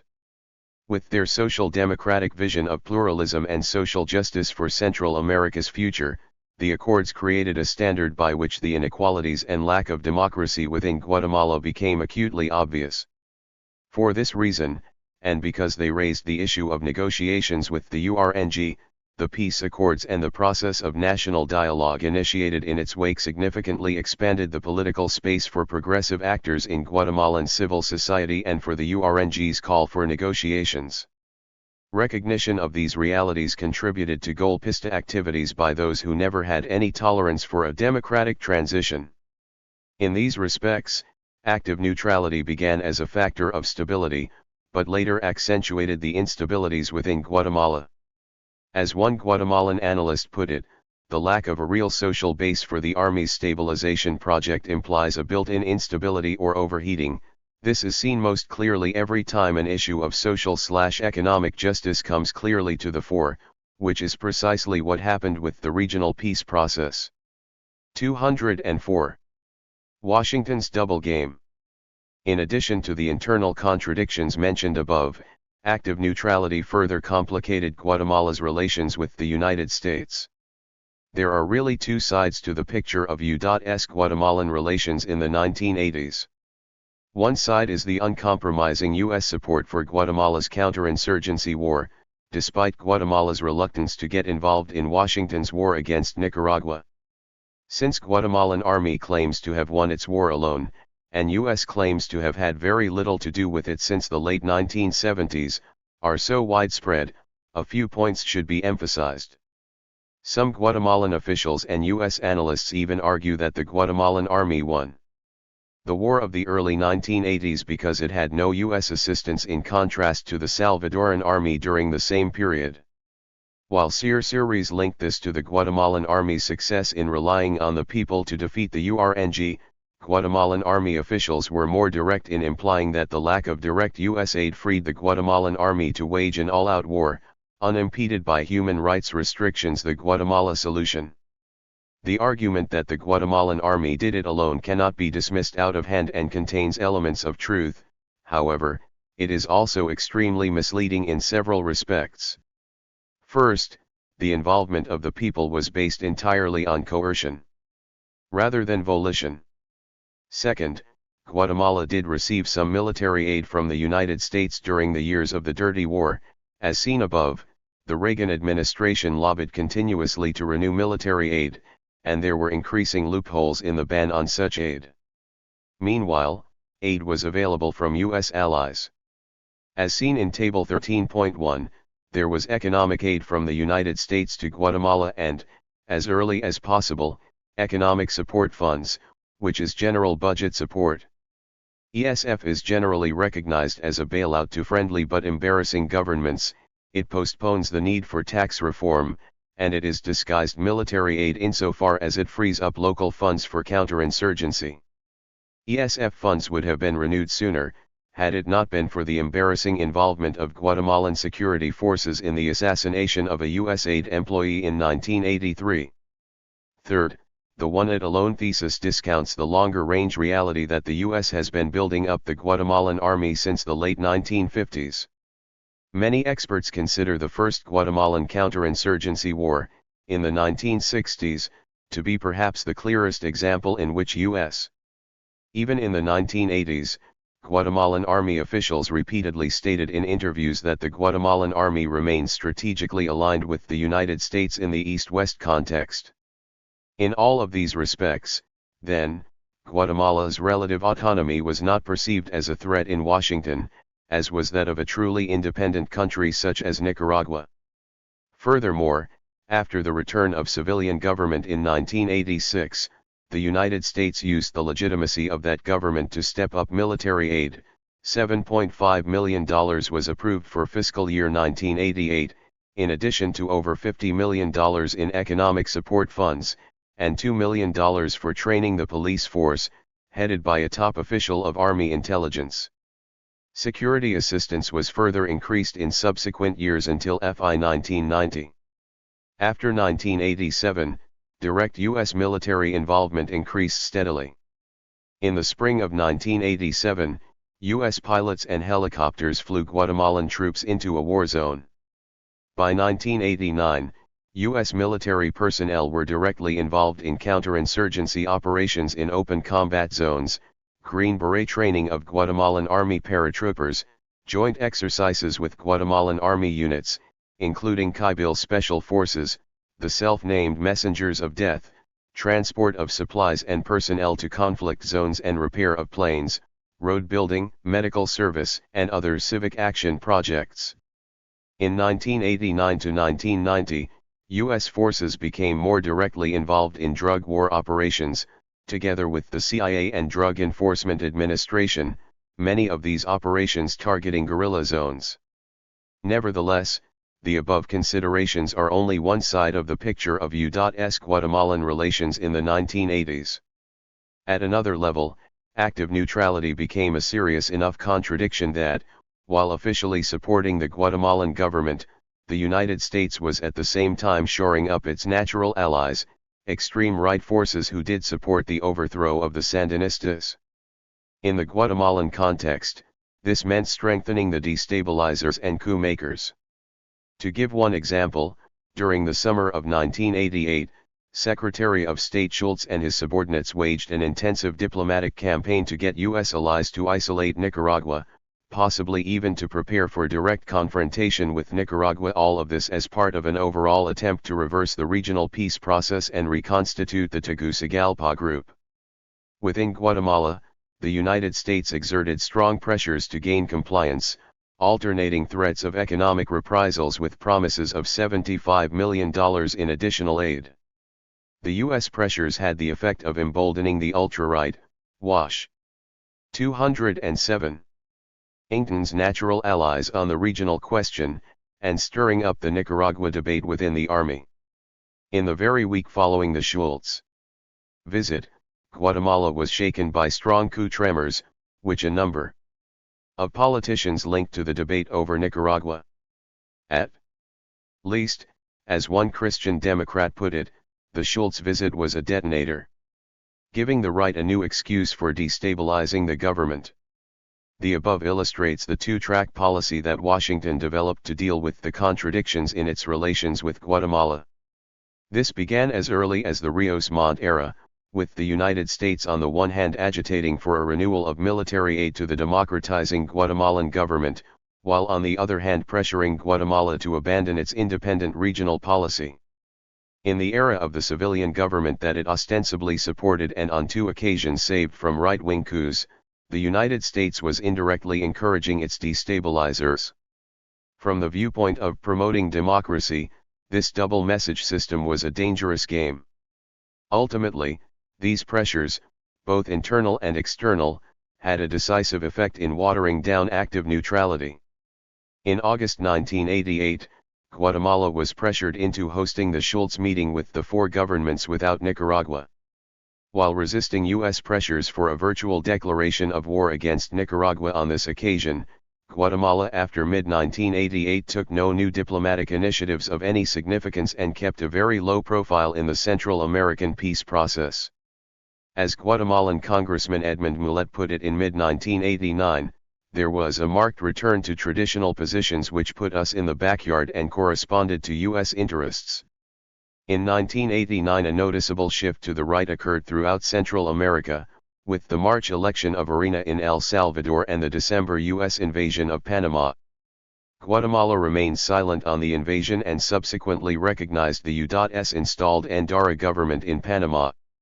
By the time of the electoral defeat of the Sandinistas in February 1990, the era of active neutrality and relative autonomy appeared to have run its course, at least in the forms it had taken during the 1980s.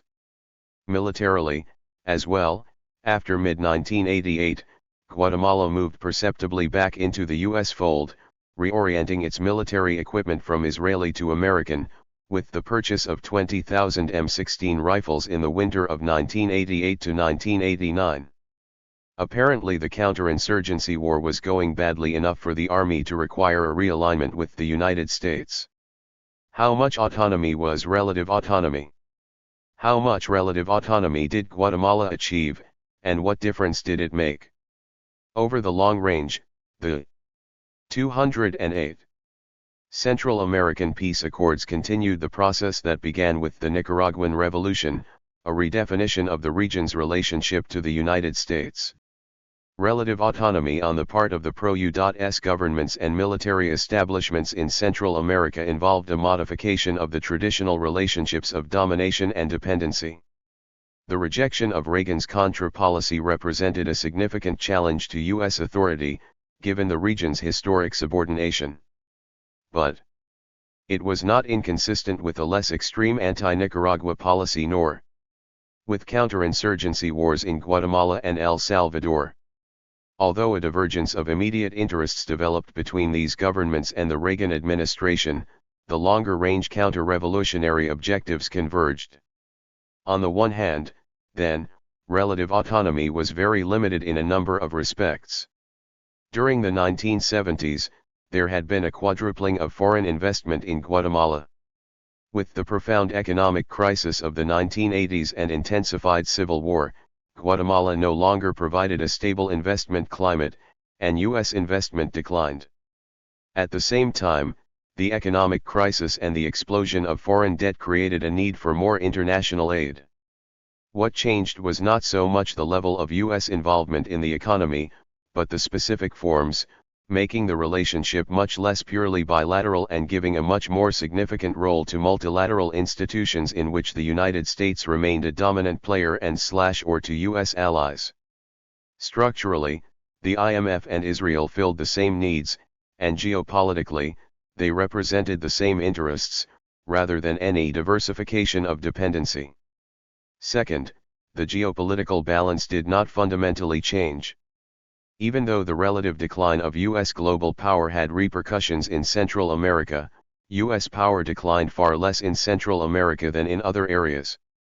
Although the United States was unable to prevent a challenge to its authority, it was able to ruin the challengers and make the economy scream. This was the lesson of Nicaragua, and it bore fruit in the 1990 Nicaraguan election.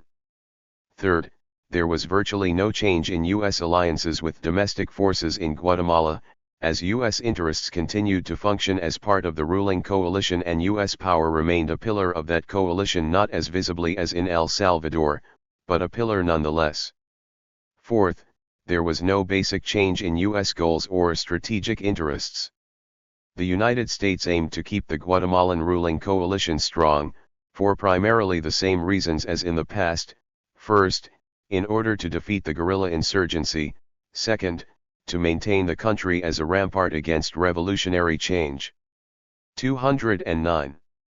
In the region, third, to protect the still sizable U.S. private investments in the country.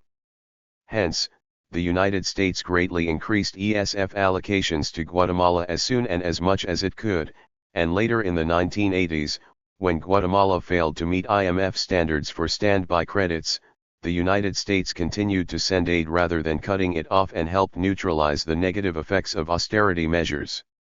From the Guatemalan side, as one prominent analyst has pointed out, the conflicts with the United States were quite relative. Active neutrality began as and remained largely a function of the internal counterinsurgency war, and it was compromised as soon as increased U.S. military and economic aid became necessary. In short, the foreign policy of active neutrality reached its historical limit primarily for internal reasons.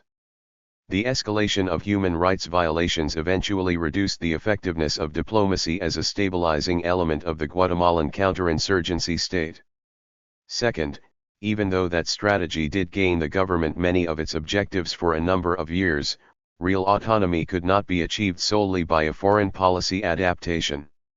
In the end, the Guatemalan attempt to become more autonomous foundered on the same shoal as in the past: the lack of an internal market that could serve as the basis for long-range, self-sustaining development. Yet, there was also another side. Central American events in the 1980s, beginning with the Nicaraguan Revolution, broke old patterns in surprising ways, both regionally and in Guatemala. The signing of the Central American Peace Accords broke the cycle of the predictable and for a brief time opened up a new process in Central America. They suggested the possibility of peaceful coexistence between divergent political systems in the region. The accords also held out a hope of negotiated political solutions to long-standing civil wars and indicated standards of democratic reform to be met by each of the 5 governments. And this had an impact upon the Manichaean mentality of counterinsurgency politics, even in Guatemala, by legitimating demands for democracy with social justice. In short, it came to affect the terms of the political game within Guatemala. By 1990, this ray of light had flickered out, but the light had revealed the contours of a new path that could perhaps be rediscovered in the 1990s. Part 3. Conclusion. An unlighted path toward the future. 14. Central America in the balance. Prospects for the 1990s. At the beginning of the last decade of the 20th century, rapid changes are taking place in many parts of the world and many old orders are breaking up. Certainly, at first glance this is not obvious in Guatemala. But perhaps we must look beyond Guatemala in order to see the country with new eyes. Guatemala is part of a Latin American continent in crisis and a Central American region that has not yet emerged from war. It is also part of a world that is struggling to pass beyond the Cold War. Therefore, this conclusion begins with a broader assessment of the balance of forces affecting Central America and Guatemala. In order to comprehend the rapid and massive changes in the post-Cold War international environment and their impact on Central America, we must begin by stretching our minds and shedding old habits or patterns in our thinking. In the United States, such habits have often hampered the outlook of opponents of our government's policy in Central America. This is not surprising, given the realities of growing U.S. interventionism in the Third World, the Manichaean, geopolitical worldview of U.S. policymakers, which is heavily reflected in the U.S. media, the ideological carpet bombing of public consciousness, to borrow a phrase from Samir Emin, and the virtual lack of information from regions such as Central America. These factors tend to freeze our views, often leading to unidimensional assessments of the prospects for change. Such a perspective reflects existing realities, but, by projecting the future only within the parameters of the past, it can prevent us from seeing new realities as they emerge and new possibilities. In the case at hand, One antidote to the above comes directly from attempts by Central Americans to define genuinely new solutions to old problems. The Sandinistas in Nicaragua provided a clear example. Beginning in 1979, they sought to construct a revolutionary democracy unique in the Third World, integrating the Western conception of representative democracy with popular/participatory conceptions. They attempted to avoid the dualistic choice between political pluralism and profound social change. Central and Latin American revolutionaries were also among the first to merge their struggles with Christian struggles for social justice, to recognize that their vision of a renovated and flexible Marxism converges significantly with basic religious/humanitarian values. Hence, many North Americans have found in our discussions and interactions with people in Latin America some conceptual guideposts for seeing beyond US-centered perspectives, for understanding how the rest of the world looks at things. This has helped us to temper the geopolitical, either/or, winner/loser, zero-sum logic with a more dialectical and a more global view, and to envisage new possibilities for the region. Without ignoring the immediate conjuncture, finally, a broader perspective on Central America must be long-range. It looks toward a future that is not predetermined, but is emerging in the alternatives now being constructed by popular forces, even within the confines of the old society. In order to comprehend these, we will have to take some conceptual risks, projecting beyond what currently exists, incorporating new visions. In this spirit, my goal in this conclusion is not so much to predict as to suggest a broad range of possibilities for the future of Central America in general and Guatemala in particular.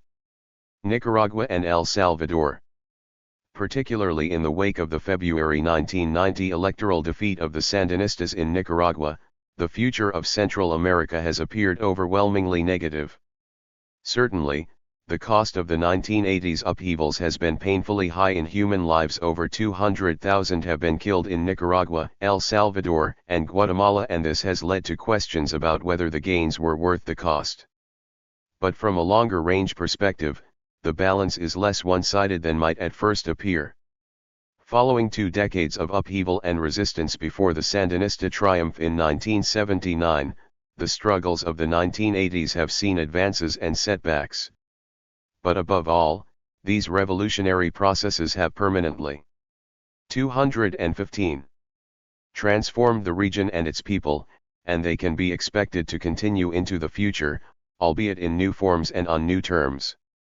In Nicaragua, the people carried out a revolution and survived 9 years of unrelenting U.S. attack. Eventually, however, through its devastating military and economic war, the United States was able to raise the cost to an intolerable level, and thus to achieve its goal of ousting the Sandinistas from state power. The material achievements of the revolution were limited from the start, and some were completely reversed, by the U.S. determination to turn a positive example into a negative example, but other aspects of the revolution were institutionalized in the 1987 Constitution and cannot be rolled back without further violence. Further, the Sandinistas laid the basis for a profound democratization of Nicaraguan society, its political culture as well as its institutions, and undertook a unique experiment in revolutionary pluralism, based on a multi-party system and integrating representative with popular/participatory democracy. They carried forward Nicaragua's historical traditions and in many respects took the only road open to them, given international conditions in the 1980s. The defeat of the Sandinistas in the 1990 election, held under siege, was not itself a catastrophic turnaround, it accentuated trends that were already in motion. Viewed in its totality, the Nicaraguan experience of the 1980s demonstrated that peace could only be achieved through concertation, or political agreement. Particularly after the beginning of the Central American peace process in 1987, the Sandinistas had already made significant concessions to the civilian opposition. Even if they had won the 1990 election, they would have had to reach further agreements, even to share power in some respects. Conversely, even in opposition, the Sandinistas and popular social movements remain the most powerful political force in the country, certainly strong enough to continue the democratization of Nicaraguan society and to compel de facto power sharing by UNO if the United States does not prevent it. The only alternative to power sharing will be a renewal of civil war. But Nicaragua must be understood as part of a region in upheaval. This book has shown for Guatemala the profound effects of successive economic crises, both internal and external, and of cataclysmic civil wars. These events have caused massive population dislocations and regenerated social inequalities far too profound to be resolved by the counterinsurgency state. In El Salvador, gross injustices exploded even 216 more suddenly into a revolutionary confrontation in the late 1970s, and popular/revolutionary forces proved surprisingly resilient throughout the 1980s. The FMLN showed a remarkable ability to learn from mistakes and increasing flexibility in redefining its goals in accordance with new domestic and international realities, specifically, in pressing for a negotiated settlement to the war. From nearly all sectors of Salvadoran society, in fact, there was strong pressure for a just settlement of the war, challenging the determination of the United States, the Army, and the oligarchy not to negotiate. The November 1989 FMLN offensive was designed, above all, to demonstrate the need for serious negotiations. One long-range consequence of the offensive may have been the emergence of a sector of the Salvadoran bourgeoisie that prefers negotiations to further destruction of the economy. Through more war. There may even be some army officers who favor negotiations, but they will come forward only if the United States changes its long-standing opposition. These complex dynamics have become clear in the government FMLN negotiations that ran the course of 1990 and continued into 1991. Despite periodic escalations of the war, the negotiation process was maintained, however. It remained deadlocked on the central issue of restructuring the armed forces, on which both the Salvadoran government and the U.S. government refused to make concessions. In early 1990, the head of the U.S. Southern Command acknowledged that the FMLN could not be militarily defeated. Nevertheless, the United States did not depart radically from its prior policy of prolonging the war to defeat the FMLN, rather than ending it through negotiations. In the fall of 1990, the Bush administration was forced to comply with congressional cuts in military aid to El Salvador, but it took the first available opportunity in January 1991 to restore the aid. Subsequently, while verbally recognizing the need for negotiations with the FMLN, the United States has maintained a hard-line position, opposing UN proposals and refusing to accept real concessions on key issues. By the late 1980s, meanwhile, the FMLN had learned the lessons of Nicaragua. Watching the destruction of Nicaragua through military and economic war during the 1980s contributed to a gradual change of FMLN strategy from taking power to gaining a share of power. Washington had made clear, even under Carter, that it would not permit another Nicaragua, and Reagan policy demonstrated the U.S. ability to punish Nicaragua. Taking state power outright became unfeasible, and revolutionaries in El Salvador learned to seek other routes for realizing popular demands: negotiations, power sharing. 217. Grassroots mobilizations, even competing for power in elections while continuing military action. The Central American peace process. At the regional level, as seen in Chapter 13, the Central American peace process that began in mid-1987 initially appeared to open up an alternative to the decades of war, and for a brief moment, political solutions to these wars seemed possible. By negotiating with the Contras, Nicaragua provided an impressive example of what the political will for peace could accomplish. Together with the broad opposition within the United States to interventionism in Central America, the peace process finally forced the Reagan administration, against its will, to end Contra military aid. Nevertheless, within a year, the initially high hopes for peace were greatly reduced, as the United States reasserted its ability, if not to control the future of Central America directly, at least to prevent demobilization of the Contras. Meanwhile, the four pro-US governments refused to apply the accords in their own countries. In 1988 to 1989, their already tenuous commitment to peaceful coexistence was undermined by a trend toward the right, beginning with the March 1989 victory of the hardline anti-Nicaragua arena in El Salvador. By the time of the December 1989 Central American President's meeting, the process became an instrument for legitimating the arena government in El Salvador. The positive potential of the peace process was greatly limited, in the end, because Central America is considered by the United States to be within its direct sphere of influence and is probably the last region of the world where the United States will make concessions. As of 1990-1991, regional diplomacy no longer represents a genuine peace process or an exercise in relative autonomy from the United States. Future progress toward regional autonomy will require changes within these countries. But for the moment, with the Sandinistas out of power in Nicaragua, the existing rightist governments have little reason to pressure each other for negotiations or democratization. If there should be a negotiated settlement in El Salvador which, as of early 1991, appears more possible than previously, it would constitute a serious pressure for such a solution in Guatemala. However, if this does not happen soon, El Salvador could come to resemble Guatemala. This could even include a last-ditch effort by Salvadoran hardliners to implement the Guatemala solution, a total war, with massive casualties within a few months. Further, El Salvador 218 continues to be affected by the situation in Guatemala as shown by the January 1990 murder in Guatemala of Salvadoran Social Democratic leader Hector Acali, which involved Guatemala security forces and death squads at least indirectly. Sooner or later, proponents of peace and democracy in the region will have to confront the Guatemalan counterinsurgency state. Meanwhile, the continuation of war in Guatemala affects the region as a whole. The other great negative factor within the region is the economic crisis, which has brought negative growth rates and has driven living standards down to the level of 17 years ago. In some countries, over 85% of the population now lives in poverty. Inflation and unemployment continue to skyrocket, leaving many with no option but to migrate north. The medicine for these ills has made the patients worse. Structural adjustment programs and harsh neoliberal policies have had disastrous effects for the popular classes.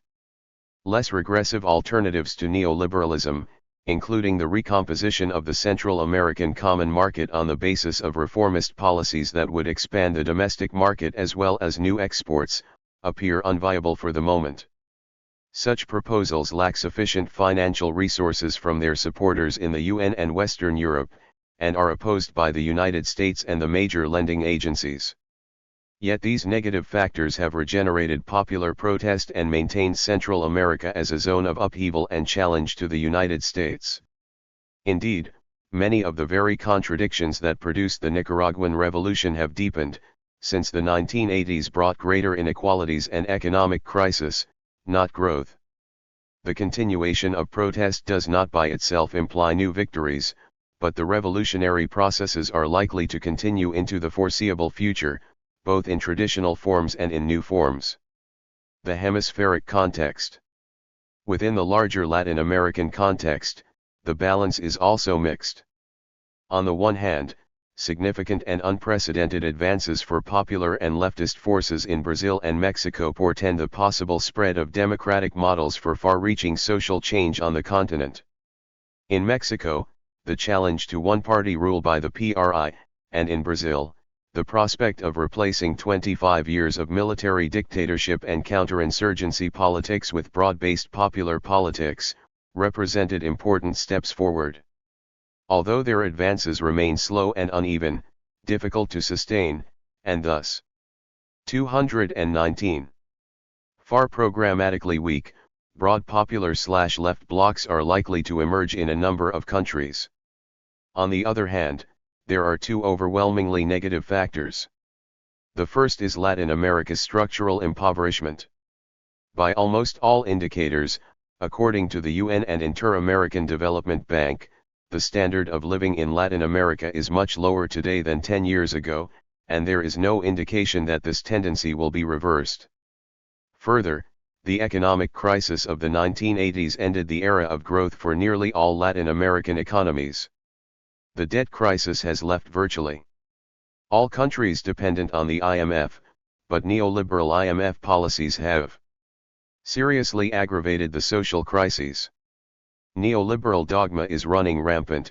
For example, although the June 1990 defeat of Vargas Llosa in Peru demonstrated popular rejection of such policies, winner Fujimori has implemented an even more extreme version. U.S. economic initiatives dominate the economic agenda.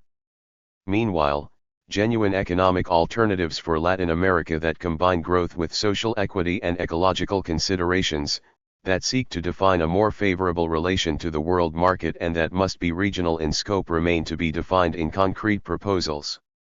The second negative development is the resurgence of overt U.S. interventionism in the hemisphere, as seen in the invasion of Panama and stepped-up U.S. military operations in the drug wars.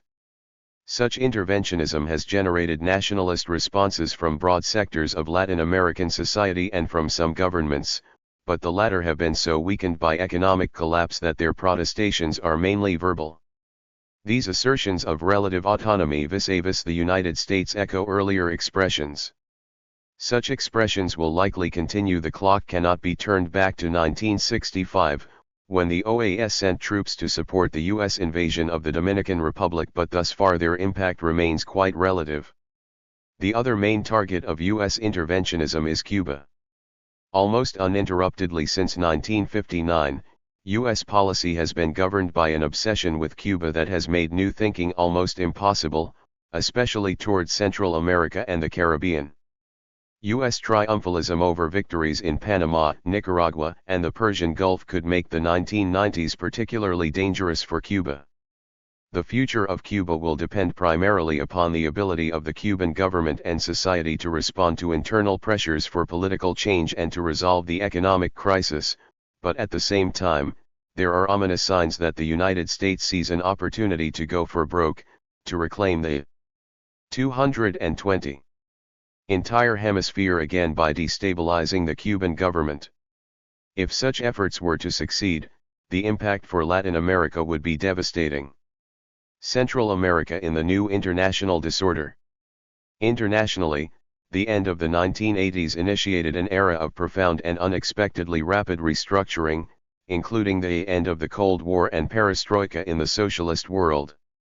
In addition to reducing East-West tensions, these changes initially held out hopes for negotiated solutions to long-standing regional conflicts.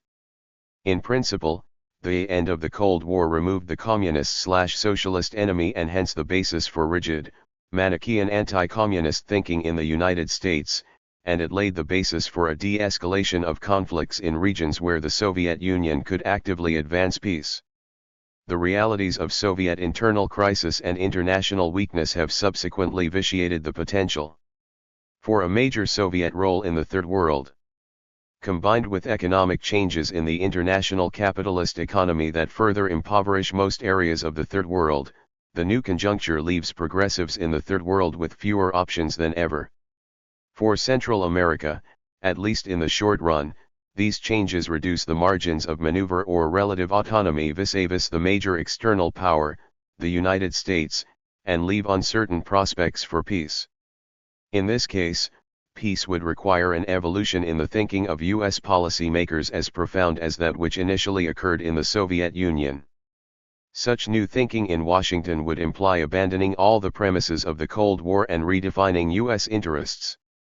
It would have to include a recognition of the structural roots of revolutionary movements in Central America, and the reality and legitimacy of popular struggles for social justice.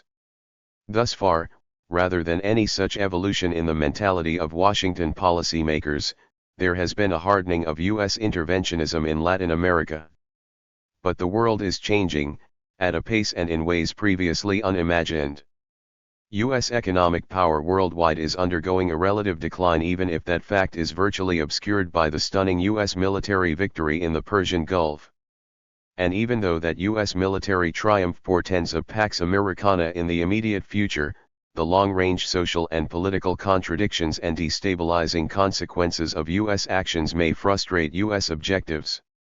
In the words of Carlos Fuentes after the U.S. invasion of Panama, we Latin Americans should always remember that the world no longer reacts to the provincial visions or illusions of the U.S. The mechanisms of change that have been set into motion are too profound, even if their results are as yet unforeseeable. From this perspective, we should not discard the possibility that the 221 United States and its counterinsurgent allies could eventually, over the long run, be forced to negotiate an end to the wars in Central America and permit initiatives by popular forces in other Latin countries. Certainly, this is difficult to envision, but the United States does face objective constraints on its ability to control Latin America. More immediately, however, the U.S. has responded to international changes by reinforcing its natural sphere of influence in this hemisphere. To the extent that U.S. Soviet agreements remove important restraints on U.S. intervention in the Third World, the new global order could be even more dangerous. Minimally, the Soviet Union's commitment to domestic priorities in the face of massive internal crisis implies pulling back much farther than previously from support of Third World struggles. At the same time, Western European governments which during the 1980s supported regional negotiations and human rights, and generally served as a counterweight to U.S. policies in Central America have greatly lowered their profile in the region. They are unlikely to contribute significant material resources to Central America, in view of growing economic relations with Eastern Europe. This leaves the future of Central America primarily in the hands of the United States and the IMF, which are thoroughly committed to counterinsurgent and neoliberal policies. Even before the Persian Gulf War, there were indicators of increasing U.S. interventionism in the Third World. As seen in key policy documents, U.S. policymakers envision more rather than less armed confrontation with Third World enemies and see a need to defeat such enemies decisively and rapidly. The Pentagon also reaffirmed its conviction that the Soviet threat remains undiminished in the Third World, and that the United States should continue to back freedom fighters and use military power in the Third World. This is compounded by an almost messianic mentality in U.S. policy circles and among policy intellectuals, heavily reflected in the mass media, in which the contradictions of socialism are taken to demonstrate the absolute triumph of capitalism while the absolute immiseration of the Third World, which is an integral part of world capitalism, is totally ignored. At the same time, another great restraint upon U.S. intervention in the Third World has been decisively weakened: opposition to such interventions from American public opinion. Throughout the 1980s, the United States was prevented from directly 222 invading Central America by lack of public support. Opinion polls from 1979 on showed consistently that over two-thirds of the American public opposed interventionist policies in Central America, even when conducted by a very popular president, and even when phrased in terms of stopping communism. It was for this reason that the Reagan administration had to channel funds to the Contras illegally. The Bush administration, which in many respects continued Reagan policy in Central America, understood the imperative of overcoming this great weakness of Reagan's Contra policy, its lack of support from Congress and from the American public. Bush and Secretary of State James Baker used the March 1989 bipartisan accord with congressional Democrats to repair the Contragate damage and obtain a virtual green light for interventionism in Central America. With the invasion of Panama in December 1989, neither congressional Democrats nor the U.S. public objected even to direct involvement of U.S. troops, so long as such involvement was successful and not prolonged or costly in U.S. lives. If there was any doubt about this after Panama, it appears to have been erased by domestic responses to the Persian Gulf War.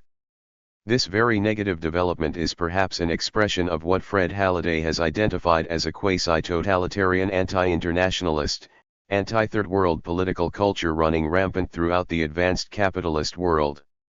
In the United States, this trend can conceivably be counterbalanced in the 1990s only by the revival of mass-based popular movements, particularly for the rights of women and people of color, and by the birth of a new political culture growing out of those movements, internationalist as well as egalitarian in its outlook.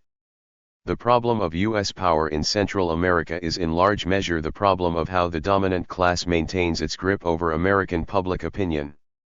The anti-intervention movement in the United States played an important role in defeating military aid to the Contras, but was never able to force an open debate about the devastating economic war that destroyed Nicaragua. It was ineffective in the face of jingoistic justifications of the assault on Panama. While church-based and other forces mobilized significant public pressure against military aid to El Salvador, they have not yet effectively confronted the Bush administration's very deliberate policy of overcoming the Vietnam Syndrome.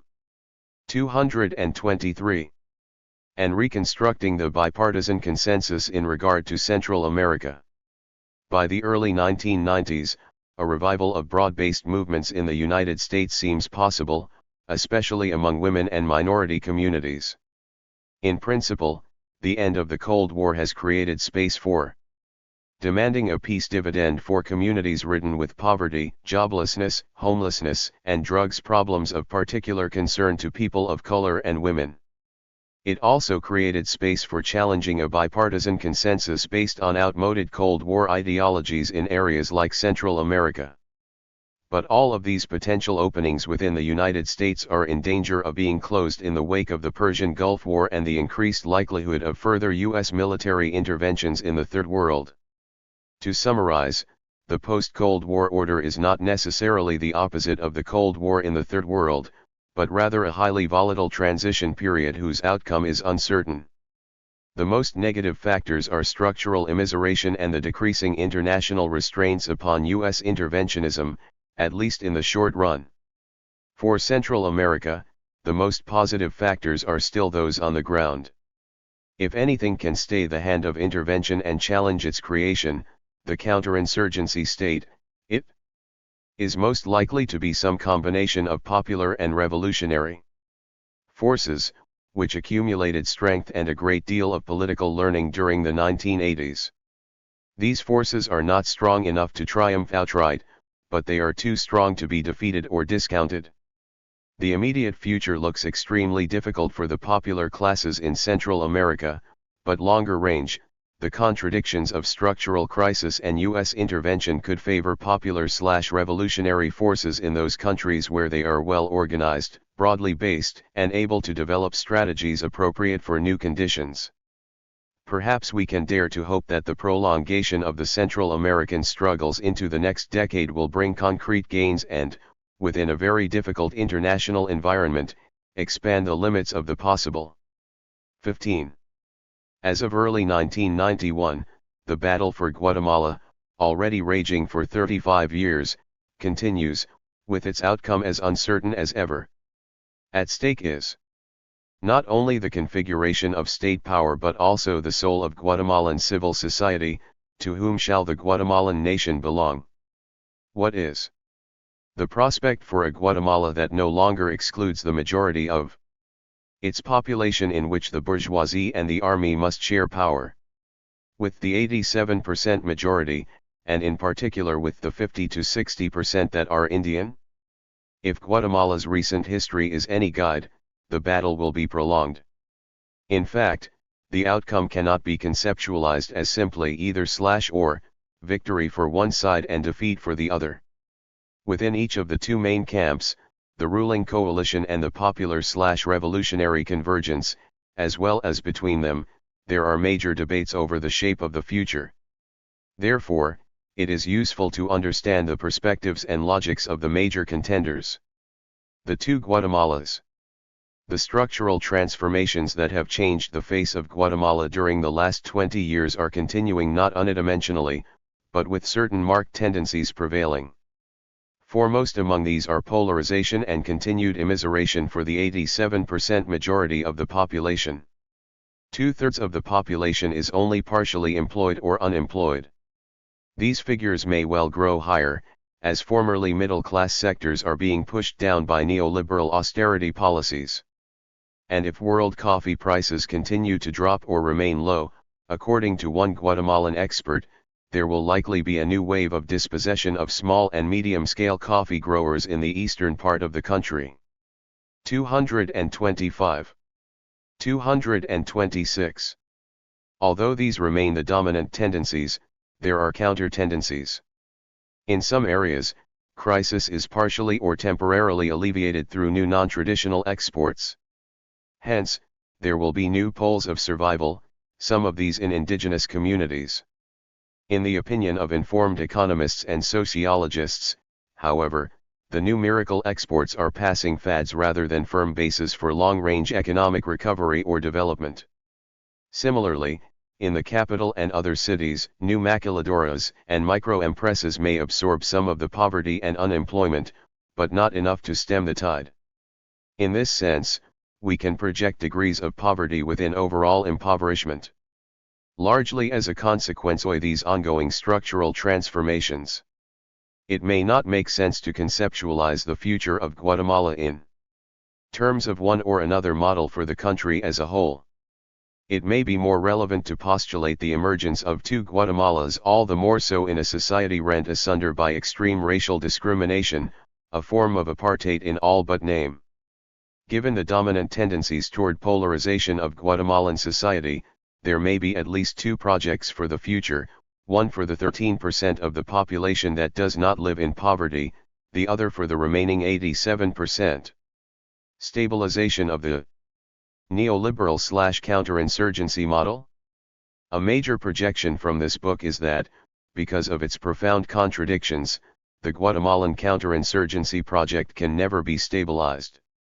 In the first place, it has not won and cannot win the battle for legitimacy, given the brutality that is endemic to it. Second, its basic premise, that the army has won the war against the guerrilla insurgency, has been disproven in practice, causing discontent and destabilization within the ruling coalition.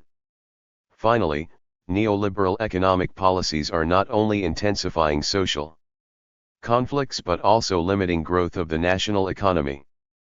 These contradictions suggest the bankruptcy of existing models for dealing with Guatemala's crises, although their bankruptcy does not mean their imminent collapse.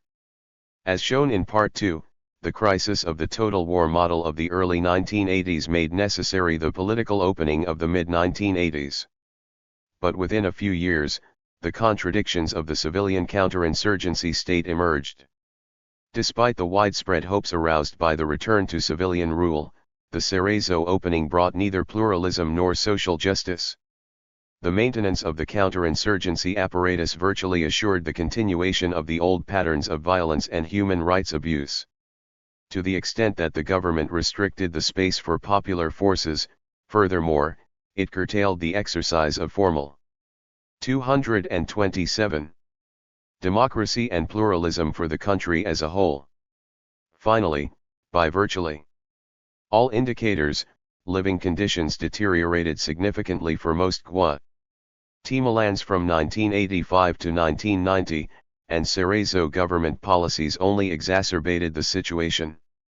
The Cerezo transition was a change from the past but not a democratic transition. These experiences strongly suggest that, given the extreme inequalities in Guatemala, even limited political democracy cannot be meaningfully attained without structural reforms. Symbolic of the failures of the Cerezo regime was the massacre of Santiago, Atitlan, during Cerezo's last month in office. On the night of December 2, 1990, security forces opened fire on several thousand unarmed Indian villagers who were peacefully protesting abuses by army members.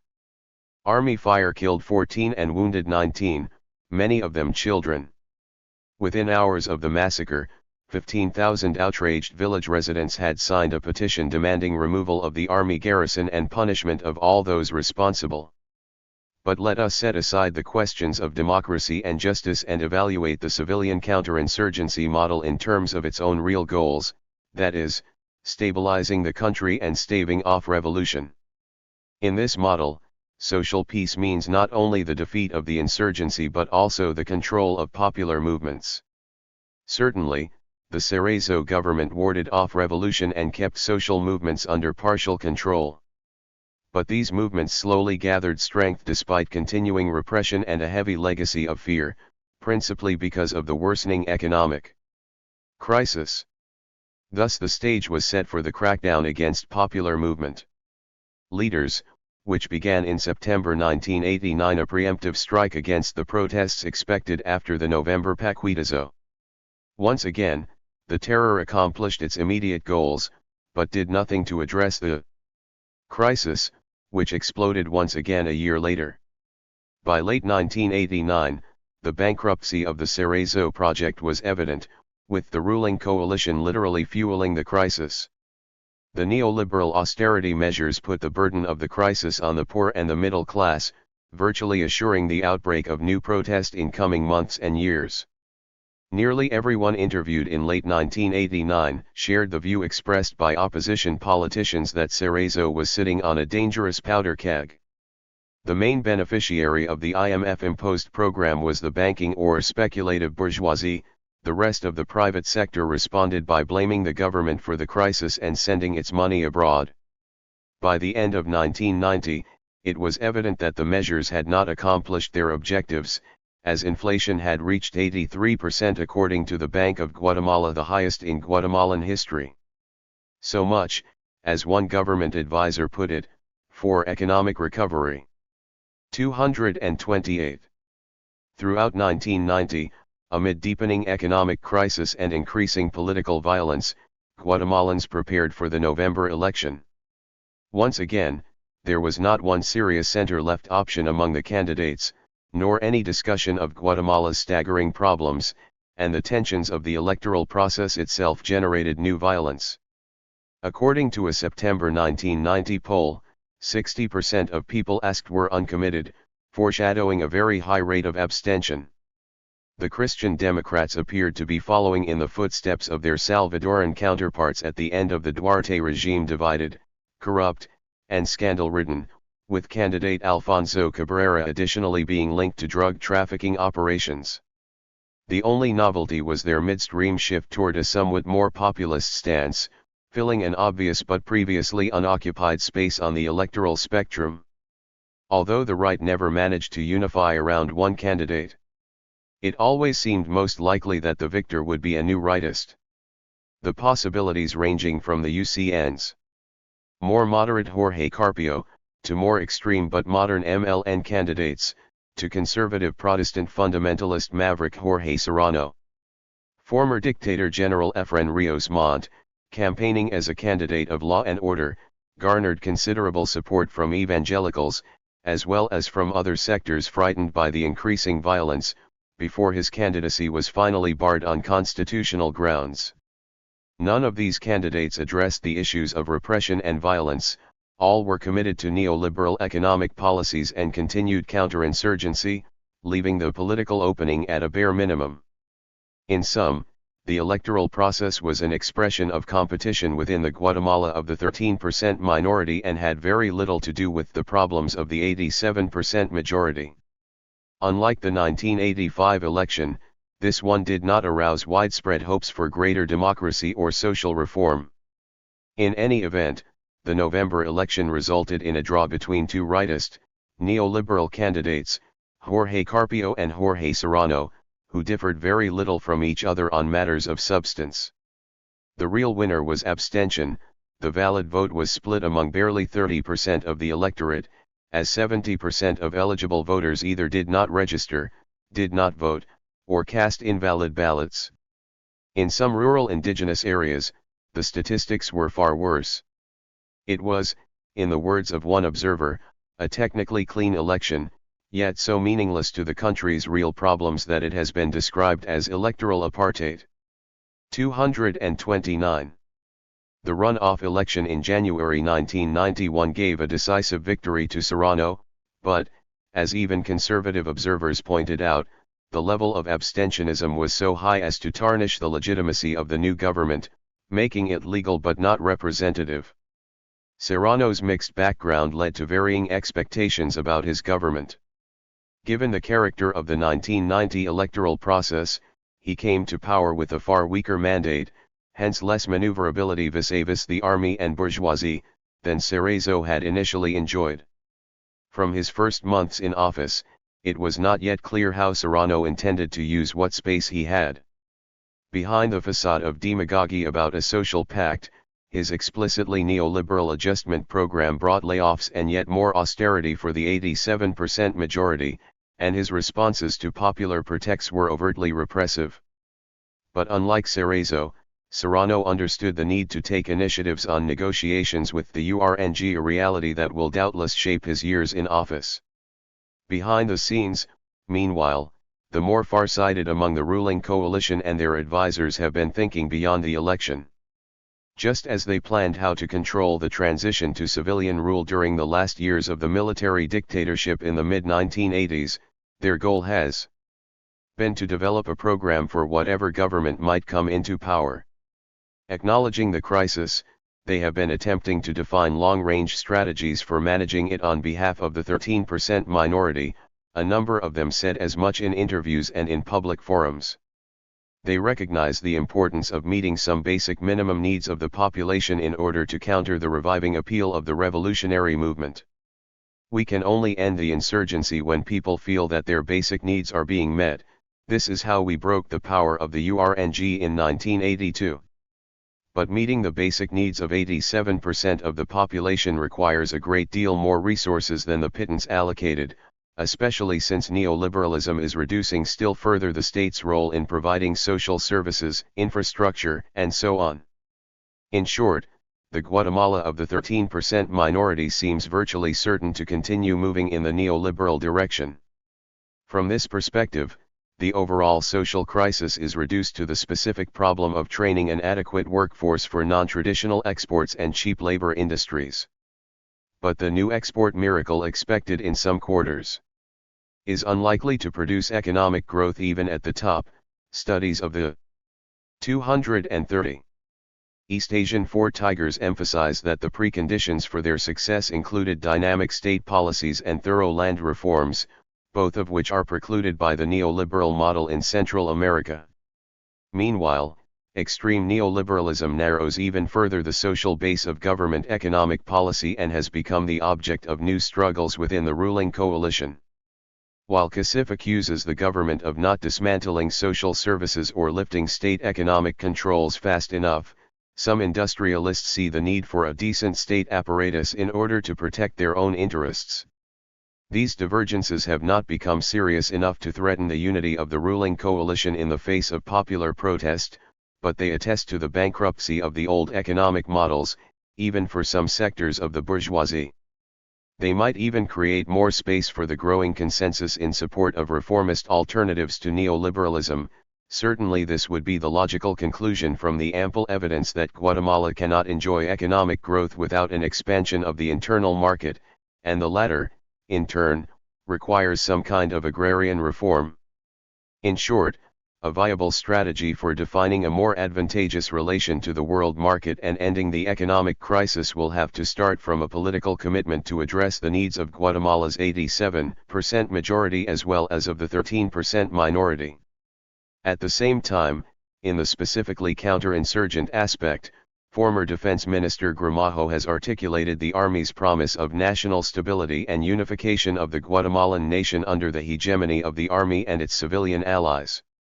Gramajo's thesis on national stability is the most sophisticated effort to present a coherent project on behalf of modern counterinsurgent forces.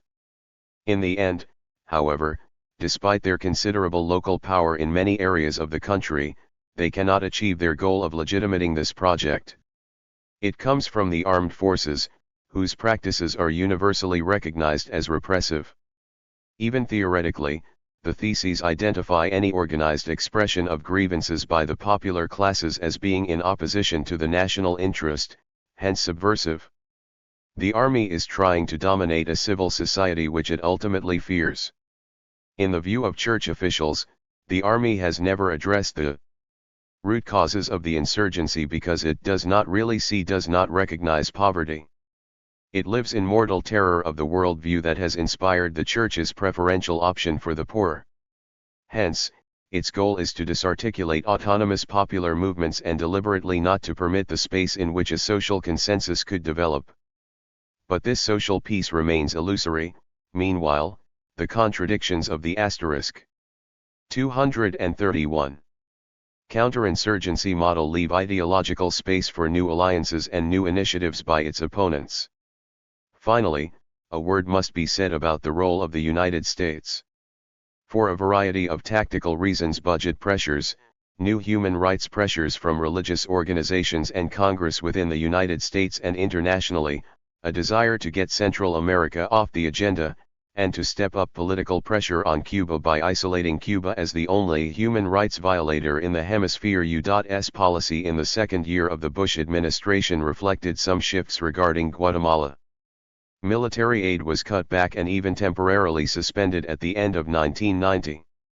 U.S. policy statements took on new emphases: verbal support for government dialogue with the URNG, sharp criticism of the Cerezo government on issues of human rights, drug traffic, and corruption, and a clear alignment against Christian Democratic candidate Cabrera for the 1990 election. At the same time, as reported by nearly all journalists and close observers, the United States greatly increased its reliance on the military, even on those units of the military most closely linked to human rights violations and heavily involved in drugs. Behind a new diplomatic stance, the basic policy framework of neoliberalism and counterinsurgency did not change, nor did the ongoing, strategic, close relationship with the Army. As one U.S. official put it, no matter what happens, the Army is still the most important institution and will have to be the conduit for Guatemala's development.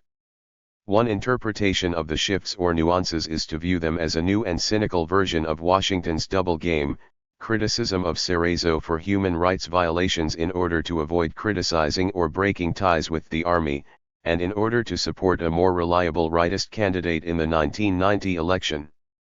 Indeed, as of early 1991, such an interpretation appears to be borne out by the fact that the United States has not linked its human rights concerns to any restructuring of the Army, demilitarization of the country, or punishment of military human rights criminals, and that it views dialogue or negotiations as a process for securing the political defeat of the guerrillas. Nor has it demonstrated any interest in conditioning economic support funds, which are the bulk of security assistance to Guatemala, on human rights improvements. Nevertheless, it is also possible that the more pragmatic U.S. policymakers and congressmen will begin to recognize just how brittle the status quo in Guatemala really is, and just how strong are the pressures for change. Reality may, in this sense, impose itself on Washington. In the short and medium run, the United States is almost certainly to continue in the direction of neoliberalism and more reliance on the military, but 232. Further developments in Guatemala and in the world could eventually force a more fundamental change in U.S. policy. The question of U.S. policy takes on added significance at a time when other international players are responding to different priorities. This has been reflected, for example, in the growing ironies of the United Nations votes on the human rights situation in Guatemala. In February 1991, by a vote of 21-16, with 5 abstentions, the Human Rights Commission declined to name a special rapporteur for Guatemala. Most Third World governments appear to have reached a tacit agreement not to criticize each other regarding the internal conduct of their security forces, maintaining that such criticism violates their sovereignty. The Soviet Union and Cuba were among those abstaining on Guatemala. As a consequence of the above, the degree of pressure from the United States and Western Europe, through such votes, and even more through conditions on economic aid, will become more important in determining the limits and margins of maneuver of the Guatemalan government and counterinsurgent forces. The reformist option. The most immediate alternative to the neoliberal/counterinsurgency model would be a mixed economy of some kind, based in part on the structural reforms and state initiatives necessary to expand the internal market. Historically, in some countries, such projects have been carried out by a progressive national bourgeoisie, but Guatemala has lacked such a bourgeoisie. Reformism is represented in Guatemala by the small center-left political parties, the most established being the Social Democratic PSD, although also including progressive factions of the Christian Democratic Party and individuals from other parties. Overall, their goal has been to build an electoral alliance, presumably to push for redistributive reforms and welfare state capitalism. Politically, they view electoral democracy as a genuine advance, however limited. They see a potential for modernizing sectors of the bourgeoisie to be part of a progressive alliance, and they believe in the possibility of civilizing or changing the mentality of non-terrorist sectors of the army. Thus far, no reformist solution has been tried since 1954, and reformist forces remain extremely weak. Their base is small because of repression directed against them and because of their own fragmentation and inability to take advantage of the political space that does exist. They are further weakened by people's general lack of faith. 233. In politicians and purely electoral parties. Finally, the democratic left has been plagued by a fundamental issue of strategy, because it has generally sought alliances to its right rather than to its left.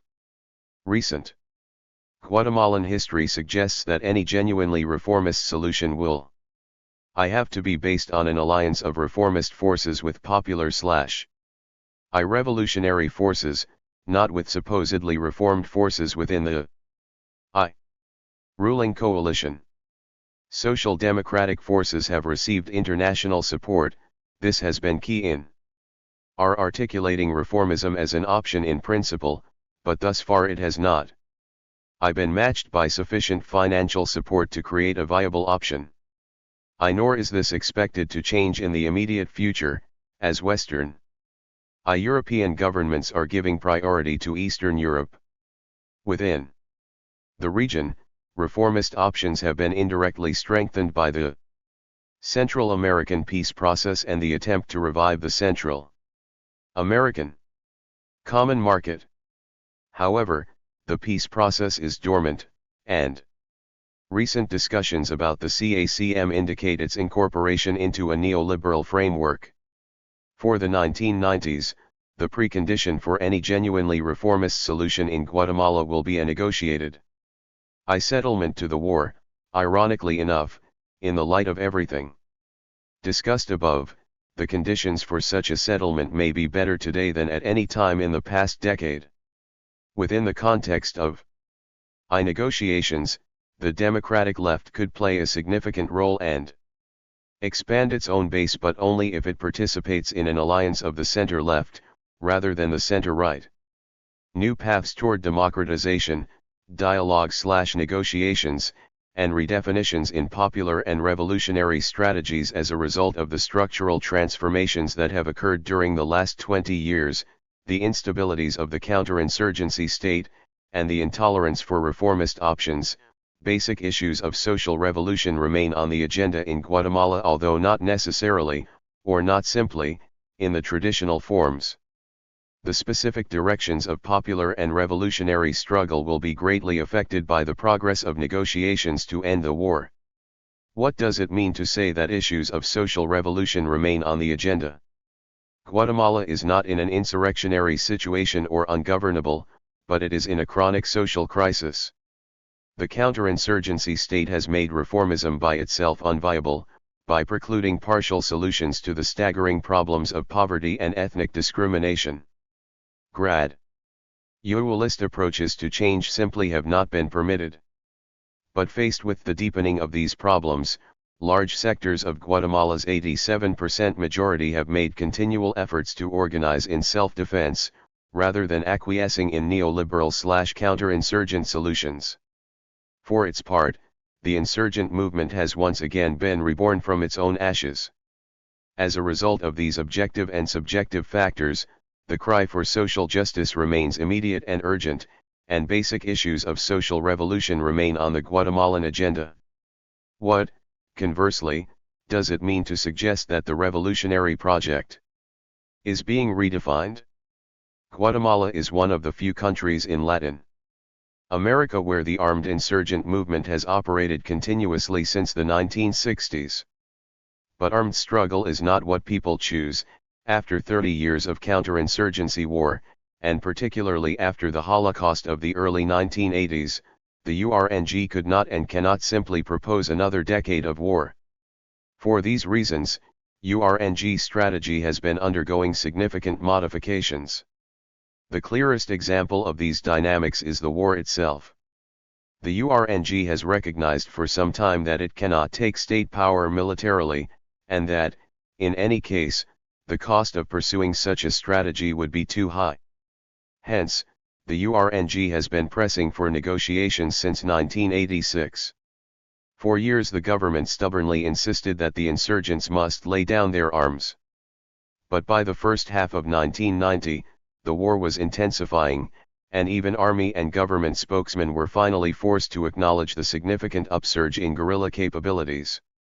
This implicit admission that the war could not be won militarily created the conditions, for the first time beginning in the spring of 1990, for the negation of the war, that is, serious discussions about ending it.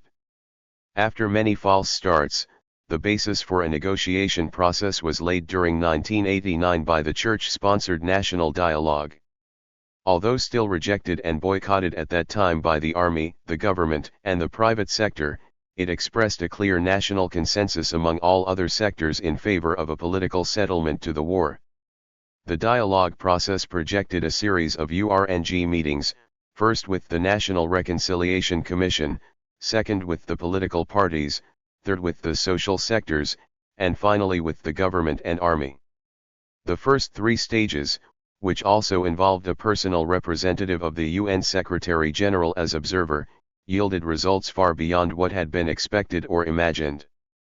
In the June 1990 meeting between the URNG and the political parties, agreement was reached, at least in principle, on the need for modifications in the constitution, while the guerrillas agreed not to disrupt the 1990 elections.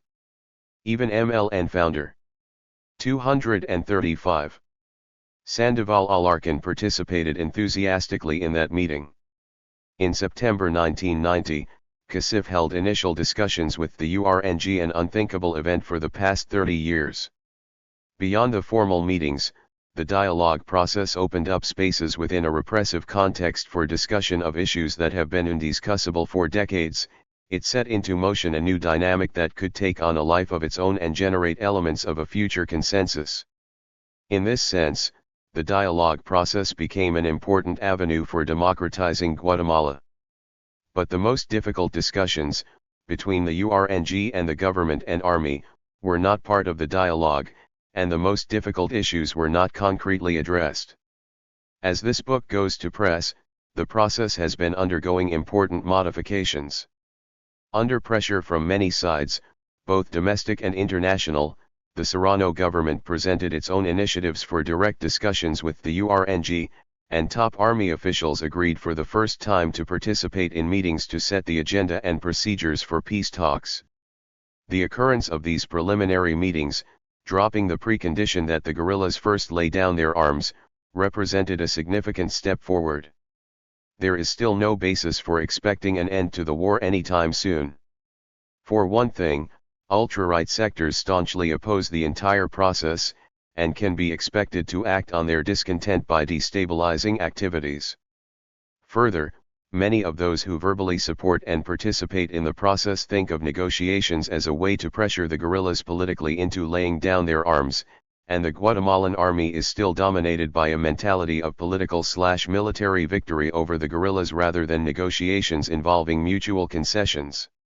Ultimately, the outcome will depend upon the emergence and consolidation of commitments to a process designed not only to end the war but also to address its root causes and make the necessary constitutional changes.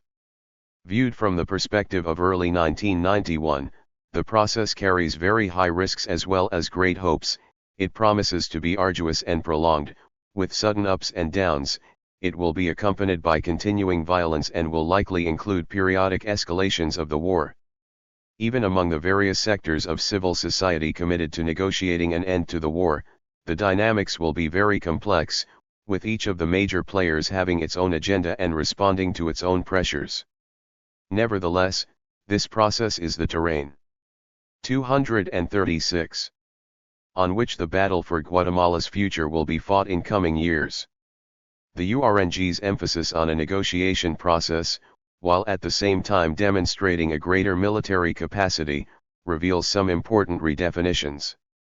Among these, is a new relationship between reformist and revolutionary proposals, between democratic and social demands. In contrast to reform versus revolution formulations of the 1960s or of the late 1980s, the conditions may now exist for a convergence, as basic demands for democracy and social justice take on a revolutionary significance and require many forms of struggle for their realization. A strategic goal of any revolutionary/reformist project in Guatemala. In fact, a precondition for all else remains the destruction of the counterinsurgency apparatus, which is an apparatus of terror. However, destruction does not simply translate into armed struggle. The dismantling of that apparatus and the demilitarization of Guatemalan society must be achieved in various ways, combining armed strategies with mass organizing, negotiations, and even electoral/mobilizational politics. Even the goals of the struggle are being redefined in some respects. Long before the current upheavals in the socialist world, actually existing socialism has not been a model for the Guatemalan Revolution. In this regard, both the Guatemalan and Salvadoran movements of the 1980s had more in common with the Nicaraguan Revolution than with traditional state socialist models. They came to emphasize a mixed economy and political pluralism along with popular/participatory democracy. Also being reconceptualized in Central America has been the strategy of seizing state power in the traditional sense. The Sandinista experience in Nicaragua demonstrated that taking state power could be very relative and did not necessarily reduce the vulnerability to all-out attack by the United States. Recognizing that the United States would not permit another Nicaragua, the URNG and the Salvadoran FMLN have gradually moved toward various strategies for gaining a share of power for the popular classes. In none of these cases is the issue of state power superseded, but it has taken on new dimensions, giving greater significance to the democratization of civil society as well as of state institutions. Despite these advances, the popular and revolutionary forces face formidable challenges. Will they be able to adapt to fast-changing international conditions? Are they capable of developing a long-range 237 vision that is more compelling to a broad spectrum of Guatemalans than the long-range projects of the ruling coalition, a vision that people can believe in and fight for? Will they be able to articulate a long-range economic alternative to neoliberalism, a combined or mixed model, one which involves genuine social reforms as well as realistic economic goals in the new international context? Such a project must necessarily be regional, as well as long-range, not just Central American in scope, but part of a regional Latin American redefinition. Within Guatemala, can popular and revolutionary forces fill the political vacuum left by a discredited civilian government? The URNG has indicated that it is fighting for space not for itself as a political party, but for the formulation of alternative, popularly based solutions to the country's crises. But if such alternatives do not emerge, the future could bring economic deterioration, social disintegration, continued war, and increased violence rather than any coherent project. The late 1980s have also seen a redefinition in the relation between the URNG and popular forces in Guatemala. The contradictory situation within the popular/revolutionary convergence has been well summarized by close observers. At the revolutionary pole, the URNG has attracted sectors of support well beyond its committed combatants and militants. They include the little-known populations in resistance, and a sizable percentage of refugees and displaced persons. There is also sympathy for a revolutionary mode, though not explicit political alliances with the URNG, among human rights activists, urban middle-class bureaucrats and youth, and the organized urban and rural proletariat and campesinos. The war has an ambivalent echo in the city. Since the 1981 terror, the army's brutal capacity to massacre has permeated the people's consciousness. They thus constantly Weigh the risks in determining their support for the revolutionary movement. After the frightening years of the early 1980s, the popular movement's situation is moderately hopeful. So much repression would have led 1. Expect paralysis. Far from being paralyzed by historical traumas, the populations in resistance and many of the refugees, internally displaced people and controlled populations have a rich experience and a desire to express themselves, to be heard. But though trauma has not occurred, neither has a resurgence of the mass movement, as was seen in the late 70s. As seen in Chapter 12, the popular movements of the 1980s are not subordinate to the revolutionary movement, they are being rebuilt with significant autonomy and in accordance with their own needs. In addition, 238. Given the blurring of lines between proletariat, semi-proletariat, informal proletariat, and peasantry, and given the prominence of displaced populations, new organizational forms are needed.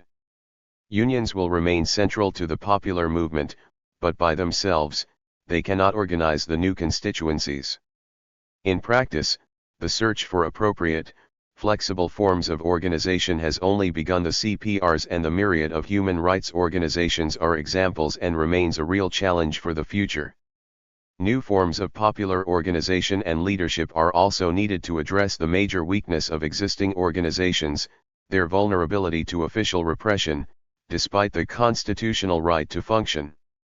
If any reminder were needed, the September 1989 repression left only 3 out of 16 leaders of the AEU alive and above ground, and labor organizations were functionally decapitated in the same way.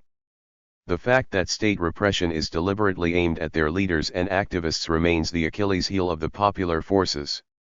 Nevertheless, the end of 1990 and beginning of 1991 have seen a resurgence of popular activity, both organized and spontaneous.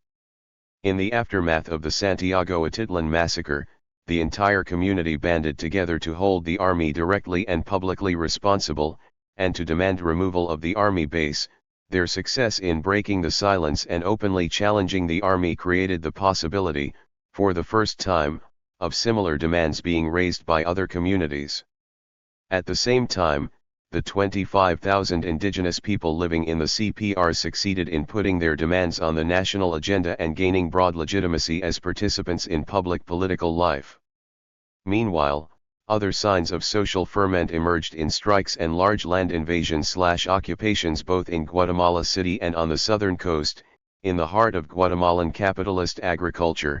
Although the invasions involved state-owned lands, these actions were understood by all parties as a challenge to the sanctity of private property. The Serrano government's carrot-slash-stick response seemed unlikely to stem the wave of social protest. In short, despite their multiple and persistent problems, the popular movements gathered strength during 1990 and have been restructuring for more effective action in 1991, with a view toward expanding their political space. More generally, widespread consensus in favor of negotiations to end the war and against neoliberal economic policies has created new opportunities for a very broad national popular/revolutionary alliance. The dialogue spearheaded by the Church, through the National Reconciliation Commission, presented a new opportunity to build such an 239 alliance. Furthermore, because the revolutionaries now operate within the broader political context influenced by the Church of the Poor and by the great diversity of popular movements, as well as by other leftist and progressive forces, they are having to learn a new outlook and new forms of behavior, less vanguardist and sectarian, more pluralistic. As seen throughout this book, a crucial area of redefinition has been the relationship between class-based and ethnic-based struggles. It is now impossible to ignore ethnic demands, to make them secondary or reduce them to class issues. Guatemala's revolution will be both class-based and indigenous. But there remains a real debate over how to link class and ethnic struggles in practice. This question requires great flexibility, because a fundamental issue of democratic rights for the indigenous population is at stake, and there are many different positions. Separatist sentiments will have to be heard, and serious consideration given to the as yet unanswered question of what, concretely, self-determination will mean in a truly multicultural nation. This issue, a continuing discussion of new ways of being Indian, takes on added significance in the context of the 1992 500th anniversary of the Spanish conquest. In the words of CUC activist Rigoberta Menchú, 1992 could be the occasion for a genuine encounter among all of the cultures of Latin America, a moment of self-discovery, in which we all listen to each other. In such an encounter, the indigenous peoples can make a significant contribution toward defining a new political vision that favors all of Latin America's poor.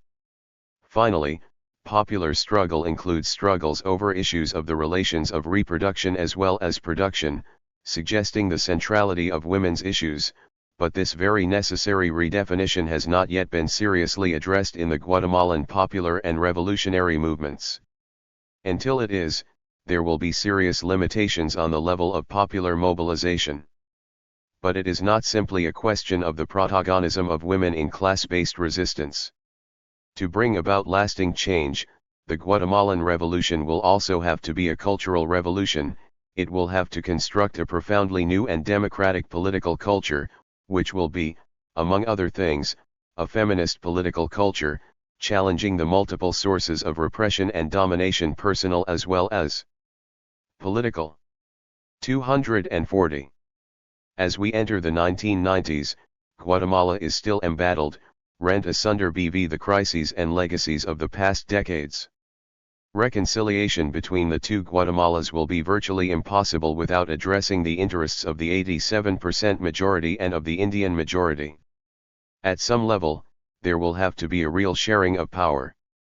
Thus far, Guatemala's oligarchs and generals and their U.S. backers have refused to entertain any such options. But pressures for such a solution will doubtless intensify. At the same time, Guatemala is likely to move to the center of the Central American stage in coming years. If the Guatemalan counterinsurgency apparatus is not dismantled, it will remain an obstacle to peace in the region. And if the war there continues, the Guatemala tinderbox could become an open threat to Central American peace. I end these projections about the future of Guatemala with a reflection about the past. Stepping outside the geopolitical Cold War logic that has governed U.S. policy in Guatemala and Central America generally in recent decades, let us think back to the 1954 CIA intervention in Guatemala to oust nationalist Democratic President Jacobo Arbenz. After that intervention, unquestionably a U.S. foreign policy success in terms of its immediate goals, Vice President Nixon visited Guatemala and declared, "This is the first instance in history where a communist government has been replaced by a free one. The whole world is watching to see which does a better job." We know now that the legacy of that intervention has been Latin America's longest and dirtiest war. Even today, after 30 years and up to 200,000 civilian casualties, the United States and the Guatemalan army are no closer to pacifying the country on a lasting basis. Guatemalans live in much worse conditions than ever. But once having glimpsed the possibility of a better life, during the 1944 to 1954 revolution, many people have refused to accept a fate of misery and repression and have continually sought redress for their grievances. This is why issues of social revolution remain on the agenda. But let us suppose that the Eisenhower administration had decided to leave the Arbenz government in place in 1954. What would have ensued? Not communism, but capitalist industrialization and modernization. Land reform had to be part of that process, but it would have served primarily to rationalize Guatemalan capitalism, to stabilize the country by bringing its dispossessed majority into the economy. Not only Guatemala but perhaps all of Central America might have undergone 241. A nonviolent modernization process, if the Guatemalan example had been permitted to survive and even to spread. And today, will Guatemala have to suffer yet another war? As Guatemalan writer Luis Cardoza y Aragon answers the question, it depends on whether Washington can understand that Guatemala, with its Indian population, is no threat to the United States.